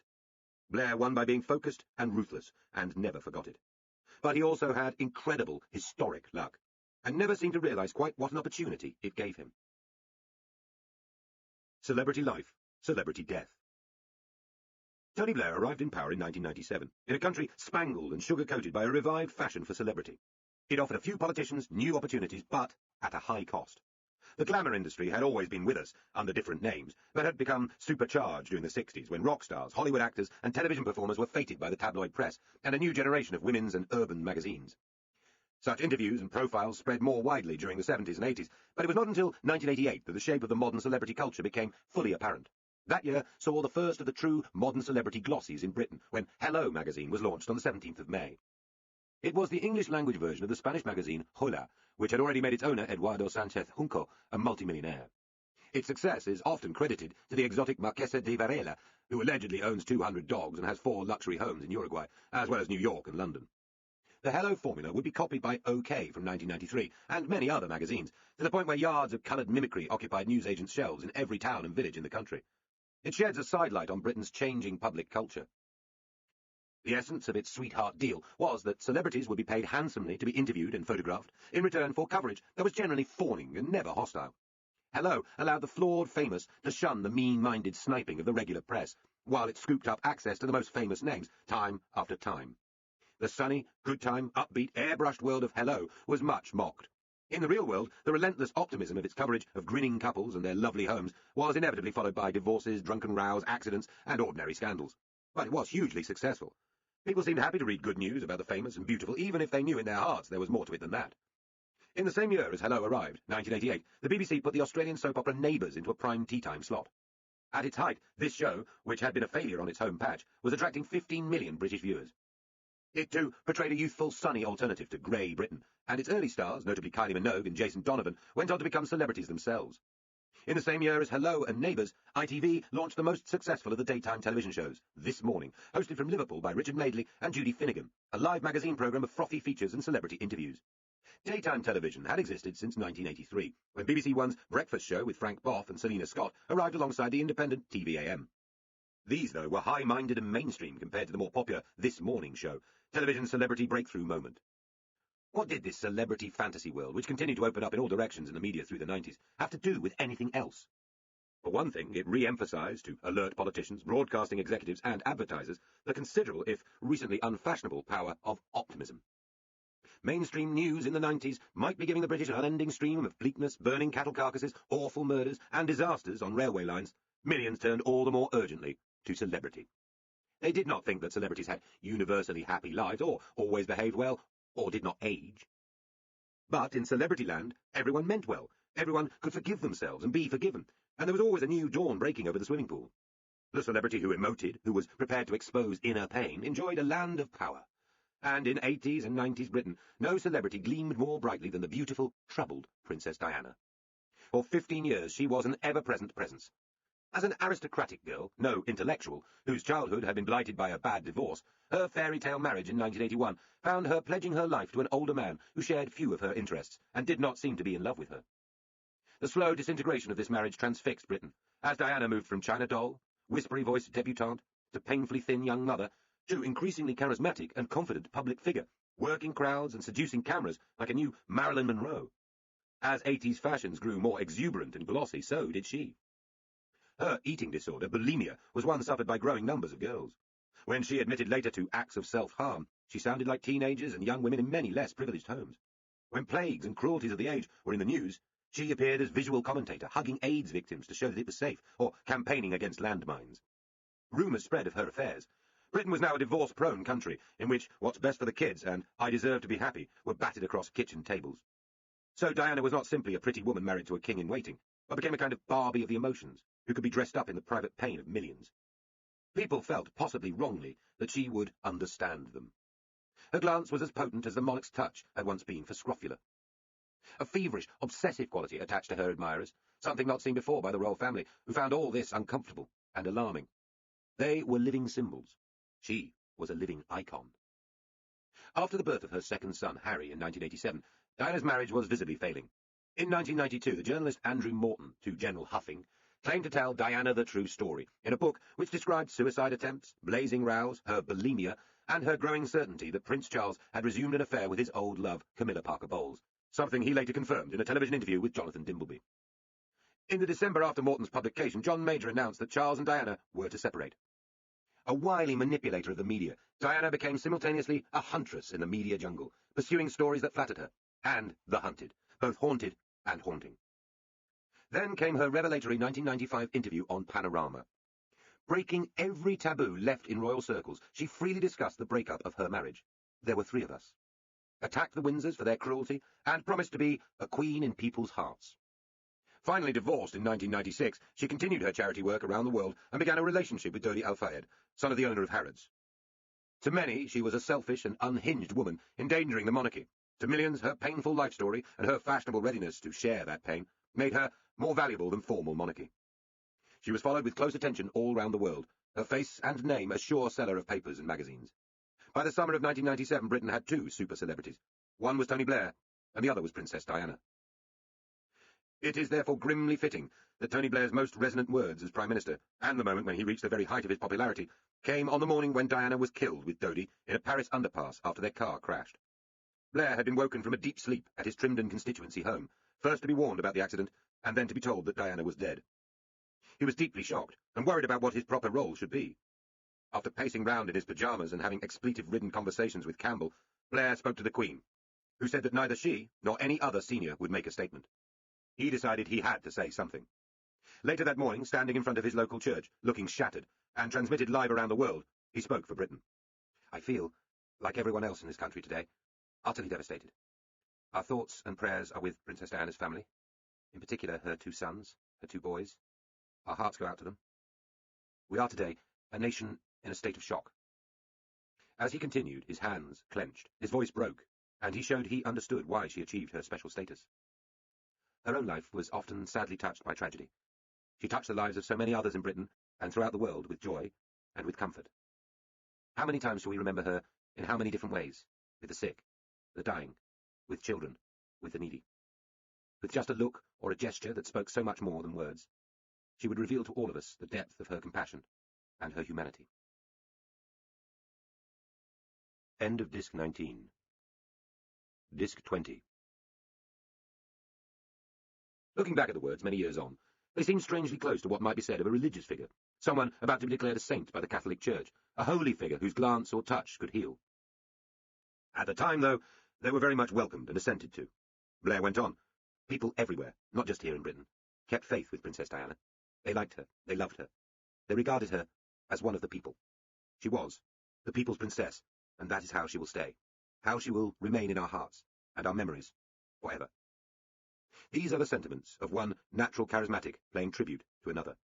Blair regarded himself as the people's Prime Minister, leading the People's Party, beyond left and right, beyond faction or ideology, a political miracle worker with a direct line to the people's instincts.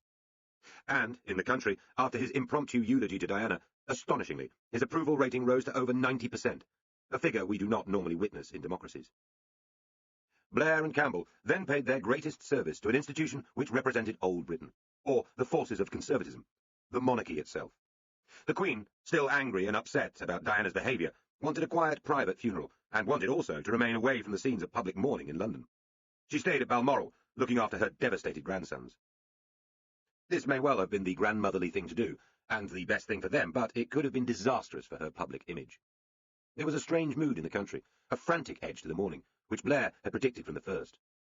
The lack of publicly mourning Windsors, the lack of a flag at half-mast over Buckingham Palace, any suggestion of a quiet funeral, all seemed to confirm all Diana's most bitter thoughts about a cold and unfeeling royal family. With Prince Charles's full agreement, Blair and his aides cajoled the palace first into accepting that this would have to be a huge public funeral so that the country's grief could be expressed, and second, that the Queen should return to London. She did, just in time to quieten a growing mood of anger about her behaviour. This was a generational problem as well as a class one. The Queen had been brought up in a land of buttoned lips, stoicism, and private grieving. She now reigned over a country which expected and almost required exhibitionism. To let it all loll out had become a guarantee of authenticity. For some years in Britain, the deaths of children or the scenes of fatal accidents had been marked by little shrines of cellophane-wrapped flowers, cards, and soft toys. In the run-up to Diana's funeral, parts of central London seemed Mediterranean in their public grieving. There were vast mounds of flowers, people sleeping out, holding placards, weeping in the streets. Strangers hugged strangers. If Blair's words in Trimdon suggested Diana was a living saint, a sub-religious hysteria responded to that thought. People queuing to sign a book of condolence at St. James's Palace reported that her image was appearing supernaturally in the background of an oil painting. The funeral itself was like no other before, and will never be mimicked. The capital was at a standstill. Among the lucky ones invited to Westminster Abbey, gay men in matching sadomasochistic leather outfits queued up with members of the household cavalry in long leather boots and jangling spurs. Campaigners stood with earls, entertainers shared programmes with elderly politicians as the worlds of rock music and aristocracy, charity work and politics jostled together. Elton John performed a hastily rewritten version of Candle in the Wind, his lament for Marilyn Monroe, and Princess Diana's brother Earl Spencer made an angrily half-coded attack from the pulpit on the Windsor's treatment of his sister. This was applauded when it was relayed outside, and then disloyal clapping was heard in the Abbey itself. Diana's body was driven to her last resting place and showered with flowers all the way. In another echo of Marilyn Monroe, Diana's death would begin a worldwide rumour that she had been murdered, either because she was pregnant by Dodi or because she was about to marry a Muslim. Wild theories about British Secret Service agents would ripple through cyberspace, reappearing regularly in newspapers. Those same papers, implicated in the hounding of Diana by paparazzi photographers, whose work they bought eagerly, were more obviously to blame. Less was said about that. Nearly a decade later, an inquiry headed by a former Metropolitan Police Commissioner concluded she had died because her driver was drunk and trying to throw off pursuing photographers. This was greeted by the conspiracy theorists as another establishment cover-up. The Queen recovered her standing after making a grim live broadcast about her wayward former daughter-in-law. She would later rise again in public esteem to be seen as one of the most successful as well as longest-serving sovereigns for centuries. A popular film about these events sealed the verdict. Blair never again quite captured the mood of the country as he did that late summer. It may be that his advice and help to the Queen in 1997 was vital to her, as well as being, in the view of some officials, thoroughly impertinent. What did Tony Blair take from the force of the Diana cult, and of charismatic celebrity generally? His instinct for popular culture when he arrived in power was uncanny. He, too, would soon launch himself onto daytime television programmes, spinning an engaging and chirpy story about his life and interests, not always accurate in every detail.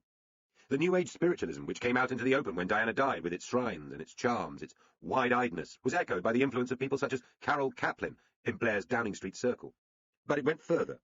What other politicians failed to grasp, and he did grasp, was the power of optimism expressed by the glossy world of celebrity, and people's readiness to forgive their favourites not just once, but again and again. In celebrity land, if you had charisma, and you apologised, or better still, bared a little of your soul, you could get away with most things short of murder. Interesting. But the world of politics would prove to be a little tougher. Days of hope. Optimism was the only real force behind the Northern Ireland peace process. Too often, this is now remembered by one of Blair's greatest soundbites as the talks reached a climax. This is no time for soundbites. I feel the hand of history on my shoulder. While irresistibly comic, it would be a horribly unfair thing to hold on to from one of Blair's biggest achievements. As we have seen, John Major had been tenacious in trying to bring Republicans and Unionists to the table, but there had been a stalemate, contributed to by both IRA bloody-mindedness and his own parliamentary weakness. Encouraged by Bill Clinton, Blair had decided in opposition that an Irish peace settlement would be one of his top priorities in government. He went to the province as his first visit after winning power and focused Number 10 on the negotiations as soon as the IRA, sensing a new opportunity, announced a further ceasefire. In Mo Mowlam, the pugnacious, earthy and spectacularly brave new Northern Ireland Secretary, he had someone prepared to F and blind at Unionists and coup or hug Sinn Féiners in pursuit of a deal. Mowlam was, after Blair himself, the nearest the new government had to a charismatic celebrity. Quite soon, the Ulster Unionist politicians found her a bit much and suspected she was basically green. She concentrated her charm and bullying on the Republicans, while the Number 10 team run by Blair's chief aides concentrated their work on the Unionists. Blair would emphasise his own family's Unionist roots to try to win trust. As under Major, there were 3 separate negotiations taking place simultaneously. There was direct talking between the Northern Irish political parties, aimed at producing a power-sharing assembly in which they could all sit. This was chaired by former US Senator George Mitchell, and was the toughest part. There were the talks between the Northern Irish parties and the British and Irish governments about the border and the constitutional position of Northern Ireland in the future. And finally, there were direct talks between London and Dublin on the wider constitutional and security settlement. The story of the negotiations in detail is gripping, but cannot be given here. Suffice it to say that this was a long, intensely difficult process, which appeared to have broken down at numerous points, and was kept going mainly thanks to Blair himself. His advisers grumbled that he spent a ludicrously disproportionate amount of time on Northern Ireland, expending charm, energy, long days and late nights for months at a time. He also took big personal risks, as when early on he invited Gerry Adams and Martin McGuinness of Sinn Féin, the latter also a top provisional IRA commander, to Downing Street. Some in the Northern Ireland office, as well as in Unionist politics, believe Blair personally gave too much away to the Republicans, particularly over the release of terrorist prisoners. His former Northern Ireland secretary and friend, Peter Mandelson, later said as much. But he spent most of his time trying to keep the Unionists with him, having moved Labour policy away from a position of support for Irish unification, and in Washington, Blair was seen as too Unionist. At one point, when talks had broken down again, Mowlam made the astonishing personal decision to go into the notorious Maze prison herself and talk to Republican and Loyalist terrorist prisoners. Hiding behind their politicians, the imprisoned hardmen still called the shots, at a time when this was not a metaphorical expression. Given a deadline for Easter 1998, after last-gasp setbacks, a deal was finally struck. Northern Ireland would stay part of the UK for as long as the majority there wished it. The Republic of Ireland would give up the territorial claim to Northern Ireland, amending its constitution. The parties would combine in a power-sharing executive based on a new elected assembly.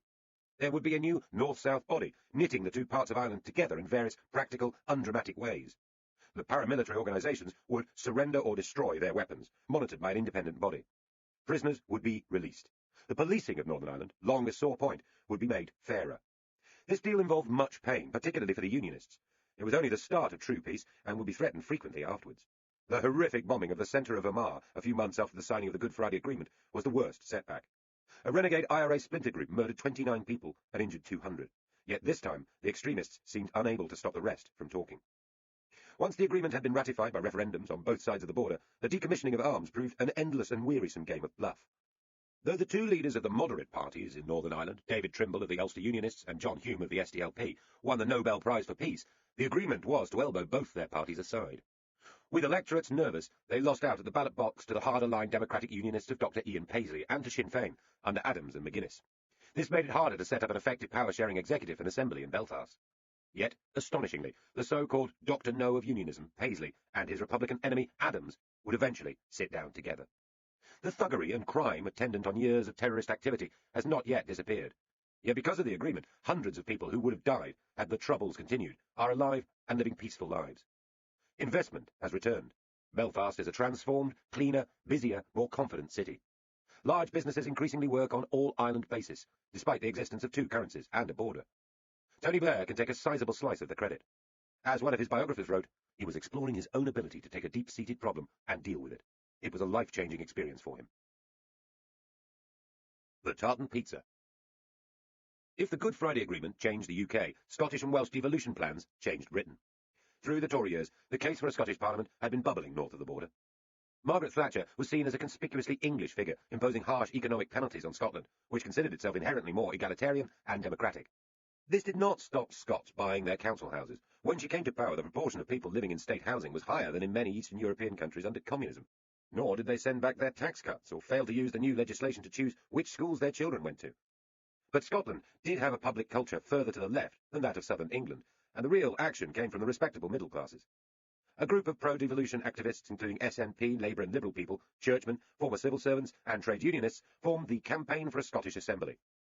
In due course, this produced a constitutional convention meant to bring in a wider cross-section of Scottish life behind their claim of right. It argued that if the Scots were to stand on their own 2 feet, as Mrs. Thatcher insisted, they needed control over their own affairs. Momentum increased when the Scottish Tories lost half their remaining seats in the 1987 election, and when the poll tax was introduced there first to stave off a rebellion among homeowners about higher rates bills. Over the next 3 years, a staggering 2.5 million summary warrants for non-payment of the poll tax were issued in Scotland, a country of some 5 million people. The Constitutional Convention got going in March 1989 after Donald Dewar, Labour's leader in Scotland, decided to work with other parties. The convention brought together the vast majority of Scottish MPs, all but 2 of Scotland's regional district and island councils, the trade unions, churches, charities, and many more. Almost everyone, indeed, except the Conservatives, who were sticking with the original union, and the SNP, who wanted full independence. Great marches were held. The newspapers became highly excited. A detailed blueprint was produced for the first Scottish Parliament since 1707, very like the one later established. Scottish Tories, finding themselves increasingly isolated, fought back vainly. They argued that Thatcherism bore a close family resemblance to many of the ideas of the Scottish Enlightenment. Was not Scotland's time of greatness based on thrift, hard work, and enterprise? One of the cradles of Thatcherism, more recently, had been in Scotland, at St Andrews University. They pointed out that if a Tory government based on English votes was regarded as illegitimate by the Scots, then in future a Labour government based on Scottish constituencies might be regarded as illegitimate by the English. In the 1992 election, John Major made a passionate plea for the survival of the Union. Had the four countries never come together, their joint history would have never been as great. Are we, in our generation, to throw all that away? He won back a single Scottish seat. Various minor sops were offered to the Scots in his years, including the return of the Stone of Destiny, with much ceremony.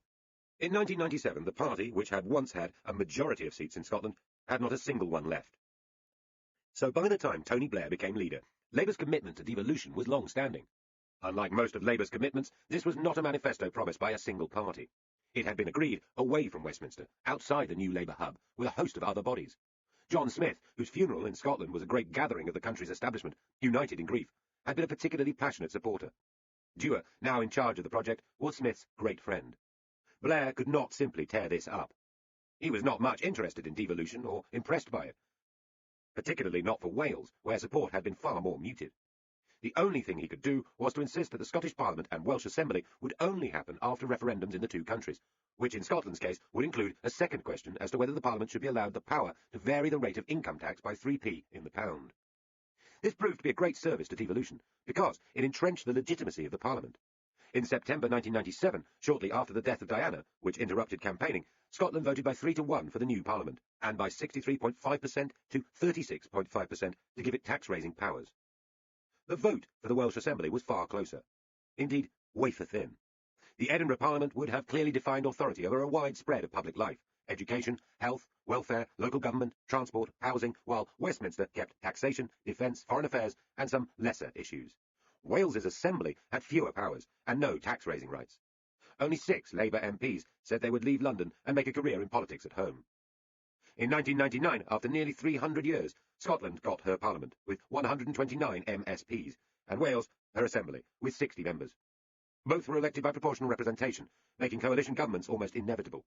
In Scotland, Labour provided the First Minister, Prime Minister being considered too provocative a title. He was Donald Dewar, a lanky, pessimistic and much-loved intellectual who looked a little like a dyspeptic heron. He took charge of a small pond of Labour and Liberal Democrat ministers. To start with, Scotland was governed from the Church of Scotland's General Assembly buildings, the forbidding Gothic affair in Edinburgh. Later it would move to a new building by a Catalan architect, Enrico Miralles, who died of a heart attack at an early stage. A brewery opposite the Palace of Holyrood House was demolished, and the complex new structure, with a roof meant to look like overturned fishing boats, was finally ready for use in 2004. It is architecturally impressive, with a lightness and openness millions of miles removed from Westminster, but it was originally budgeted to cost £55 million, and ended up costing £470 million, producing a vitriolic public argument in Scotland about wasted money. Dewar never lived to see it opened, collapsing and dying from a brain hemorrhage in 2000. Wales got her new Assembly building by Richard Rogers in Cardiff Bay in 2006, with much less controversy. Few predictions about the Scottish Parliament proved right.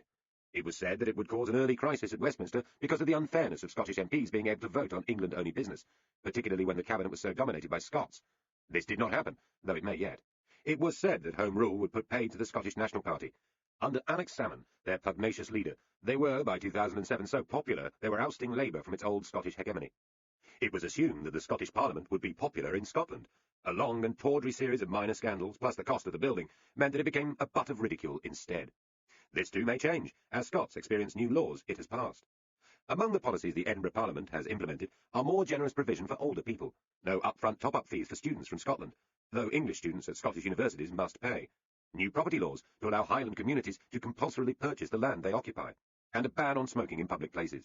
In all these, Scotland has reinforced her reputation for being to the left of England, though extra taxes have not yet been levied on the Scots. The most striking change, however, has been how quickly Scottish public life has diverged from that of the rest of Britain since the Parliament was established. Scotland always had a separate legal system, schools, newspapers and football leagues. Now she had separate politics too, with her own controversies and personalities, a news agenda increasingly different from that of England. This part of post-war Britain's story is still developing. Like England's, Scotland's economy has moved steadily towards services and away from manufacturing. After many years of decline, Scotland's population has begun to rise gently since 2003, with net immigration from the rest of the UK.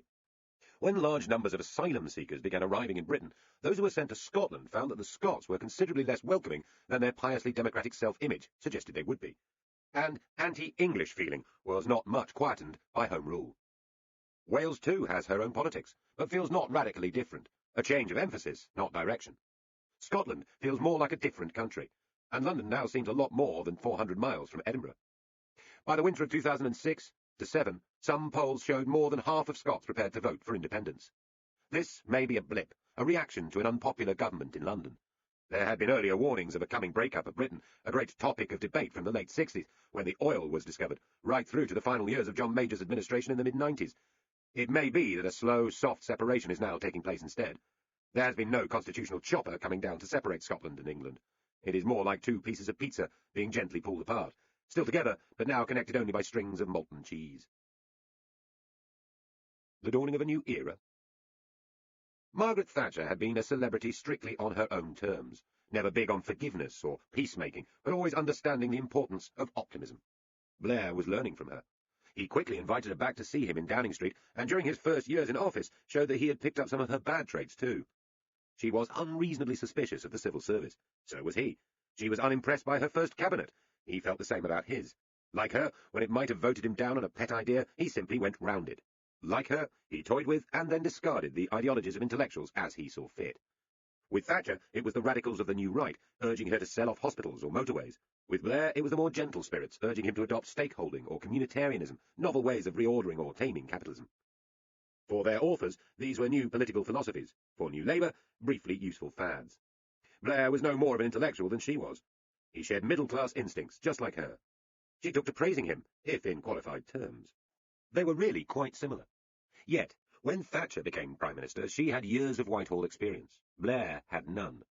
She may not have enjoyed the boozy male clubbiness of Parliament, but she respected the institution.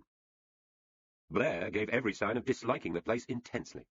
But the biggest difference between the two was Blair's obsession with journalism. Thatcher did her best to cope with the media, a little flattery here, a blunderbuss blast from Bernard Ingham there.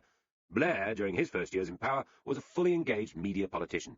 She sailed on the stuff. He swam in it. She knew who her press enemies were, and who were her friends, and more or less kept both throughout. Blair tried to make everyone his friend, and would lose almost all of them. Campbell was more powerful in the Blair court than Ingham had been in the Thatcher one. Again, it was a generational thing. She had come into politics when newspapers were comparatively deferential, and it was beneath a rising minister to court journalists. Blair learned the dangers of schmoozing media people, but slowly. More a problem of his early years, his relationship with the press and his misused press briefings hurt him and his reputation badly. One example of how came in the debate over British membership of the euro, the single currency finally taking shape at the beginning of 1999. Though never a fanatic on the subject, Blair's pro-European instincts and his desire to be the lead figure inside the EU predisposed him to announce that Britain would join, not in the first wave perhaps, but soon afterwards. He briefed that this would happen. British business seemed generally in favour. But as the former Liberal Democrat leader Paddy Ashdown revealed in his diaries, Blair had a problem. According to Ashdown, Roy Jenkins told Blair in the autumn of 1997, "I will be very blunt about this. You have to choose between leading in Europe or having Murdoch on your side. You can have one, but not both." Ouch. Pro-Euro journalists went to see him and came away thinking he was on their side. Anti-Euro journalists had the same experience. He had a pro-Euro advisor, Roger Liddell, but he also had an anti-Euro advisor, Derek Scott. The briefing and guesswork in the press was completely baffling. Lord Simon, the former BP boss, now in government working on Euro matters, held up a wodge of papers at one evening speech, announcing that they represented the speech about the Euro that had been written for him, before putting it down and confessing that he would not bother to read it. It had been completed an hour before, so the policy had probably changed. It was a joke, but meant to sting. Gordon Brown, who had been generally in favour of the Euro, munched his way through Treasury reports. For him, stability came first. He concluded that it was not likely Britain could safely enter in the first Parliament. He warned Blair. The two argued. Eventually, they agreed to fudge. Britain would promptly stay out during the 1997 Parliament, but the door should be left slightly ajar. Pro-European business people and those Tories who had lent Blair and Brown conditional support, as well as Blair's continental partners, should be kept on board. So should the anti-Euro press. The terms of the delicate compromise were meant to be revealed in an interview given by Brown to The Times. Being more hostile to entry than Blair, and talking to an anti-Euro paper, his team briefed more strongly than Blair would have liked. By the time the story was written, the pound had been saved from extinction for the lifetime of the Parliament. When Blair discovered this, he was aghast and began to phone desperately around until he reached Brown's press officer, the affable Charlie Whelan, a man Blair detested and had tried vainly to have sacked earlier in the year.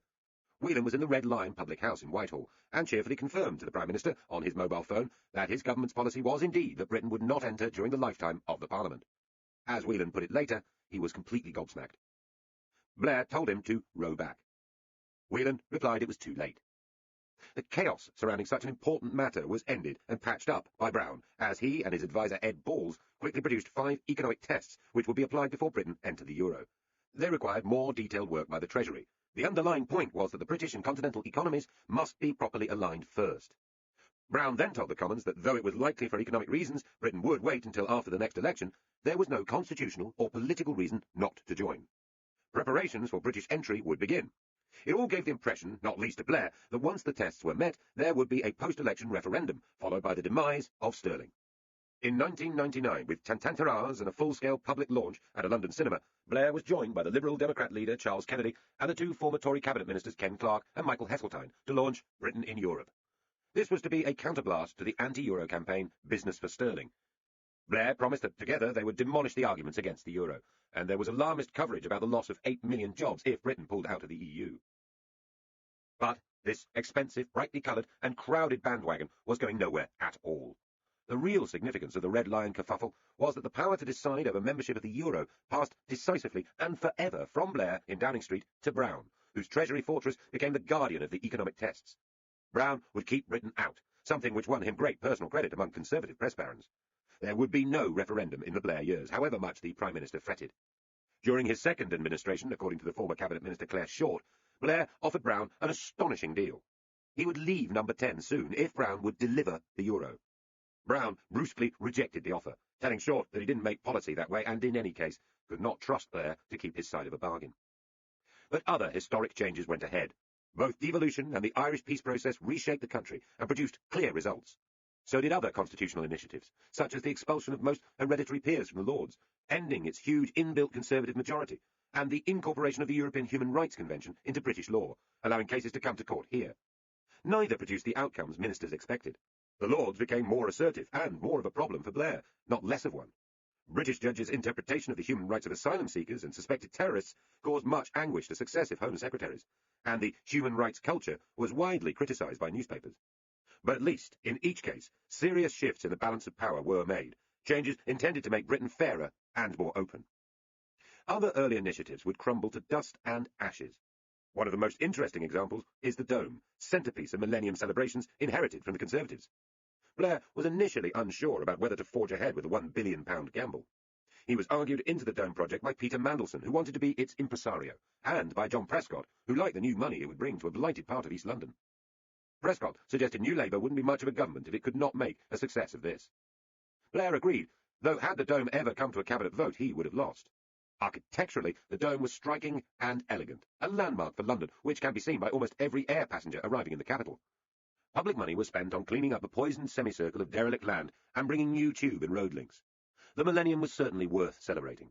But the problem ministers and their advisers could not solve was what their pleasure dome should contain. Should it be for a great national party? Should it be educational, beautiful, thought-provoking? A fun park? Nobody could decide. The instinct of the British towards satire was irresistible, as the project continued surrounded by cranes and political hullabaloo. The Dome would be magnificent, unique, a tribute to daring and can-do. Blair himself said it would provide the first paragraph of his next election manifesto. A well-funded, self-confident management was put in place, but the bright child's question, yes, but what's it for, would not go away. When the Dome finally opened, at New Year, the Queen, Prime Minister, and hundreds of donors, business people and celebrities were treated to a mishmash of a show which embarrassed many of them. Bad organisation meant most of the guests had a long, freezing and damp wait to get in for the celebrations. Xanadu, this was not. The fiasco meant the Dome was roasted in most newspapers, and when it opened to the public, the range of mildly interesting exhibits was greeted as a huge disappointment. Far fewer people came and bought tickets than was hoped. It turned out to be a theme park without a theme, morphing in the public imagination into the earliest and most damaging symbol of what was wrong with New Labour, an impressively constructed big tent containing not very much at all. It was produced by some of the people closest to the Prime Minister, and therefore boomeranged particularly badly on him and the group already known as Tony's cronies. Optimism and daring, it seemed, were not enough. Squeeze, relax. New Labour economics.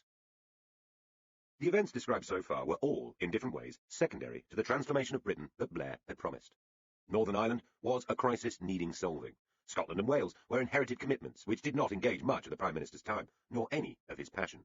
The Dome was also inherited, a sally of optimism and opportunism, which went terribly wrong. The death of Diana was one of Macmillan's events, brilliantly handled. But none of this was what New Labour was really about. Its intended purpose was a more secure economy, radically better public services, and a new deal for the people at the bottom. and much of this was in the lap not of Tony Blair, but of Gordon Brown. The saturnine Chancellor would become a controversial figure later in the government too, but his early months in the Treasury were rumbustious, as he overruled mandarins and imposed a new way of governing. Like Blair, Brown had no experience of government, and, like Blair, he had run his life in opposition with a tight team of his own, dominated by his economic adviser, later an MP and Treasury Minister, Ed Balls.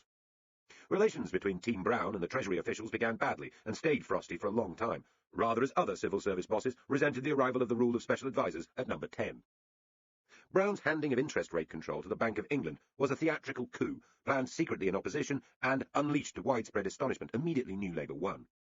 Other countries, including Germany and the United States, had long run monetary policy independently of politicians, but this was an unexpected step for a left-of-centre British Chancellor.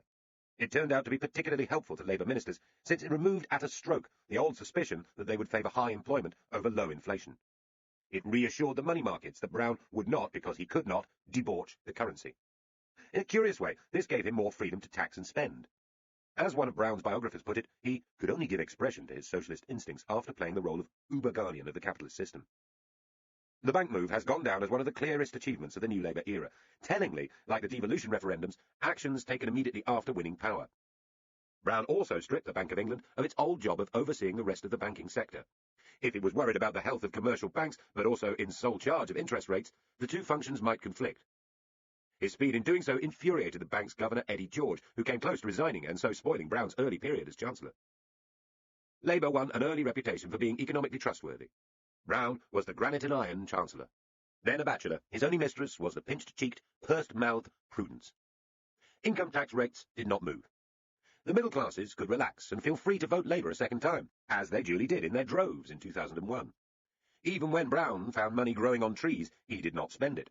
In 2000, at the most iridescent swollen glossiness of the dot-com bubble, when Britain was erupting with childlike candy-coloured names for companies promising magical profits, when anyone would pay anything for anything allegedly digital, Brown sold off licences for the next generation of mobile phones for £22.5 billion, vastly more than they were soon worth.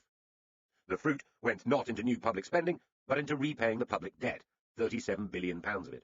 By 2002, government interest payments as a proportion of its income were the lowest since 1914. Brown's stock soared. Another consequence of the early squeeze was more immediately controversial. What became known as stealth taxes, like the stealth bomber itself, made a lot of noise and did not always hit their targeted area. Stealth taxes included the freezing of income tax thresholds, so an extra 1.5 million people found themselves paying the top rate, the freezing of personal allowances, rises in stamp duty on houses, and a hike in national insurance, both of which provided huge new tax streams in the Labour years, the palming off of costs onto council tax, which rose sharply, and most famously, the removal of tax credits for share dividends in 1997. This was sold at the time as a sensible technical reform, removing distortions and encouraging companies to reinvest in their core businesses. In fact, it had a devastating effect on the portfolios of pension funds. By 2006, according to a paper for the Institute of Actuaries, this measure was responsible for cutting the value of retirement pensions by £100 billion, a staggering sum.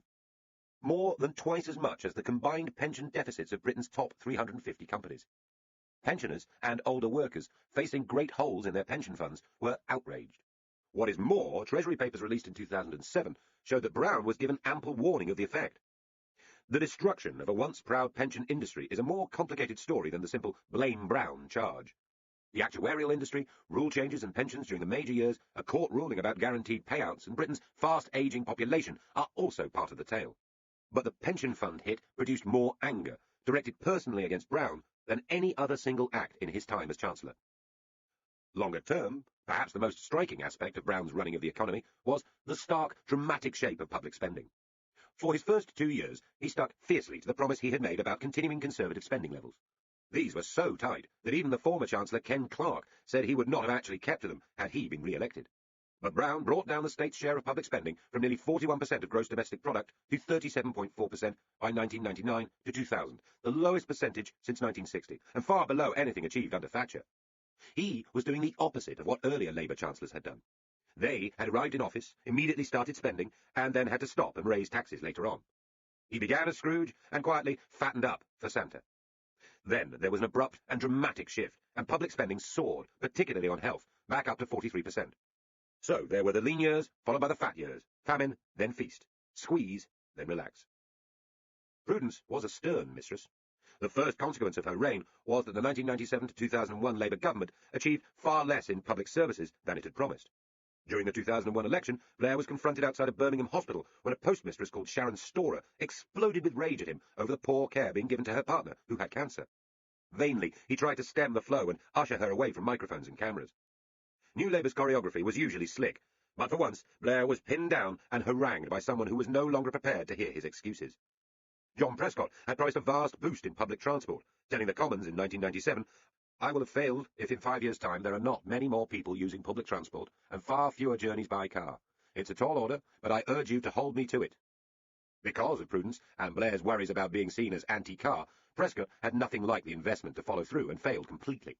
Prudence meant that Brown ploughed ahead with cuts in benefit for lone parent families, angering Labour MPs and resulting in a Scottish Labour conference vote which called them economically inept, morally repugnant, and spiritually bereft.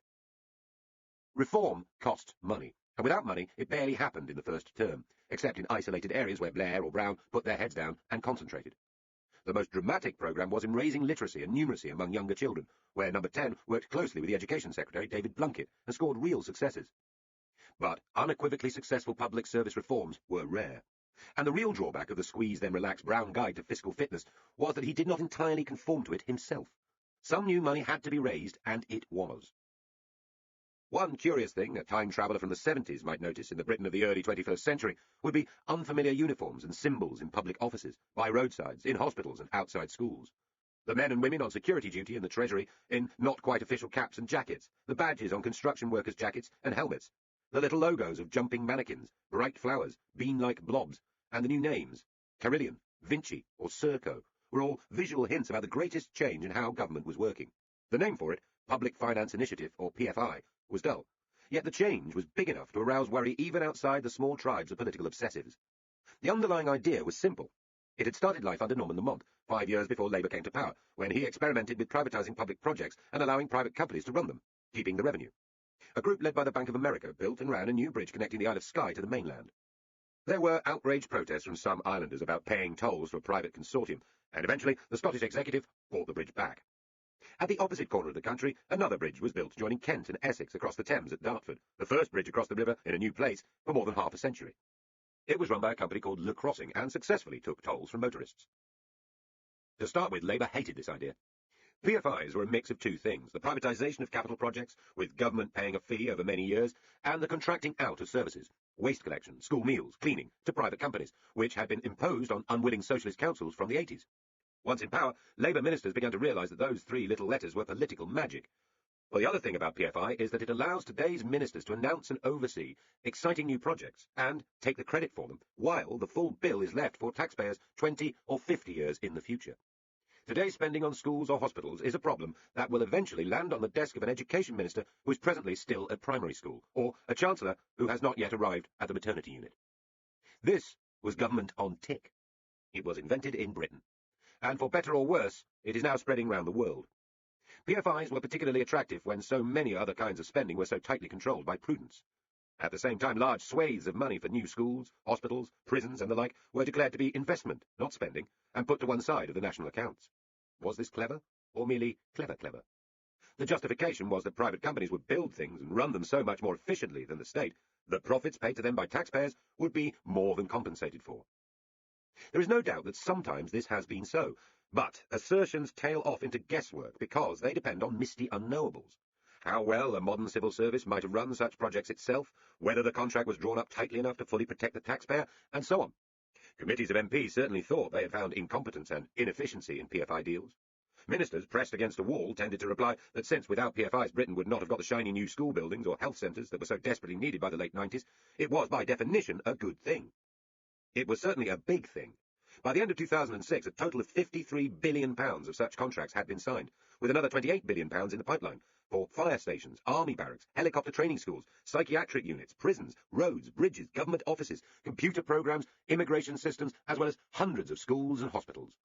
The biggest was for the modernisation of the London Underground, hugely expensive in legal fees and hugely complex in contracts.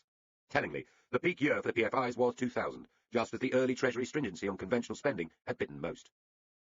The cost of the forward contracts for running these places, sometimes half a century ahead, is hard to estimate, but there is certainly over £100 billion of rent due to be paid by tomorrow's taxpayers. In the private sector, lawyers, company managers, and accountants began to specialise in PFIs. A whole new business sector arose. In the public sector, civil servants struggled to grapple with the new skills they would need to negotiate with unfamiliar private sector partners. There is an obvious problem about defining the real risk of these projects. If a firm is commissioned to build a prized new hospital at a certain budget and falls behind, to the point where failure looms unless the taxpayer intervenes again, is it likely the hospital will simply be abandoned? Risk is a routine business idea, but means something else in politics. How do you blend the culture of ministerial promises and that of construction and IT firms? Yet another white-collar industry arose to try, and by the mid-2000s, the number of PFI contracts being sold on from one company to another, a booming secondary market in subcontracted government, was well over 4/5 of the total. How to keep a grip on sold-on PFIs? Another mini-profession popped up to try that, too. All of it, of course, paid for by the taxpayer. Yet, PFIs did not make quite the noise one might have expected. Most politicians from most parties reflected that one day, they too might find them useful. The moment of truth. So when did Brown's great shift in policy happen? When did straightforward, on-balance sheet, old-fashioned public spending, financed by old-fashioned taxes, return to the political agenda? And why did the great romance between Gordon and Prudence end? It occurred, appropriately, just as Brown's real-life romance with Sarah Macaulay, a very bright public relations businesswoman, was becoming public. They would marry in August 2000, 6 months after Prudence had been told to make other arrangements. And despite Sharon Storer's disappointment the following year, it was indeed the National Health Service which triggered the change of pace. In its first election manifesto, New Labour promised to safeguard the basic principles of the NHS, which we founded. It protested that under the Tories there had been 50,000 fewer nurses, but a rise of no fewer than 20,000 managers, red tape which Labour would pull away and burn. Though critical of the Tory internal market, Blair promised to keep a split between those who commissioned health and those who provided it. The overall message was less fiddling and a bit more money. Under Frank Dobson, Labour's new health secretary, a staunch traditionalist and the man with the filthiest sense of humour in British politics, this is what happened. There was little reform, but there was, year by year, just enough extra money to buy off the winter crises. But then a quite different crisis hit the headlines. As often happens, it began with individual human stories, which rapidly came together and expanded towards a general truth. First, there was a particularly awful case of an old lady whose cancer was made inoperable after repeated delays. Then came a furious denunciation of his elderly mother's treatment by Professor Robert Winston, the Labour peer and fertility expert much admired by Blair. Winston said that Britain's health service was much the worst in Europe, was getting worse still, and that the government had been deceitful about the true picture. This set off something close to panic in Whitehall, not only because Winston was about the most authentic witness anyone could imagine, but also because he was, in general terms, right. And Labour's polling showed the country knew it. So, after a difficult haggle with Brown, Blair declared on Sir David Frost's Sunday morning television show in January 2000 that the NHS badly needed more money, and he would bring Britain's health spending up to the European average within 5 years. That was a huge promise, a third as much again in real terms, close to what actually happened. Gordon Brown was unhappy. He thought that Blair had preempted his decision, had not spoken to Frost enough about the need for health service reform to accompany the money, and according to Downing Street rumour, had stolen my bloody budget. Brown made up for this on the day itself when he promised that from then until 2004, health spending would rise at above 6% beyond inflation every year, by far the largest sustained increase in NHS funding in any period in its 50-year history, and half as much again for healthcare for every family in this country. The tilt away from tight spending controls and towards expansion had started. There was more to come. With an election looming in 2001, Brown also announced a review into the NHS and its future by a former banker called Derek Wanless. As soon as the election was over, broad hints about necessary tax rises began to be dropped. When Wanless finally reported, he confirmed much that the winter crisis of nearly 2 years earlier had shown. The NHS was not, whatever Britons fondly believed, as good as health systems in other similar countries, and it needed a lot more money. Wanless also rejected a radical change in funding, such as a move to insurance-based or semi-private healthcare. Brown immediately used this as objective proof that taxes had to rise to save the NHS, something Wanless felt a little uneasy about. Was he being used, in the words of one writer, as Brown's human shield?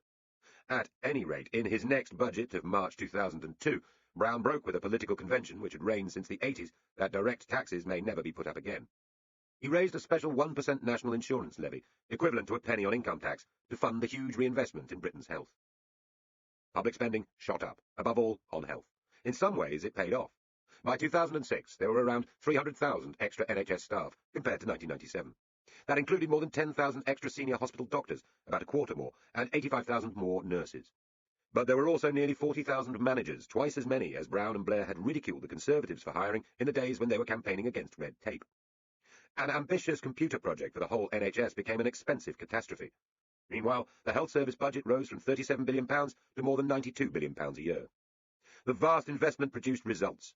Waiting lists, a source of great public anger in the mid-90s, fell by 200,000. By 2005, Blair was able to talk of the best waiting list figures since 1988. Hardly anyone was left waiting for an inpatient treatment for more than 6 months. Death rates from cancer for people under the age of 75 fell by 15.7% between 1996 and 2006, and death rates from heart disease fell by just under 36%. The Public Finance Initiative, meanwhile, meant that new hospitals were being built around the country. If only that was the full story. Tsars, quangos, agencies, commissions, access teams and planners hunched over the NHS as Whitehall, having promised to devolve power, now imposed a new round of mind-dazing control. By the autumn of 2004, hospitals were subject to an astonishing 100-plus inspection regimes. A great war broke out between Brown in the Treasury and the Blairite Health Secretary, Alan Milburn, about the basic principles of running hospitals. Milburn, backed by Blair, wanted more independence and competition. Brown asked how you could have competition when, for most people, there was just one big local hospital. If it lost the competition, it could hardly shut down. Polling suggested that in this Brown was making a popular point. Most people wanted better hospitals, not more choice. Blair's team responded that they would only get better hospitals if there was choice. A truce was eventually declared, with the establishment of a small number only of independent or foundation hospitals. Britain was back to the old argument. Do you try to run everything from the centre using targets as your flails and unelected quangos as your legionnaires? Or do you mimic the private sector, allowing hospitals to rise and fall, expand and close? By the 2005 general election, Michael Howard's Conservatives were attacking Labour for wasting money and allowing people's lives to be put at risk in dirty, badly run hospitals. Just like Labour once had, they were promising to cut bureaucracy and slash the number of organisations inside the health service. By the summer of 2006, despite that huge increase in money, the health service was facing a cash crisis. The amount of money involved was not large as a percentage of the total budget, but trusts in some of the most vulnerable parts of the country were on the edge, from Hartlepool to Cornwall to London. Across Britain, 7,000 jobs had gone, and the Royal College of Nursing was predicting 13,000 more would go soon. Many expensively qualified new doctors and specialists could not find work. After the great spending U-turn of 2000 to 2002 and historic amounts of new money, it seemed that wage costs, pricey new drugs, poor management and the vast bureaucratic expense of endless reforms had resulted in a health service which was irritating people as much as ever. Less fashionable health causes, such as mental health, felt left out, and outside the NHS there was a vast growth in the reach of private insurance and private health. Bupa, the leading private operator, was covering around 2.3 million people in 1999. 6 years later, the figure was more than 8 million. This partly reflects greater affluence, but it is not a resounding vote of confidence on the success of Labour's investment in the NHS. A parallel story could be told about schools. Here, too, traditional socialists wanted a single system for every child, comprehensive across the country, and run directly from Whitehall, except, of course, in now devolved Scotland and Wales. Those dangerously semi-independent institutions, the Tories' grant-maintained schools, though there were few enough of them, were abolished. In education, the government did everything that enthusiasm, hard work and determination could to improve things from Whitehall. First under David Blunkett, then his successors, a stream of plans on every aspect of school life poured out of the department. By 2001, in a single year, 3,840 pages of instructions were being sent to schools. One head teacher settled down and counted 525 separate targets for his school. This literal wheelbarrow load of paperwork no more transformed the schools than the revised NHS bureaucracy was transforming hospitals. Blair tried a new tack and returned to the idea of semi-independent schools. There were already specialist schools in the state sector with say over their admissions, but this was to be at a different level. Businesses, faith groups and rich local businessmen would endow part of the cost and be allowed some involvement in their ethos. As with hospitals, there was great Labour resistance. Did this not mean a possible return to some kind of selection? Another great battle began, and under pressure from Labour MPs, it was written into law that such schools could not select by academic ability. Links with local education authorities were also to be kept. Yet it seemed possible in the early years of the new century that Britain was moving back towards an educational model half-remembered from long ago. Schools were being sponsored by evangelical Christians, computer companies, or firms of accountants. Was this so different from the ancient schools set up by local worthies, livery companies, and religious orders? Some even favoured a teaching of life's origins which edged Darwin aside in favour of the Bible. There was a great growth, too, in Muslim schools, closed to faithless outsiders. The government tried to make faith schools open up a little to people from other communities, but were forced to pull back. For some, this was a betrayal of the idea of one nation implicit in comprehensives, a retreat to ghetto schooling. Others asked if locally elected councillors oversaw such independent schools, and if they were restrained from being too aggressive in ramming doctrines down young throats, was that such a bad thing? Polls suggested parents were less worried about structures than lax discipline and too easy exams. Such schools are certainly a decisive break from the direction of education in the 60s and 70s, and far nearer the dreams of Thatcher and her Conservative successors. As in health, private schools boomed. As the public spending had begun to flow during the second Blair administration, vast amounts of money had gone in pay rises, new bureaucracies, and on bills for outside consultants. Ministries had been unused to spending again, and did not always do it well. There were other unfortunate consequences. Brown and his team resorted to double and triple counting early spending increases to give the impression they were doing more for hospitals, schools, and transport than they actually could. They were rightly roasted for it. A fascinating insight into the problems faced by the Blair government in public service reform came in 2005, when a former spin doctor published a book. Peter Hyman, a young, serious-minded man, had worked for Tony Blair since he became leader, rising to head the No. 10 Strategic Communications Unit. He wrote speeches, spun for him, argued with him, and saw the power game at its highest, most exhilarating level.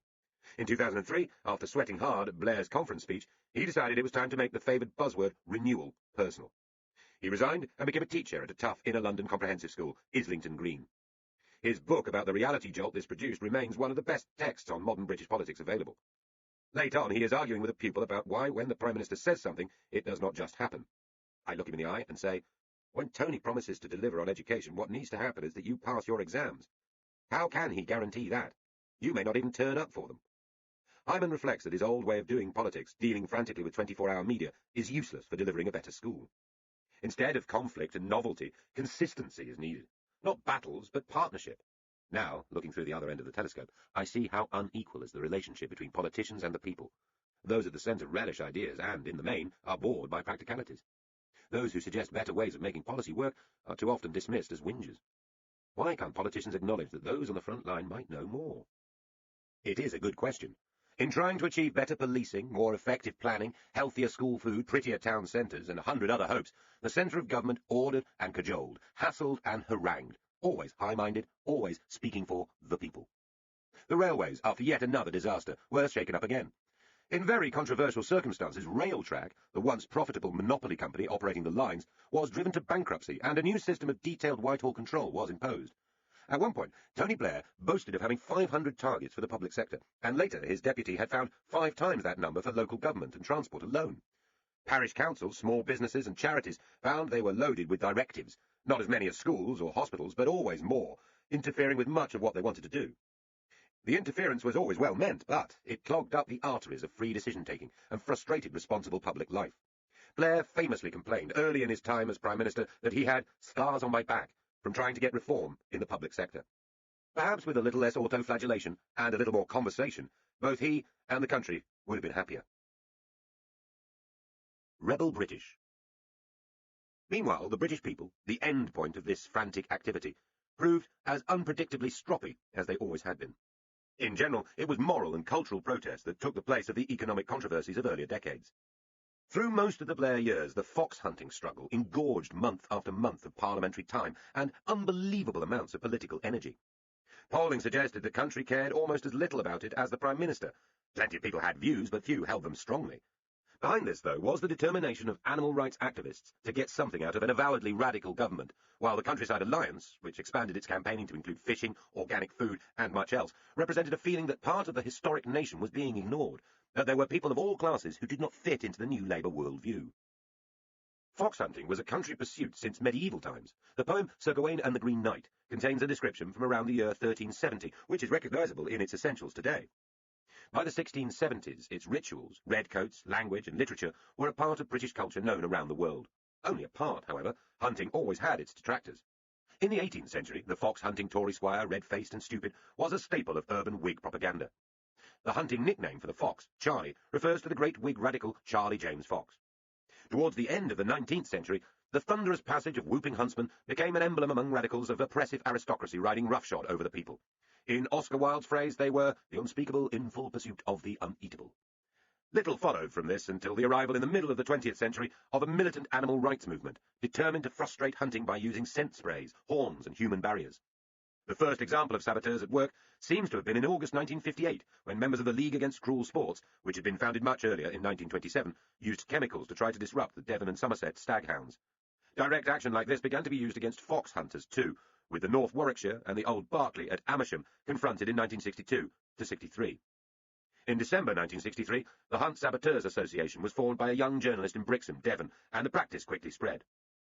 Confrontations between Hunt supporters and Sabs, often violent, with the police in full pursuit, became a regular feature of country life from then on. Sabs would compare themselves to the hunters, needing quick wits, courage, and good tactics to confuse the hounds and allow the fox or stag to escape. They were accused of thuggery. They accused the Hunt supporters of being brutal to them, and many bones and noses were broken in the bracken. There was a bit of class conflict and of city against country in it all. Over time it became clear that while the Sabs might save some foxes, they were unable to stop the hunts, so animal rights activists turned increasingly to Parliament to get it banned. Labour voters and MPs tended to be against hunting, and the party took a £100,000 donation from the animal rights lobby before the 1997 election. When New Labour won with a massive majority, it was clear that a parliamentary move to ban hunting with hounds was inevitable. With so many MPs committed, it would probably become law. This directly affected the 200,000 people who were hunting regularly, and with those who watched and supported them, perhaps 500,000 in all. A new organisation, the Countryside Alliance, was formed to campaign against a ban and held its first big rally, with 120,000 people present at Hyde Park, 6 weeks after the election. End of Disc 20. Disc 21. From then on, pro-hunting protests were continual and varied. There were marches at Labour Party conferences, in Scotland, where a separate and earlier ban was being passed, outside Parliament, and in many other towns throughout Britain. People had always been on the march about something, but whereas before it had been students in duffel coats, coal miners or left-wingers in leather jackets, this time it was ruddy-faced women in tweed skirts, farm workers and former public schoolboys, Bowden and Loudon, Barber and Brogue. In the Blair years, the sound of hunting horns, the excited yelping of hounds, and even the clatter of hooves became part of the backdrop of parliamentary life. After a noisy march in Bournemouth, Blair himself joined in the argument, telling his conference in 1999 that he would sweep away the forces of conservatism and branding the Conservatives the party of fox hunting, Pinochet, and hereditary peers, the uneatable, the unspeakable, and the unelectable. This was a rare and quickly regretted Blair incursion into the language of leftism. He never much cared about hunting one way or another, and wished the issue would vanish. It did not. John Prescott, more of a class warrior than his leader, enlivened the 2001 election when a burly countryside protester threw an egg at him during a visit to Rhyl, Wales, and was rewarded with a hefty punch. After the election, Labour MPs pressed ahead, while on the other side, vigils were mounted, topless women delivered petitions to Whitehall, and 1,000 horses rode through Leicester as part of a summer of discontent in 2002. That September, the Alliance claimed more than 400,000 supporters in its biggest liberty and livelihood protest outside the Commons, a protest which saw violent confrontations between the police and angry young men in tweed caps and waxed olive jackets. On the 18th of November 2004, a law banning hunting with hounds finally passed its parliamentary hurdles. After legal challenges, it became law the following February, though the many loopholes allowing riders with hounds to flush out foxes, which could then be shot, meant hunts carried on across England and Wales. The day after the ban took effect, thousands were out again, and 91 foxes were killed. There, as in Scotland, the hunts continue, and Sabs still follow with cameras, trying to find evidence of law-breaking. There have been very few prosecutions. Bloody predictions of masters of foxhounds shooting their dogs and then hanging themselves, a nightmare hanging over Labour spin doctors for several years, was never realised. The fox hunting story can serve as a symbol for much else in the new Labour years, a long and noisy confrontation at Westminster, which, in the end, had surprisingly little effect on the ground. The first intimation that protest could go further under New Labour than noisy pro-hunting demonstrations came in 2000, when a nationwide revolt by truckers against high petrol prices brought the country to a standstill. The automatic increase in fuel duty had, in fact, been briefly halted, but rising world oil prices and the high petrol taxes already in place meant unheard-of prices at the petrol pumps. A group of irate truckers, men who owned their own lorries, held a protest meeting in Wales and decided to mount a brief blockade of a giant oil refinery in Cheshire. They attracted widespread news coverage and an enthusiastic reaction from ordinary drivers. To begin with, Blair and his ministers concluded that it was not a serious challenge and continued with their plans. A command centre was established at Cobra, the bland meeting room below Downing Street from where national crises are directed. The Prime Minister himself went ahead with a tour of the English Midlands, due to end with a celebration of John Prescott's 30 years in Parliament in a Hull Chinese restaurant. On the way, officials and journalists noted V formations of slow-moving lorries blocking motorways in other parts of the country, and followed reports of petrol stations in the north of England running dry, or being besieged by queues of panicky motorists. More refineries were blockaded. Still, Blair and his team insisted that nothing was really wrong, and the tour would go on. He would not be diverted. By that evening, with Prescott in a Hull town hall surrounded by countryside protesters, he was getting a different message. Told that he could not be guaranteed a getaway from the splendid Chinese restaurant, he apologised to his deputy and headed for Sheffield, still insisting the show would go on. On the following morning, after overnight briefings, he gave in, turned tail, and sped back to London to take charge. Blair was generally good in a crisis, and began trying to knock heads together. But this time the oil company bosses would not help him by ordering drivers of petrol tankers, who were both self-employed and sympathetic to the fuel protesters, to break through the pickets. Blair raged, threatened, and begged. Now, all across Britain, petrol stations ran dry. Wherever petrol remained, vast queues formed. It was all perfectly good human, but the crisis was spinning out of Blair's hands. Food shortages were reported. Bread was going, milk was going, and the nation's egg-laying chickens were in danger. What was left of Britain's manufacturing industry was close to being forced to suspend working. Yet, all tests of public opinion showed the majority of the country was with the protesters, not the government. Brown repeatedly refused to pre-announce his March budget by promising cuts in fuel taxes, in response to blackmail by 2,000 to 3,000 hauliers. There was private talk of bringing in the army, forcing the blockades. Panicky-sounding government papers were leaked, and Blair came close to begging the protesters to stop. This is not on, you know. This is just not right. Eventually, after health service managers had warned that people would soon die, and with even the anti-Blair press telling the protesters that enough was enough, the blockades were lifted, and life returned to normal. Brown made a crab-wise but generous enough move on petrol duty in his budget, and something close to honour was restored. Yet, Britain had come very close to the kind of collapse not seen since the winter of 1978 to 79. The country quickly bounced back. There was no threatening undertow in the 2001 election. The combination of early prudence and the public spending promised had played well with the electorate. John Major was succeeded as party leader by the most talented Tory of his generation, the young, bright, bald, and witty Yorkshireman William Hague. A natural Thatcherite since his school days, and a political obsessive, he had done his best to make his leadership seem trendier and more in touch with modern Britain, donning a baseball cap and visiting the Notting Hill Carnival. He was mocked for it, and learned. Hague was a man of some political experience, having been with Norman Lamont at the Treasury, and later Welsh Secretary, and his greatest achievement was that he stopped a bewildered and defeated party tearing itself apart.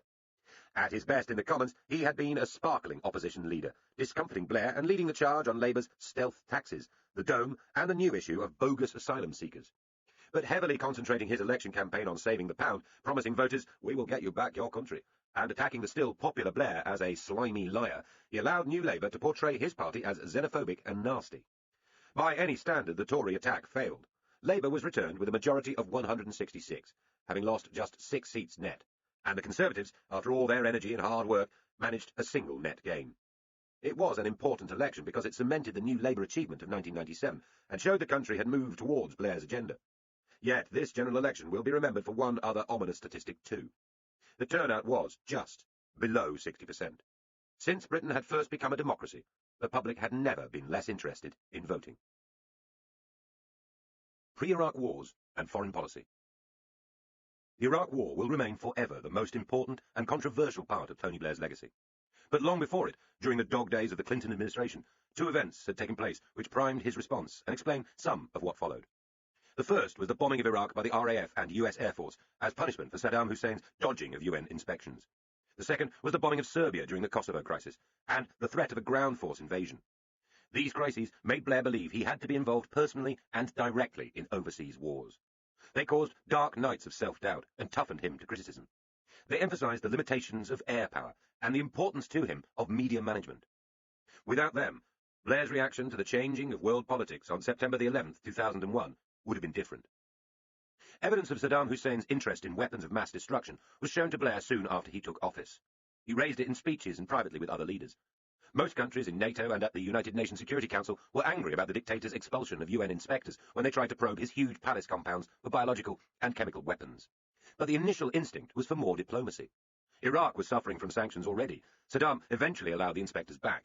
He was playing cat and mouse, however, and in October 1998, Britain and the United States finally lost patience and decided to smash Iraq's military establishment with missiles and bombing raids. In a foretaste of things to come, Blair even presented MPs with a dossier about Saddam's weapons of mass destruction. Again, at the last minute, the Iraqi leader backed down and the raids were postponed. The United States soon concluded this was another trick, and, in December, British and American planes attacked, hitting 250 targets over 4 days. Operation Desert Fox, as they called it, probably only delayed Saddam's weapons programs by a year or so, though it was sold as a huge success. As later, Britain and the United States were operating without a fresh UN resolution. Among their publics, there was a widespread suspicion that Clinton had ordered the raids to distract from his embarrassing Monica-gate travails. Congress was debating impeachment proceedings during the attacks, and did indeed formally impeach Clinton on the final day of the raids. Over this episode, however, Blair faced little trouble in Parliament or outside it. The second bombing campaign happened as a result of the breakup of Yugoslavia in the later stages of the long Balkan tragedy that had haunted John Major's time in office. Kosovo, a province of Serbia, was dominated by Albanian-speaking Muslims, but was considered almost a holy site by history-minded Serbs, who had fought a famous medieval battle there against the Ottomans. The Serbian ex-communist leader Slobodan Milosevic had made himself the hero of the minority Kosovar Serbs. The Dayton Peace Agreement had calmed things down in 1995, but the newly formed Kosovo Liberation Army triggered a vicious new conflict, marked by increasingly savage Serb reprisals from 1998 to 1999. Despite the use of international monitors and a brief ceasefire, violence returned with the slaughter of 45 civilians in the town of Ratchak, provoking comparisons with Nazi crimes. Ethnic cleansing and the forced migration of tens of thousands of people across wintry mountain tracks produced uproar around the world. In Chicago, Blair declared a new doctrine of the international community, which allowed a just war based on values. When talks with the Yugoslavs broke down, NATO duly launched a massive bombing campaign. British and American jets attacked targets first in Kosovo, and then the rest of Serbia, hitting factories, television stations, bridges, power stations, railway lines, hospitals, and many government buildings. It was, however, a complete failure. Many innocent civilians were killed, and daily life was disrupted across much of Serbia and Kosovo. 60 people were killed by an American cluster bomb in a market. An allegedly stealthy US bomber blew down half the Chinese embassy in Belgrade, causing a huge international row. Meanwhile, low cloud and the use of decoys by Milosevic's generals limited the military damage, and he used the attacks to increase his ethnic cleansing massively. The death squads went back to work. Hundreds of thousands of people were on the move. Eventually, roughly 1 million ethnic Albanians fled Kosovo, and an estimated 10,000 to 12,000 were killed. Blair began to think he might not survive as Prime Minister if nothing was done. So Downing Street staff said at the time. If they were right, the reader will notice that Mr. Blair believed he might be ousted much more often than any level-headed observer might have predicted. The real problem was that only the genuine threat of an invasion by ground troops might convince Milosevic to pull back. Air power by itself was not enough. Blair tried desperately to persuade Clinton to agree. He visited a refugee camp and angrily said, "This is obscene. It's criminal. How can anyone think we shouldn't intervene?" It would be the Americans whose troops would bear the brunt of a new war, since the European Union was far away from any coherent military structure and lacked the basic tools for carrying armies to other theatres. There was alarm in Washington about the British Prime Minister's moral posturing, and it was only after many weeks of shuttle diplomacy that things began to move. Blair ordered that 50,000 British soldiers, most of the available army, should be made available to invade Kosovo. This would mean a huge call-up of reserves, and if it was a bluff, was one on a massive scale, since other European countries had no intention of taking part. For whatever reason, the Americans began to toughen their language, and finally, at the last minute, the Serb parliament buckled. The Americans and Russians worked together to apply pressure, and Milosevic withdrew his forces from Kosovo and accepted its virtual independence, under an international mandate. Blair declared a kind of victory. Good had triumphed over evil, civilization over barbarism. 8 months later, Milosevic was toppled from power and ended up in The Hague charged with war crimes.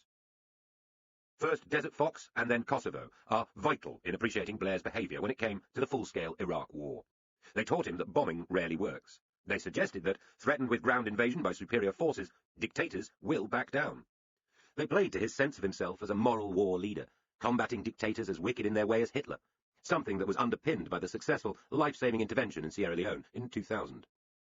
After working well with Clinton over Desert Fox, he worried that he had tried to bounce him too obviously over Kosovo. He learned that American presidents need tactful handling. He learned not to rely on Britain's European allies very much, though he pressed the case later for the establishment of a European rapid reaction force to shoulder more of the burden in future wars. He learned to ignore criticism from the left and right, which became deafening during the Kosovo bombing. He learned to cope with giving orders, which resulted in much loss of life. He learned an abiding hostility to the media, and in particular the BBC, whose reporting of the Kosovo bombing campaign infuriated him. The Irish peace process had convinced him of his potency as a deal-maker. Desert Fox, Kosovo, and Sierra Leone convinced him of his ability to lead in war, to take big gambles, and to get them right. W. Most of those around the Prime Minister, certainly including his wife, had hoped that the Democrats' Al Gore would win the 2000 presidential election. Blair himself had been careful to open up early lines of communication to George W. Bush, sending diplomats to his ranch and passing a friendly message to the Texan governor via his father, ahead of the election campaign. His first phone conversation with the new president had been friendly enough, but Blair was uneasy. With reason. He had enjoyed extraordinarily close relations with Clinton, an intellectual romance with the charismatic reshaper of democratic politics which had survived their disagreements and the embarrassment of the Lewinsky affair. Bush had been elected to wipe away all that. Blair's first visit to see Bush at Camp David in February 2001 has been remembered for an uneasy photo opportunity stroll, when Blair was wearing embarrassingly tight jeans, and for Bush's awkward joke that the two of them did agree about issues. They both used the same brand of toothpaste, Colgate. Away from the cameras, however, something more significant had happened. The two had established a relaxed private relationship which would grow into one of mutual trust, close enough to be controversial right around the world. Blair agreed to back Bush's proposed new US missile defense system, opposed by most European leaders and most Labour Party people. He would allow the upgrading of sites in Britain necessary to make it work. Bush, in turn, grudgingly agreed to support the latest British-French defence initiative to create a rapid reaction force in case of future Kosovos. More important than this bargain, though, was the chemistry. Blair's aides were almost starstruck by the quality of Bush's team, particularly Condoleezza Rice, Donald Rumsfeld, and Colin Powell. Blair found the new president clear, businesslike, brisk, and easy to do business with, rather easier, in fact, than the loquacious, undisciplined Clinton. Even Cherie Blair, who had arrived on the plane still asking crossly why they had to be nice to these people, did her best to get on with Laura. Those who have not met him underrate Bush's instinctive skill with people and his ability to dominate a room. Kosovo had already taught Blair the importance of sticking with the US president if he wanted to fight moral conflicts. Clinton himself had told Blair to make Bush your best friend. Blair decided he liked Bush, but then did he have any choice, and rebuked anyone from then on who described the US president as stupid or badly informed. Relations between a US president and a British Prime Minister can never be between equals, but the groundwork had been done. At the time, it all seemed rather humdrum. The consequences would be awesome. From New York to Kabul. When the Al-Qaeda attack on New York and Washington took place, Blair was on the point of addressing the TUC in Brighton about his public sector reforms. It seemed an important speech. Campbell had been briefing journalists that he would confront the dinosaur instincts of the unions. It would be a belter, and highly dramatic. Just then, the 24-hour news channels, which had become a feature in every ministerial office and wherever journalists gathered, began showing repeated film of a burning building. As speculation spread about some dreadful accident involving a light plane, the second tower was hit.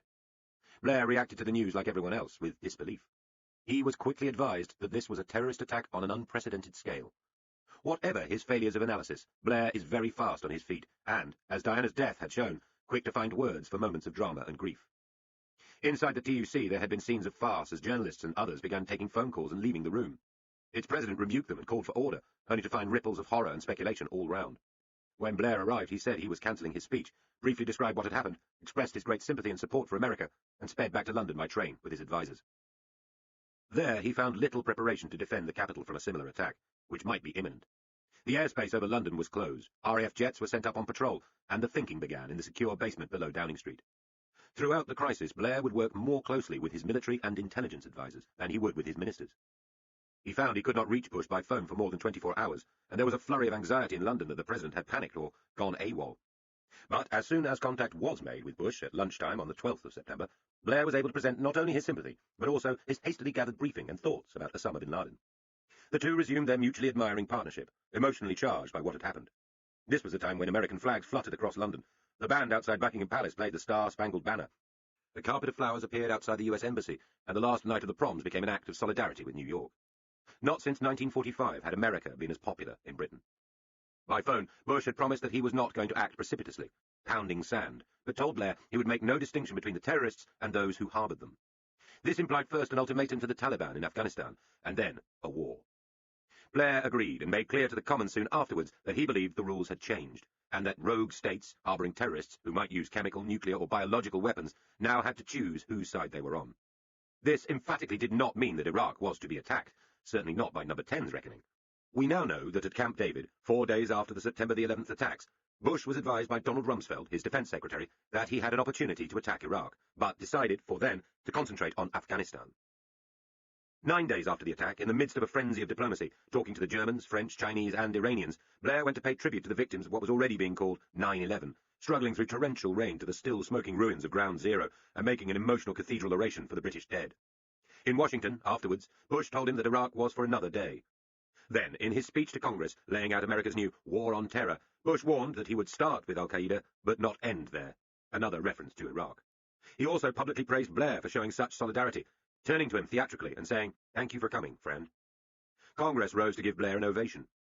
Blair was using all his political capital and the accumulated knowledge of the Foreign Office to help the United States, beyond the commitment of any other country, and was receiving the emotional thanks of a president who now divided the rest of the world into friends and enemies. It was a high point of British prestige in America, certainly on a par with the Reagan-Thatcher age. Whether the mutual affection was truly influential is a moot point. For now, it encouraged the Americans to involve other countries in the attack on Afghanistan. The strikes on the Taliban were launched less than a month after September the 11th, beginning with British submarines, cruise missiles, and heavy bombing by US aircraft. Immensely destructive weaponry was dropped on al-Qaeda training camps and Taliban defenders, including the notorious Daisy Cutter bombs. On the ground, the war was conducted by the Northern Alliance and Afghan warlords, paid and supplied by the Americans and aided by special forces. This was a war of the 21st century against the 19th, and it was over quickly, Kabul being deserted by the Taliban just 5 weeks after it had begun. The several thousand remaining al-Qaeda Arab fighters and their Taliban hosts retreated to a cave complex near the Pakistan border at Tora Bora, where even the Americans were unable to dislodge and capture all of them. Bin Laden, after calling for a war by the Muslim world against the West, disappeared. Throughout this, Blair had continued his diplomacy, helping win Pakistan round to the American cause, and protesting to a wide range of Arab and Muslim leaders that the conflict was emphatically not aimed at Islam. In Oman, Egypt, Syria and Palestine, he and his aides assured everyone who would listen that there would be no further war against Iraq unless evidence was uncovered of a link between al-Qaeda and Saddam Hussein. Meanwhile, Blair's attempts to bring the other main European leaders nearer to close support for President Bush and to kick-start a new phase of the peace process between Israel and her neighbours were largely unsuccessful. During these weeks of frantic activity, Blair was trying to build support for the new war on terror, but also to begin to give substance to his remarkable speech at Labour's conference in October, when he suggested the ills of the globe could be addressed in the aftermath of September the 11th. It remains the single most important speech he made, and the best reference point for his failures and successes as a Foreign Affairs Prime Minister. Though advisers contributed key phrases, the thrust of the speech was his own, the product of the Christian moralism he had developed as an Oxford student, a growing belief in his personal ability as a global leader, and a hot concentration of excited thinking, utterly unlike his vaguer grasp of domestic policy. The Twin Towers attack had simply been a turning point in world history, he told his party. After movingly describing the aftermath in New York, he tied war-making and aid-giving together, as Bush certainly would not have done. Defeat the terrorists was his message, and then deal with the refugees. Take on poverty, and the terrorism would drain away. From the slums of Gaza to Africa itself, which he was already describing as a scar on the conscience of the world, a new world could be made.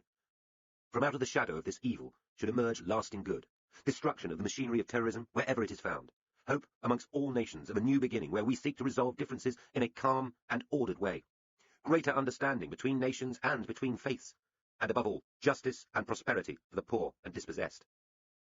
Some laughed in disbelief, others felt their eyes mist and their hearts beat faster. Blair was in some areas specific. He promised to make the Middle East peace process a personal priority from now on. But mostly he was visionary. The starving, the wretched, the dispossessed, the ignorant could be saved. This is the moment to seize. The kaleidoscope has been shaken. The pieces are in flux. Soon they will settle again. Before they do, let us reorder the world around us. It was an undeniably powerful act of rhetoric.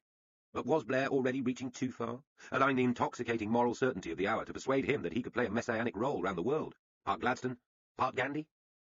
Iraq was the bloody rock which would shatter these hopes, though Blair pursued his aims doggedly in Israel and Africa too. The joy of trivia. Throughout the Blair years, Alistair Campbell would berate journalists for their tiny-minded obsession with trivia rather than substance. By trivia, he meant a series of scandals involving ministers and money, or, less often, ministers and sex. Resignations from government punctuated the Blair years. Perhaps the most single damaging thing Tony Blair ever said was this: "We are on the side of ordinary people against privilege. We must be purer than pure."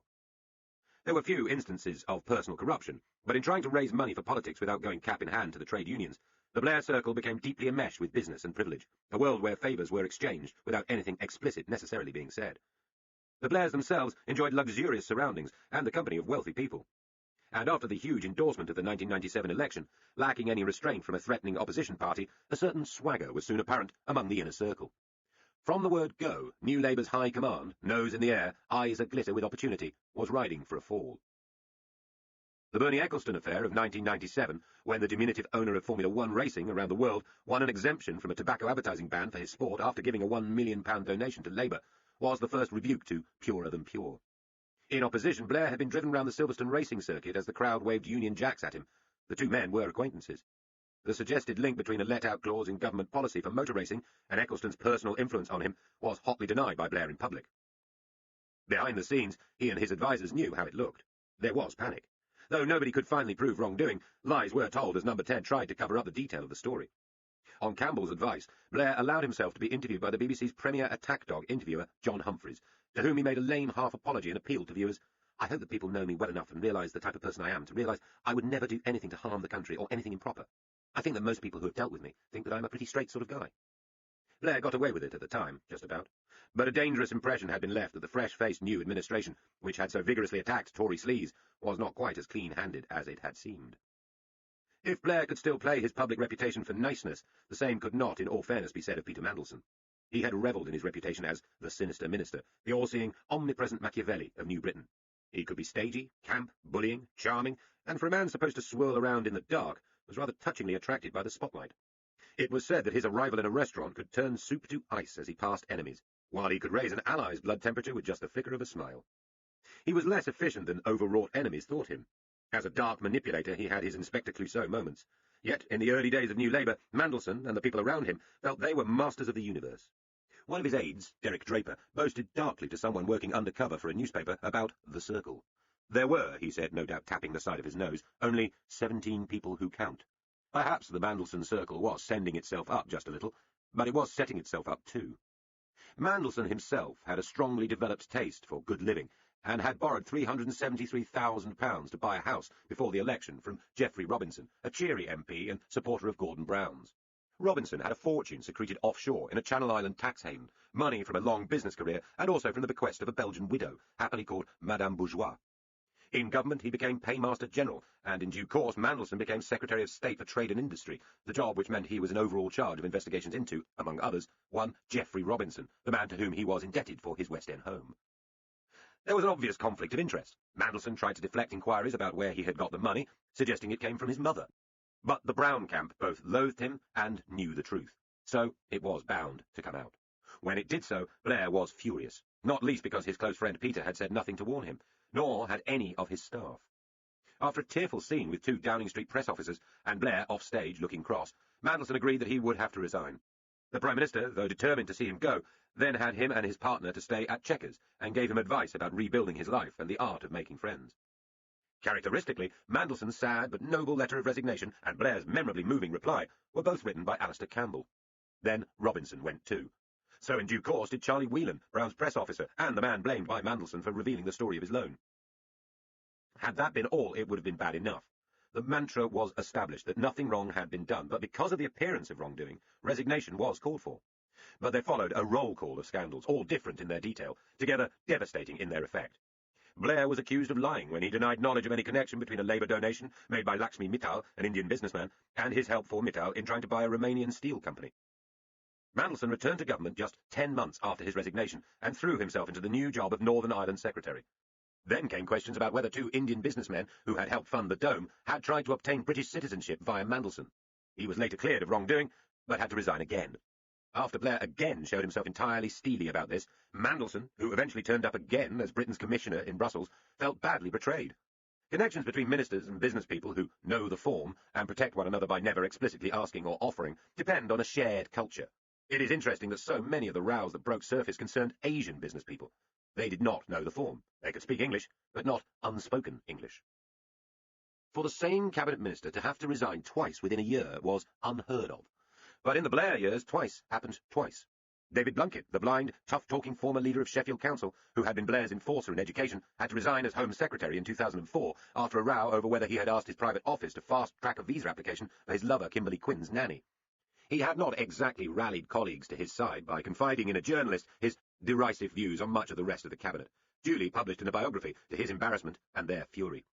Press interest in the Nannygate story was whipped to fever pitch by Quinn's role as well-known publisher of the Tory-supporting Spectator magazine, and the revelation that she had had a child by him. Even Blunkett described it as the tale of the socialite and the socialist.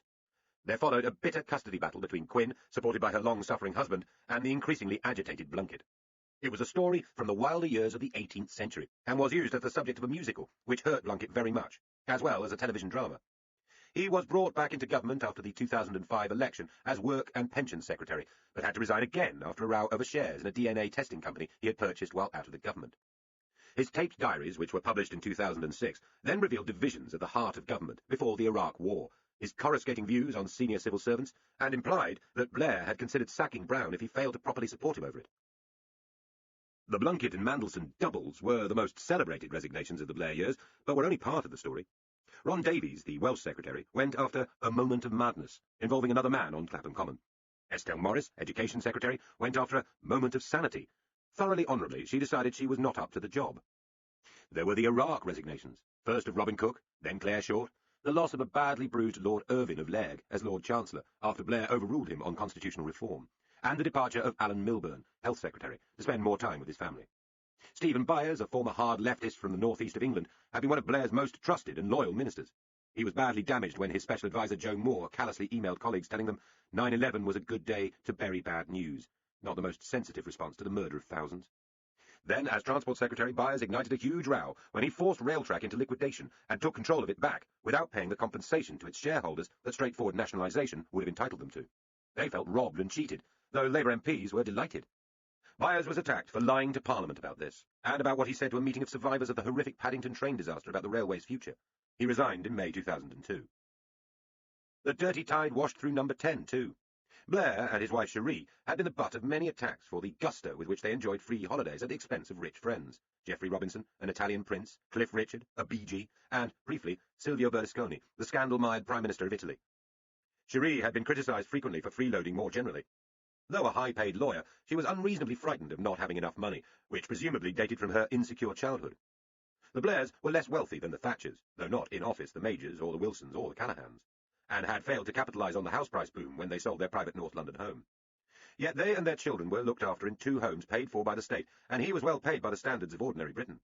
Not rich, only by the standards of millennial London high society. The family was comfortable. And as soon as Blair resigned, he knew that through book deals, speaking fees, and corporate work, he could become rich beyond the dreams of avarice. None of this seemed to cut much ice. Carol Kaplan, a health and beauty trainer, had known Cherie Blair from the 90s, but became more influential with her after Labour won power. Disliked by Number 10 officials who regarded her as manipulative and her New Age views as balmy, Kaplan nevertheless helped Mrs. Blair develop a style and self-confidence she felt she had not had before. Particularly after her pregnancy with Leo, and then a later miscarriage, a close feminine bond was established. With Blair constantly distracted by the war on terror and domestic politics, Cherie took it more upon herself to organise family plans, including financial plans. Through Kaplan, she arranged to buy 2 flats in Bristol, where her son Ewan was at university, one for him and one as an investment. The deal was negotiated by Kaplan's lover, a pantomime Australian rogue and fraudster called Peter Foster. When the story broke, Cherie Blair failed to tell Campbell the full truth. Nor did she tell Fiona Miller, Campbell's partner, who had been Cherie's spokeswoman, and who loathed Kaplan. Nor, it seems, did her husband know the complete story either. As a result, Number 10 misled the press when stories in the Daily Mail and Mail on Sunday were put to them, and were later forced to apologise. Stormy scenes erupted inside Downing Street when the link from Blair to a con-man via Cherie and Kaplan was finally established. It was a very bleak moment for the couple, and media anger was only partially assuaged when, at Campbell's insistence, Cherie made a live televised apology, blaming her busy life and maternal pressure for what had happened. Some applauded her for a courageous performance and a life of difficult juggling. Others were unconvinced. Britain had not become a corrupt country, but a sense of letdown, betrayal, or perhaps just weary disappointment was felt by millions who had hoped for better. Why had Blair and his associates failed to show themselves purer than pure? First, by deciding to live with a system of business donations to help fund politics, they opened themselves to influence peddling. Blair always replied that he had set up rules for the disclosure of party donations, and the tightest ever code for ministerial behaviour. This was true, yet there always seemed to be another loophole and another set of questions. By the end of his time in office, his fundraiser, Lord Levy, had been arrested in a Loans for Peerages investigation, and he was facing police questioning himself. Second, the growth of a super-rich class of business people in London in the 2 decades after the Big Bang gave some politicians a wholly unrealistic measurement of how people like us live. Many did not fall for it. Brown did not. Most ministers went home to their constituencies and found themselves walking again on solid ground. But the temptation to think, I run the country, or part of the country, don't I deserve better, was always present. Britain seemed to have become a society which measured success merely by money, rather than by public esteem. Finally, the way politicians were really monitored had changed. It was not the smooth expressions of warning from civil servants they had to worry about, or even tough questions from fellow MPs. A self-appointed, lively, impertinent, and at times savage opposition did the job instead. A class of people courted by ministers and then despised by them. The media. After brilliantly using journalism to help discredit the Conservatives, Blair and his colleagues were themselves about to feel the rough edge of a rough trade. Into the furnace. Blair's biographer, Anthony Seldon, rightly emphasizes how worried Blair was about Saddam Hussein and weapons of mass destruction long before Bush became president or decided to launch his war. This was not simply something Blair worried about privately. He spoke of it again and again. He was particularly worried about a nuclear-enhanced dirty bomb being used by Iraqi-supported terrorists. By now, his earlier experiences of Saddam and Milosevic, and to a lesser extent Mullah Omar of the Taliban, as well as his personal contact with leaders he liked, such as Bush and Russia's Vladimir Putin, meant that for Blair, foreign affairs was personal. By focusing so fully on Saddam as a man of evil and the moral case for dealing with him, he did not focus enough on the complexities of Iraq, the country. The hardening of views inside the White House which finally led to the decision to invade Iraq are not part of this story. In Bush's State of the Union speech for 2002, he had listed Iraq, Iran, and North Korea as an axis of evil, sending shivers across diplomatic Europe. Attempts by US intelligence to prove a link between the secularist Saddam and the fundamentalist al-Qaeda failed, but this hardly halted the process of lining up Iraq as next for the Bush treatment. Blair's promises to Arab leaders about proof had no purchase in Washington. There were philosophical links between Blair's Gladstonian speech to the Labour Party and the neoconservatives around Bush, many of whom believed that by toppling Saddam they would bring an age of democracy and prosperity to the Middle East, solving the Palestinian problem along the way. But the dominant group around Bush were not keen on grand visions. They believed first and second in toppling Saddam. They did not believe in waiting for or depending upon other countries, even Britain. After 9/11, this was America's war. They did not believe in UN inspectors or promises by Baghdad. Above all, the hopes of some of the more intellectual US officials and of Britain's Foreign Office for a detailed plan for the reconstruction of post-war Iraq would be dashed by the Hawks, Cheney and Rumsfeld at their head. Regime change meant regime change. It did not mean promises to bring clean water and food to foreigners by democratic missionaries. From the time when he visited Bush at his dusty Texan ranch at Crawford near Waco in April 2002, Blair knew he intended to invade Iraq. That did not end the matter, since Blair spent much of the rest of the year arguing that Bush should go via the United Nations. Without this, under British interpretations of international law, the invasion would be illegal. The UN would also give a last chance for Saddam to disarm peacefully. Keeping the international community together would make it easier to rebuild Iraq afterwards, in the spirit of Blair's conference speech. He also wanted Bush to commit to spending plenty of time on the Middle East peace process. On the 7th of September 2002, at Camp David, Blair finally got Bush's promise to go via the UN, and Bush got Blair's promise that Britain would fight alongside America in Iraq if that route failed. Bush praised Blair for having cojones, Spanish for balls. When Bush publicly confirmed his willingness to try for a UN resolution, ad-libbing in a speech to the General Assembly a few days later, Blair was delighted. But he was also locked in. He had spent his capital with Bush and won a battle with the Washington Hawks about the United Nations. But he had not persuaded anyone to take the post-war situation seriously. At the time, it looked like a good deal. It would turn out to be a rotten deal, not least because, to Blair's chagrin and amazement, the United States and Britain were eventually unable to get the extra UN resolution they wanted. In the meantime, the UN route helped keep the number of Labour's Commons rebels to 56. That was still a lot. In Whitehall, the Foreign Office and many ministers were growing worried about where Blair was leading them. Outside it, the anti-war movement was mobilising. To try to win public opinion round, Blair turned to a device he had used twice before, ahead of Desert Fox and after 9/11, the publication of a dossier of facts proving the case for war. This one, though, was different. The American case against Saddam was that he was a bad, dangerous guy, who, in the context of the new war on terror, had to be taken out. The UN case was that he was failing to cooperate fully with weapons inspectors, leading to a suspicion that he was still hiding stocks of weapons of mass destruction, WMD, particularly chemical and biological weapons, though, to be fair, some had been destroyed. To get the resolution, it was vital to concentrate on the WMD, about which, as we have seen, Blair had long been worried. The dossier, therefore, had to show they existed. To win round British opinion, it would have to show they were threatening to Britain too. Thus, Blair laid the central case for war not on the moral cause for removing a tyrant, but on narrow and unproven assertions about the condition of the tyrant's arsenal. Blair's team had already enjoyed some success with journalists in feeding them blood-curdling lines about the damage Saddam might wreak. There is no doubt that senior intelligence and defence people believed he had WMD, but was cleverly hiding them, and that he was trying to get nuclear weapons. The trouble was that Saddam's regime of terror was so effective that there were very few sources of information from inside Iraq. Those Britain's MI6 dealt with were untrustworthy. They were, after all, dissidents, with a strong reason to bring forward the war. Sir Richard Dearlove, the MI6 Director General, brought Blair information from an Iraqi source who said he knew where chemical agent was being made, though the source was untried and untested. Satellite intelligence, though used by Colin Powell at the UN, was unsatisfactorily unclear. Thus the dossier had to produce information from a vague and difficult source, which was nevertheless hard-edged enough, at least at first glance, to fulfill a highly political role. It was drawn from a variety of sources, channeled through the Joint Intelligence Committee, which reported to the Prime Minister. Different texts were batted to and fro through Downing Street, as officials questioned parts of it, and wondered whether it was sufficiently convincing. Suspicions were raised also following the publication of a second dossier in February 2003 about the background to Iraq's concealment program, which was later dubbed the Dodgy Dossier, and proved to have been lifted without attribution from a PhD thesis found on the internet. Whatever the final truth about the shaping of the September 2002 dossier, something strange had happened. Suspicions had been hardened, assertions sharpened, doubts trimmed out, and belief converted into proof.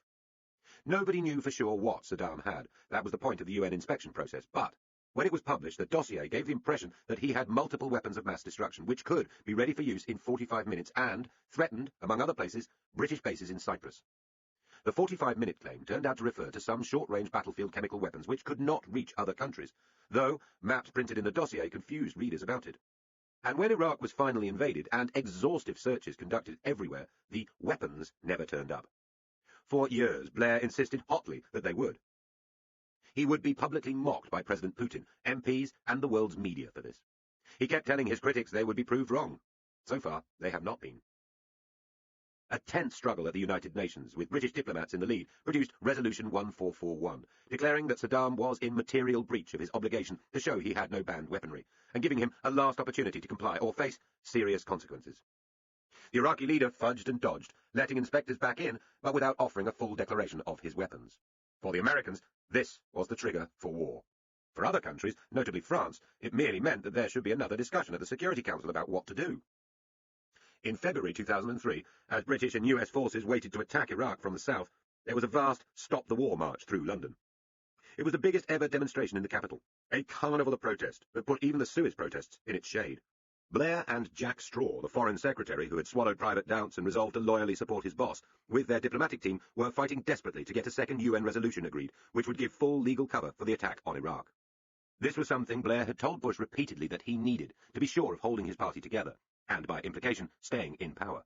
But President Chirac of France, angry at the behaviour of Washington's hawks and worried about the impact of the war on the Islamic world generally, suggested that France would never accept a second resolution, and it collapsed. Despite everything, the Prime Minister was left without the real UN cover he always thought he needed. For Blair and Straw, it was a low moment. For others, it was the last straw.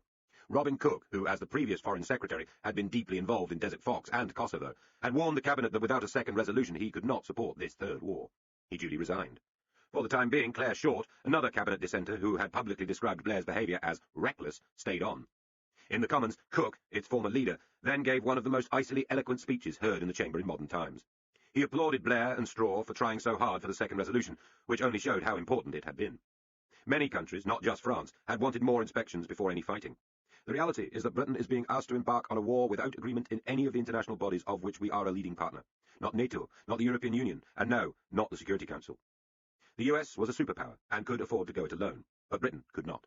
Iraq probably had no weapons of mass destruction in the ordinarily understood sense, but was in fact militarily very weak. Ironically, it is only because Iraq's military forces are so weak that we can even contemplate its invasion. We cannot base our military strategy on the assumption that Saddam is weak, and at the same time justify preemptive action on the claim that he is a threat. The British people, said Cook, possessed collective wisdom. On Iraq, I believe that the prevailing mood of the British people is sound. They do not doubt that Saddam is a brutal dictator, but they are not persuaded that he is a clear and present danger to Britain. Almost uniquely, against its hallowed traditions, the Commons loudly clapped Cook as he sat down. Blair felt he had to press ahead. Saddam had proved himself yet again untrustworthy and a liar. He had legal cover from his Attorney General for the war, though it was hardly resounding, and disputed by other government lawyers, one of whom resigned. He had given his word to President Bush, who offered Blair the chance to pull out and send British troops in after the invasion as peacekeepers. Blair turned the offer down as dishonourable and bad for army morale. He had staked his reputation on the war and felt that if he could not carry his party, he was finished as a leader. Privately, arrangements for his resignation were set in hand. In the Commons, the ferocious political and media struggle began to win round doubters, emphasising Saddam's brutality and abuse of human rights, rather than his weaponry. A backbencher and sometime left-wing firebrand, Anne Clwyd, made a particularly influential speech about Saddam's treatment of the Kurds and his use of torture. Eventually, after days of drama and one of his best parliamentary speeches ever, Blair won a majority of Labour MPs, though 139 rebelled. The overall Commons victory was never in doubt because of Conservative support, but Blair had been close to failing his private yardstick of being backed by at least half his MPs. With that overcome, the final barrier to war was lifted. The war began on the 20th of March 2003 with a thunderous air attack on Baghdad, described with brutal clarity in Washington as shock and awe. An early attempt by Saddam's information minister to assassinate Saddam failed. For the first weeks, calm declarations of great victories being won out in the desert by the Iraqi armed forces were broadcast almost nightly. In fact, sandstorms delayed the US advance. In Baghdad, a coalition bomb killed 57 people in a marketplace, and in Britain, anger about the war grew. Yet, while not quite the walkover the Pentagon had hoped, the invasion was over very quickly. By the 7th of April, British forces had taken Basra, having surrounded it long before, and 2 days later the Americans were in Baghdad, first seizing the international airport and then Saddam's famous palaces. Soon his statues were being jubilantly torn down. Before the invasion, there had been speculation about Baghdad fighting to the last, surrounded by trenches of burning oil, tank regiments, and possibly artillery with chemical shells, an Arab Götterdämmerung on the banks of the Tigris. By those standards, the war had been a great, one-sided military success. The war beyond the war would be something else entirely. Mediocracy. In the 80s and early 90s, Labour had been savaged by much of the press. Neil Kinnock had a terrible time. When Blair became leader, the people immediately around Kinnock at the time, Mandelson and Campbell, remembered it well. Campbell had worked for the Daily Mirror in the dirtiest, most cynical end of the newspaper market, and came away thinking that most journalists were idle liars, as well as biased against Labour. He was tribal, and assumed the rest of the world was too.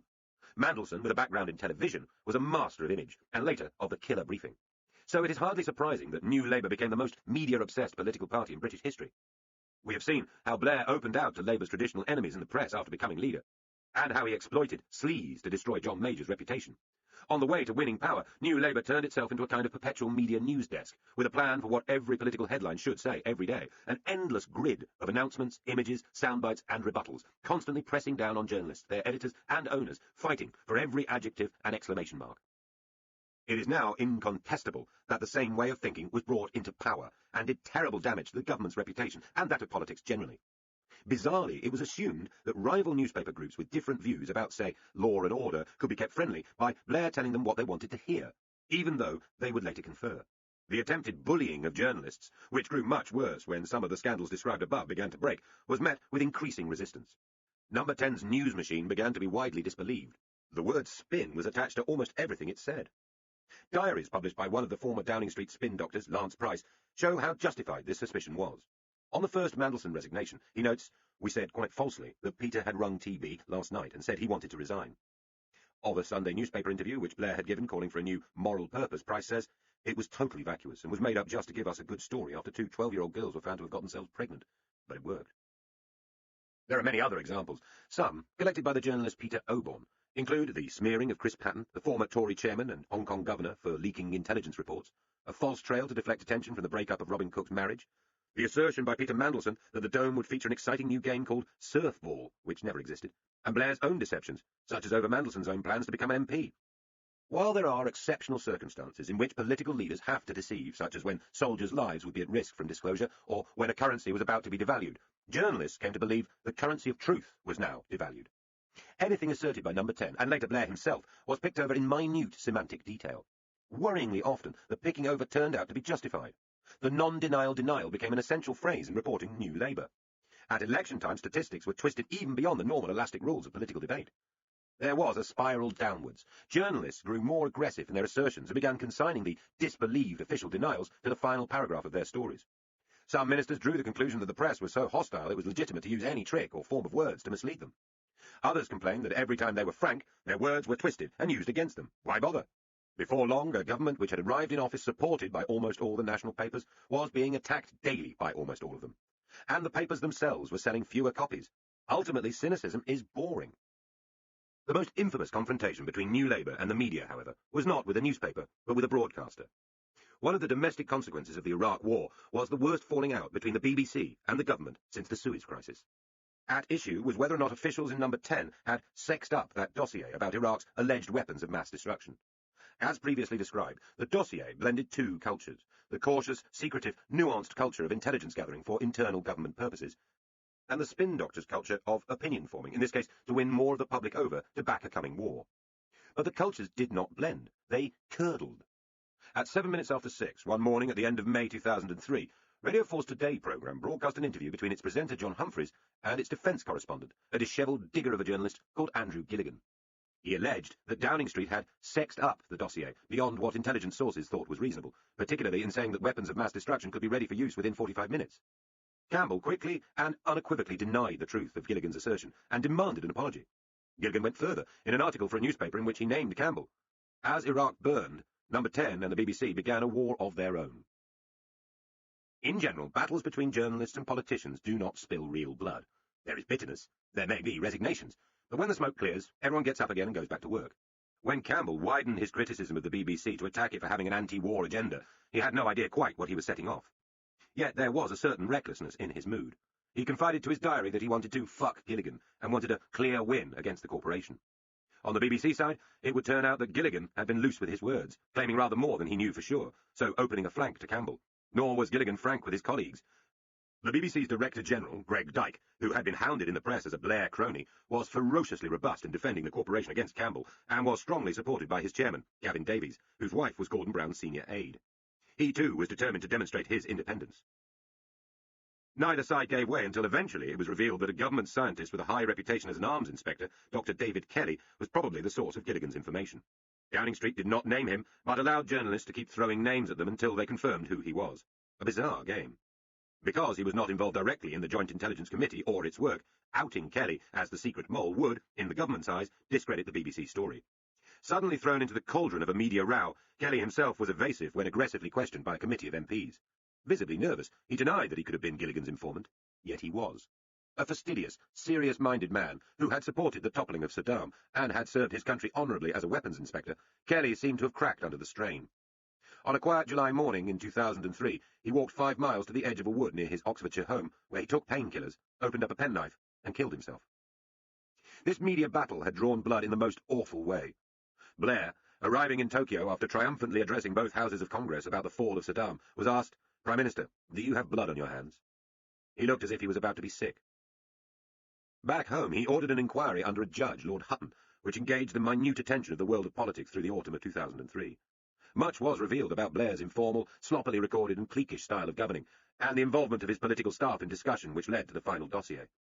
But with the head of the JIC and other officials insisting they had not been lent on, or obliged to say anything they did not believe, and a very strong public performance by Blair, Lord Hutton concluded Gilligan's assertion that the government knew its 45-minute claim was wrong was unfounded. The Intelligence Committee might have, subconsciously, been persuaded to strengthen its language because they knew what the Prime Minister wished the effect of the dossier to be, but it was consistent with the intelligence at the time. Hutton decided that Kelly had probably killed himself because of a loss of self-esteem and the threat to his reputation, but that nobody else was to blame. There was a strongly held private belief among some doctors and journalists that Kelly had been murdered, but so far not a shred of hard evidence has come to light. Hutton attacked the BBC's editorial controls. His findings had been leaked a day early to Rupert Murdoch's Sun newspaper, which robustly set the political mood. Victory for Blair, humiliation for the BBC. With Blair defiant and claiming complete vindication in the Commons, both Dyke and Davies resigned, almost immediately. Distraught employees walked out from their offices to cheer them as they left. The corporation had suffered its worst day ever. Yet the stakes were high on both sides. Had Hutton found against the Prime Minister, it would have been Blair being applauded by his tearful staff as he walked into retirement. Feeling vindicated and as aggressive as ever about the quality of journalism, Campbell then left Downing Street. Blair had concluded that the age of spin had done them all far more harm than good. It was time, despite his personal debt to Campbell, for a new broom. A widely trusted and traditionalist press officer who had worked for Roy Hattersley, called David Hill, was appointed. Slowly, painfully, both the BBC and Number 10 moved on, although there was plenty of trouble still ahead. By his last couple of years in office, Blair had come to realise that the frantic headline-chasing and rebuttal of the early years had merely helped stoke a mood of cynicism in the press. The habits of truth-shaving, subtle deception, and syntactical evasion, which had once seemed magnificently clever, had done more harm than any brief newspaper victories they might have achieved. After Iraq, one of the most common jibes made about him was simply Blair. For a Prime Minister who, in his early days, had been able to say that most people thought him a pretty straight kind of guy, it was a terrible come-down. Always with us? Through the new Labour years, with low inflation and steady growth, most of the country grew richer. Growth since 1997, at 2.8% a year, was above the post-war average. Britain's gross domestic product per head was above that of France and Germany, and she had the second lowest jobless figures in the EU. The number of people in work increased by 2.4 million. Incomes grew, in real terms, by about a fifth. Pensions were in trouble, but house price inflation soared, so that homeowners found their properties more than doubling in value and came to think themselves prosperous indeed. One study showed that Britain had a higher proportion of dollar millionaires than any other country. Family budgets are by definition tricky things to generalise about, but by 2006, analysts were assessing the disposable wealth of the British, defined by the consultants KDP as the money people can really put their hands on if necessary, at £40,000 per household. The wealth was not evenly spread geographically, averaging £68,000 in the southeast of England and a little over £30,000 in Wales and northeast England. But even in historically poorer parts of the UK, house prices had risen fast, so much so that government plans to bulldoze worthless northern terraces had to be abandoned when they started to become worth quite a lot. Cheap mortgages, easy borrowing and high property prices meant that millions of people felt far better off, despite the overall rise in the tax burden. Cheap air travel, which had first arrived in the 70s with Freddie Laker, gave the British opportunities for easy travel both to their traditional sun-kissed resorts and to every part of the European continent. A British expatriate house price boom rippled slowly across the French countryside and roared through southern Spain. People began to commute weekly to their jobs in London or Manchester from villas by the Mediterranean. Small regional airports grew, then boomed. Clever, constantly evolving consumer electronics and then cheap clothing from the Far East kept the shops thronged. The internet, advancing from colleges and geeks to the show-off upper middle classes, then to children's bedrooms everywhere, introduced new forms of shopping. It first began to attract popular interest in the mid-90s. Britain's first internet cafe and internet magazine, reviewing a few hundred early websites, were both launched in 1994. The following year saw the beginning of internet shopping as a major pastime, with both eBay and Amazon arriving, though for tiny numbers of people at first. It was a time of immense optimism, despite warnings that the whole digital world would collapse because of the millennium bug, the alleged inability of computers to deal with the last 2 digits in 2000, which was taken very seriously at the time. In fact, the bubble was burst by its own excessive expansion. Like any bubble, and after a pause and a lot of ruined dreams, the new economy roared on again. By 2000, according to the Office of National Statistics, around 40% of Britons had accessed the internet at some time. Cyber frenzy swept the country, and business. 3 years later, nearly half of British homes were connected. By 2004, the spread of broadband had brought a new mass market in downloading music and video online. By 2006, 3/4 of British children had internet access at home. Simultaneously, new money arrived.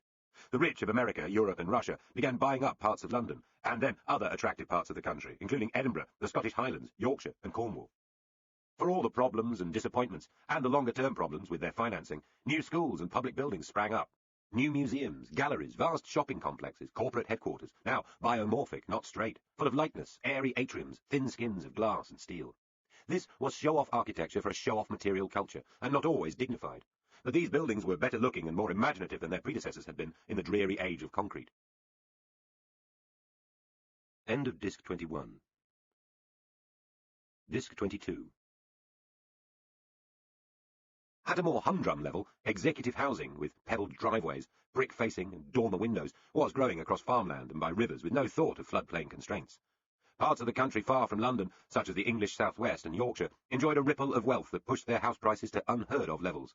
From Leith to Gateshead, Belfast to Cardiff Bay, once derelict shorefront areas were transformed.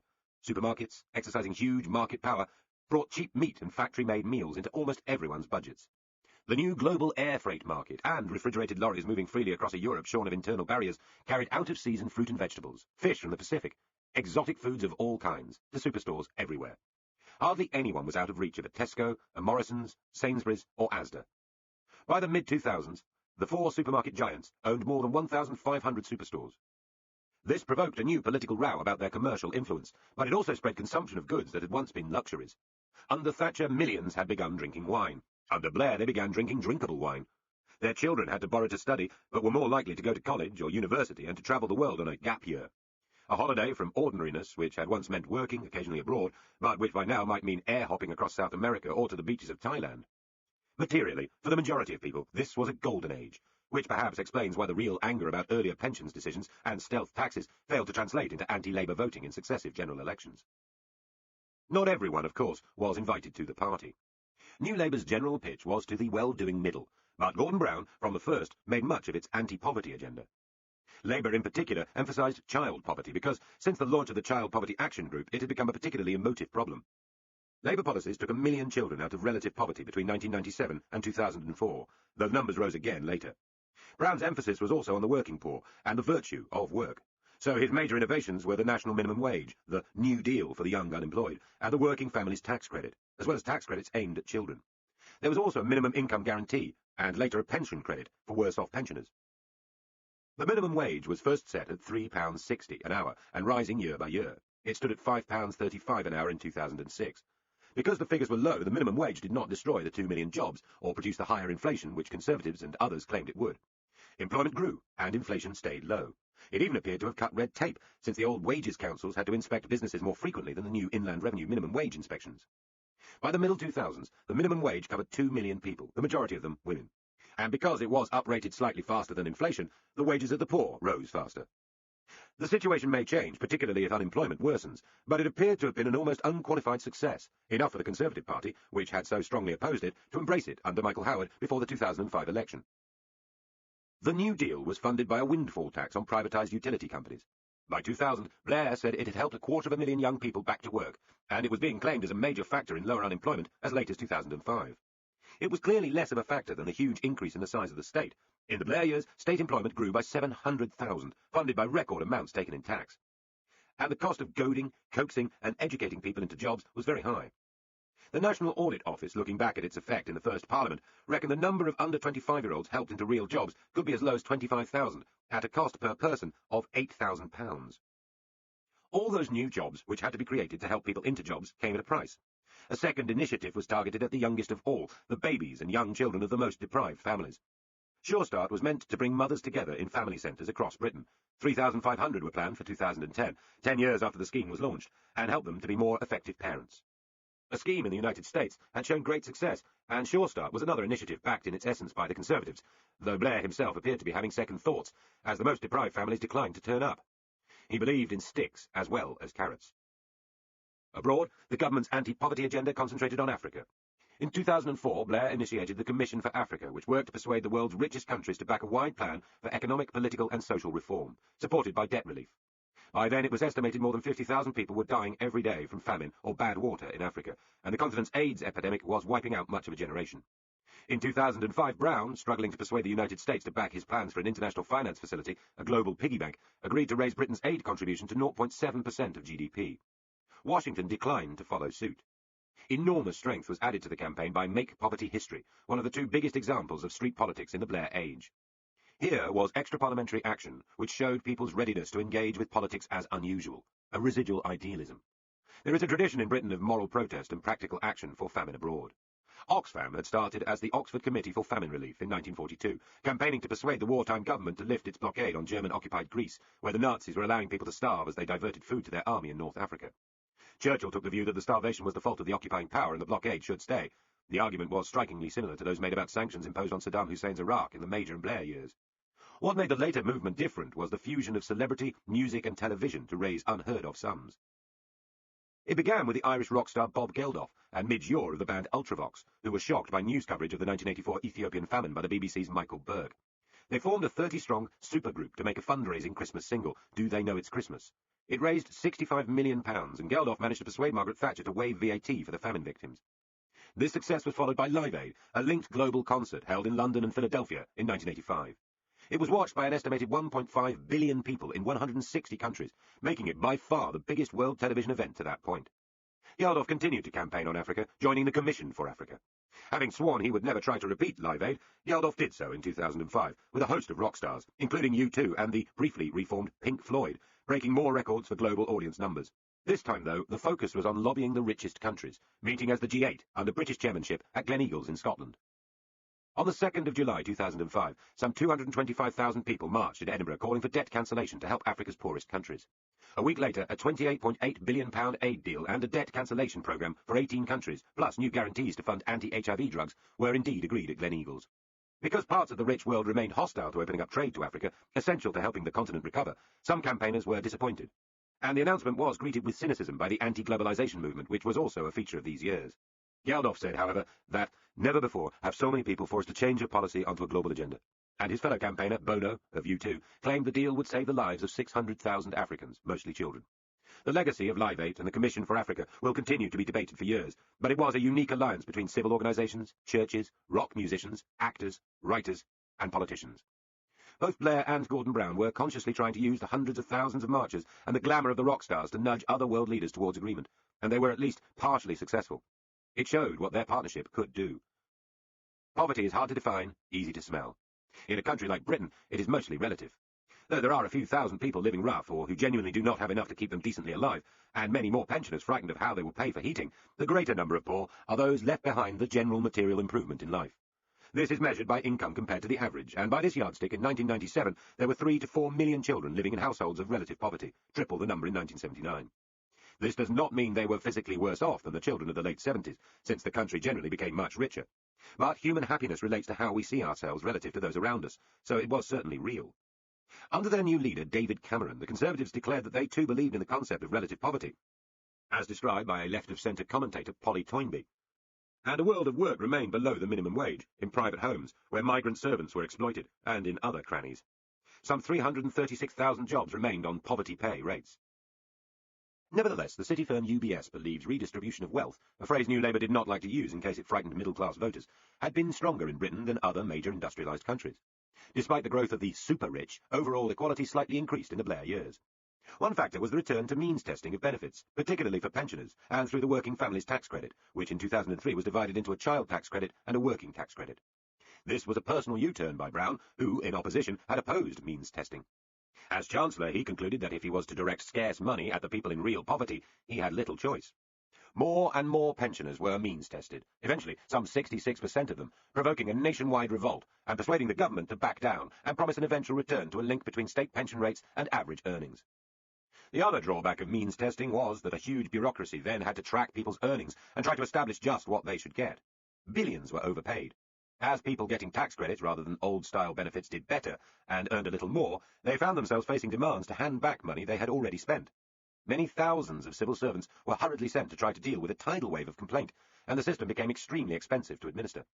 It was also hugely vulnerable to fraud, with gangs taking over people's identities, 13,000 civil servants alone, and exploiting a culture of overpayment. In the New Labour years, as under John Major, a sickly tide of euphemism rose ever higher, depositing its oily linguistic scurf on every available surface. Passengers became customers. Indeed, everybody became customers. Bin men became refuse operatives. People with mental disabilities became differently abled. And the poor became the socially excluded. There were controversial drives to oblige more disabled, and sometimes shirking, people back into work. The socially excluded were confronted by a wide range of initiatives designed to make them, in essence, more middle class. In theory, Labour was non-judgmental or liberal about behaviour. In practice, responding to the darkest areas of deprivation, an almost Victorian moralism began to reassert itself. Advice on diet, weight loss and alcohol consumption followed earlier government campaigns on AIDS and drugs. Parenting classes were much trumpeted.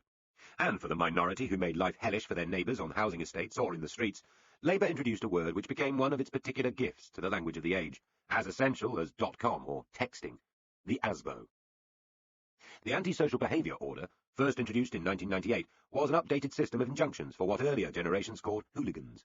These had to be applied for by the police or local council and granted by magistrates. To break the curfew or restriction, which could be highly specific, became a criminal offence.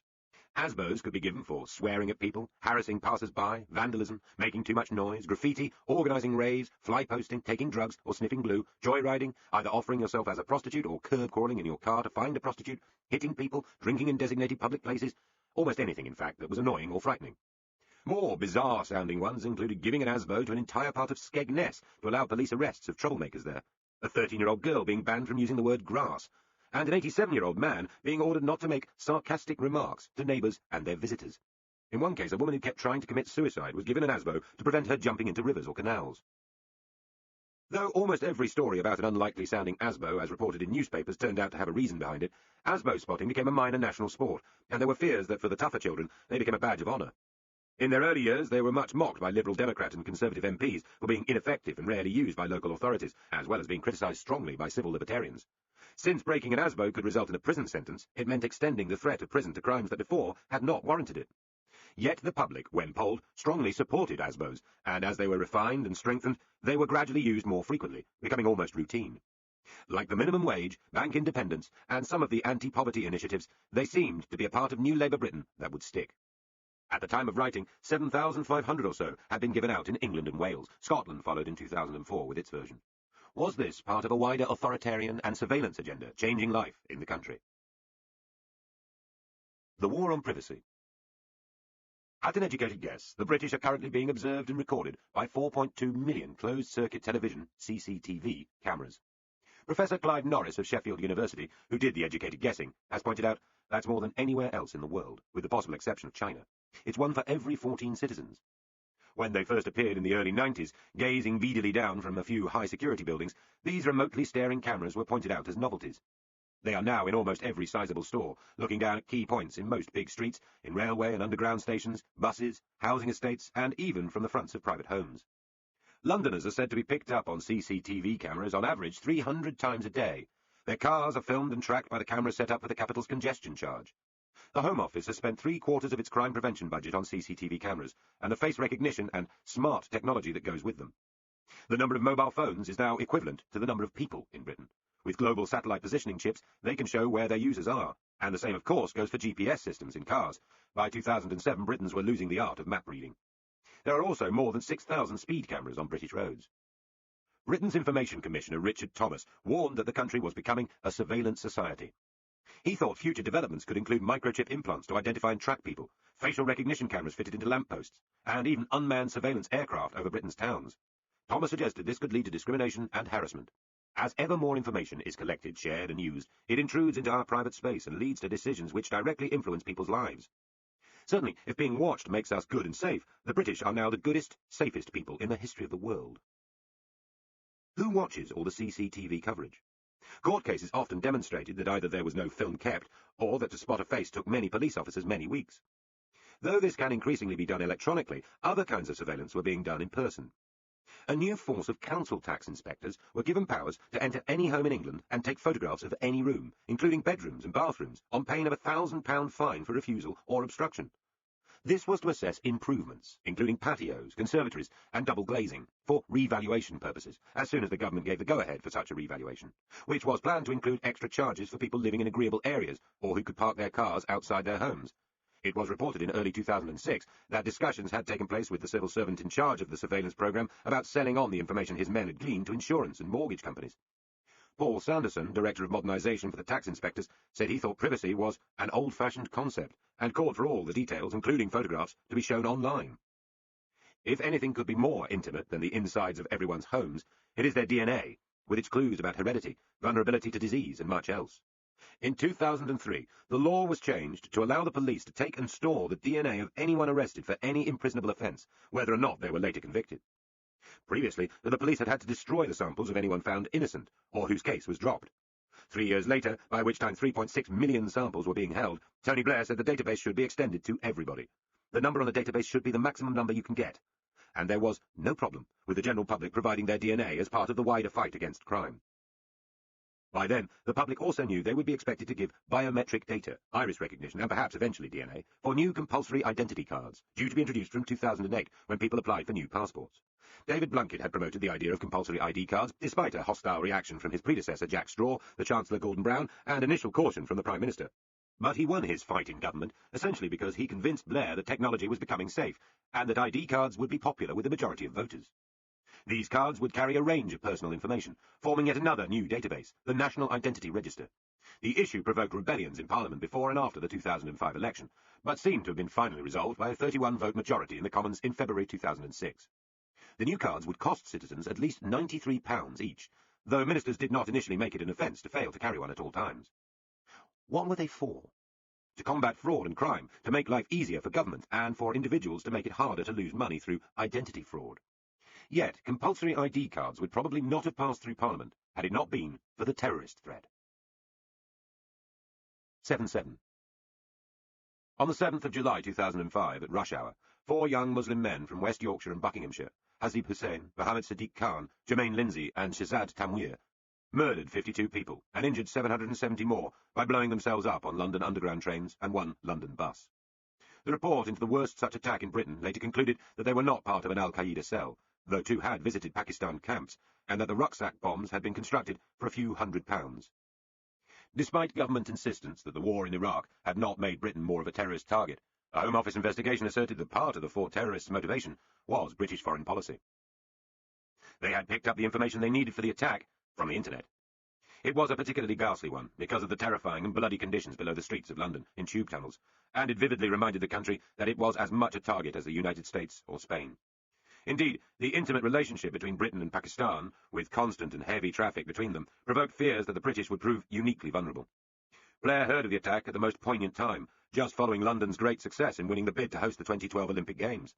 He rushed back from Gleneagles in Scotland, where the G8 summit was discussing the ambitious new aid plan for Africa, and differences between the United States and the rest over global warming. The London bombings are unlikely to have been stopped by more CCTV coverage, for there was plenty of that, nor by ID cards, for the killers were British citizens, nor by follow-the-money anti-terror legislation, for little money was involved. Only even better intelligence might have helped. The Security Service, as well as the Secret Intelligence Service, MI5 and MI6, as they are still more familiarly known, were already in receipt of huge increases in their budgets as they struggled to track down other murderous cells. Richard Reed, the shoe bomber from Bromley, who tried to destroy a flight from Paris to Miami in 2001, was another example of the threat from homegrown extremists, visiting radical mosques from Brixton to Yorkshire, and there were many more examples of plots uncovered in these years, though by no means every suspect finally made it to court. In August 2005, police arrested suspects in Birmingham, High Wycombe, and Walthamstow, East London, believing there was a plan to blow up as many as 10 passenger aircraft over the Atlantic. The threat was all too real, widespread, and hard to grip. After many years of allowing dissident clerics and activists from the Middle East asylum in London, Britain had more than its share of inflammatory and dangerous extremists, who admired al-Qaeda and preached violent jihad. Once September the 11th had changed the climate, new laws were introduced to allow the detention without trial of foreigners suspected of being involved in supporting or fomenting terrorism. They could not be deported because human rights legislation forbade sending back anyone to countries where they might face torture. 17 were picked up and kept at Belmarsh High Security Prison. But in December 2004, the House of Lords ruled that these detentions were discriminatory and disproportionate, and therefore illegal. 5 weeks later, the Home Secretary, Charles Clarke, hit back with control orders to limit the movement of men he could not prosecute or deport. They would also be used against homegrown terror suspects. A month later, in February 2005, 60 Labour MPs revolted against these powers too, and the government only narrowly survived the vote. 10 Belmarsh men were put under these new restraints, but the battle was far from over. In April 2006, a judge ruled that such control orders were an affront to justice, because they gave the Home Secretary, a politician, too much power, and 2 months later said curfews of 18 hours a day on 6 Iraqis were a deprivation of liberty, and also illegal. The new Home Secretary, John Reid, lost his appeal and reluctantly had to loosen the orders. In other cases, meanwhile, 2 men under control orders vanished. New Labour Britain found itself in a struggle between its old laws and liberties and a new, borderless, dangerous world. As we have seen, the Britain of the 40s was a prying and regulation-heavy country, emerging from the extraordinary conditions of a fight for national survival. From the 50s to the end of the 80s, the Cold War had grown a shadowy security state, with the vetting of BBC employees, MI5 surveillance of political radicals, a secret network of bunkers and tunnels, and the suspension of British jurisdiction over those small parts of the country taken by the United States forces. Yet none of this seriously challenged hallowed principles such as habeas corpus, free speech, a presumption of innocence, asylum, the right of British citizens to travel freely in their country without identifying papers, and the sanctity of homes in which the law-abiding lived. In the war on terror, much of this was suddenly in jeopardy. New forms of eavesdropping, new compulsions, new political powers seemed to the government the least they needed to deal with a new, sinuous threat which ministers said could last for another 30 years. They were sure that most British people agreed, and that the judiciary, media, campaigners, and elected politicians who protested were a hand-wringingly liberal, too fastidious minority. Tony Blair, John Reid, and Jack Straw were particularly emphatic about this, and on the numbers were probably right. As Gordon Brown eyed the premiership, his rhetoric was similarly tough. Against recent historical tradition, it was left to the Conservatives, as well as the Liberal Democrats, to mount the barriers in defence of civil liberties. The Waning. This book is written under the shadow of a new politics of global warming, when the British were being urged to be environmentally friendly. This author's contribution, which may save a Nordic wood or small grove of some beauty, is to resist giving a detailed account of the decade-long feud between Tony Blair and Gordon Brown. It would, apart from anything else, require at least another volume the same size as this one. But it cannot be ignored because it has affected the country itself. The feud went on from New Labour's first days in power until the last months when the Prime Minister's fingertips, white with effort, were slipping from office. Sometimes there were oases of tranquillity and good humour for months at a time. Yet the stories of door-slamming tantrums, four-lettered exchanges, Make-ups, go-betweens, public snubs, and cherished policies for Britain's future being tugged back and forth like disintegrating soft toys were repeated in Whitehall private offices, pubs, and newspaper columns almost weekly. Occasionally it seemed as if Blair was on the point of sacking his Chancellor. Brown was variously reported by Number 10 to have psychological flaws, to be a control freak, a wrecker, a traditionalist playing to the gallery, and disloyal whenever the Prime Minister was in real trouble. Blair retorted the Brownites was a vain second-rater, obsessed with money and glamour, who had betrayed the Chancellor over their original deal. In the first term, Brown was defending his huge remit as Chancellor, and Blair was trying to come to terms with how brutally he was being kept out of large policy areas, how little he knew of forthcoming budgets, and how weak was his ability to push Britain towards the euro. Brown felt the second election victory in 2001 was mostly his own work, based on the strong economy.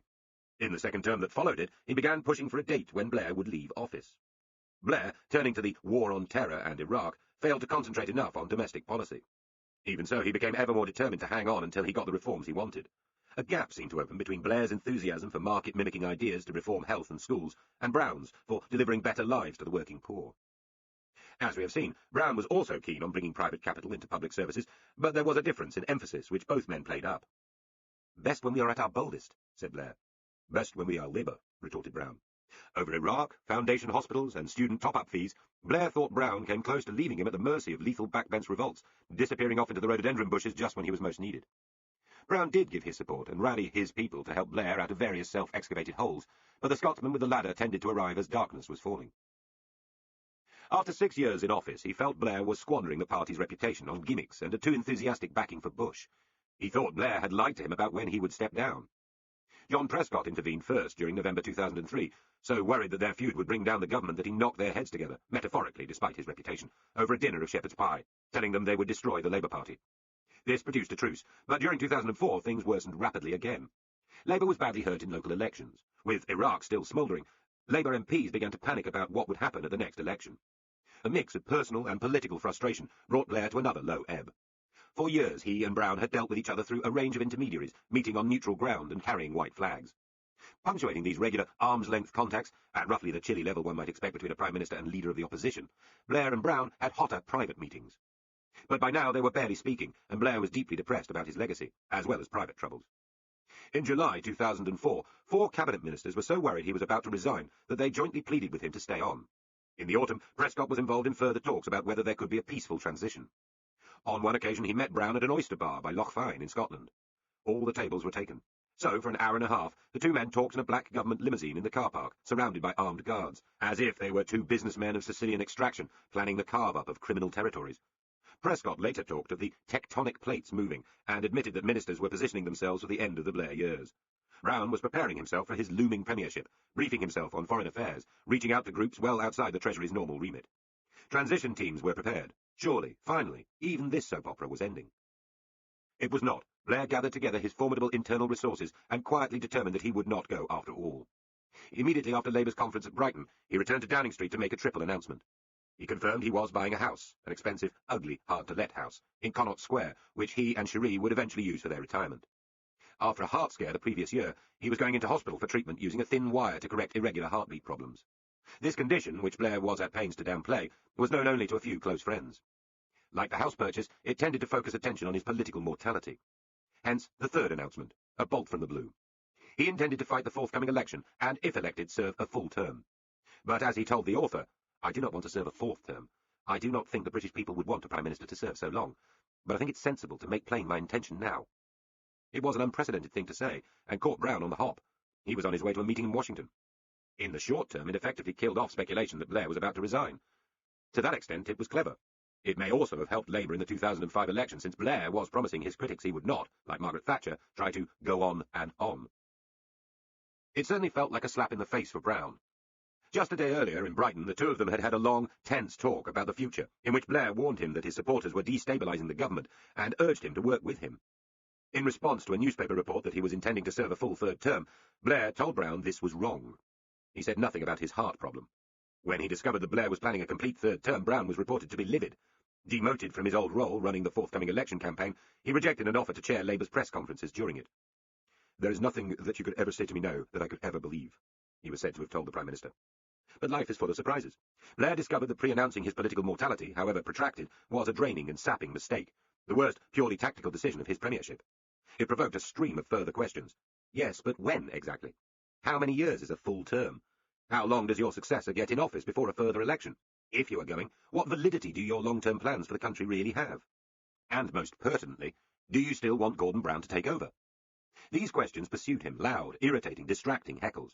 His authority was first subtly, then dramatically weakened. Always there were moments of hope.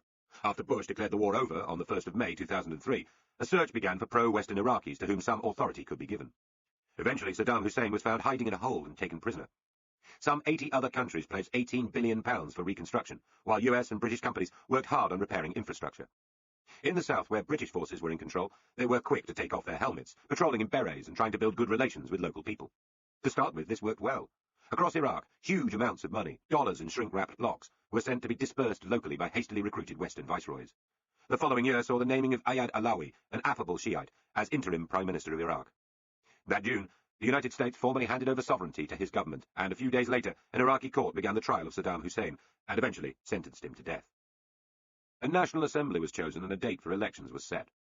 In January 2005, Iraqis had their first multi-party election for 50 years, choosing a transitional government. Later, a Kurd, Jalal Talabani, was sworn in as Iraq's interim president. In October, Iraqis voted for a new constitution, establishing an Islamic republic. At the end of the year, millions took part in the full election, which by January 2006 resulted in victory going to a Shia-dominated party, though without an overall majority. These were the drumbeats of democracy and renewal, much what Blair and Bush had hoped would happen. What had not been predicted by them was the appalling dark side of Iraq after the conflict, which completely overshadowed the reconstruction and the creation of democratic structures.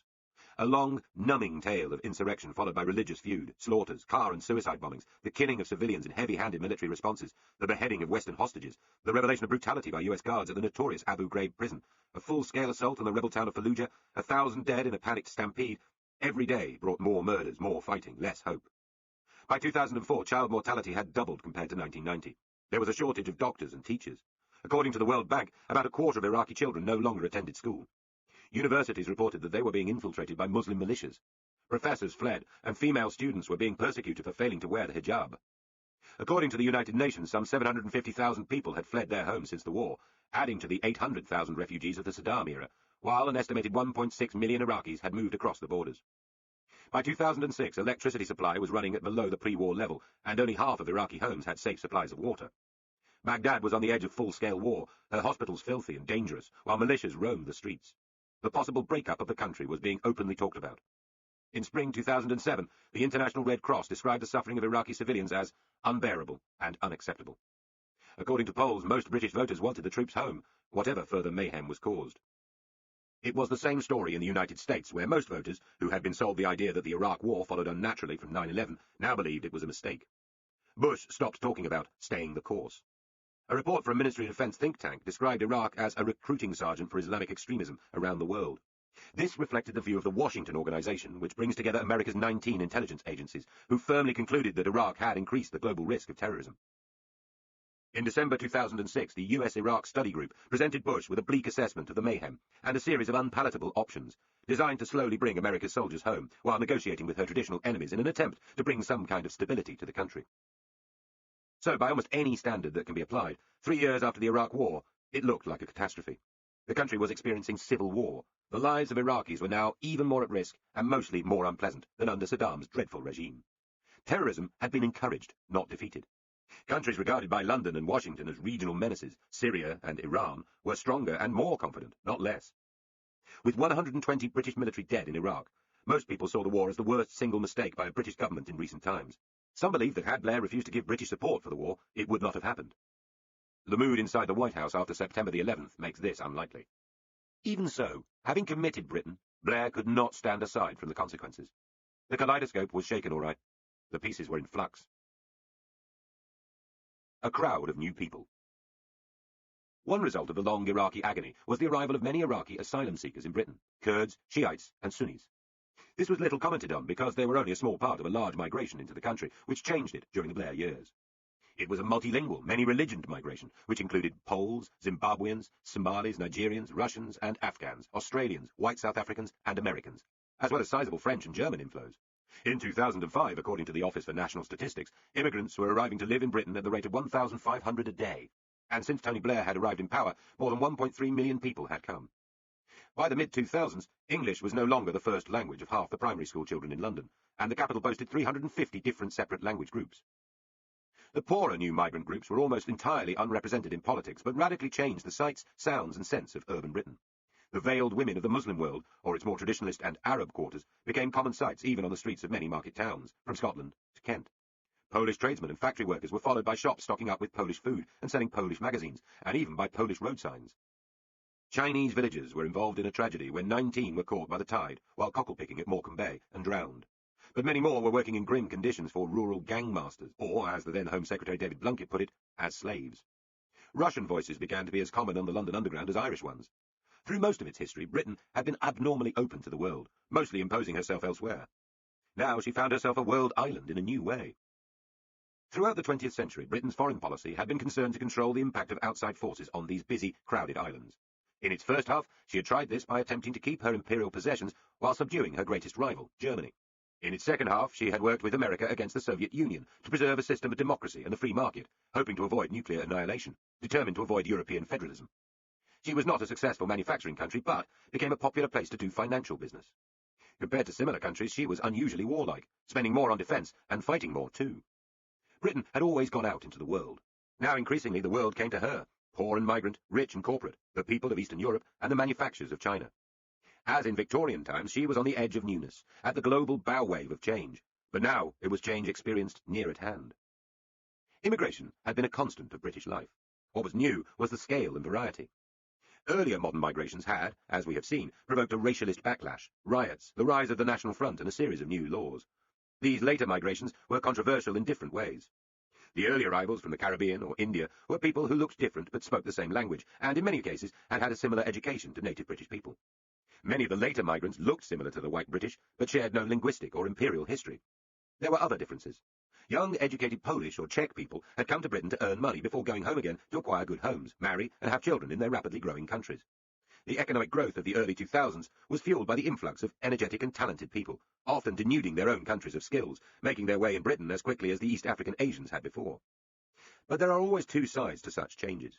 Criminal gangs of Albanians, Kosovars, and Turks appeared as novel and threatening as Jamaican criminality had 30 years earlier. The social service bill for the new migrants was a serious burden to local authorities. Towns such as Slough protested to national government about the extra cost in housing, education, and other services. Above everything else, there was the sheer scale of the new migrations and the inability of the machinery of government to regulate what was happening.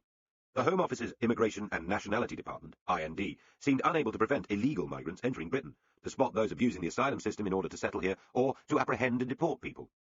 An illegal and sometimes lethal trade in people smuggling made it particularly hard. Even after airlines were made responsible for the status of those they carried, large articulated lorries filled with human beings who had paid over their life savings to be taken to Britain rumbled through the Channel Tunnel.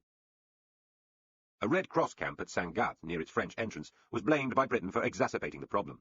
By the end of 2002, when Blunkett finally managed to get a deal with the French to close it, an estimated 67,000 had passed through Sangatte into Britain.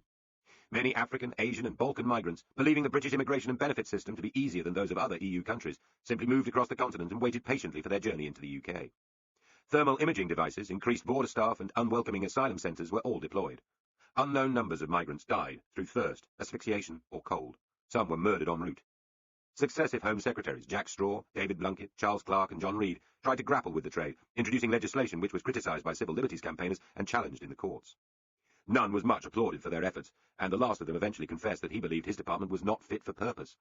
He hived off the struggling IND as a separate agency and promised to clear a backlog of around 280,000 failed asylum seekers still in the country within 5 years.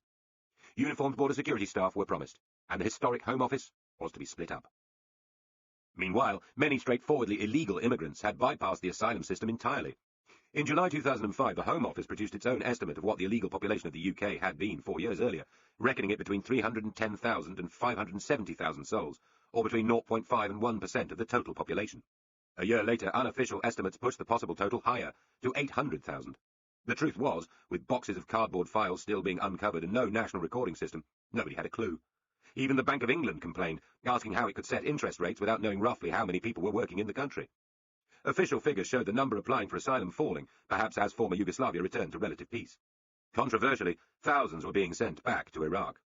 But there were always new, desperate groups, in the Middle East or war-torn and hungry Africa. Projections about the impact of global warming suggested there always would be.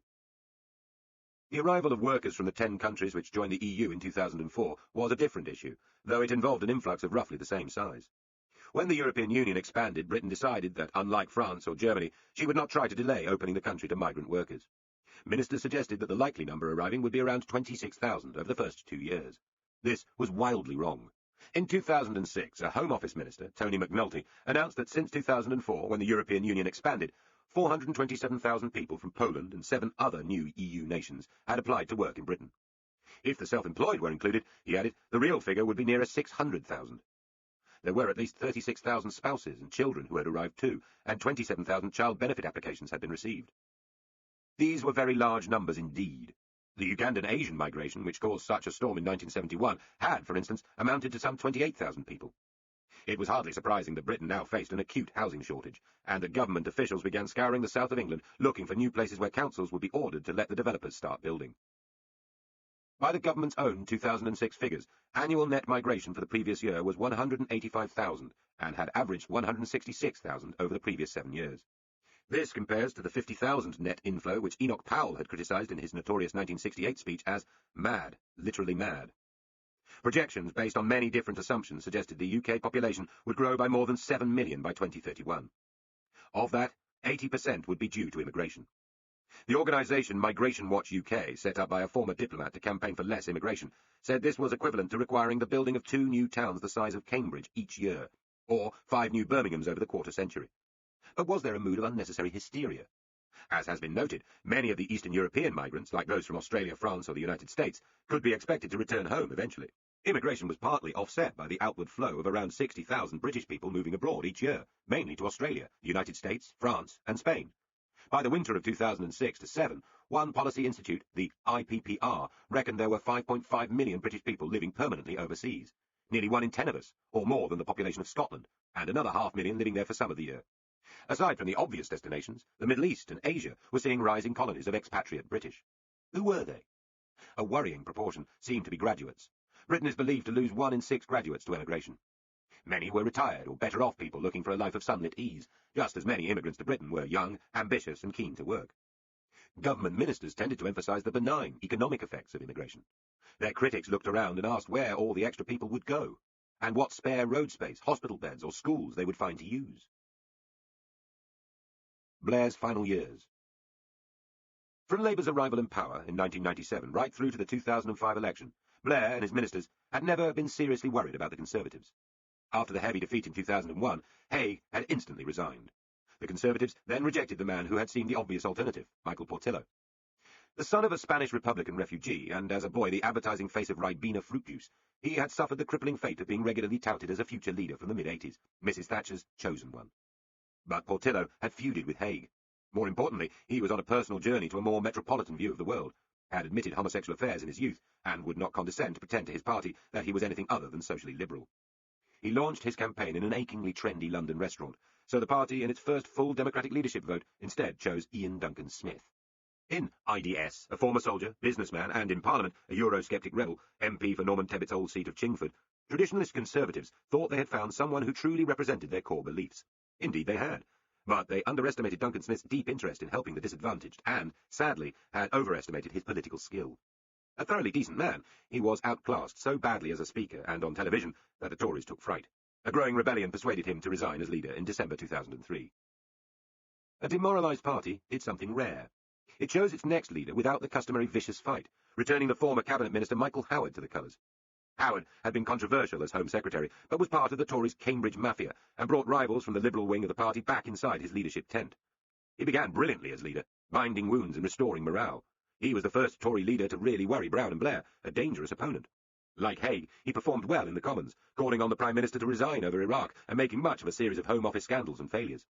In 2005, his election focused on better public services and immigration. Conservative posters asked the question, "Are you thinking what we're thinking?" Though they gained substantial numbers of seats and votes, a majority in England, the country's overall answer was, no, not really. Michael Howard resigned and was replaced by the bright young old Etonian David Cameron. Taking the Tories in a green and liberal direction, he won high poll ratings and looked set, by 2007, to be the Conservative leader best placed to oust a sitting Labour government since Margaret Thatcher had the job 30 years earlier. The Liberal Democrats might have hoped that the hugely unpopular Iraq War and the Blair government's growing reputation for illiberal and fiddly statism would allow the third party to break through. Under Paddy Ashdown, there had been a long and fruitless courtship with Labour, ultimately made impossible to consummate by Blair's large majorities. Then the experience of the Scottish parliamentary elections turned Blair against voting reform, a key Lib Dem demand. His old mentor, Roy Jenkins, wryly gave him up as a constitutional reformer of any kind, and that relationship cooled. Ashdown's successor, Charles Kennedy, had been the youngest MP when first elected for the Western Isles as an SDP member. He was popular with the party and the media. He took the Lib Dems away from any proximity to New Labour and campaigned, after some encouragement, against the Iraq War. Under him, the third party became a place where disaffected leftish Britons gathered, a pacific haven from Blair's bellicose certainties and the Home Secretary David Blunkett's enthusiasm for locking up asylum seekers. In the 2001 election, the Liberal Democrats won 52 seats, and in 2005, 62, a record performance. But after the heady optimism of the early 80s, they seemed to be back playing a long game. Charles Kennedy had a serious alcohol problem which could make him fuzzy and unconvincing, and which, though his aides lied about it for years, eventually led to his resignation as party leader. He was replaced by Sir Mingus Campbell, a Scottish lawyer and former Olympic runner who was older but safer. The 2005 election campaign ended with Labour's majority cut from 167 in the previous contest to just 67. For most previous Prime Ministers, a majority of that size would have been considered handsome. Heath, Wilson, Callaghan or Major would have killed for it, and it was 24 more than Margaret Thatcher had enjoyed in her first strife-ridden and tumultuous administration. But by the standards of New Labour's record, the loss was a serious rebuke. The voters were noticing. But what? Blair thought they were noticing a habit of disloyalty among his MPs. Many of them thought they were noticing Blair. Certainly with so many disaffected former ministers and left-wing dissidents on the Labour benches, it meant he would have an even harder time getting his own way. Then there was the further problem of his time-limited remaining tenure, and the slow withdrawal of his personal authority. Brown had not been given his accustomed role in election planning, but was far more involved than Blair had first intended in the 2005 fight. With their best false hearty smiles in place, and much criticised for making wild claims about the cuts planned by their Tory opponents, they had won their third mandate standing beside one another, if not hand in hand. As soon as the election was over, Blair turned his mind to staying on rather longer than the Chancellor had hoped. The latter stages of Blair's time as Prime Minister were overshadowed by the bloody aftermath of the Iraq War, and by renewed fighting in Afghanistan. After more bad local elections in 2006, he sacked his Home Secretary, Charles Clarke, who publicly protested. He demoted his Foreign Secretary, Jack Straw, and he stripped John Prescott, who had been hit by a scandal, of his departmental responsibilities. The embarrassing police inquiry into whether businessmen had been recommended for peerages as a result of offering loans to the Labour Party drew closer to Downing Street. Shortly before Christmas 2006, Tony Blair became the first serving Prime Minister to be interviewed by the police as part of a criminal investigation. He was questioned in Downing Street for 2 hours by Detective Chief Inspector Graham McNulty and a colleague. This occurred on the same day as the official police report into the death of Diana was finally published, and a controversial announcement was made about rural post offices. Downing Street denied there was any attempt to bury bad news, but from the outside it looked like one new Labour tradition that should have been ditched. But would it bring forward an earlier departure? After a rocky summer in 2006, there had been an organised round of junior ministerial resignations, and demands for Blair to quit, assumed by Number 10 and most of the media to have been organised by supporters of Gordon Brown. Despite calling an open letter on the subject disloyal, discourteous and wrong, on the 7th of December the Prime Minister promised that the coming party conference would be his last, breaking under duress his earlier promise to serve a full term. Labour's conference, held unusually in Manchester, saw one of Blair's most eloquent speeches ever, a defiant farewell to the party which no longer wanted him, and which responded to him with largely hypocritical adulation.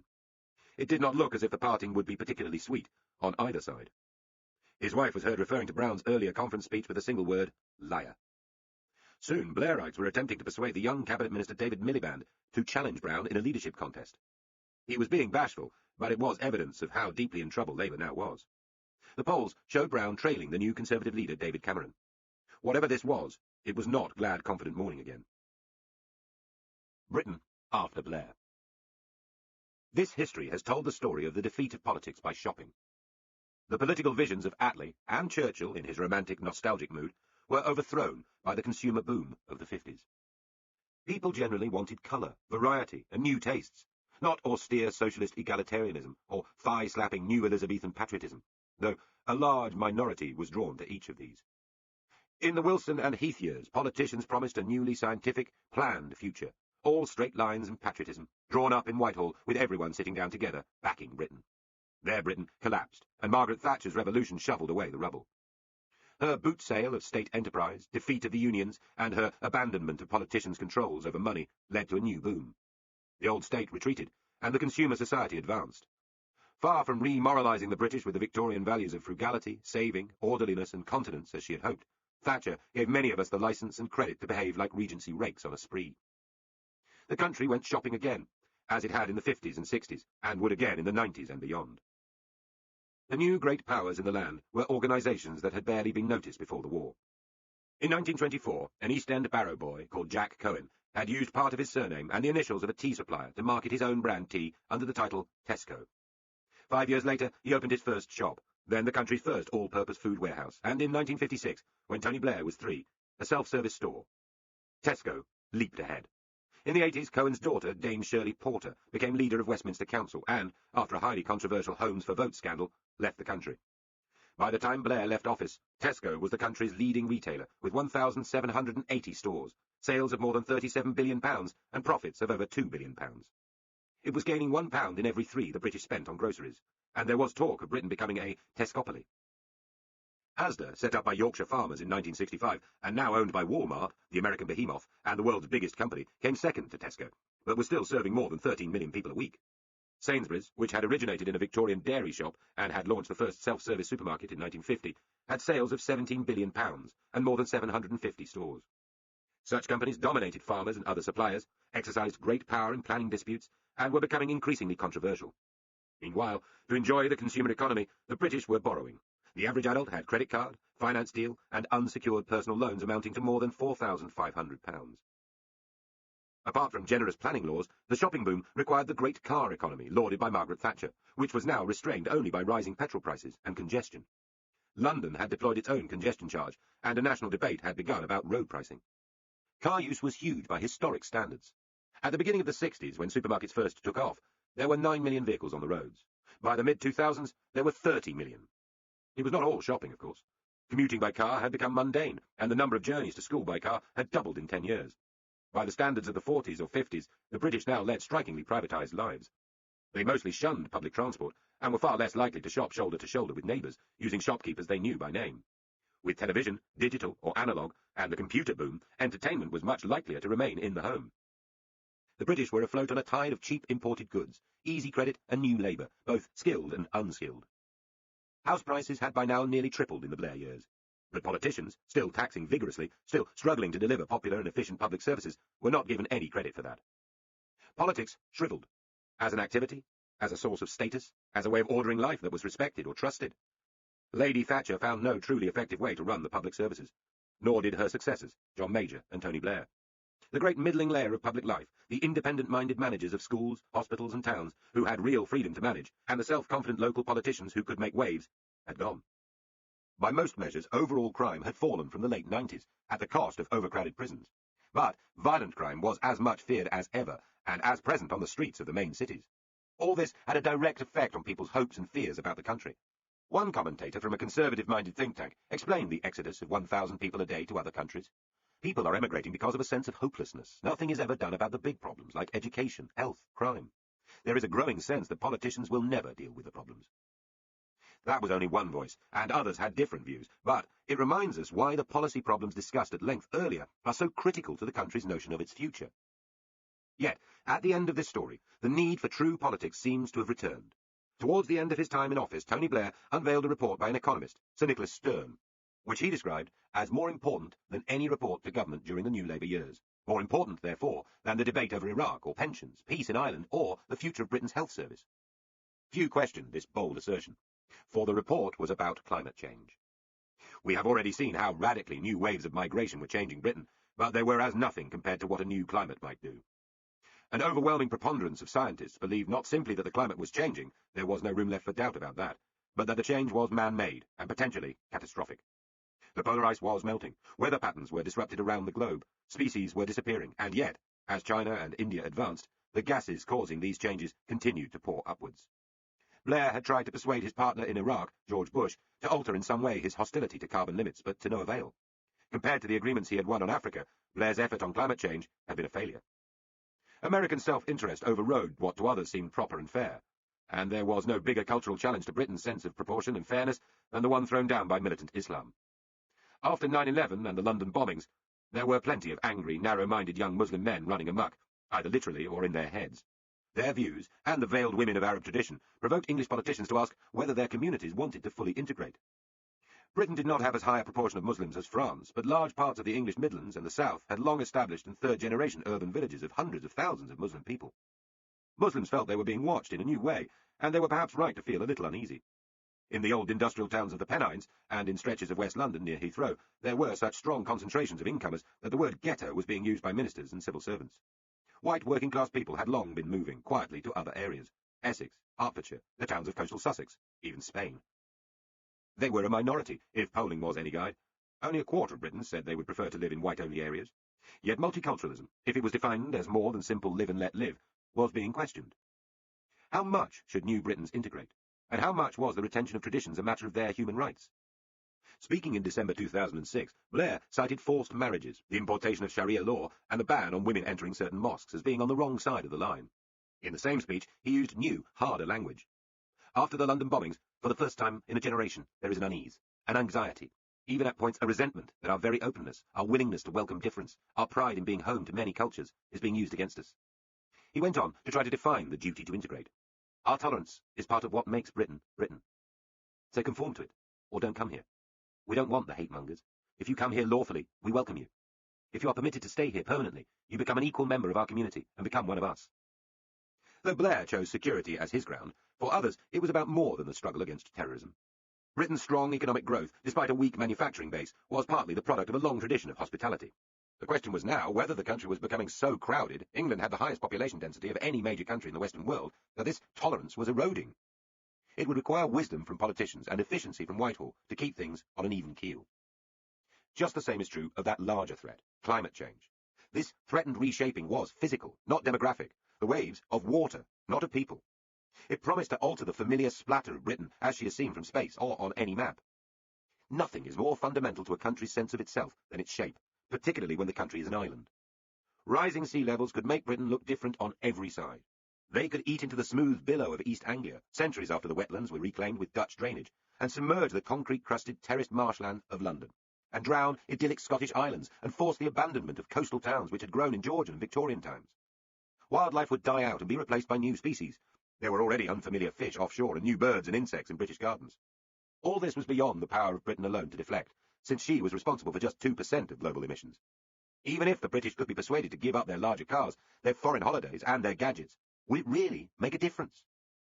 Without a frank, unheated conversation between the rest of us and elected politicians, who are then sent out into the world to do the bigger deals that must be done, what hope for action on climate change? It seems certain to involve the loss of new liberties, such as cheap, easy travel. It will change the countryside as grim-looking wind farms appear. It will change how we light and heat our homes, and how we are taxed. All these changes are intensely political, in a way the British of the 40s would have recognised. Politics is coming back as a big force in our lives, like it or not. It will require more frankness, less spin, and a more grown-up interest in policy, not scandal. Without this frankness, without trust on each side, what hope for a sensible settlement between Muslim and Christian, incomer and old-timer? Without a rebuilding of strong local structures, what hope for better-run schools, councils, or hospitals? Without level-headed politics, how will the future shape of the UK, if it continues, be negotiated? In the course of this history, most political leaders have arrived eager and optimistic, found themselves in trouble of one kind or another, and left disappointed. Such is the nature of political life. Indeed, perhaps it is the nature of life. But the rest of us need those optimistic politicians, the next leaders, the ones whom we'll laugh at and abuse. And we need them more than ever now. The threats facing the British are large ones.